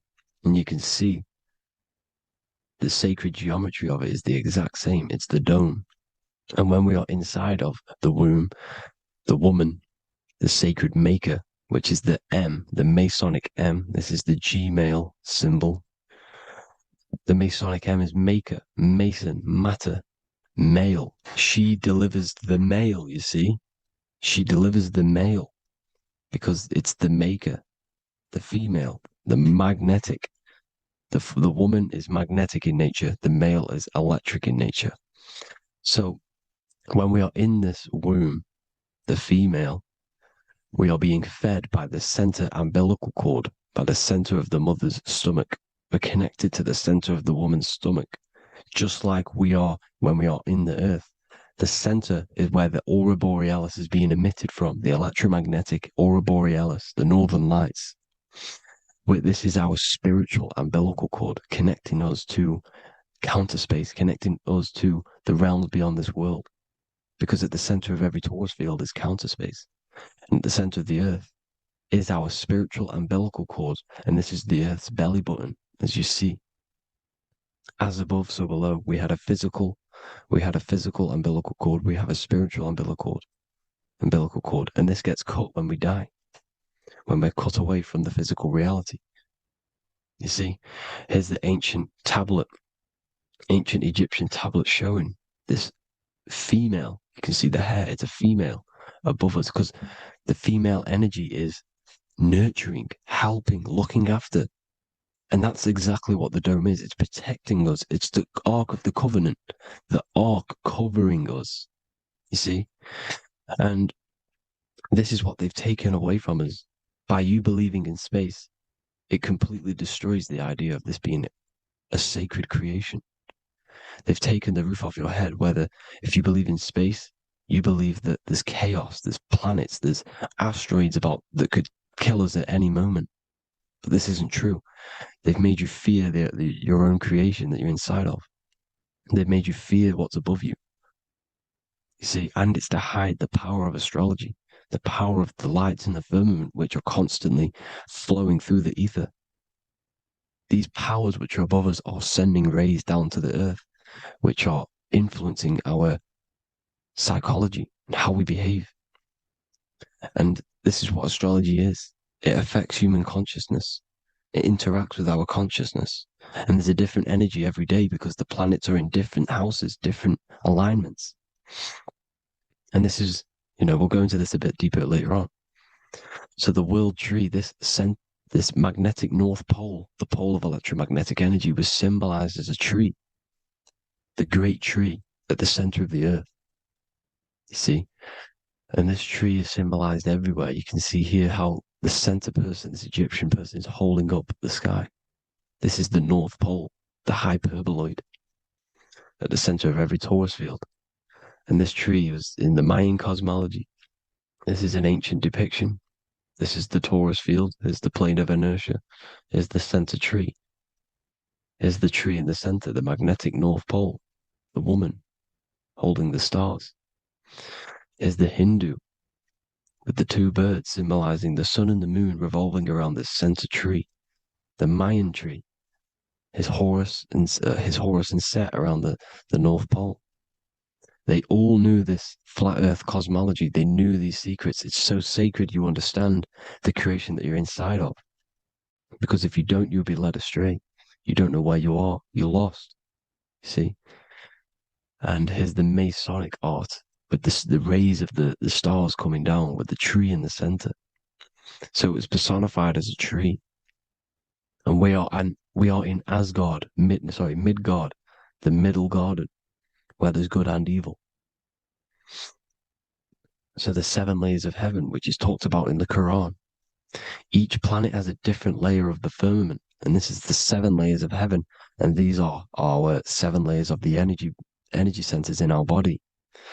So we start in the stars, so we are stars in a physical body. This is why we say Mr., Sister, Fraudster, Sinister. Stir is star, and we are in the stars, and our star descends into the soul system, not solar system. And as we descend into the soul system, we enter Satan's kingdom, Satan's world. As it says in the Bible, Satan is the god of this world. Well, if you've been into my research for a while, you know Satan is Saturn. Saturn's world, because Saturn's the outermost ring. He's the Lord of the Rings. And you enter his kingdom, the kingdom of time, and this is why Saturn's the time god. As soon as you go past the rings of Saturn, you're now in the solar system, you're now in time, you're now bound by space and time. And you're bound to the earth plane, the heart. Earth is heart. It's a rearrangement, it's an anagram for heart. And the heart of the electromagnetic color spectrum is green, and that's why the earth is green. And above green is blue, and this is why the sky is blue. In order to go to heaven on the macro scale, you have to go through the blue sky, through the 7 layers of heaven. In order to reach heaven in your body, whilst you're here, you have to go through the blue chakra to your head, which is heaven. It's micro, macro. Everything is micro, macro inside of this creation. It's an ancient, I think this is a French image, piece of art from the ancient French, with obviously the 7 layers of heaven, which they all depict. And notice how it's like a dome. We'll go into this dome symbolization, the Royal Arch of Masonry, which is next. But these 7 layers of heaven give us the 7 metals, the 7 days of the week, the 7 diatonic tones, the 7 chakras, the 7 everything. It's God's favorite number. And this is why the Masons use the G inside of the compass, because the G is the 7th letter, and God starts with G. You see? So it's 7. God is 7. Here's another depiction of the heart, the soul system, the 7 layers of heaven. La fermenta.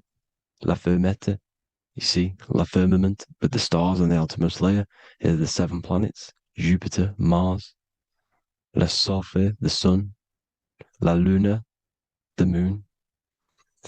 So Saturn. So we are in the heart of this soul system. In order to ascend, we need to ascend up our chakra system, reach 144,000 hertz, God consciousness, the God man. You have to unfold God man, master of the mind, mastery of the mind. So what are the stars? The stars make everything unique. The stars are constantly rotating around the center, magnetic North Pole, the tornado at the center, which is stirring everything. It's stirring the ether. The center is the ether, and the 4 elements are born out of this ether. There's 5 elements: ether, spirit, water, air, and earth. The ether gives birth to the 4 other physical elements, which the whole of creation are made out of. About them 4 elements. 4 is the number of stability. You know, a chair, a table has 4 legs. It stables things. It's a foundation, and these 4 elements are the foundation of this creation. You see, and this magnetic North Pole is stirring this, and the 4 vibrational states of the ether are the 4 elements. Now let me get back to the stars. I just wanted to give you that. The stars are being stirred around this center point. Center. It's stirring everything. And they're always in different alignments. Every millisecond they're moving in different placements of the stars. And the planets are called the 7 wanderers because they're not fixed. The stars are fixed. But the planets are called the 7 wanderers, the 7 layers of heaven, because they move faster and slower than each other. Each planet is slower and faster, has a different rate of speed it's moving. So these alignments are mixing in with the energies of the different 12 constellations. And this is why you have a unique characteristic. You have a unique look, a unique energy, a unique personality. This is because when you were born and you took your first breath, that energy which was in the ether, because the ether is all around you, and energy travels through the ether. The energy that the stars were casting down and the energy that the planets was mixing in with the 12 constellations was in the ether. So when you came out of the womb and your first breath, because breath is spirit, okay? So that first breath you took, that is the energy that is imprinted within your DNA, your soul.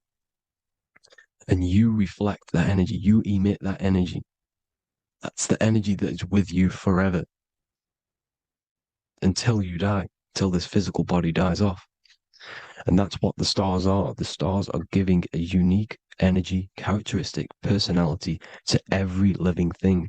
Every dog, every cat, every animal has a unique personality because it was born at a different time and place in the sky. Okay, the stars are your destiny. Now, the stars are constantly changing as well. If you look at stars through a telescope, they're constantly changing and forming different forms. You can see here, it looks like water. It looks like light through water because it's the ether above us, a sea of ether. And this light is being emitted through it, and it's just constantly changing, giving different energies, each star. So this is why this is what the zodiac is. It's the expression of energy. It's the expression of the stars. And each constellation has many different personality, different energies, different traits. Each planet has different traits, depending where your planets are, depending what energies you hold. No two person have the same energy.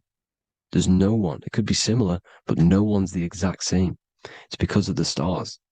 The stars are never in the exact same split place. The planet's always in different houses. So here's some Royal Arch symbolism. Here's the Royal Arch of Masonry, as it says here. The sun and the moon, the constellations. Here's Cancer, the 7 planets, the 7 stars. Here's the Royal Arch. This is the firmament. Here's the duality. Black and white, duality, good and evil, rest and motion, dielectricity, magnetism. See? So this is what the Royal Arch is. It's symbolizing the cosmic dome above us, the womb we're in. We're inside God's womb. And here's George Washington, the Freemason, inside of the Royal Arch. You see, with the G, the Masonic G, God, 7. Here you see another depiction of George Washington with the stars in the dome above his head, his Polaris, the sky vault, Polaris. We'll get into that later. Go inside of all of your ancient churches, you will see the dome. Go to the Vatican, you'll see the dome. All of your ancient churches have this dome because it's the dome above your head. The ancients knew this. This was known. We did not live in space. It was known back then. They all knew. This is Crown Court, which is one of the most important courts in the UK. You can see it's clearly so much Masonic symbolism. You've got the 4 pillars of Masonry. The Royal Arch is like an arrow pointing upwards to Polaris. His Disney World is under a dome. In his Polaris, the sky vault. You see? And also 666 in the symbol. Here's more 7 layers of heaven. Here's an ancient depiction. The firmament. Here's the astral plane outside of the firmament. The Royal Arch. You see? It's everywhere. Here's Polaris, the 8-pointed star. Polaris is in between the sun and the moon. It's at the center of the Taurus field. And Polaris corresponds with the pineal gland as well because it's the all-seeing eye. See? So, is Polaris, the 8-pointed star, which is at the very top. It's the very center. It's on top of the North Pole. And it's an 8-pointed star that's always symbolized as an 8-pointed star. Here you see the Vatican. The Vatican is a giant key with an 8-pointed star. See, it's a key. Here's the dome.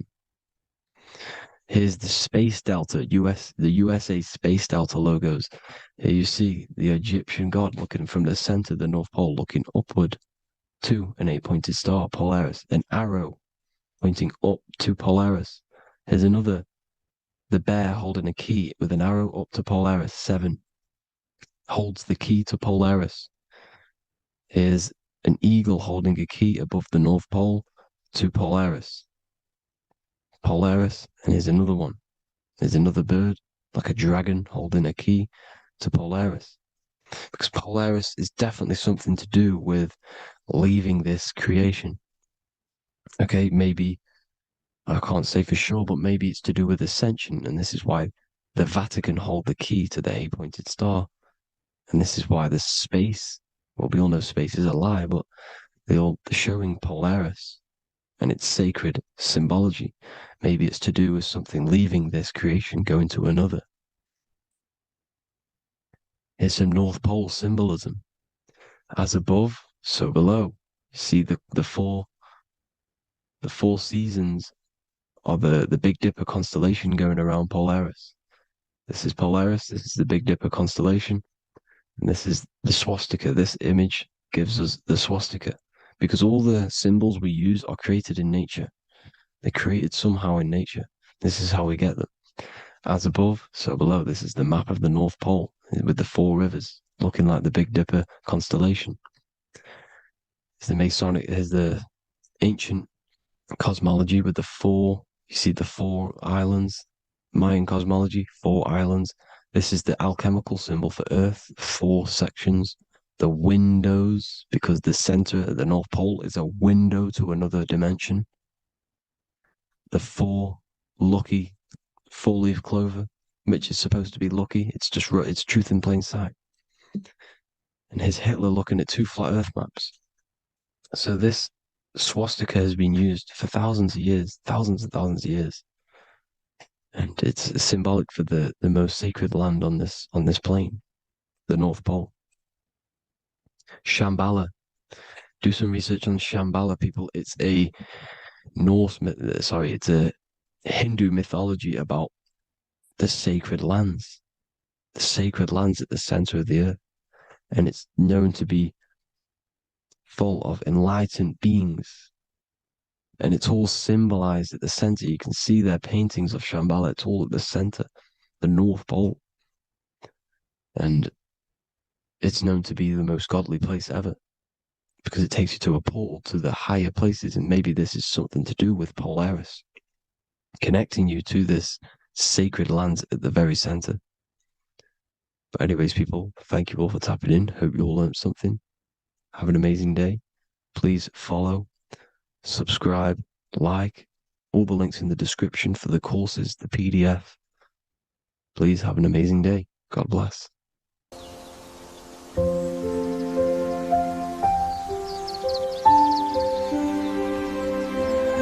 bookofwisdom.com. Visit today.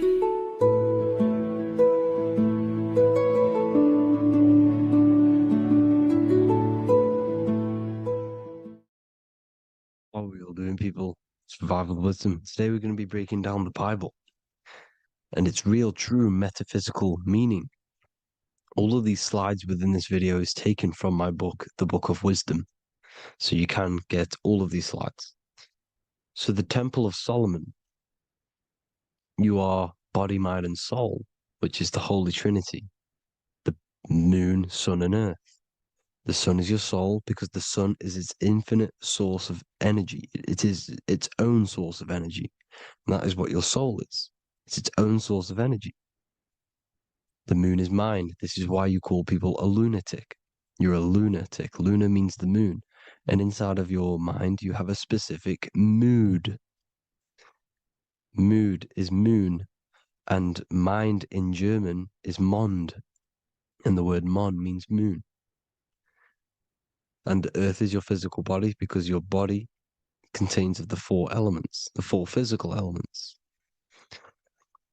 Well, the Temple of Solomon is the temple of the soul and the Mon, the soul and the Mon, the soul and the mind. And it's the temple of the Holy Spirit in the Bible. Everything leads back to one singular point in the center of the brain. The brain is not the mind. It's mind over matter. Okay? The brain is the physical manifestation of the mind. The brain is the electrical computer which decodes the light waves given to it by the mind. This is why everything in the body leads back to one singular point. And we'll go over this in a minute. But this is controlling the physical body. This is the within. If you rearrange within, it spells high twin because within you is your twin, your true self. And it's just an entity in the center of the mind. And if you shut your eyes, you can feel it. Your awareness is in the center of the brain. So there's just an empty chamber in the center of the two cherubs, the two brains. They are two separate brains. They're two hemispheres. And the empty chamber, when scientists chop it up and see it's just an empty chamber? Well, because you can't see in that plane of reality. You cannot see the mind. You cannot see thoughts. It is invisible to the human eyes, to the visible light spectrum, to the two eyes. The reason why we call it the third eye in the center of the brain, it's not the third eye, it's your true self, it's the mind and soul. It's an eye because it does see. It's the all-seeing eye that you always see here. There's some Masonic artwork showing the two pillars, the two cherubs, the two hemispheres of the brain, and the inner eye. This is the eye that sees all things. What do I mean by seeing all things? Not physically. It sees the mind. It's what, because your soul is watching the mind. You can observe the mind. You are not the mind, and if you meditate deeply enough, you can go beyond the mind. It's the all-seeing eye. It sees the mind. It sees what emotions you're feeling. It sees what you're thinking. It sees what you're seeing with the two eyes. It's the all-seeing eye. It sees all things. It's omnipresent. It's everywhere. Because the mind can be anywhere. The mind can switch itself into any place it wants. There is no limitations with the mind. So there is two hemispheres in the brain. And in the Bible, there is a quote saying, the most holy place between the two cherubs. The two cherubs is the two hemispheres of the brain, and the most holy place is between them, which is what the Masonic artwork is showing. This is the all-seeing eye, the soul and the mind, in the center of the brain. And you will not see this with the two eyes. So when scientists come to seeing the empty chamber in the center of the brain, they wonder because they do not understand the occult side of the world. They do not understand the layers of reality. How the two eyes, everything physical comes from the unseen. Everything seen comes from the unseen. Now, the two hemispheres of the brain play a major role in our lives. The right hemisphere is the artist. The left hemisphere is the scientist. The right hemisphere controls the left side of the body. The left hemisphere controls the right side. So there's a crossover. Now, the right hemisphere is to do with your feminine energy, creativity, unification, metaphors, visualization, intuition. The left hemisphere is to do with sequencing, facts, materialistic details, language, and logic. So they keep us normally trapped within the male aspect of our mind, which is the left hemisphere. You know, if you listen to Spotify, Apple Music, and radio, they're all tuned to 440 hertz, which shuts down the right side of the brain, makes you left brain dominant.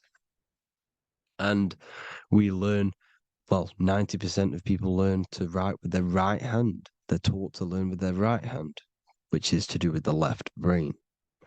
You see, so we are being trapped within this left side of the brain, which is all to do with logic, thinking logical, not creative. You know, very analytic. But the right side of the brain is to do with your creativity. So the right side of the brain is perceiving reality as a holistic perception. Now, what do I mean? If you're riding through a woods, for example, if you're riding through a woods, your right hemisphere is seeing the whole woods as one unified woods. The left hemisphere's job is to break down the perception given to it by the right hemisphere and break it down into individual trees. So what am I saying? The right hemisphere is seeing humans and everything in creation as one unified consciousness. The left hemisphere is seeing individual egos. This is why the left hemisphere is the place of the ego, the right hemisphere is to do with the higher self.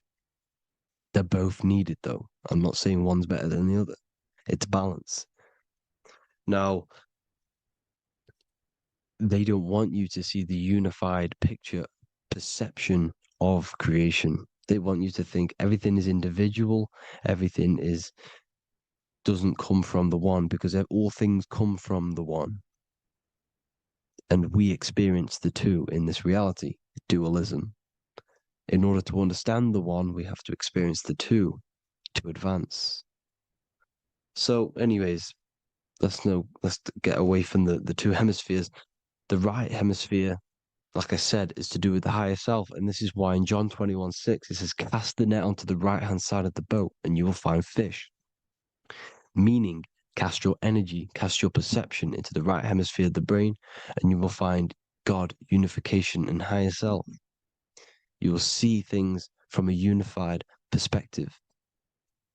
How we are all one, because we are all the same consciousness. The same spark that is in me is in you. This is why I am you and you are me. We are all the all-seeing eyes of God, just split up into individual bodies. We are all made up of the same essence, consciousness. And that consciousness, that mind and soul, is in the center of the brain. You are just in different avatars. And until we see this, we'll forever be divided and conquered. Until we figure this out as a collective consciousness, we will forever be divided and conquered and ruled over. This is why the Bible says, ye are gods. You are the sons of the Most High, because we are. We are the Word made flesh. We are God made flesh. Mark 16:19. So then after the Lord had spoken unto them, he was received up into heaven, head is heaven, H-E-A, and sat on the right hand of God. God is the consciousness in the center of the brain.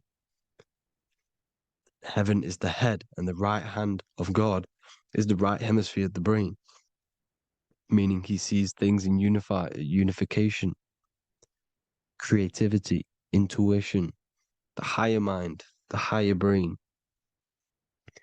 When Moses crosses the Red Sea is the corpus callosum, moving from the left to the right hemisphere of the brain to see unified perception of reality. Head, H-E-A, heaven, same root word. This is why the ancients always depict God in the center of the brain. Here you see ancient Christian artwork showing God in the center of the brain, the light. Here you see it here. Here you see Ganesh, an Indian god, which is the brain. Here you see the Father, the Son, and the Holy Spirit in the dome, the brain. This is the brain, because you are God made flesh. That's what consciousness is. The upper room where Jesus meets the 12 disciples. It's the upper brain on the upper room. The upper room is the chamber, the empty chamber in the center of the brain. That's the room. And the 12 disciples are the 12 cranial nerves in the brain, which pretty much rule the body, all the cranial nerves. The tree of life, the cardiovascular system. This is why in Genesis it says the tree of life was in the midst of the garden. Midst meaning middle, because the middle of the body is the cardiovascular system, which is controlling all of the systems in the body. The tree of knowledge of good and evil is the nervous system. It's the spine and brain. This is what's detecting good and evil. The brain is the electrical computer with the left and the right hemisphere, decoding the dualistic world, decoding the light waves given to it by the external world. It is an electromagnetic computer. It is artificial intelligence.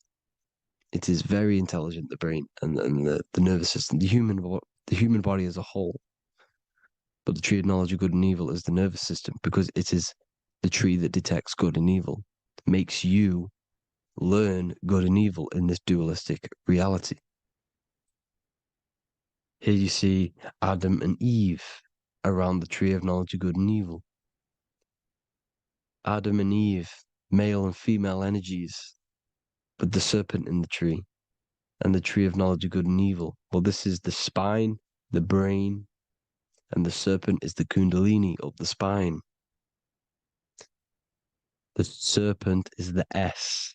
That's why S, serpent, the letter S is the serpent. Sex and serpents make an S noise. You know, the Bible cursed the serpent. So we don't figure out the true religion. The true religion is raising the Kundalini and becoming God-man and reaching our higher states, our true God self. Because once the Kundalini is saved and hits the pineal gland, it activates 100% of the brain when we're only using around 20 to 10% as of right now without the Kundalini awakening. So when you use it, you're activating 100% of the brain. You're activating all the dormant brain cells. You're regenerating the body. And this is the serpent in the tree of knowledge of good and evil. This is the spine, brain. This is Adam, Eve, the male and female energies. The light of the body is the eye. Therefore, if thine eye be single, thy whole body should be full of light. Matthew 6:22. This is the single eye in the center of the brain. It is not the pineal gland. It is what's inside the pineal gland. You have to go beyond the physical world, and there are no words to describe things that are not physical, metaphysics. And the whole body should be full of light. Well, this light is the same pyramid that you see. You are the pyramid with the all-seeing eye on top. This is why the ancients built the pyramids with the stairs in the middle symbolizing the spine, because once you open all the chakras and balance them and raise the Kundalini, you activate all of the brain, which gives enlightenment. The word enlight in ment. Ment means mind, light in the mind. Enlighten the mind. And this is enlightenment. We are the temple. And Jacob called the name of the place Peniel, for I have seen God face to face. Within spells high twin. Within you is the God self, which you need to manifest into the external world. And he's seen God in Peniel, the consciousness. He's seen his true self, consciousness, in the pineal gland. Genesis 28:10, Jacob's ladder. Jacob, he took a rock there and laid his head on it to sleep. Jacob had a dream. He dreamed there was a ladder that was on the ground and reached up into heaven. Head is heaven. The rock he fell asleep on is the sacrum bone, because he's symbolizing the oil that comes down the spine, hits the sacrum bone and rests there, falls asleep, and it looks up and it sees the ladder to heaven. Because when you raise this oil, you become God-man. You become God in heaven. You can leave the body at will. Do you not know that your body is the temple, that your body is the temple of the Holy Spirit? Corinthians 16:19-20. Or do you not know that your body is the temple of the Holy Spirit within you? Your body is the temple of the Holy Spirit, the soul and the mind within the center of the brain, the temple of Solomon, temple of the soul and the mind. Romans 8:10. Christ is in you. It's not external. When you give where attention goes, energy flows. When you give your energy to external things, your attention, your worship to external things, you're giving energy, meaning it's draining you, and you're feeding something within the astral plane, a mental thought within the astral plane. So with you realizing that the Christ is in you, that you don't have to worship anything outside of you, this means that you're internalizing your energy. You're not giving your energy, because where attention goes, energy flows, which means you become more present. You become healthier, because you're not giving off all of your special electromagnetic energy that's charging you. This is why the religions run by the Vatican is all external. They're exoteric. Exoteric means external teachings. The esoteric is the internal, the hidden teachings. in Psalms 82, I have said, ye are gods, and all of you are children of the Most High, because we are the Most High, split up into individual bodies. That's what consciousness is. Consciousness is the Most High, and we have to raise ourselves to the Most High. Brahma, Vishnu, Shiva, the Father, the Son, and the Holy Spirit. Why is it always a trio? It's a trio because it symbolizes us, the soul, mind, and body. The mind is the bridge for the soul to be in the body. What is the soul? It's the life force. It's the watcher. It's the all-seeing eye. The soul sees into different realities, and it gives life to the body of every reality it goes in. This is why you always see light around the all-seeing eye, because it is the energy, the life force, the light, life, L-I. Life is light, and it's the eye because it sees into the different realities. It sees into the dream world. When you're going to sleep at night and you dream, it's not a dream. It's another reality. You're a multi-dimensional creature. We live in a multiverse. There's infinite amount of yous. And there is a version of you which is the highest self in a reality somewhere. And this I has the ability to switch realities, which is exactly what astral travel is. Astral travel is the ability to switch reality beyond the 3D construct of this world. The Father, the Son, and the Holy Spirit, Brahma, Vishnu, Shiva. Brahma, the soul, inhabits different bodies. This is why they have different heads. Vishnu, the mind, symbolizing gnosis, meaning knowledge. This is the serpent. The serpent symbolized knowledge. Shiva, the body. The Father, the Son, and the Holy Spirit. The bird, the soul, because the bird symbolizes the soul. This is why you have here the Egyptians showing you the soul leaving the body. Here you see here with the twin head, the same head, and it's a bird. This is the soul self. This is the ego self. The Egyptians knew this. They knew all of this. Of course they did. Now the whole story of Jesus is all metaphorical for the process which goes on within your body. Your neck and head is the Holy Grail, which the sun and the moon creates. Sorry, the sun and the moon creates the fluid within the Holy Grail, the brain, the skull.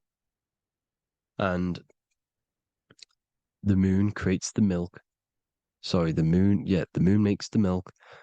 The sun makes the honey, the land flowing with milk and honey in the Bible. The land flowing with milk and honey is the center of the brain in the Holy Grail. Here you see the Masonic artwork showing you the sun and the moon creating the fluid in the spine. Here's the serpent. Serpent symbolizing the two Kundalini channels, the Ida Pingala up the spine. Here's the furnace raising the Kundalini, raising the oil, heating it up, and rising it to the crown. You see? So here you see more Masonic art, seeing the sun and the moon creating the holy fluid in the brain, in the cup, filling the cup. This is why it's a cup, because it's the Holy Grail. This is the holy oil in the center of the brain that gets released down the spine, which is Jesus coming down from heaven. It comes down the spine, down the River Jordan in the Bible. This is when Jesus goes from Nazareth to Jerusalem.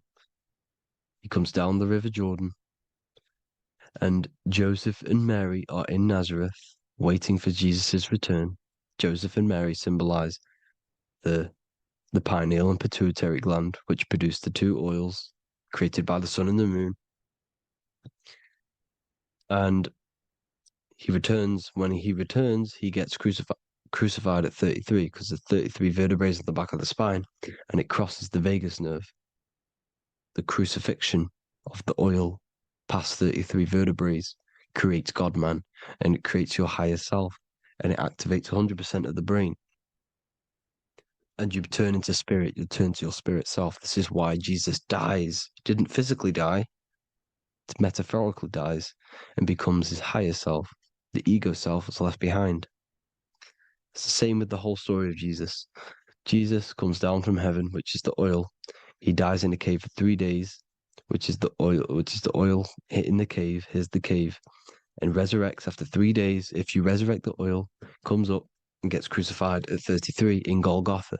Golgotha translates to a place in the skull. The 3 wise men from the east. Well, if you look at the Masonic artwork, they'll always show you a ladder up to the east. Okay? Here you see north, south, west. This would be east. Here you see east here. East here. The ladder up to the east. The east is the top, up. 3 wise men from the east, the thalamus, pituitary, and pineal gland in the center of the brain. The most important glands in the body.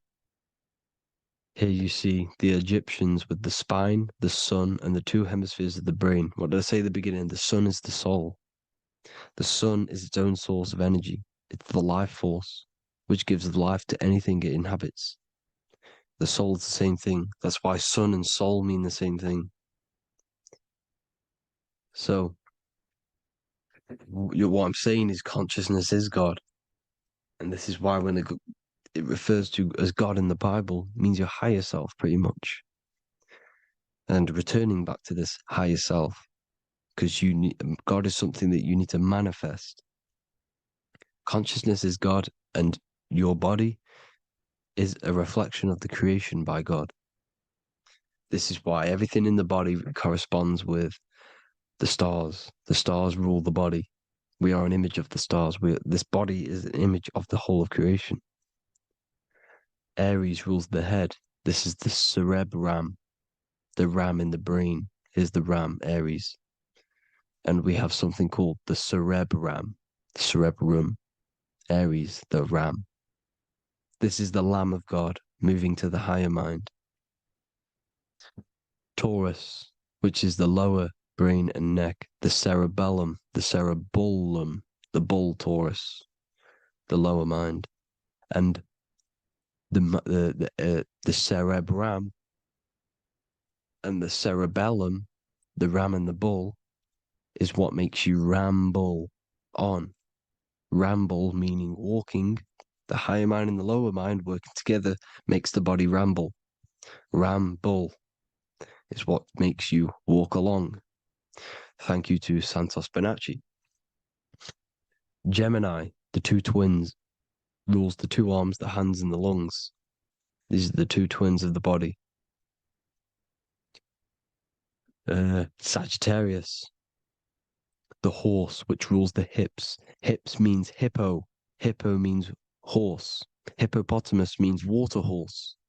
Hippo means horse, and this is why we call them hips, because horses have massive hips. Capricorn, the kneecaps. Pisces, the 2 fish, the 2 feet. Then they make us swim. We are an image of the stars, people. Well, the body is anyway. Consciousness is God, and the body is the image of the whole of creation. It's a reflection of the whole creation, as above, so below. 12 systems in the body, 12 cranial nerves for the 12 constellations, 12 cell salts. The body's made out of 12 cell salts. So, this is where it gets kind of deep. This is where we get deep. And he said Jesus was known as the fisher of man. And fisher of man, meaning man does not mean man as in the male. Man means mind. He's the fisher of minds. So the Bible is not patriarchal. It's not patriarchal. Man just means mind, pretty much.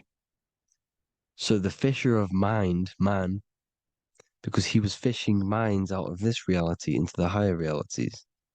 He was teaching people how to leave the body when he walks on water. Walking on water It's the physical, etheric, astral, and mental. These are the different planes of reality. The ether is the either because the ether is the substance that's on either side, astral and physical.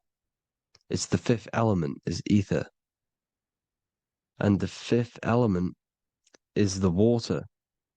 The same water at the beginning of the Bible when it says, let the firmament divide from the waters above from below. The water symbolizes the ether. It's the base of all physical matter. And the ether symbolized is known as the water. So when you're walking on water, you're walking on the ether, meaning you're leaving the physical body.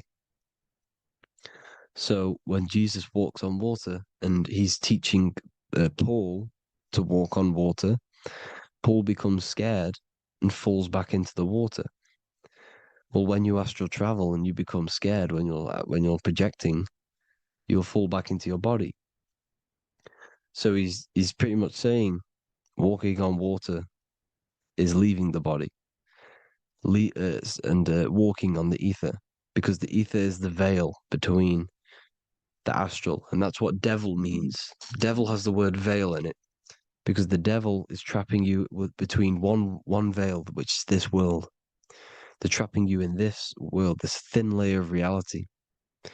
Your dreams are different veils. The ether, the astral, the mental are different veils. Devil is deveil. Deveil. You need to escape being stuck in one reality and live in between realities. And this is when you truly become a multi-dimensional being, because your soul is just the eye. That's what you are. You're just an eye, and you see into different worlds. And it also, when Jesus means the fisher of man, the fisher of minds, he is I truly believe, because of my research, that there is other worlds. It's not just this one. There's higher worlds. There's an infinite amount of you, and you've been in them dreams you call dreams. Them dreams are other realities that you are in. That's why when you're there, you don't feel like you're in a dream. You feel like it's 100% real, because it is real. So this is why the ancients always depicted the many different heads, because there's many different versions of you. And this I, the soul, the watcher, is switching itself into different bodies at all times. Well, when you sleep, when you astral project. And this is what the ancients were doing. They understood the multiverse, and they could switch bodies at will. And this is what the 7 seals are in the Bible, also known as the 7 chakras. These are literally portals within us to these different worlds. We're in the heart at the moment. Earth, rearranged spells heart, meaning middle. This is where good and evil exist. It's the middle point, the midpoint of realities. So, I hope you all enjoyed the video. All of this knowledge that I've give you in this video is inside of my book, the Book of Wisdom. The Book of Wisdom gets updated every single month with new pages. It's a one-time payment for a lifetime worth of research and knowledge by me. So if you do want to get it, the link will be in the description. But I hope you will gain some amazing insight. Please like, comment, and share to help the algorithm, and drop a subscription. And for more lectures, every 2 days, I drop lectures and knowledge within the Patreon. If you want to support the channel, join the Patreon. Everything's in the description, because we are not monetized on YouTube. Thank you all. Have an amazing day.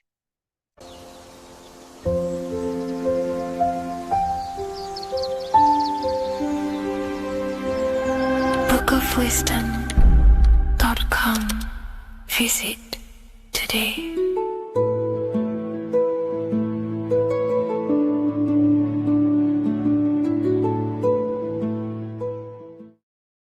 Welcome back, people, to another occult lecture by Revival of Wisdom. Today we're going to be talking about magic and how it's being used on us for the New World Order. Magic has the word mag within it, which is magnetism. Magnetism is the force. Magic is influencing forces, natural or supernatural forces, and using it for a certain agenda to gain something out of it. Now, magic is not what everyone's being thought. It's not some sort of fantasy thing. It's actually very common, and we all do it, whether you believe it or not. Magic is all to do with the mind. As I said, always say in my lectures, your mind is what creates matter. Your mind is what creates your external world.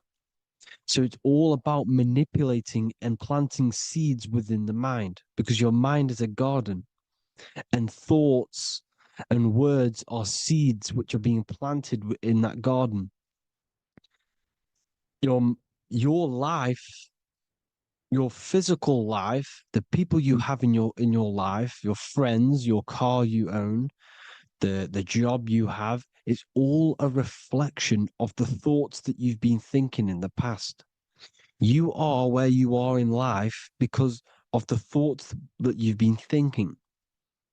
Therefore, your life is a direct reflection and manifestation of your mind, the Garden of Eden.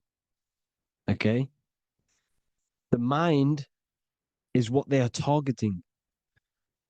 What you see, say, and hear has a direct effect on your mind. Me talking to you is influencing you. The words I'm saying is planting seeds within your mind. Now it's up to you to consciously act on these thoughts or these words, or to maintain these words. As above, so below. As within, so without. What's inside of me is outside of me. What comes into the storehouse comes out of the storehouse. You have the left, you have the right, you have the up, and you have the down. As above, so below.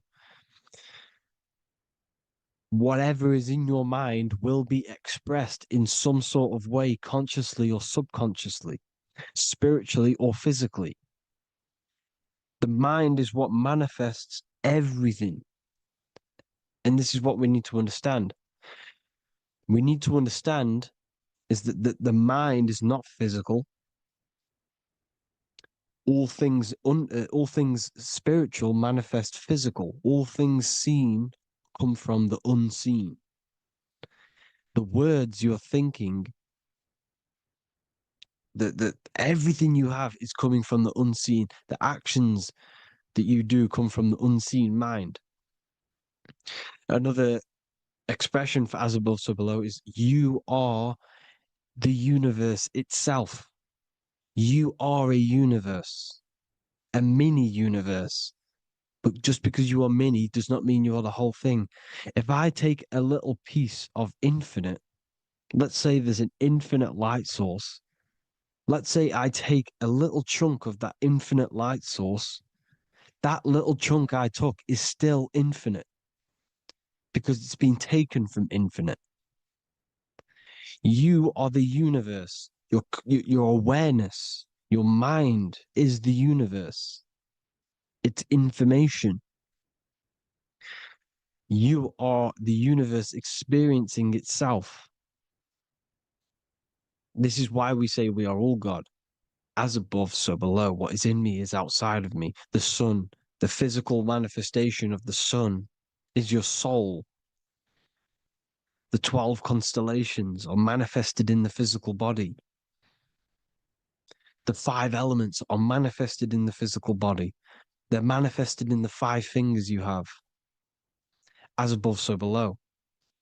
This is manifested, well, this is a symbolized in Freemasonry and secret societies as the 2 pillars.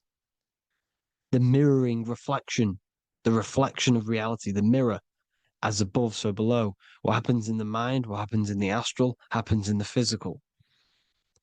This is Aleister Crowley. This is all symbolism. This is the two pillars with the all-seeing eye and the triangle at the top. Aleister Crowley was a master magician, very powerful dark magician, black magician. There's two types of magic. You have white and black, just like the checkered board, the Masonic checkered board. You have white and black. You have good and evil. White magic is influencing natural forces to gain something that will help the collective consciousness, help the collective, help the earth, help other people. Black magic is something you manipulate something so you can get something personal out of it. Doesn't matter if it's good or bad. It's still considered as black magic because you're being selfish. Everything you do should be contributing towards the collective consciousness and helping others. And this is why the ancients lived in a system where everything was in unity. We understood that I am you and you are me. What I do to you happens to me because I am you and you are me. We are the same mind substance on the inside. We're all the same mind substance being expressed in different bodies. So what I do to your mind will have a ripple effect on my mind because all of our minds are connected within the mental plane. So this is why they know all this knowledge. They know all this knowledge. So yeah, this is the mirroring effect of reality, the two pillars, or symbolizes the number 11. The number 11. We'll go deeper into that. The technology we're using is magic. It's a form of magic. Television is tell a vision. They're telling a vision into your subconscious mind, into your memory. And when you turn on the television, you get a program because they're telling a vision to create a program within your subconscious mind. You see, the conscious mind is only 10% of your mind, which is to do with your, what you're aware of, your five senses. What are you consciously aware of? Well, I'm aware I'm here, I'm talking. I'm aware of what I'm wearing, the five senses, what I can hear, taste, smell, hear. What I'm wearing, I'm aware of what I think of. But the subconscious mind is the 90% of your mind. It's the hidden part of the mind, which is telling your heart to beat, telling your body to breathe. It's storing all of your emotions. It's storing everything you see, storing all the belief systems that you have. It has everything. It stores all of the habits you have, the values. It stores everyone's name that you know. All the words that I'm speaking right now is all coming out of the subconscious. Everything is subconscious.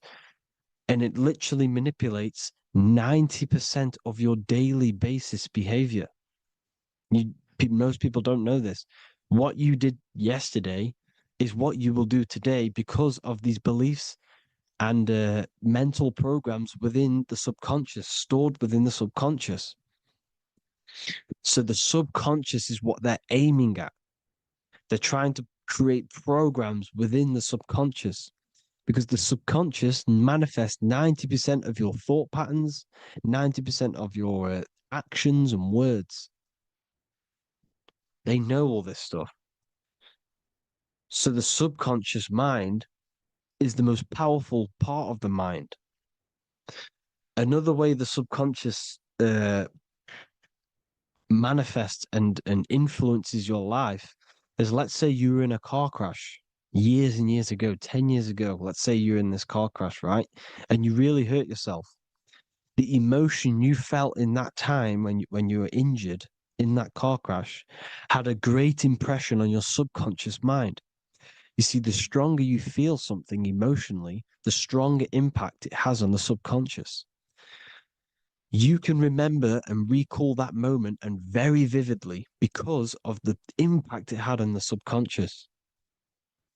For example, you become that terrified of cars that it manifests into your life today, that you are wary to go in certain cars. You don't want to go into cars at all, maybe, because of that moment that stored within the subconscious.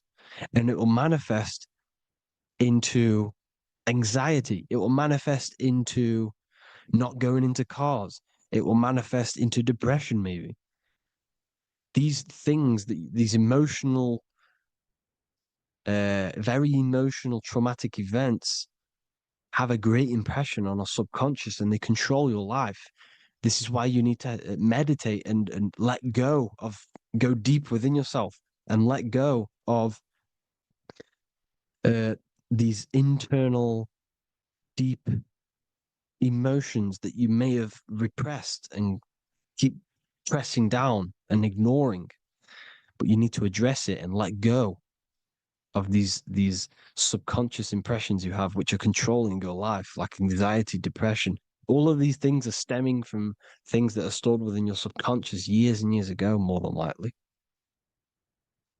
Broadcasting. They're casting spells to a broad audience, to news, north, east, west, and south. They're casting spells. No, if you watch the news, everything's red. Breaking news in red writing or the red background, everything's red. Why? Because red's the root chakra, which is all to do with survival. They want to stimulate this root chakra because they want you down there in survival mode. They want you in survival mode because you're easier to control. They control out of fear.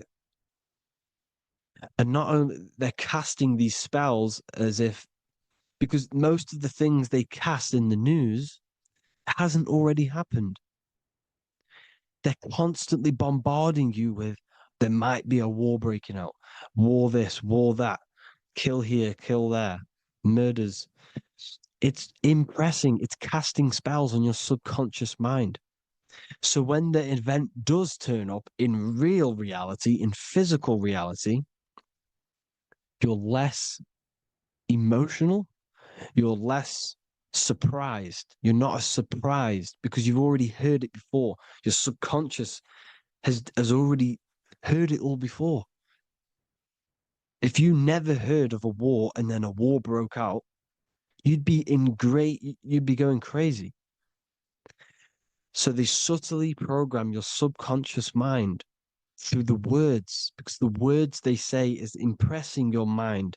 It has an effect on your mind, which will have an effect on your behavior, your words, your conversations you have with people. They're casting spells to north, east, west, and south on the tell a vision. They're telling a vision by broadcasting, by saying spells. This is why we call it spelling. Even the word, listen, the words we say cast spells. Bless. Oh, bless you. That's be less. The subconscious mind only picks up literal things. You see, when I say bless you, your conscious mind picks that up as, oh, thank you, you're blessing me. But your subconscious picks up as be less. You see? Because the subconscious it has no filter. It's just, it is what it is. Everything is factual in the subconscious. Therefore, if I call you an idiot, your subconscious, my subconscious will think I'm talking to myself and calling myself an idiot, and it will take that as true. That is truth. Everything is truth within the subconscious. And the subconscious manifests your behavior. The devices this is the biggest one. Black scrying mirrors, device, the devil's vice, the device. Okay? Black scrying mirrors, black screen is scrying.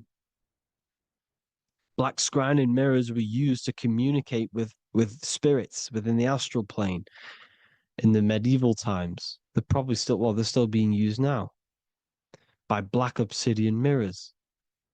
And look at your phone, it's a black mirror.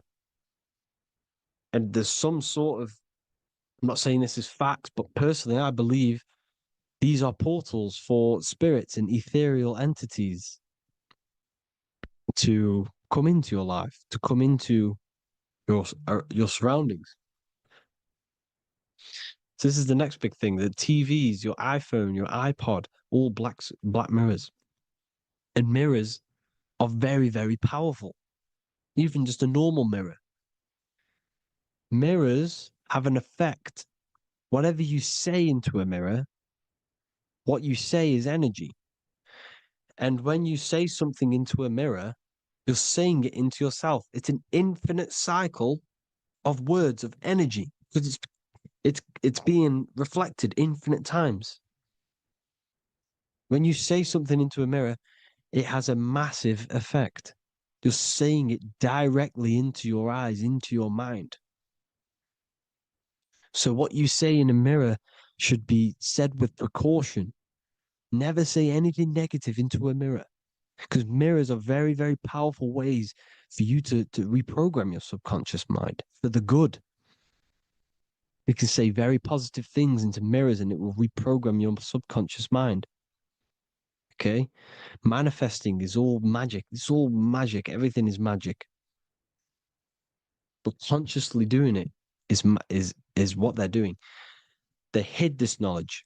Your phone is magic. It manipulates your mind. The iPhone. Okay. See, magic isn't all of this with wands. See, Harry Potter, okay, that was created to give you this perception of a mystical and amazing form of magic with magic wands and all sorts of stuff like that. Yes, that stuff was true when the collective conscious minds were on a higher level and our belief systems believed in these things, because the universal mind, all of our minds contribute to reality. If the masses don't believe in magic, if the masses don't believe in a certain thing, it's going to have an effect on physical reality.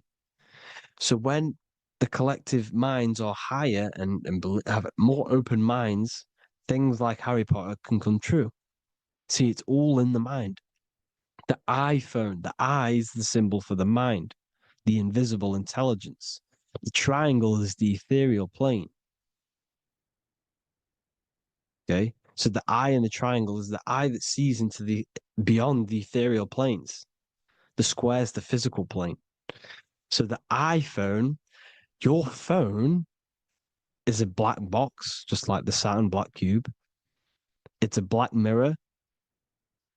It's taking photos of you every 2 seconds, and it's your mind. Your mind is in that phone. Everything you like, everything you text, everything you type in Google, everything you say to someone, every conversation is all recorded on the phone. Therefore, it is a direct reflection of your mind. Your mind is imprinted into your phone because your mind, everything you think in your mind, you're manifesting into typing, saying, taking pictures into the phone, and it's collecting it and storing it. And what they're doing, and this is for all forms of magic, it's manipulating the mind. It's all manipulating the mind. Reels, Instagram, TikTok, this is all dopamine. It's all controlling the mind. Every like you get, every follow you get, every share that you get is dopamine within your brain. They're literally targeting your brain and mind. It's all manipulating, because what they're pushing through the phones, through the media, through the news, through the televisions is visions and programs. You are the one manifesting the New World Order. They're not manifesting the New World Order. They're giving you the information so you can manifest the New World Order. Everything they say is contributing to your mind. For example, digital money and all the information they put out for you to see is contributing to your enslavement. Your mind is manifesting the New World Order. They know this. They don't manifest it. There's billions of us. We could easily run over them physically. But on a mental level, these people have the knowledge and they hide it from us and they let us manifest reality because we are the collective. They give us the information which manifests their agenda. It's all magic through the phones, the media, the television. So your phone is a manifestation of your mind. It's a record of your mind. Hollywood, holly tree, holy tree. They used to make wands out of holy trees, because it was the most holiest wood, the best for casting and transmitting energy. So they used holly trees to cast spells. That's what Hollywood is. And in Hollywood, they have the red tear, the blood drop next to the Hollywood sign, because it's all satanic. They're all black magicians. They use Hollywood to cast the spells through the music, through the films. You see, music is a form of magic. All of this is magic. Everything they do is a form of magic because they want an agenda behind it. But it's not black magic. They're letting us create our prison. This is what you have to see. Yes, they're evil, but they're not doing anything evil, or else they would face the karma. They let us manifest this agenda through giving in the information, by telling you what's going to happen in the movies. Everything that happens in a movie, it's all there on purpose to program your subconscious, to plant a seed within your garden, your subconscious, your mind. Because when the mind is already seen something, when it comes up and turns up in physical reality, you will be less shocked and you won't rebel. So they lure you slowly. They make you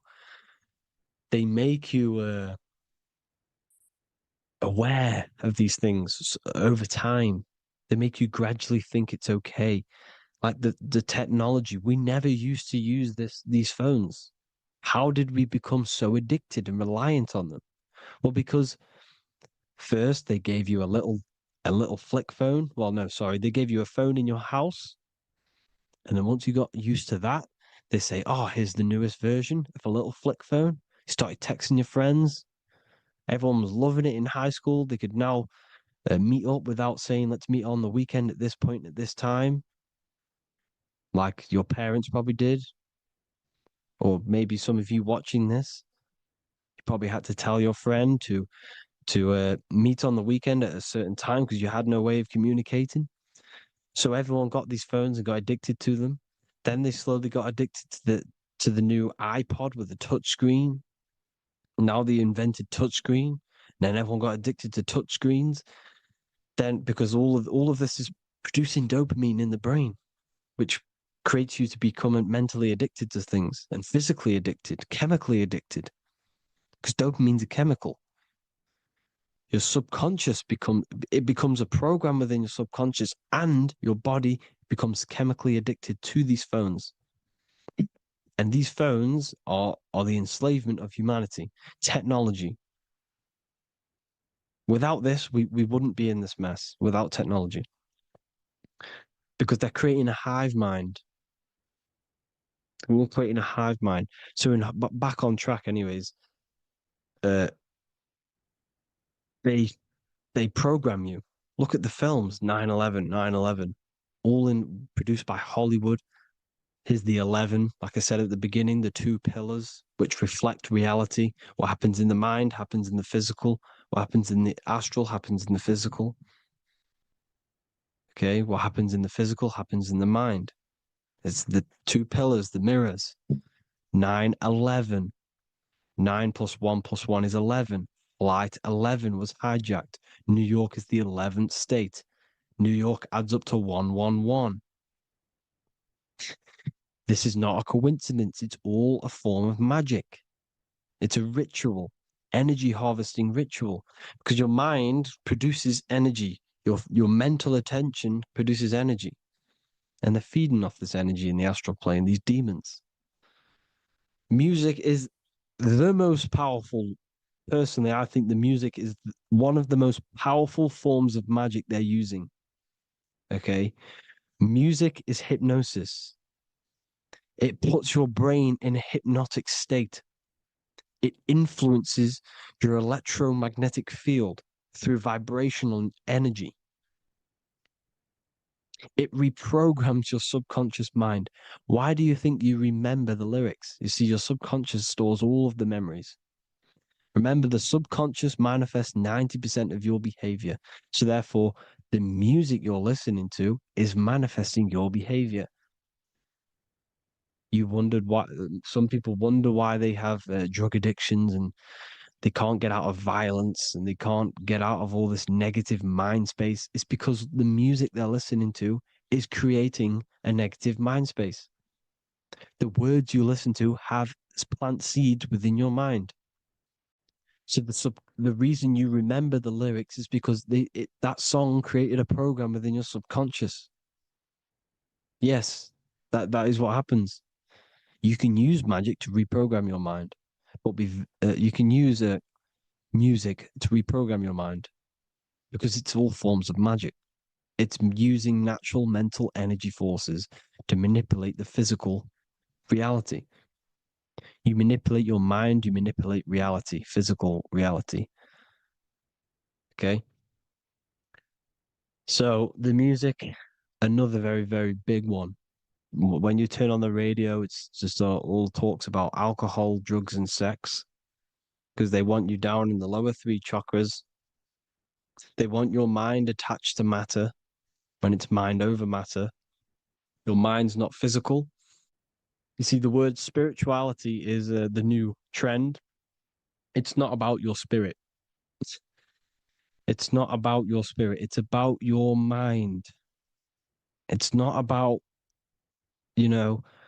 uh, spirituality and looking after your spirit. And they've got you focused on your spirit.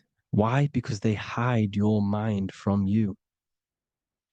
You see, a lot of people think their mind is their brain, but the mind is everything.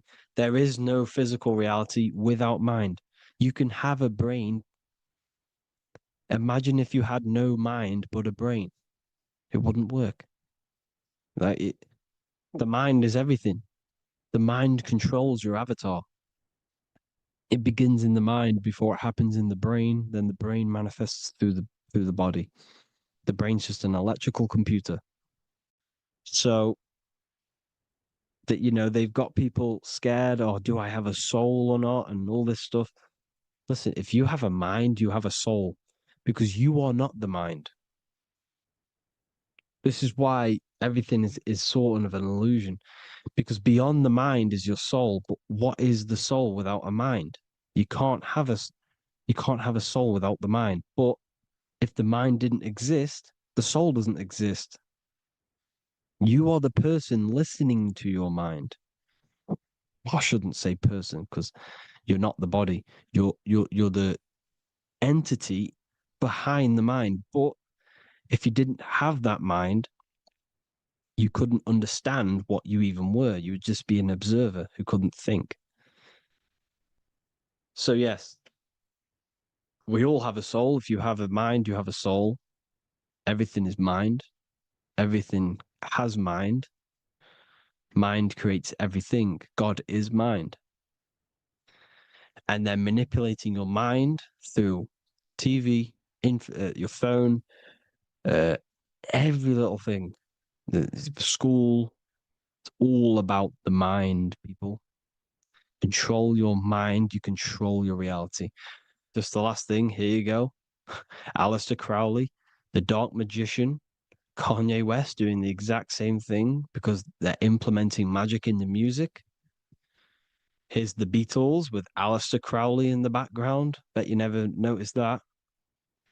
Aleister Crowley was influencing music and placing magic within the music to influence the subconscious. This is what Baal worship was. This is why they kill children. They sacrifice these children. Why?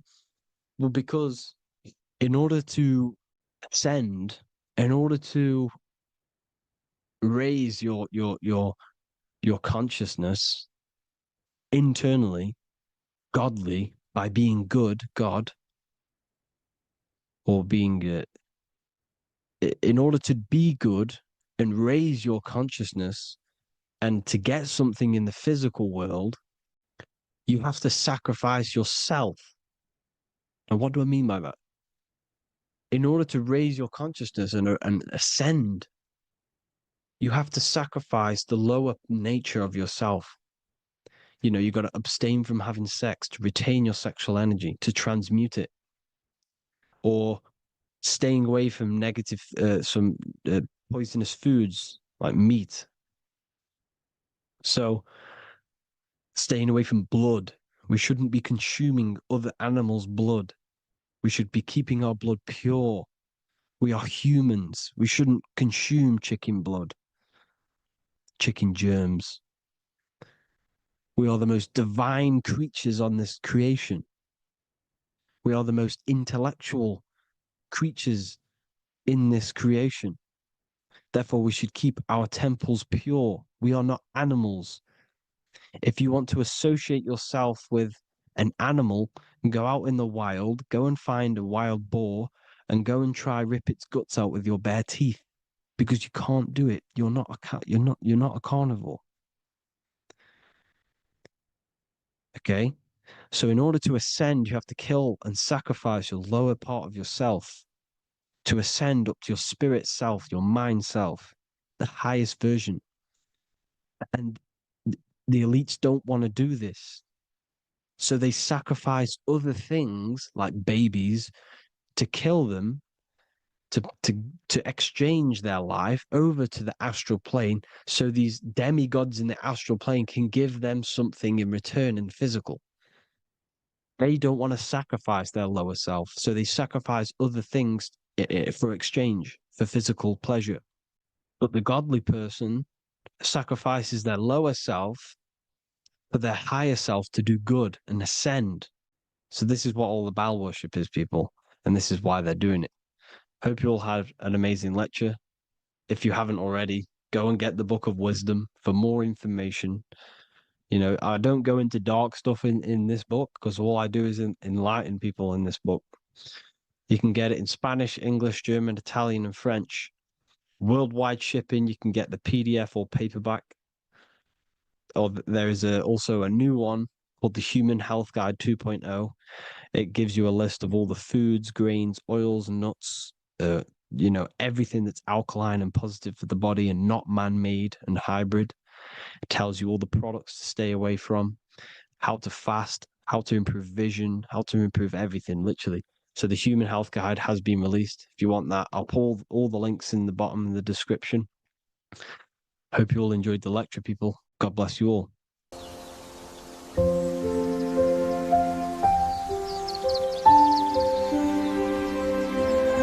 bookofwisdom.com. Visit today.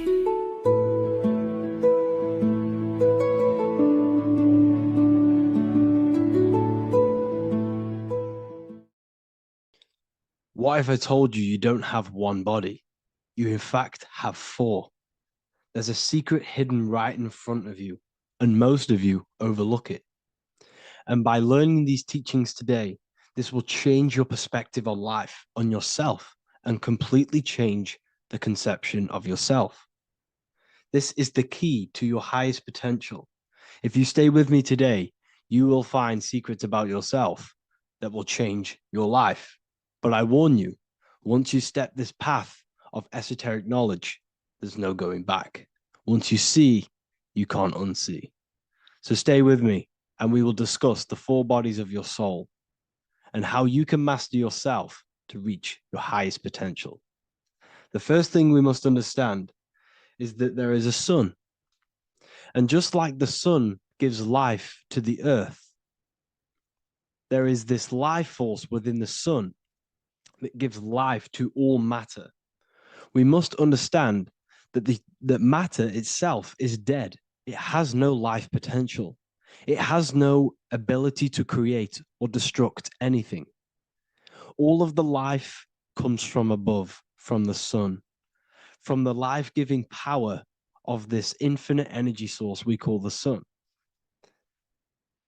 No matter what model you believe, the sun still gives power to this physical realm, giving life to all of the crops, giving life to animals, giving life and growth to all things that the rays come in contact with. This is a macrocosm process. We must understand the teachings of as above, so below. This means that the macrocosm repeats itself in a microcosm form. Now, what do I mean? Humans are made in the image and likeness of God. You are a miniature version of God, a spark of the divine consciousness made in human form, in physical form.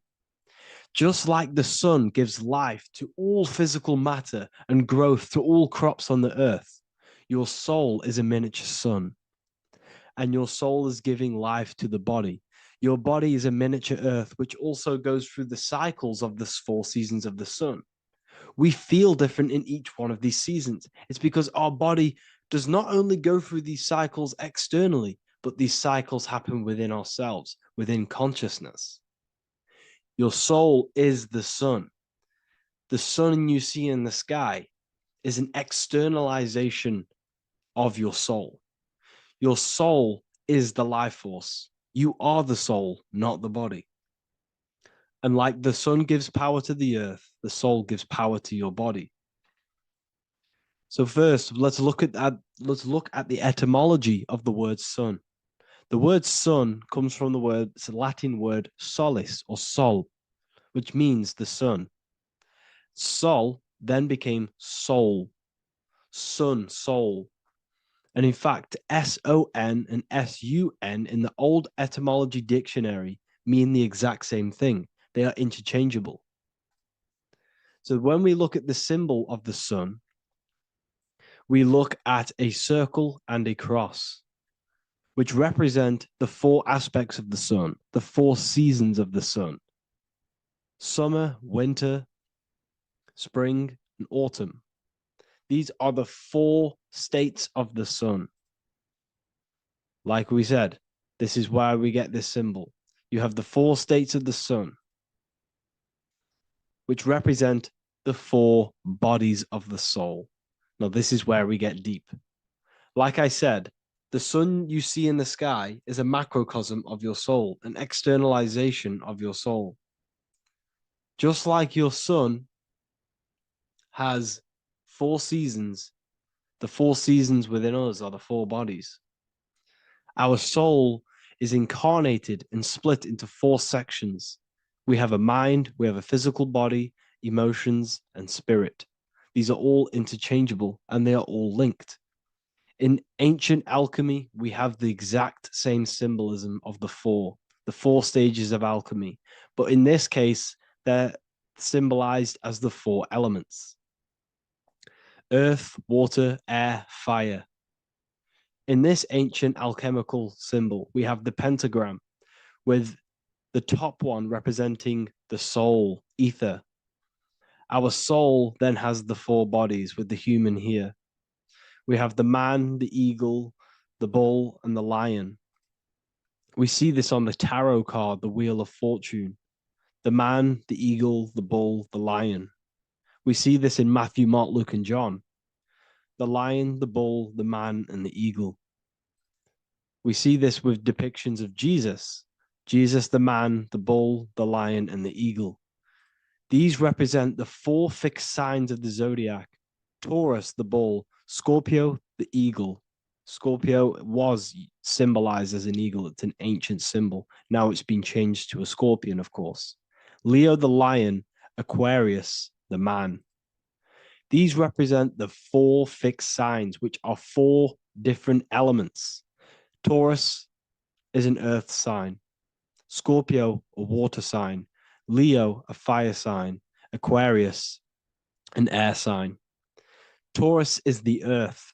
As above, so below. The earth is the physical body. Leo is fire. Fire is the spirit. Scorpio is water, which is the emotions. Aquarius is the mind, which is an air symbol. Air is the mind. That's why we call people airheads. Okay? So what we're actually looking at here are the 4 aspects of our soul. We have the sun in the middle and the 4 bodies of the soul. This is what Jesus is symbolizing. Jesus represents you. God made flesh with the 4 aspects of the soul. The 4 gospels are all depicting Jesus in 4 different ways according to the different body of consciousness. The wheel of fortune are representing the 4 bodies of the soul. This represents the 4 bodies. Now, how are they 4 bodies? They are 4 dimensions of consciousness. The mind is not made of the same substance of the emotion. The emotion is not made of the same substance of the physical body. The spirit is not made of the same substance as the physical body also. They exist in 4 dimensions of consciousness. They are 4 bodies of our soul. And the most important teaching here is what I'm actually getting to, is the powerful one. This is what gives you power. Most of us live in chaos. Our mind is thinking of doing something. Our emotions are feeling something else. Our body is lusting and wanting to do something else. And our spirit's energy is completely off. Most people live in unbalance. None of these 4 bodies are working together. This is why we produce chaos in our lives. When these bodies are in balance, are not working together. So in alchemy, they symbolize the 4 elements, which are the 4 bodies of consciousness.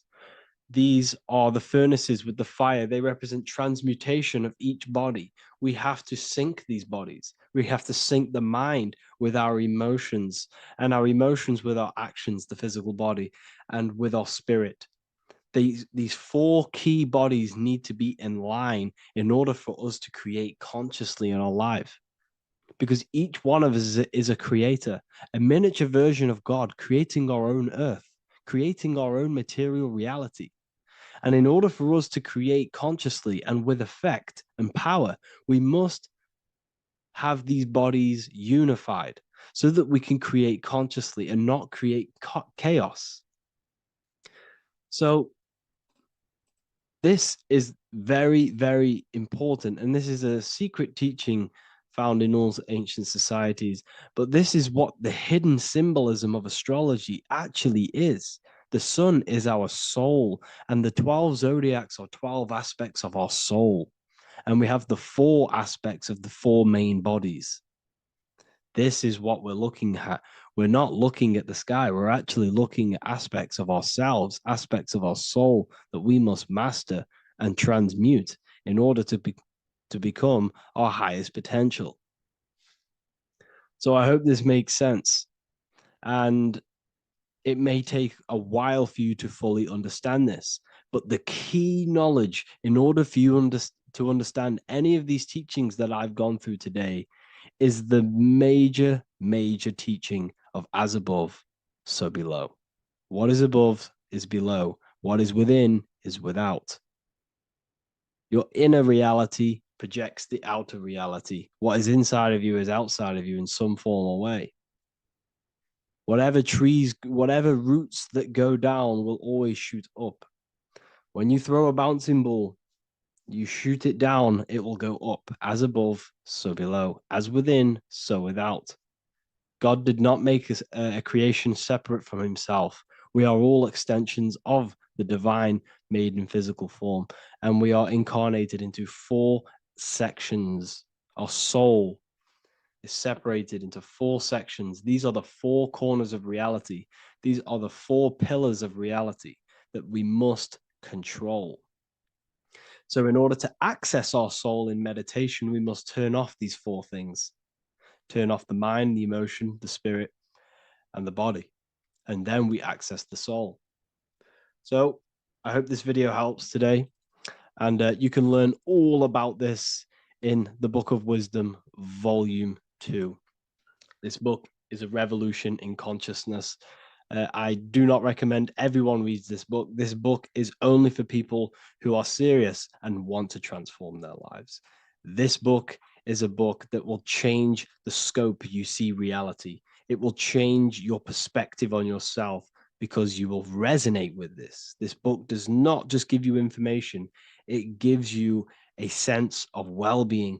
It gives you truth, and you will find your power from this information. This information is not just information, it's a key to your path of enlightenment and transformation. So you can find this book in the description of this video.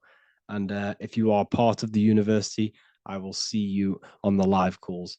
Thank you, everyone. Please leave a like, subscribe, and a comment, and let me know whatever videos you want me to make next. Anything that you fail to understand or have any confusion with, I can make a video on it. So let me know in the comment section any reviews or anything I should do. Thank you all, people. Have a great day.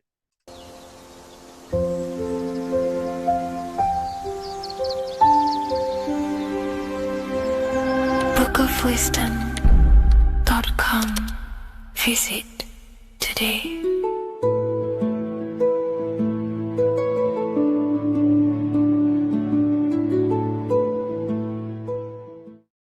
Neo is plugged into the matrix on the back of his neck. And if we look at the human brain, the back of the neck is the reptilian brain stem. And when one operates their life out of the reptilian brain stem, they are unaware, unconscious. They are consciously dead because the reptilian brain does not really critically think. It acts on instinct, fight or flight mode. This is considered in the occult spiritually dead. When one is taking actions without intention, simply very reactive to life. They're not living, they're simply experiencing. When you're walking down the street and you see someone, and in your mind you think me versus them versus me. That is an animalistic way of thinking. I used to be trapped in this way of thinking, always thinking of fight or flight, always judging people, always reacting to the world, never consciously creating and commanding with intention in the world. This could be considered the matrix, when one lives unconsciously, simply surviving in the world. Another symptom of living in the reptilian brain could be obsession, a constant need to assert your power over others to feel safe or superior. Views relationships as power hierarchies, not as mutual connections. It could be a conquest for sex, lust, seeking validation through sexual activity. Sex becomes a tool for dominance, escape, and self-worth. Intimacy is avoided. Pleasure is pursued without emotional depth. Seeking pleasure all the time. This is all to do with the reptilian brain. Seeking safety. It could be compulsive eating or food hoarding, driven by craving and not actual hunger. Eats to soothe fear or emotional discomfort, often unconsciously. This is the unconscious. Fear-based decision-making. Every choice is shaped by perceived threat or insecurity or fear within the subconscious mind. Long-term vision is sacrificed for immediate safety and gratification. All the reptilian brain. Territorial behavior overacts when personal space, possessions, or status is threatened. Acts as though survival depends on ownership or status. Addiction repeats patterns to feel safe, even if they are harmful. Avoids anything unfamiliar or unpredictable. Low empathy. No empathy or emotional care for one another and for fellow beings in the world. Sees people as threats, tools, or competitors. This is all to do with the reptilian brain. Intense jealousy or possessiveness. Sees others as rivals or objects to control. Cannot tolerate perceived threats to loyalty or status. Quick to be angry. Slow to reflect. Reacts with rage, withdrawal when challenged. Lacks emotional regulation or deep self-awareness. So this is considered, this brain could be considered the matrix, hence why Neo is plugged into this brain. He's operating the life out of this brain. Unconscious, simply navigating life like an animal. I was in this state, and you can only really realize this when you come out of this brain and you start to function from the higher regions of the brain, which we will discuss very soon. And my life was chaos because there was chaos operating internally. I was never thinking about the future. I was always operating life out of fear, out of lack, never had care for another person. When you operate life out of this brain, the matrix, things outside you, can easily control you. This is why they keep us in a constant state of fear. So we operate life out of this. So we never gain full control over our reality, over our actions, over our thoughts. So Neo is called Neo, and he works at a place called meta cortex, very symbolic of the neocortex, the higher region of the brain. Now, this brain makes you human. It ultimately allows you to hold control over the animal urges, okay? The neocortex is the brain that allows you to have self-mastery, that allows you to control your urges, your instinctual survival urges. So humans can overcome their reptilian animalistic state and start to operate their life in a conscious mastery state. And Neo is plugged out of the reptilian brain, and he starts to use his neocortex, the human brain. This allows one to learn to have self-control, allows one to create, allows one to think about others. It allows one to critically think deeply. It allows one to be self-aware. Who am I? Where did I come from? And where am I going? This is ultimately the brain that has shaped the world. We look at humans. We built technology. We built all of these amazing things. They all come from the neocortex. This is the higher region of the brain that allows consciousness to function on a higher degree. It allows you to truly become a creator and have self-control instead of living in a reactive animal state. You see, animals are only aware of their five senses. They're only aware of surviving. If you notice, look at animals, they're always looking around. Even in their home, they're always looking around, sniffing around. That's because they operate in an animalistic brain. Humans have the neocortex. This is a higher region of the brain, which well, if you wish to master yourself, this is the brain that you will be using. This allows you to operate life on a higher degree. We see this reptilian brain symbolized everywhere. See it as reptiles. Reptiles are symbols of this brain. We see the Egyptian god Osiris with the green skin representing a reptile, a crocodile. Sometimes we see Osiris depicted in Egyptian artwork with crocodiles or reptiles, if you do a little bit of research on that. And also, if we look at the overall symbolism of Osiris and his story, we notice that he is the god of the dead or the underworld. This is not literal, but the dead or the god of the death, the god of the death of self, the dead of consciousness, because you are a divine being with limitless potential to create. And ultimately, to create, we have to master our reptilian brain. But when we function from this reptilian brain, we are dead to our higher powers of creation, of imagination, of actually gaining control and operating life from the higher mind, operating life as the divine being as you are. But if you operate life in Osiris, he is the god of dead. You are spiritually and consciously dead. You act unconsciously. You are dead, not physically, but mentally and spiritually. So what we're looking at here in the Egyptian artwork is the reptilian brainstem. We have the left hemisphere and the right hemisphere of the brain. Notice a curve. The feminine body is very curvy. This represents feminine. The masculine body is very liney. So if we study geometry, we know that lines are masculine, hence why the word masculine, line, and the feminine body is,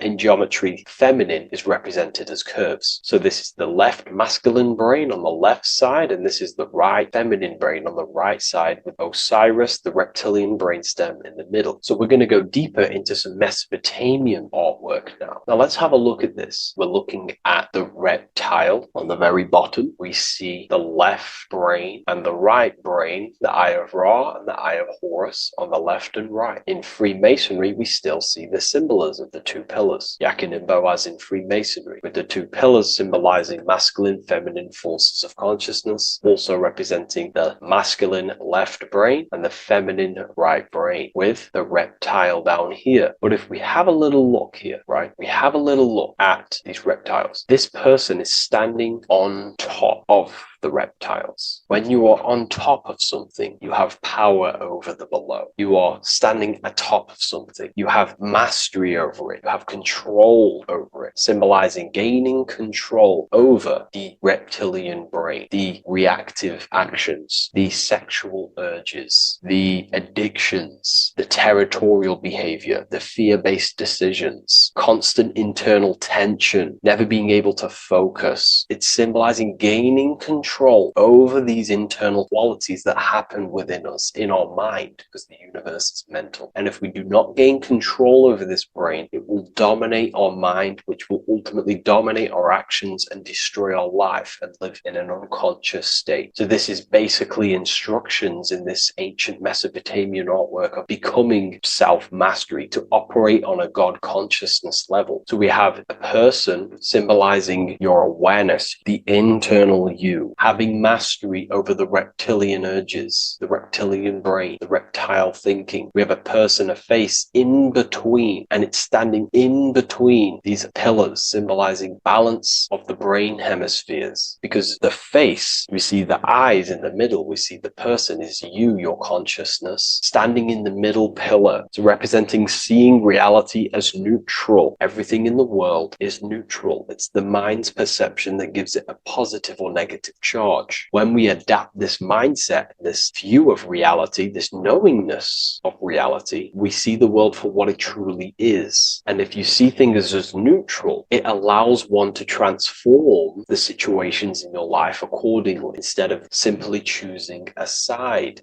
This is a major problem in society, and this was a problem within myself also. We like to choose sides, and choosing sides can keep your consciousness locked in a certain mindset, in a certain belief. And belief is what is ultimately destroying humanity. It's about knowingness, and knowingness is in the middle. We want to seek to know things. Knowing things allows you to go out there, directly experience it, and know it for yourself. For example, I know I'm not on a spinning global ball flying through space. Why? Because my senses tell me I'm not doing that. My senses tell me I'm not going 1,000 miles per hour and 360,000 miles per hour through space while spinning around the sun. I know that because I know myself. I know I'm not my body because I've had direct mystical experiences beyond the physical body. So we should seek to know things, and that's what we call gnosis, direct knowledge obtained through direct experience, knowingness. And that is a middle pillar quality. So in Freemasonry, we see the middle pillar. The matrix is designed to give you two wings all the time. Democrats, Republicans, feminism, and then there's another side. There's always two sides that they're giving you because they want you locked in either way, which is seek the middle pillar, seeing things as neutral, seeing things as the middle pillar, seeking direct experience, gnosis. And this aligns with the brain because the brain gives us these two perceptions also. The right brain sees the woods, the whole woods, but the left brain sees the individual trees and branches and leaves. If we're too left hemisphered, we're going to see everything as divided. If you're too left hemisphered, you're only going to see yourself. You're only going to think about me, myself, my ego, my consciousness, my life. And I'm only going to operate in the world, take actions only towards me without considering the collective, which is the right hemisphere quality. The right hemisphere allows you to see the bigger picture, how we're all connected. We're all one family of consciousness. We're all one being separated in different bodies, one consciousness operating in different bodies. So it's about aligning these perceptions of the brain and standing in the middle, and also conquering the reptilian brain. This allows us to operate in the world and see the world for what it truly is and operate from a place of balance. We also see some more symbolism in Egypt of the Ram Sphinx in Egypt. Ram Sphinx. Please leave a comment, and please leave a like and a subscribe onto the YouTube if you like my content. Smash that like button and we'll get straight to this. So this is the Ram Sphinx in Egypt, also symbolizing the brain. This is my research. These are my conclusions. You can take this with a pinch of salt and go out and do your own research. This is what makes sense to me based off my information I've gained, my symbolism that I can read. So take what you can from it. I'm not here to obstruct anything. I'm not here to place anything in your mind. I'm simply here expressing my research. Never take anything off anyone as solid truth. I've never have said everything I say is solid truth. This is my research. If the research aligns with you, that's great. Maybe it doesn't with some people, that's fine. Simply take things with a pinch of salt, go out and collect as much research and information from many different sources and place together your own understanding of symbolism and your own perspective on reality. But like I say, seek to know and not believe.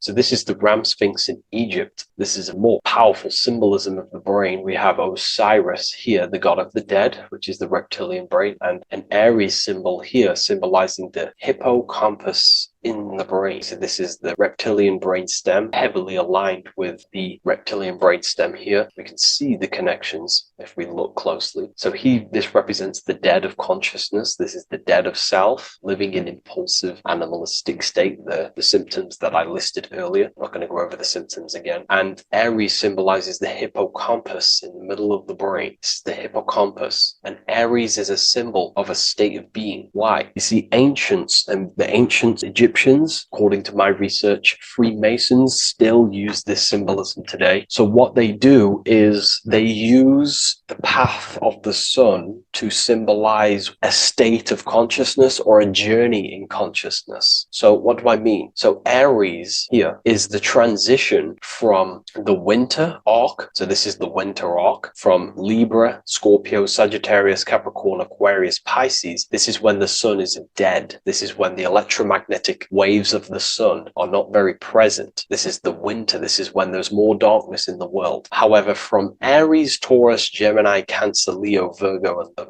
to Libra, this is when the sun is giving more electromagnetic rays. Everything grows. Everything is reborn again. Everything's growing. There's more light. There's more warmth. You can grow crops. So this is very symbolic as a state of consciousness. Aries is used heavily to represent the rebirth of the sun, but internally as an esoteric interpretation of Aries, it symbolizes the resurrection of awakening of the self. It is the rebirth of the sun, of the soul, the rebirth of becoming aware out of the darkness into the light, living in the reptilian unconscious state, the unconscious, not being aware that I possess consciousness, not being aware of my thought, emotion, actions. And Aries is that symbol, is of the rebirth of the spirit, the rebirth of the self, becoming self-aware. So that's what we're looking at here with the Ram Sphinx. We're looking at Osiris, dead, the reptilian brain, operating life in an unconscious state, not really thinking, not self-aware of thought, emotion, actions, not aware of the soul, not aware of good and evil, not aware of the laws that are in the heart of love, not aware that there's always an intelligence in the heart telling us what's the right thing to do at all times, not aware of anything, just simply reacting to the world. But then we have a symbol of Aries above, which is the resurrection of self. So again, this is symbolizing by the Egyptians to me and my research going from darkness to light. This is the resurrection of consciousness when we start to deepen our self-awareness, which is ultimately what I'm doing to you in these videos. Hopefully I can awaken some people's minds and make people think deeper. And that process of internally what's happening within you that's what Aries represents when you're starting to say, wow, my mind's going deeper and deeper into the self and I'm realizing more. That is what Aries symbolizes. When the sun returns, it's also a symbol of a sacrifice, because obviously when the sun returns back to Aries, we're sacrificing the winter, when we're transitioning, and all transitions require sacrifice. So in Aries, the Jews celebrate the Passover. It's the Passover of the sun, and what do? They eat lambs in the Passover Aries, because it's all symbolic of this internal process. In Aries, Christians celebrate with the Easter, which is the resurrection of Jesus, the resurrection of the sun. Remember, it goes deeper. There's deeper layers to this. It's the resurrection of the self and the mind deepening into a deeper awakening. So again, we're going from the lower regions of the brain, and when we start to critically think and become self-aware, we're starting to use the mid part of the brain, and the mid part of the brain then expands into the neocortex, which is the resurrection of the self. The mind is no longer functioning in just the reptilian brain, but then it's going into the light of the higher brain, the neocortex, And this is the reptilian brain. This is the midbrain, what we're looking at here with the Ram Sphinx here. So this is the resurrection. It's the transition point of going from the reptilian brain into the midbrain, into the neocortex. We're now resurrecting ourselves. Now, this is not putting anything negative on the reptilian brain. Without the reptilian brain, we wouldn't be able to live. We need the reptilian brain, but it's an abuse of the reptilian brain that can keep us in a very low state. It keeps us stuck in an unconscious state. But the reptilian brain is what's allowing you to breathe, to eat, to scan the environment for any threats. If there are threats, we do need the reptilian brain. That's not to say it's evil, but what I'm saying is an abuse of this brain, which is what most people are stuck in. They're operating their life out of this brain. And this is what the Egyptians, I think, are symbolizing, trying to tell us to resurrect ourselves, to become self-mastered, to become the highest version of yourself, to actively create in the world. Because when we are only operating from this brain, we're unconscious, well, then other people can use you as a vessel to create their reality. This is how the world is at the moment. The ones who know how to use the mind are controlling the other ones who do not know how to control the mind. So I hope this makes sense to you. Let me know if you have any video recommendations, and I'll see you inside Ethereal University. If you wish to take your research to the next level, I have things inside of there that are very powerful. We happily invite you. I'll see you inside of Join. If not, I'll see you in the next YouTube video.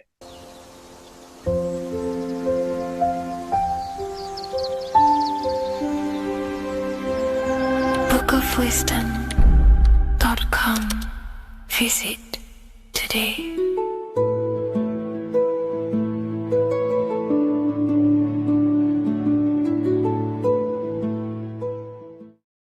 Watching pornography makes you see people as objects. It does a lot of psychological damage to the human mind. And if you truly want to progress in life, your spiritual journey, mastery, whatever it is, mastering your sexual urges is essential to become powerful, successful, and become the best version of yourself. And there are some occult practices that I used to help master this urge. They're not really techniques, they're more mindsets, which will definitely help you overcome your urges. So if you want to quit pornography today, this is the way forward that I used to create this version of myself. Before we go into the tactics, we must understand that whatever we do in darkness comes into light some way or another. If you watch pornography, you know you have a problem. You keep this to yourself. We all naturally do. These things are private, and what we do in our private time molds our subconscious mind, and we keep it away from people. But whatever we do in darkness always comes to light. If you're doing things you don't want others to see, such as watching pornography, it will come out through a subconscious force. It will come out in your eye contact. You won't really be able to make eye contact with the person you're attracted to. It comes out in your energy, your aura, your presence, your confidence. All of this plays a role in molding your consciousness. And especially women can pick this up so easily. Females are more subconscious, males are more conscious. Females speak indirectly, males should speak directly. If a woman is hungry, they will say, "I'm hungry." "Are you hungry?" But a male will say, "Let's go get some food." You have to see the underlying subconscious messages in women because they speak in more of a subconscious language. Men speak in a direct language. And maybe even men will pick this up. If you want to be taken seriously in the business world or your career, whatever it is, this is essential for your body language and your personal power. So you must master your sexual urges. Releasing your sexual energy, your sexual fluids, removes the life in your eyes. A lot of people get dark bags underneath their eyes. I used to have them years and years ago. My eyes were always half shut. There was no life in my eyes. But as you purify yourself, the life and the energy comes back into your glaring eyes. The first tactic on mastering your sexual urges is understanding that thoughts produce emotions. Whatever we think about inside of our mental body directly corresponds to what we feel in our emotional body. What we see here is a piece of alchemical artwork showing you the light of the mind shining down into the heart. This represents the mental body with the clouds. This represents the human heart, the emotional body of consciousness. What we think about, if we think about sex, or if we watch things that are stimulating to us on Instagram, TikTok, that thought goes into the mind and the feeling gets then produced in the heart and the body becomes aroused. What we think inside of our brain becomes emotional energy in our heart. As above, so below. And what becomes in our heart is what we take action on. We take action on emotion. Human action, human behavior pretty much comes down to what we feel. We only act on what we care about or what we love. If you love that feeling of watching pornography, that is the reason why you're taking the action. So keeping this in mind at all times is very important in your journey of self-mastery. What you think is what you feel, and what you feel is what you act upon. Remove stimulations that can possibly produce that thought of watching pornography. Unfollow the people. Purify your environment so these thoughts do not enter your mind. And if you do become stimulated, remember, thoughts produce emotions.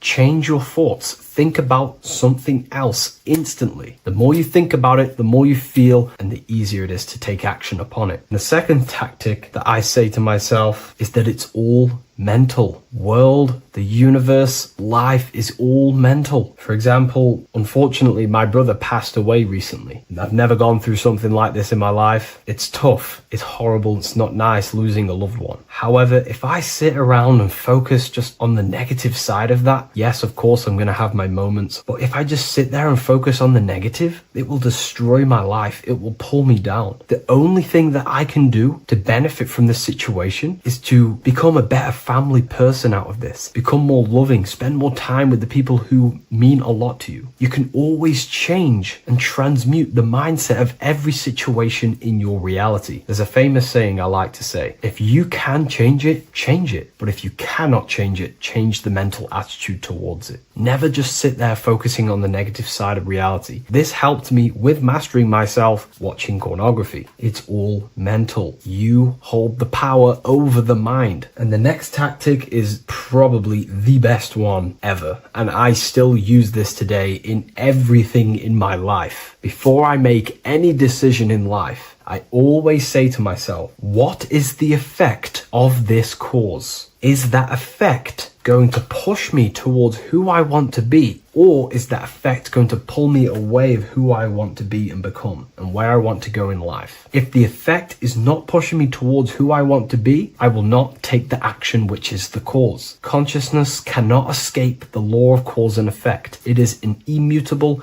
inchangeable law that is governing your consciousness and your mind. You have to keep this law in mind because it is the law that is creating and crystallizing your reality. Any decision you make, what is the effect of this cause? The law of cause and effect is a force that you cannot escape. So you have to work with this law and become conscious of the law. So before you do take the action, what is the effect? Is watching pornography going to push me towards who I want to be and where I want to go? If it's not, do not take the action. That's where willpower comes in. You can do little exercises for willpower, meditation for 30 minutes of not thinking. You can do rituals that strengthen the connection to your mind with your willpower. At the end of the day, the willpower is the most essential force in the consciousness. Another thing is remove any music that talks about it. Even the words will be producing thoughts in your mind. What you feed your consciousness is ultimately what you project back outwards. Don't listen to the rap music. Don't listen to any music that talks about it. Try and remove this from your environment. These tips that I've given you don't just work in quitting pornography. These work in every aspect of your life, and they will dramatically change your life if you become conscious of them and actively use your mind. Don't fall under the spell of becoming unconscious. Never act unconsciously. Never think unconsciously. Never feel unconsciously. Stay on top of your mind. Be the observing eye in your mind. Never fall unconscious. Of course, we all need to sleep, but I mean in the waking times. And this is why learning about yourself or consciousness is essential for every aspect of life. Business, your career, money, whatever it is. Whatever you're doing in your life, comes down to understanding human consciousness. And that's why I wrote these books, so you understand yourself, so you gain your understanding of the functions of your own mind, body, emotions, and how you are creating reality. That's why I wrote the book of symbolism, because symbols are not just symbols. These symbols represent forces and aspects of the human psyche themselves, and they are veils, they are keys that help you remember and become conscious of what has fallen unconscious in your mind. We're simply just becoming conscious of what we are unconscious of, and becoming conscious of them and using these powers. You want to take your life to the next level? Feel free to get the book of symbolism. I'll leave a link in the description.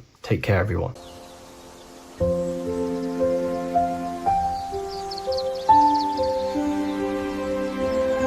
bookofwisdom.com. Visit today.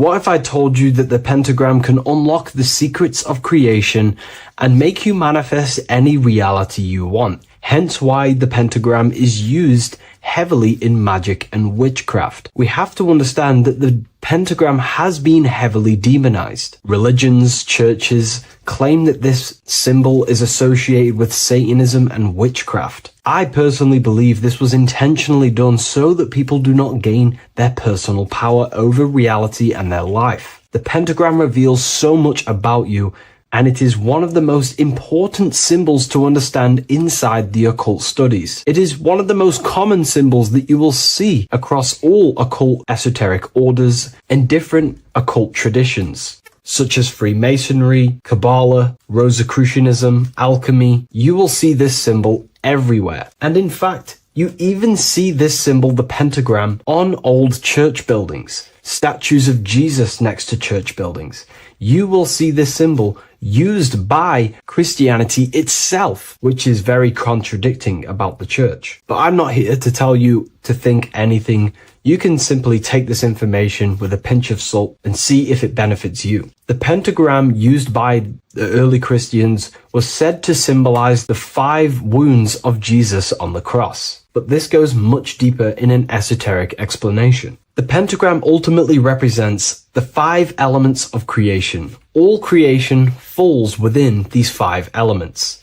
We have spirit on the very top, then you have air, water, earth, fire. This is the correct placement and order of the elements. Air is always on the left, water is always on the top right, earth very bottom left, fire bottom right, and spirit placed on the tip point of the pentagram. It's a 5-pointed star drawn with one continuous line. But this actually reveals much deeper things, and we're going to be going into how to use this symbol for magic and creating your reality towards the end of this video. But now we're going to give you a basic understanding of the pentagram. It's showing you the 4 physical elements symbolized as triangles and spirit symbolized as a circle. The 4 physical elements are made out of the base element, spirit, or what the ancients call ether. Ether is the underlying base of all physical matter. This is the substance that animates physical matter with life force.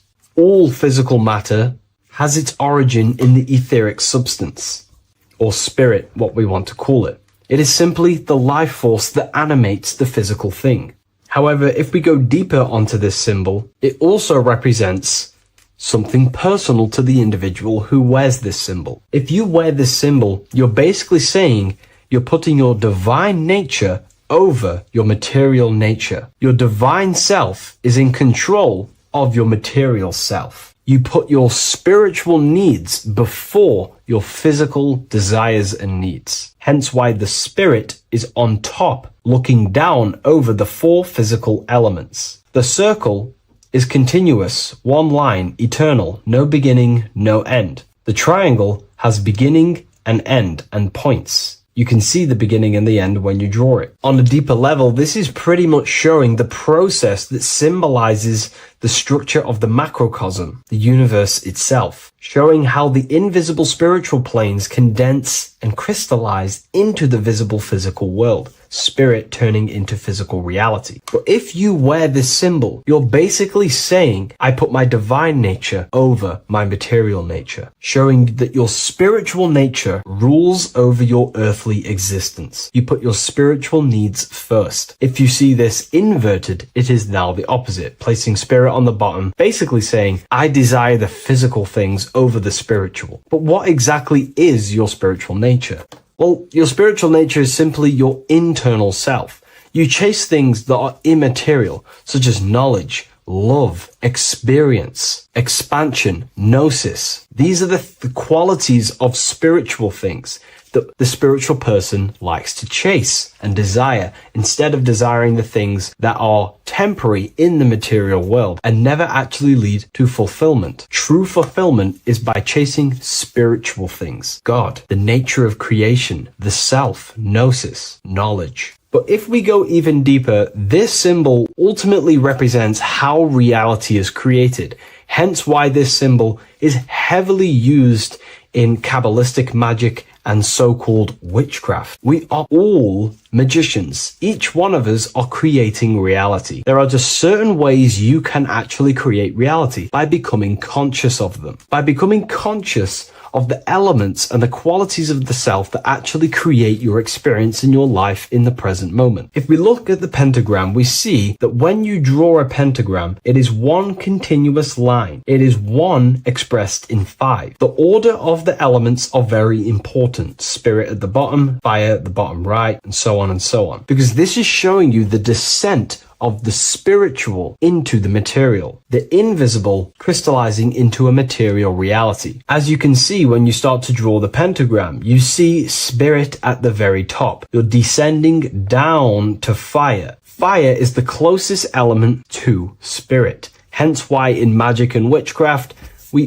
people like to use candles. So you're descending first into fire, then into air, then into water, then into earth, then back into spirit. Because of course, the cycle of creation unfolds itself. When you die, you return back to spirit, and then you reincarnate yourself back into physical reality if you wish and desire to. Everything is under this process of matter spiritual. In the daytime you wake up, you're in your material body. When you go to sleep, you enter your astral spiritual body. Everything's in this continual process, renewing itself in spiritual, then material. But the reason why this is associated with magic so heavily is because each one of these elements corresponds to a different body of consciousness, a different vehicle of consciousness. Consciousness has many different vehicles it uses to create the tangible self, the physical reality. For example, consciousness has a spiritual nature. The spirit element in this case symbolizes the emanation, the descent of the one power, the one force that we are all using. Each one of us is using this one power, the power of the source consciousness, unfolding its creation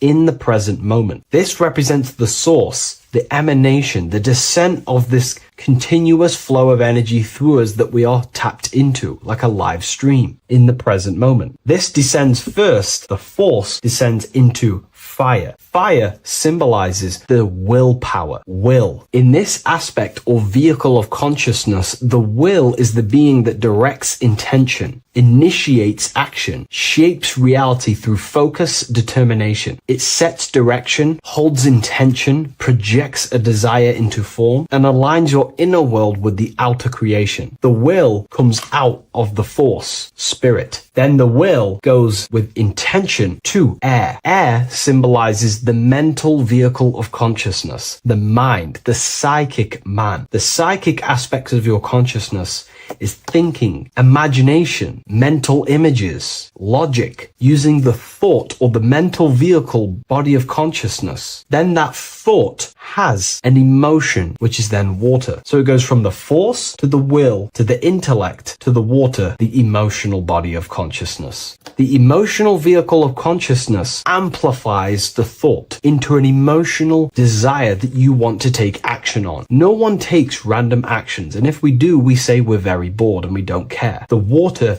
is the energy, the emotion you have to fulfill something, and that emotion then descends into earth, which is the physical body, to take the physical action in the present moment, to fulfill that desire, to fulfill that will, that thought, that desire. And that is how reality is created all the time. Now, there is much more that you can go into with the pentagram, because true magic is about changing consciousness at will, not casting random spells. It's the ability to change the direction of consciousness using the power of the will to direct these forces to create change in the internal world so it can project outwardly in the external world. Because consciousness creates the external reality. What happens within us, we see change outside of us. So true magic is about manipulating the forces and the vehicles of consciousness that exist within our own mind to produce a change in the material world. There are other ways you can use magic, by purifying each body of consciousness or banishing each body of consciousness. Other forms of magic, you can dissect each body of consciousness and work with that specific body. If you think you're using your mind too much,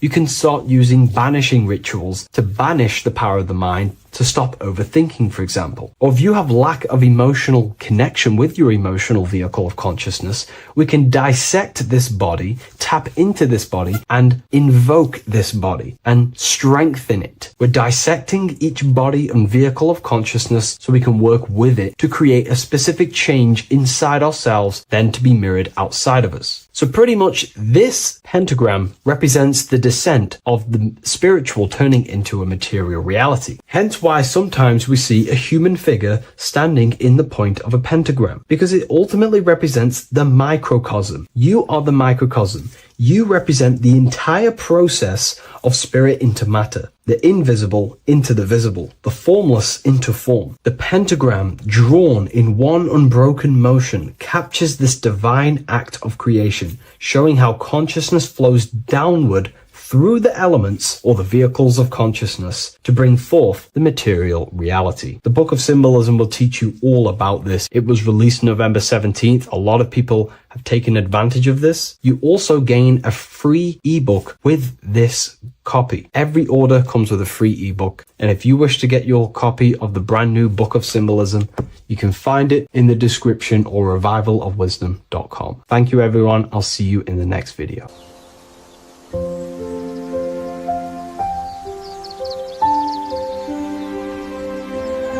Bookofwisdom.com. Visit today.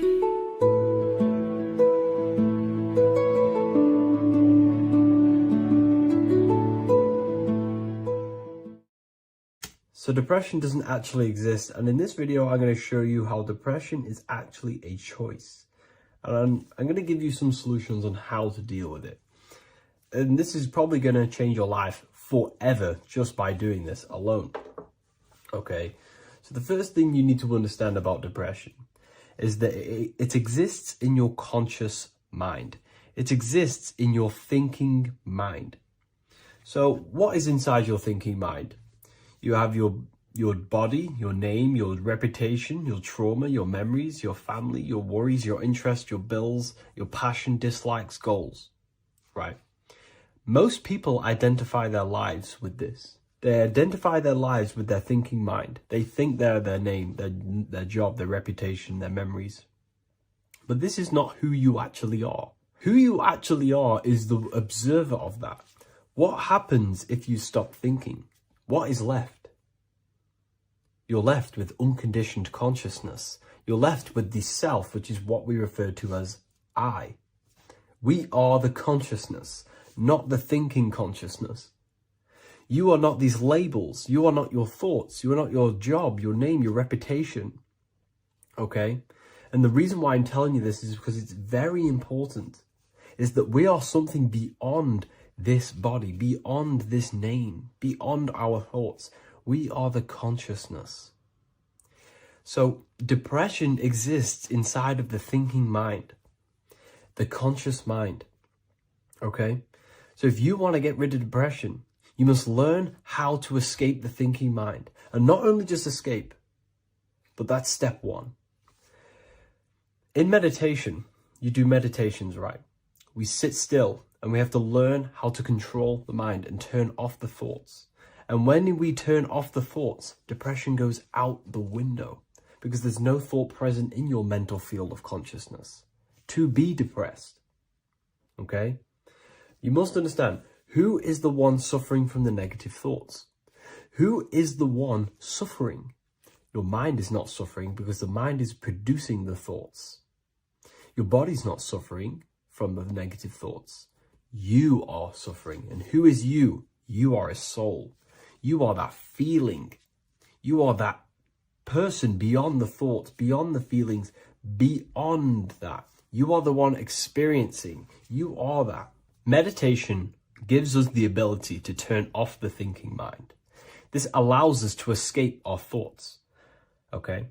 And it gives us, over a long period of time after meditation, you'll be able to turn this switch. And this switch will be able to turn off your thoughts. And by doing this, we will be able to control our conscious mind directly by the hand. So when you notice yourself gaining them negative thoughts, we can then turn off the switch of turning off the conscious mind and rising to our authentic self and knowing the thoughts are just illusions. Now, let me tell you something that's very powerful. Most of your thoughts are coming from beliefs. Most of your feelings are coming from beliefs. So if you have a feeling of lack, this is coming from a belief that you don't have much. If you are feeling alone, this is coming from a belief that you are alone. So what we must do is restructure ourselves. We must restructure the subconscious mind, and we do this in many different ways. We can do this with meditation. We can do this with visualization, visualizing our desired reality as if we are living it. We can do this with affirmation. Now, a lot of people think, oh, I'm trying to speak something into existence with affirmation. No, you're not using vibration to try and change reality with what a lot of these new age people will teach you. Vibration, your words will not have much an impact on reality. That's the truth. But what they do have an impact on is reprogramming and recrafting and refining your mind. If you repeat, I am wealthy all day long, your subconscious mind, that word will be lingering inside your subconscious, and you will start to mold that into your conscious. You'll start to be consciously thinking about this. Most of your thoughts are coming from your subconscious. So if you want to get rid of depression, you got to figure out the trigger. What are you depressed about? What are you feeling? What are the beliefs that are making you feeling and thinking this way? And that's what you must restructure. You must restructure your subconscious mind through visualization, meditation, and affirmation. You do these all the time. You do these every single day, and you will slowly, if not surely, restructure your subconscious mind. While by doing the practice of meditation, you'll gain the off switch as well. Sometimes depression comes from not living in your authentic self. You're not doing the things that your soul is telling you to do. We all know what we should be doing at all times. I don't care what you have on. We all know we should be doing something. We all know that we have these, there's a higher aspect of our mind that tells us, oh, we need to be doing this, but I'm actually sat here on my phone.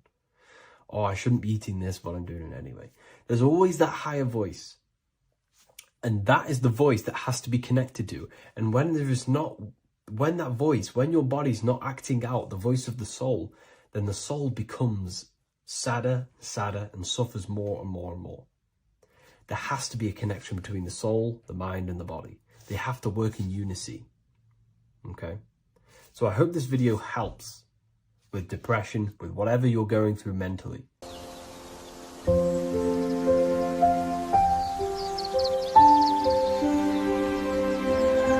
bookofwisdom.com. Visit today.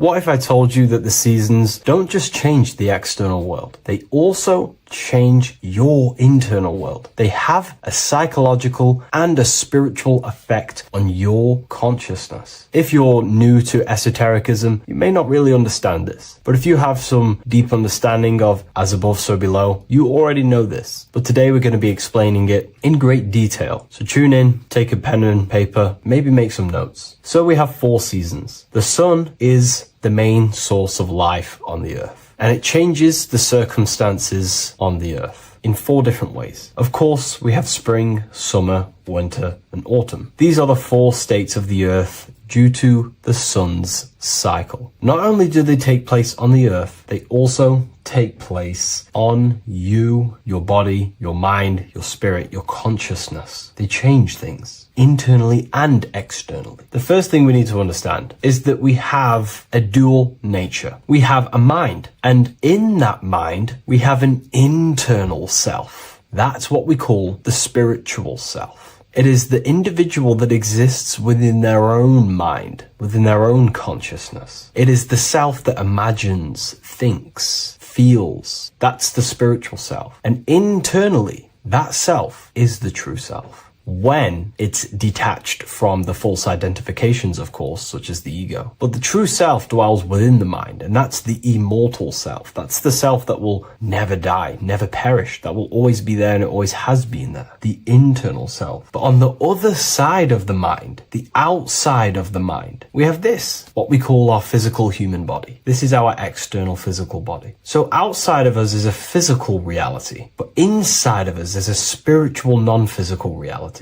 Inside of us cannot be measured. Outside of us can be measured. So we have an internal world and an external world. I think this is the reason why the word individual has the word dual at the end. Dual meaning opposing or two. We have a dual nature. Inner world, in the mind, and a self out the mind. And the mind acts as some sort of doorway. It is a doorway into ourself. So in esotericism, this is what it's all about. It's about we work with the internal world. We try and figure out who we are from the inside out, not who we are outside of us. Because we realize that the external world is nothing but a crystallization of what's happening inside of us. Our lives are a result of every single thought that we thought in the past. So let's not get off track here. Let's carry on. As I was discussing the seasons, we have an internal world in the mind and a self outside the mind. And this is reflected even in the cycles of the heavens. This is how you know the universe is intelligently designed, and the law of correspondence corresponds with everything. The law of correspondence is as above, so below. It's not a Hermetic principle. It's not a Freemasonic principle. The law of correspondence, as above, so below, is just the law of life of the universe. It is in everything. So the daytime, the sun, this is external impressions or expressions, should I say. We express ourselves outside the mind, in the outside world, in the material body, taking actions outside of us during this daytime. The sun represents outward expression, the daytime. This is when we wake up, we're conscious, we do things outside of our mind. But then the nighttime comes around and it becomes dark and the moon rules over the nighttime, and we return back to our internal world. We return back to the darkness. We return back to the internal self, the self in the mind. Really is fascinating. And this is as above, so below. This follows the correspondence. This follows the law. Although that the outside world has a cycle of day and night, so does our own mind have this cycle. As above, so below. As within, so without.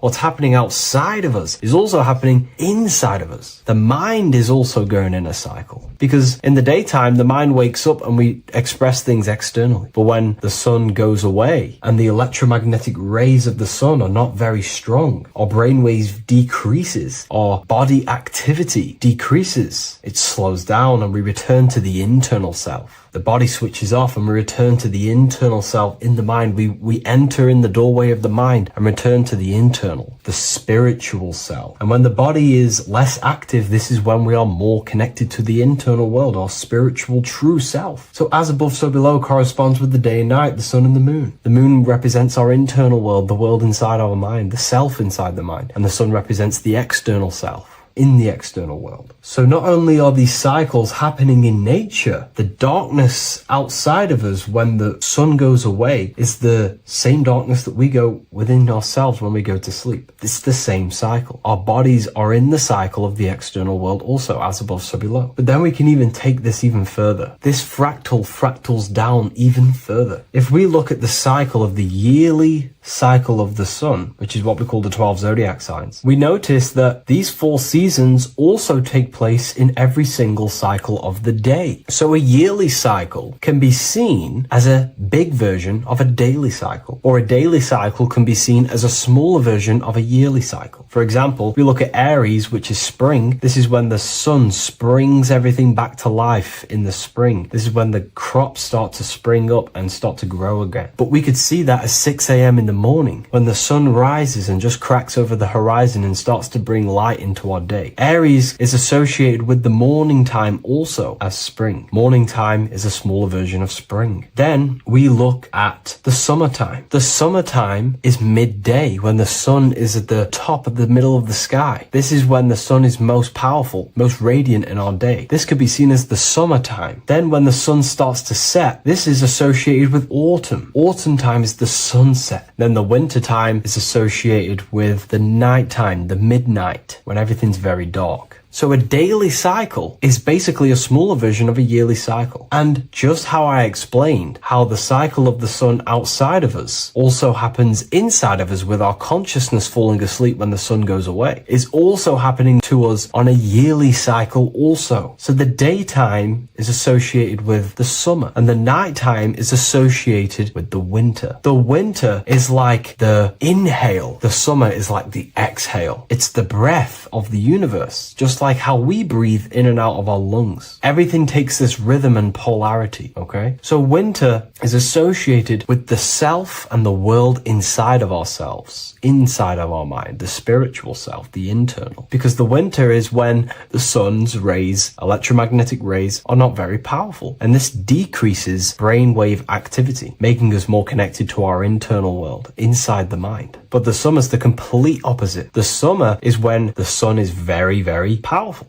And the sun's powerful electromagnetic rays increase brain activity, making us more actionable in the physical world outside of our mind, in the external world. So summer is the daytime and winter is a big version of the nighttime. Vice versa. Just like how in the winter, we're more in the house. We're inside buildings because it's very cold outside. Animals hibernate. They go inside. They go into little places. They collect all their food and prepare for the winter. They go inside. They go in darkness to hibernate. So does our consciousness, our spirit, the self inside of our mind. We can use these cycles to our advantage, to evolve spiritually, to connect and be more balanced. You know, I've mentioned a lot of this inside the university to my members, to the family inside of there. We discussed this. We had a great discussion about this. And, you know, the live calls we have are priceless. The conversations you can have with someone when they're awake, you never forget them. You always have deep, meaningful conversations. And we discussed this deeply, and we were going into some interesting things about how we can use these types of changes in the seasons for our spiritual growth. We even discussed about spring and autumn and how they're associated with the different spiritual bodies that we have. But anyways, let's not get off track. Lucid dreaming,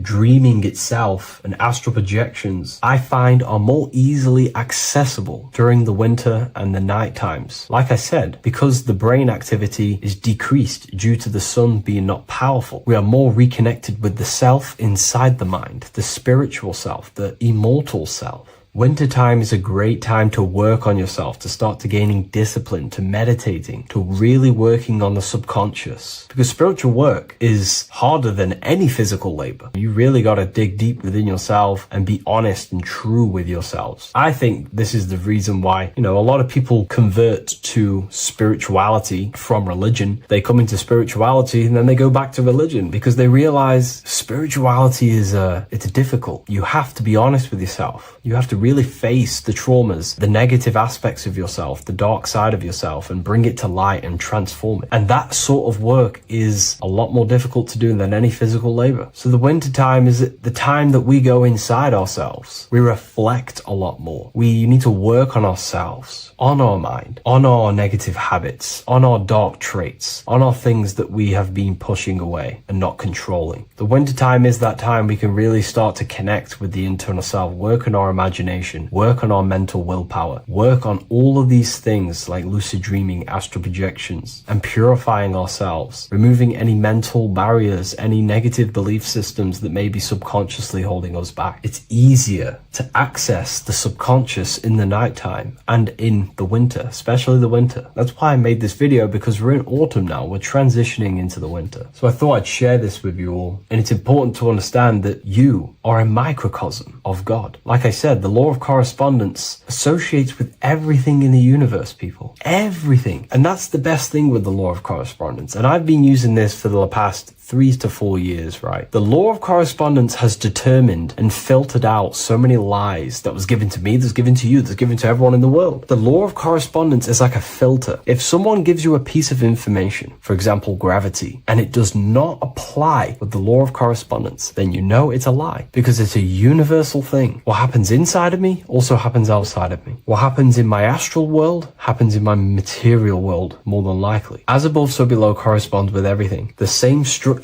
in my veins, in my nervous system, is the same structure in the trees, in galaxies, in everything. As above, so below, the universe is a fractal universe. Therefore, the point that I was getting at is that you are a microcosm of God. The same mind that God manifested things through thinking. He thought the stars, the earth, nature, the human body, designed everything with the God mind. He thought everything into existence. And that mind, them powers that God used to manifest everything into physical existence through the power of thought, is the same mind that you possess, but on a smaller scale. God manifested the macrocosm through thought, as the universe is a mental universe. Everything you see around you was thought, then manifested into physical reality. God manifested the macrocosm, the world, through thought, and that same force of thought you use to create the microcosm, to create your own world. You think your life into reality, your world into reality. Your body is a microcosm, a miniature universe. Every thought you think commands 50 trillion cells in your body, and your cells religiously execute on every command that you give it. You're in charge of 50 trillion cells. You're literally commanding a whole civilization inside your body. And this is how you are a reflection of the divine. The God mind created the macrocosm, the world, and you create your own world inside that world using the same power as thought. Very powerful. So everything that happens outside of you is also happening inside of you. The law of correspondence is the most important, the law that you could possibly learn, because it makes everything so clear for you in the universe. Makes life so clear. You see reality for what it truly is. It's a reflection of the higher dimensions. Just like how reality right now is a reflection of what's happening inside of people's minds and consciousness. We can't blame the elites for all the negative things that's happening in reality, because all the negative things that's happening in reality is the negative things that's happening in people's minds. We need to take control of ourselves. So with that being said, thank you all, everyone. If you wish to read more, 90% of you watching this video have already got this book. I want to say thank you for your support. It means the world to me. It makes me research more and write more books. And the book of symbolism is coming very soon. So thank you, everyone. I'll leave a link in the description for the university, for the live calls, and for the book if you wish to join. Have an amazing day.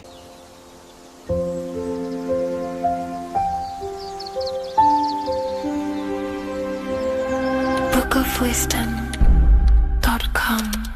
Visit today.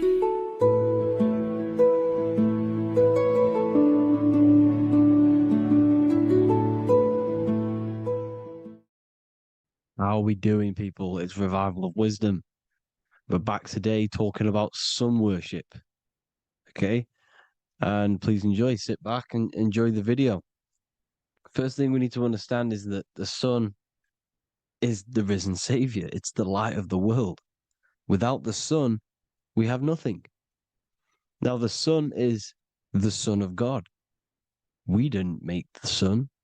No one owns the sun. But who created the sun? Obviously, the Creator created the sun. Therefore, it is the Son of God. And that is what Jesus is symbolizing in the Bible. The Bible is a metaphorical story. That's why it's called the greatest story ever told, because it is a story about the sun, the zodiac. It's about you, the systems in the body. It's about everything that is sacred in this creation. Now you can see the suns behind Jesus' head in all of the ancient portraits, even the ones that are more modern. You still see a sun on the back of his head because he is the sun. He's the light of the world, our risen savior.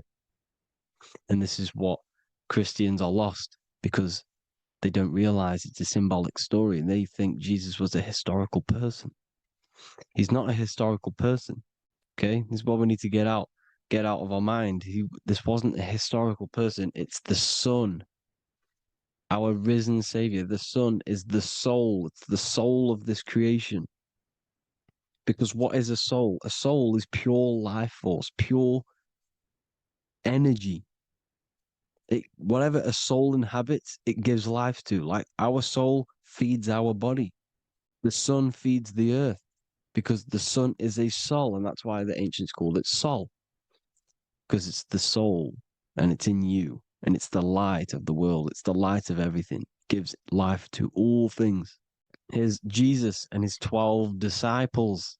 The 12 disciples symbolize the 12 zodiac signs.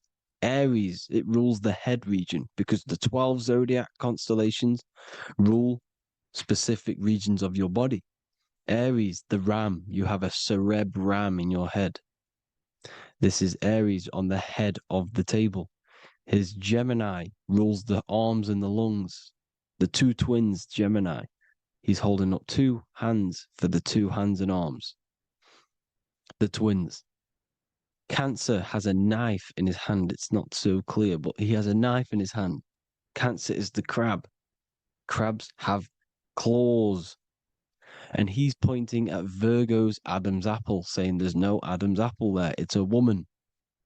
Who's the sixth sign? The sixth sign is Virgo, the Virgin, the only woman in the painting. Now notice how there are 3 people in 4 groups for the 4 seasons and for the 3 months and 3 zodiac signs in each season: spring, summer, fall, winter. Matthew, Mark, Luke, and John with the suns on the back of their heads, because it's the 4 states of the sun. The 4 states of the sun. Now, 6th sign, Virgo, the Virgin, the only woman in the painting with no Adam's apple. Then we have the sun, Jesus, red and blue, red shift, blue shift. Electromagnetism. The ancients knew this. He's got one hand open, one hand down, because the sun gives and retrieves. The sun rises and it falls. It gives, then pulls away. That's what the sun does, and that's what he's doing. His arms are out, symbolizing the rays of the sun, casting down onto the earth, giving and then receiving. Libra, his 2 hands are equal, he's holding his arms out equally, because Libra is the 2 balanced scales. Libra is when the sun is balanced between the summer and the winter. It's being judged. The sun isn't balanced. That's what Libra is, the 2 scales. Capricorn is the goat. Goats have 2 horns, and you can see the 2 horns on his head here. See? So this is astrology. This is what Leonardo da Vinci is depicting here. It's astrology. And he knew the story of the Bible is all astrology. It's all based on astrology. The Son of God, the real Son. Now here are some Bible verses. I am the light of the world. Obviously, that's the sun. What other light is there that lights up the world? The moon can't do it. It's the sun, the one and only Son, our risen Savior. Because if the sun didn't rise, we'd all be dead. So it's our risen Savior. And it dies for our sins every night and then gets reborn every day. Now Jesus calms the storm. Mark 4:35-41. The disciples are all on a boat and there's a heavy storm. But Jesus is asleep. The disciple says, Jesus is asleep. We need to awake him. They wake up Jesus And Jesus got up and rebuked the wind and said to the waves, "Quiet, be still." Then the wind died down and it was completely calm. Well, when Jesus was asleep, this is the sun not being risen. It's not risen yet. Because in the night times, that's when the storms happen on the sea, in the ocean. And when they awake Jesus, Jesus rises because he's the sun. He rises and everything calms. Because when the sun comes, the storms go. You see? So it's the sun. It's all about the sun. Here's another, Luke 22:10. A disciple asked Jesus, "When will we know it's the end times?" And Jesus says, "As you enter the city, a man carrying a jar of water will meet you. Follow him to the house that he enters." Well, this is clearly talking about astrology, the topic that Christians think is satanic, when they don't realize the whole thing's based on astrology. Because the end times is the end of Pisces, which is the two fish, which is the age we've just gone out of. And you can see all these ancient churches here with two fishes, because they knew it was the age of Pisces. There's an ancient photo, ancient artwork with the two fish, Pisces. And the end times, as it talks about in the Bible, when Christians think the world's going to end or something. But no, it's just the end of Pisces. As you enter the city, a man carrying a jar will meet you.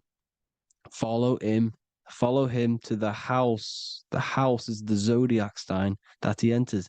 And the zodiac sign is Aquarius, because that's what it is, a man carrying the water. We know this is astrology because a woman, that is a woman's job in the ancient times. In the ancient times, the woman used to get the water. You would never see a man collecting water back then. That was the woman's job, whilst the man builds the houses, for example.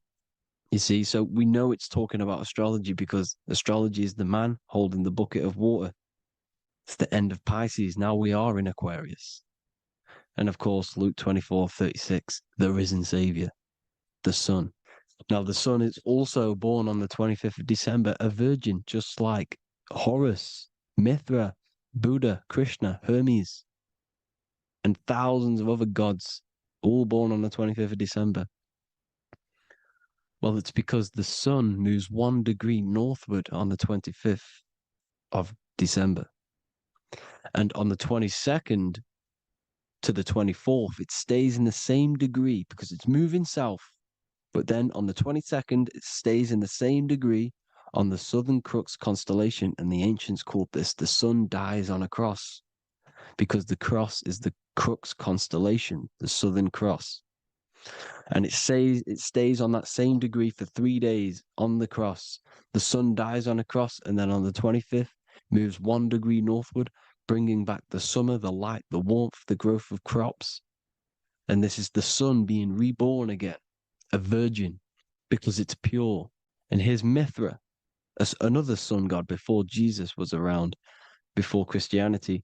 It was Mithraism, and Mithra, Ra is Ra, the sun god, Egypt. It's all about Ra, the sun. You can see the crown of thorns on Jesus' head, symbolizing the rays of the sun. And here are the rays of the sun on the back of Mithra's head. Krishna, the sun. Buddha, the sun. Horus, horizon. All born virgins, all did miracles, all resurrected. Dead for 3 days. Well, here he is, dead for 3 days on the cross. And resurrected, because it's the most ancient religion ever been on the face of the earth, the worship of the sun. And we should worship the sun, because without the sun we are nothing. The sun feeds us, feeds the earth, feeds everything. Without the sun we are nothing. It's been reversed, and now we're worshipping man. When we're worshipping a man called Jesus, was never real.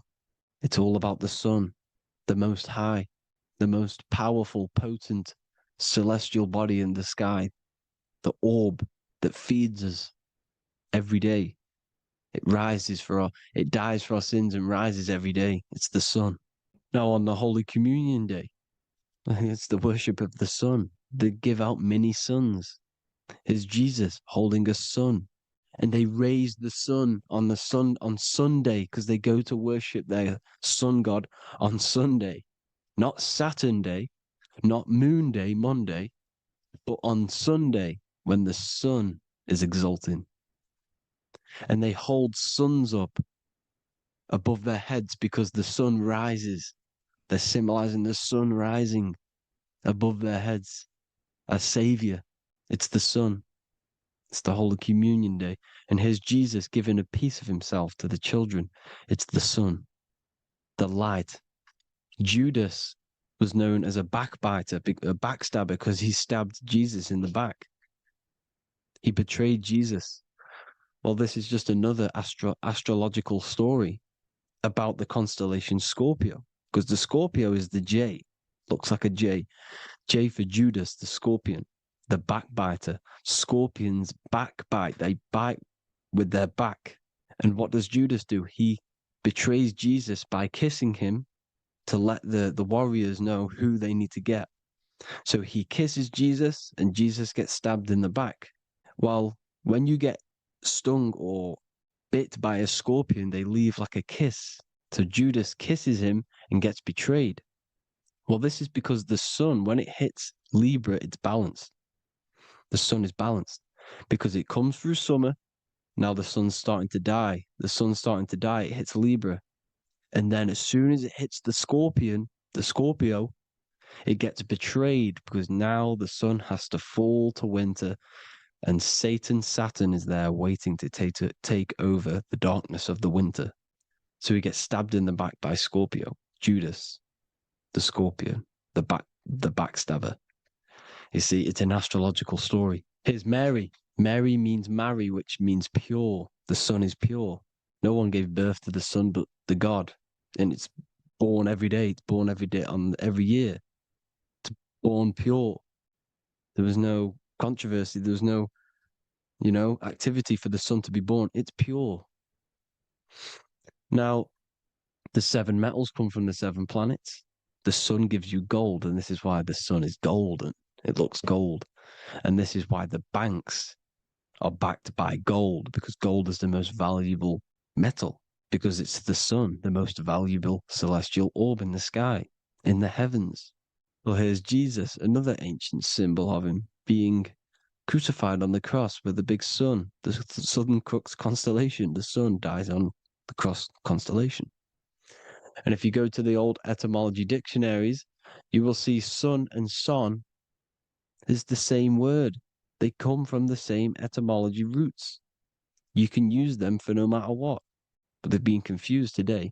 But if you go back to the old dictionaries of etymology, they are interchangeable. You can use them. Son, sun, sol, it's all the same thing. The 12 disciples, 12 brothers of Joseph, 12 tribes of Israel, 12 breastplates on the stones, because it's all the 12 astrological signs. They could have used any other number, but there's 12. Because 12 is the mind, which is God. 7 is the number of matter, which is man. 7 energy centers in the body. 12 cranial nerves in the brain, because it's the mind. 12 is the 12ness. The zodiac is literally the mind of God, the signs of God. Now here we see here, Job 38, 31 to 33. Can you lead forth a constellation in the season? He's asking you, can you read the sky? Can you read the heavens? Canst thou bring forth the Mazzaroth in its season? Mazzaroth means 12 signs, the zodiac. Why did they translated every single Hebrew word in the Bible into English, but they decided to leave out Mazzaroth? Why? It's because if that said zodiac, Christians would have a different view on the Bible, but they leave that out. But Mazzaroth actually means the 12 signs, the zodiac, and the stars means sign. The word stars means sign because the stars are signs, things to come, which is off in Hebrew, which means sign, things to come. You see a sign on the road, it's something coming. But God is saying, what does he say? To qualify as a director, a judge of man's life on earth, one must be able to govern the heavenly bodies that rule the earth. It's telling you to read the heavens. We need to read the heavens. Astrology, the 12 zodiac signs, the mind of God. It's telling you, read the Mazzaroth, read the zodiac. because they are things to come in your life. They are signs. It's not satanic, it's made by God. God said, let there be lights in the firmament of the heavens to divide the day from the night, and let them be for signs. Signs are things to come. The 12 zodiac signs. It's all about astrology. Here's Mary holding the sun. His son, her son. It's the sun in the sky.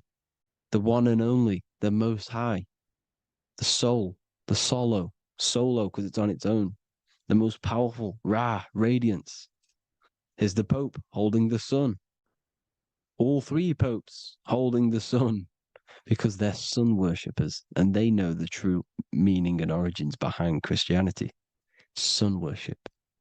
Here's the Vatican is a sundial. Yes, this is literally a clock. Your watch is a sundial. It's got 12 sections on it for the 12 zodiac signs. 12 hours, 12 Horuses. Now here you see Jesus walking on water. Well, it's the sun, and here's the beard of the sun. Here's the pyramid of the sun, the illuminated one, the all-seeing eye, the sun. Here's the Ankh. The sun creates these symbols. The ancients knew this. Now, when you see these headdresses, these are actually the days of procession of the sun. Aries, Cancer, Libra. It's all about the sun. Here's some more sun worship going back to Egypt. Ra, Horus, Osiris, and Set. Jesus and Satan is Horus and Set. The sun and Saturn. Saturn rules the winter, Satan.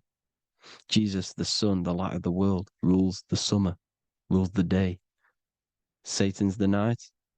Saturn's the night. The sun is the day. The evil brother, Satan. Well, Horus comes, this is where we get the word hours from. There are 12 Horuses. The sun moves in 12 Horuses, 12 hours. Where's Horus? What hour is it? Where's Horus? His Ra, 12 noon, Ra, radiates, powerful, the most high sun. That's why he has a sun on the top of his head. These are the 4 states of the sun. Set, sunset. This is why we say sunset, because the sun is setting. His sunset, his Horus, horizon. The Horus is rising, Ra radiating, and the sunset. Then midnight is Osiris. Here's another ancient symbol for the sun, the scarab. Ra, the sun, scarab. It's got the word Ra in it because it's the sun. And here's the sun on top of the scarab with the wings. Because scarabs roll dung up hills, and then they'll let it fall down the hill to gain more matter. To gain more bigger, like a snowball effect. And the ancients saw this as a process of the sun, because the sun climbs up the hill and then it falls. So they used the scarab to symbolize the process of the sun. The sun climbs and falls. Here's an ancient Egyptian cat cutting off the head of the serpent. Well, the cat is cutting off the head of the serpent, symbolizes the sun cutting off the nighttime. When the sun rises, it cuts off the nighttime. It cuts off the serpent. The serpents represent darkness or evil. Oh, there's some more symbology of the sun and the heavens, the arch, the royal arch, the firmament, the sun inside the firmament. These are all ancient churches, and they all depict the firmament with the sun inside. Is the ancient cosmology, you see, because it's all about the sun. Everything's about the sun, because the sun is our orb made for us to sustain life inside of this creation, inside of this firmament, the royal arch of heaven. Here's the Freemasons depicting it. Here's the Masonic royal arch. But you can even see the zodiac signs. Here's Cancer, the checkered board. It's the royal arch of the firmament. Obviously, they don't want to tell you that. You live in space, apparently. Some more sun worship. Here's the beard of the sun on the water. They all have this long beard. And why do they say amen? Amen at the end of every prayer. Amen is a sun god, a creator god. It's all about the sun. So thank you all, people. Hope you all enjoyed. Hope you all gained some knowledge and insight. Please give me a follow, drop a comment, drop a like. Have a good day. Love you all.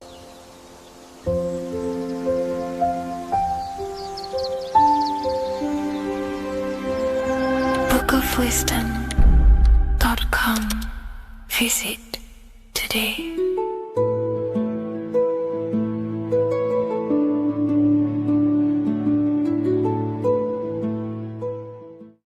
Welcome to Revival of Wisdom. This video is going to be about the flat earth and the breakdown of the whole cosmology. We're going to be digging very deep. I've got a lot of pictures and images to show you, and a lot of dots to connect. So let's start with the Freemasonry art. So this artwork we have here is the Freemasonic cosmology, as they know and believe. So what is it symbolizing? We obviously have to start off with the 4 pillars representing the 4 corners of the earth. The 4 corners with duality. You see, there's everything on earth. There's good and evil. Good, evil, positive, negative. Good, bad. This is the checkerboard. This is what it symbolizes. Okay. Obviously, we have the sun, the moon. The sun gives you energy. It's the anode. The moon is the cathode. It's the opposite. It takes your energy. So therefore, you become sleepy when the moon comes out. You see, everything on Earth, everything in the universe is balanced. There's complete balance, symbolized by duality. There's always 2 opposites. We have the all-seeing eye, and obviously 7 stars representing the 7 planets, but not planets as in we know planets. They're not physical spinning balls of gas. They are energies. They are lights emitting from the realm above this realm. They are lights through the firmament, through the electromagnetic field. So let's go through that again. The 4 corners, duality, positive and negative, cold, dry. Everyone on Earth has an opposite. Everyone, there's 2. Okay, and then we have the sun, the moon, the 7 planets with a 5-pointed star. What's the 5-pointed star? Of course, it's the 5 elements: spirit, water, earth, fire, and air. Okay, that's what the 5-pointed star is symbolizing, the 5 elements of Earth. And then, most importantly, we have the compass. The compass is very, very important, hence why it's in the center. The compass is symbolizing many, many things. And one of the most important things, but we'll get into that after.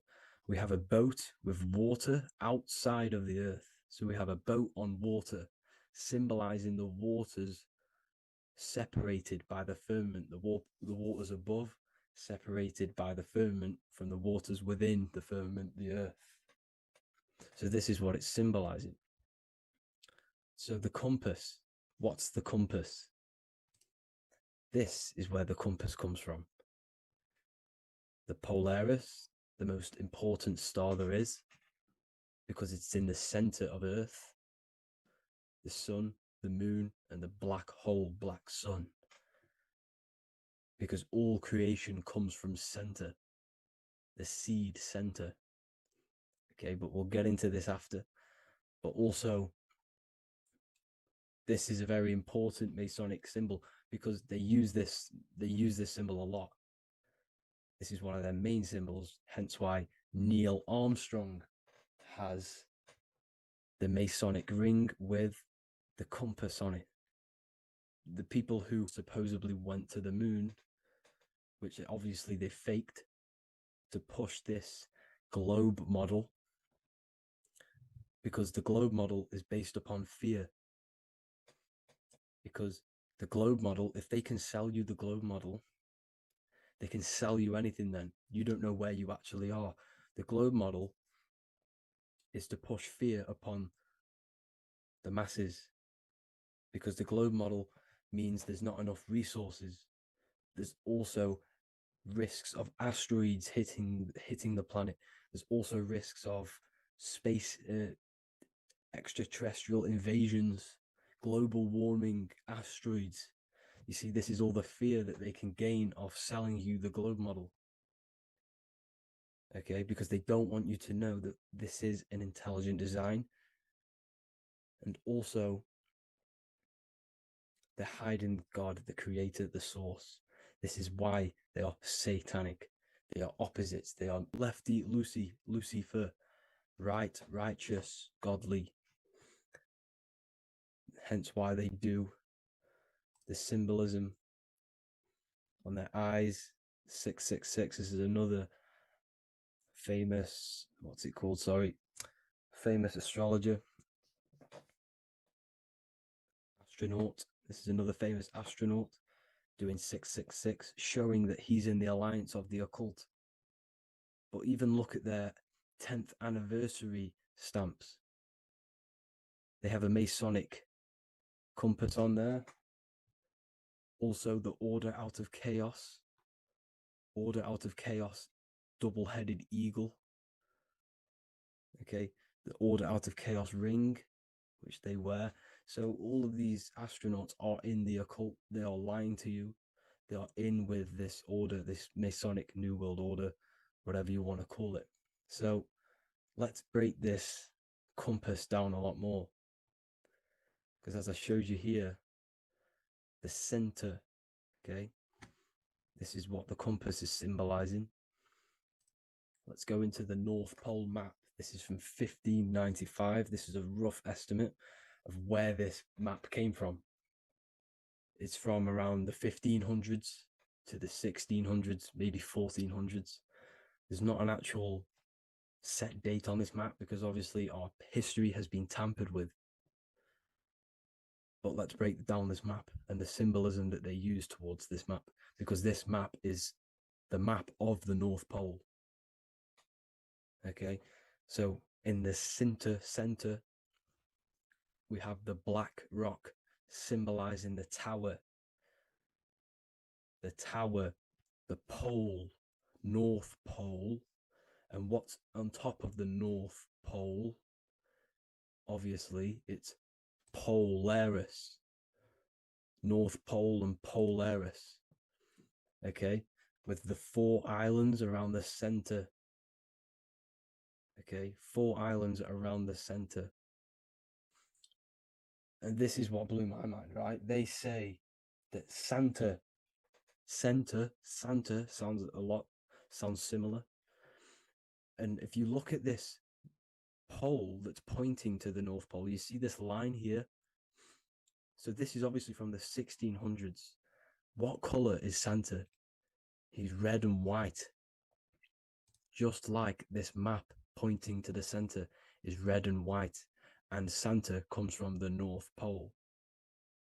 So it's not a coincidence that they use red and white. They're mocking this map because obviously they took over after the 1500s, 1600s. They took over around the 1800s. So they're mocking this map with Santa coming from the North Pole with this red and white line to the North Pole. Notice the 4 islands. Okay. Like windows. Their symbol, they obviously in the occult, they're part of the New World Order, is symbolizing these 4 islands with the blue behind it for the water. Okay, so this is another occult logo. They're symbolizing this center because the center is so important. Okay, we'll get into that. Also, we have the Mayan cosmology. This is the Mayan cosmology. This is what they created. This is their artwork. with also 4 major lands around the center. You see this 4 with green in between them all. 4 major lands with the underworld. You see this underworld is also symbolized by the Masons with the coffin of the skull and bones, the deceased, the dead. Okay, so this is also mentioned in the book of Enoch. Okay, and it's called Sheol. Sheol, the underworld. Okay, and in the book of Enoch, it says all spirits of the dead go to these hollow places, that they are wait until their appointed time of judgment. And it also says in the book of Enoch, there are 4 hollow places underneath. 4 as above, so below, representing the 4 islands. As above, so below. That's where that could link in. Okay. The book of Enoch is very important because it was found in a cave thousands of years ago. And has a lot of truths about this realm and about this world we live in. So let's go back to the Mayan cosmology. So the ancient cosmology, they all must have had some sort of communication. They must all be at peace with each other, because all of their cosmologies link together. See, the Greek, Babylonian, Indian,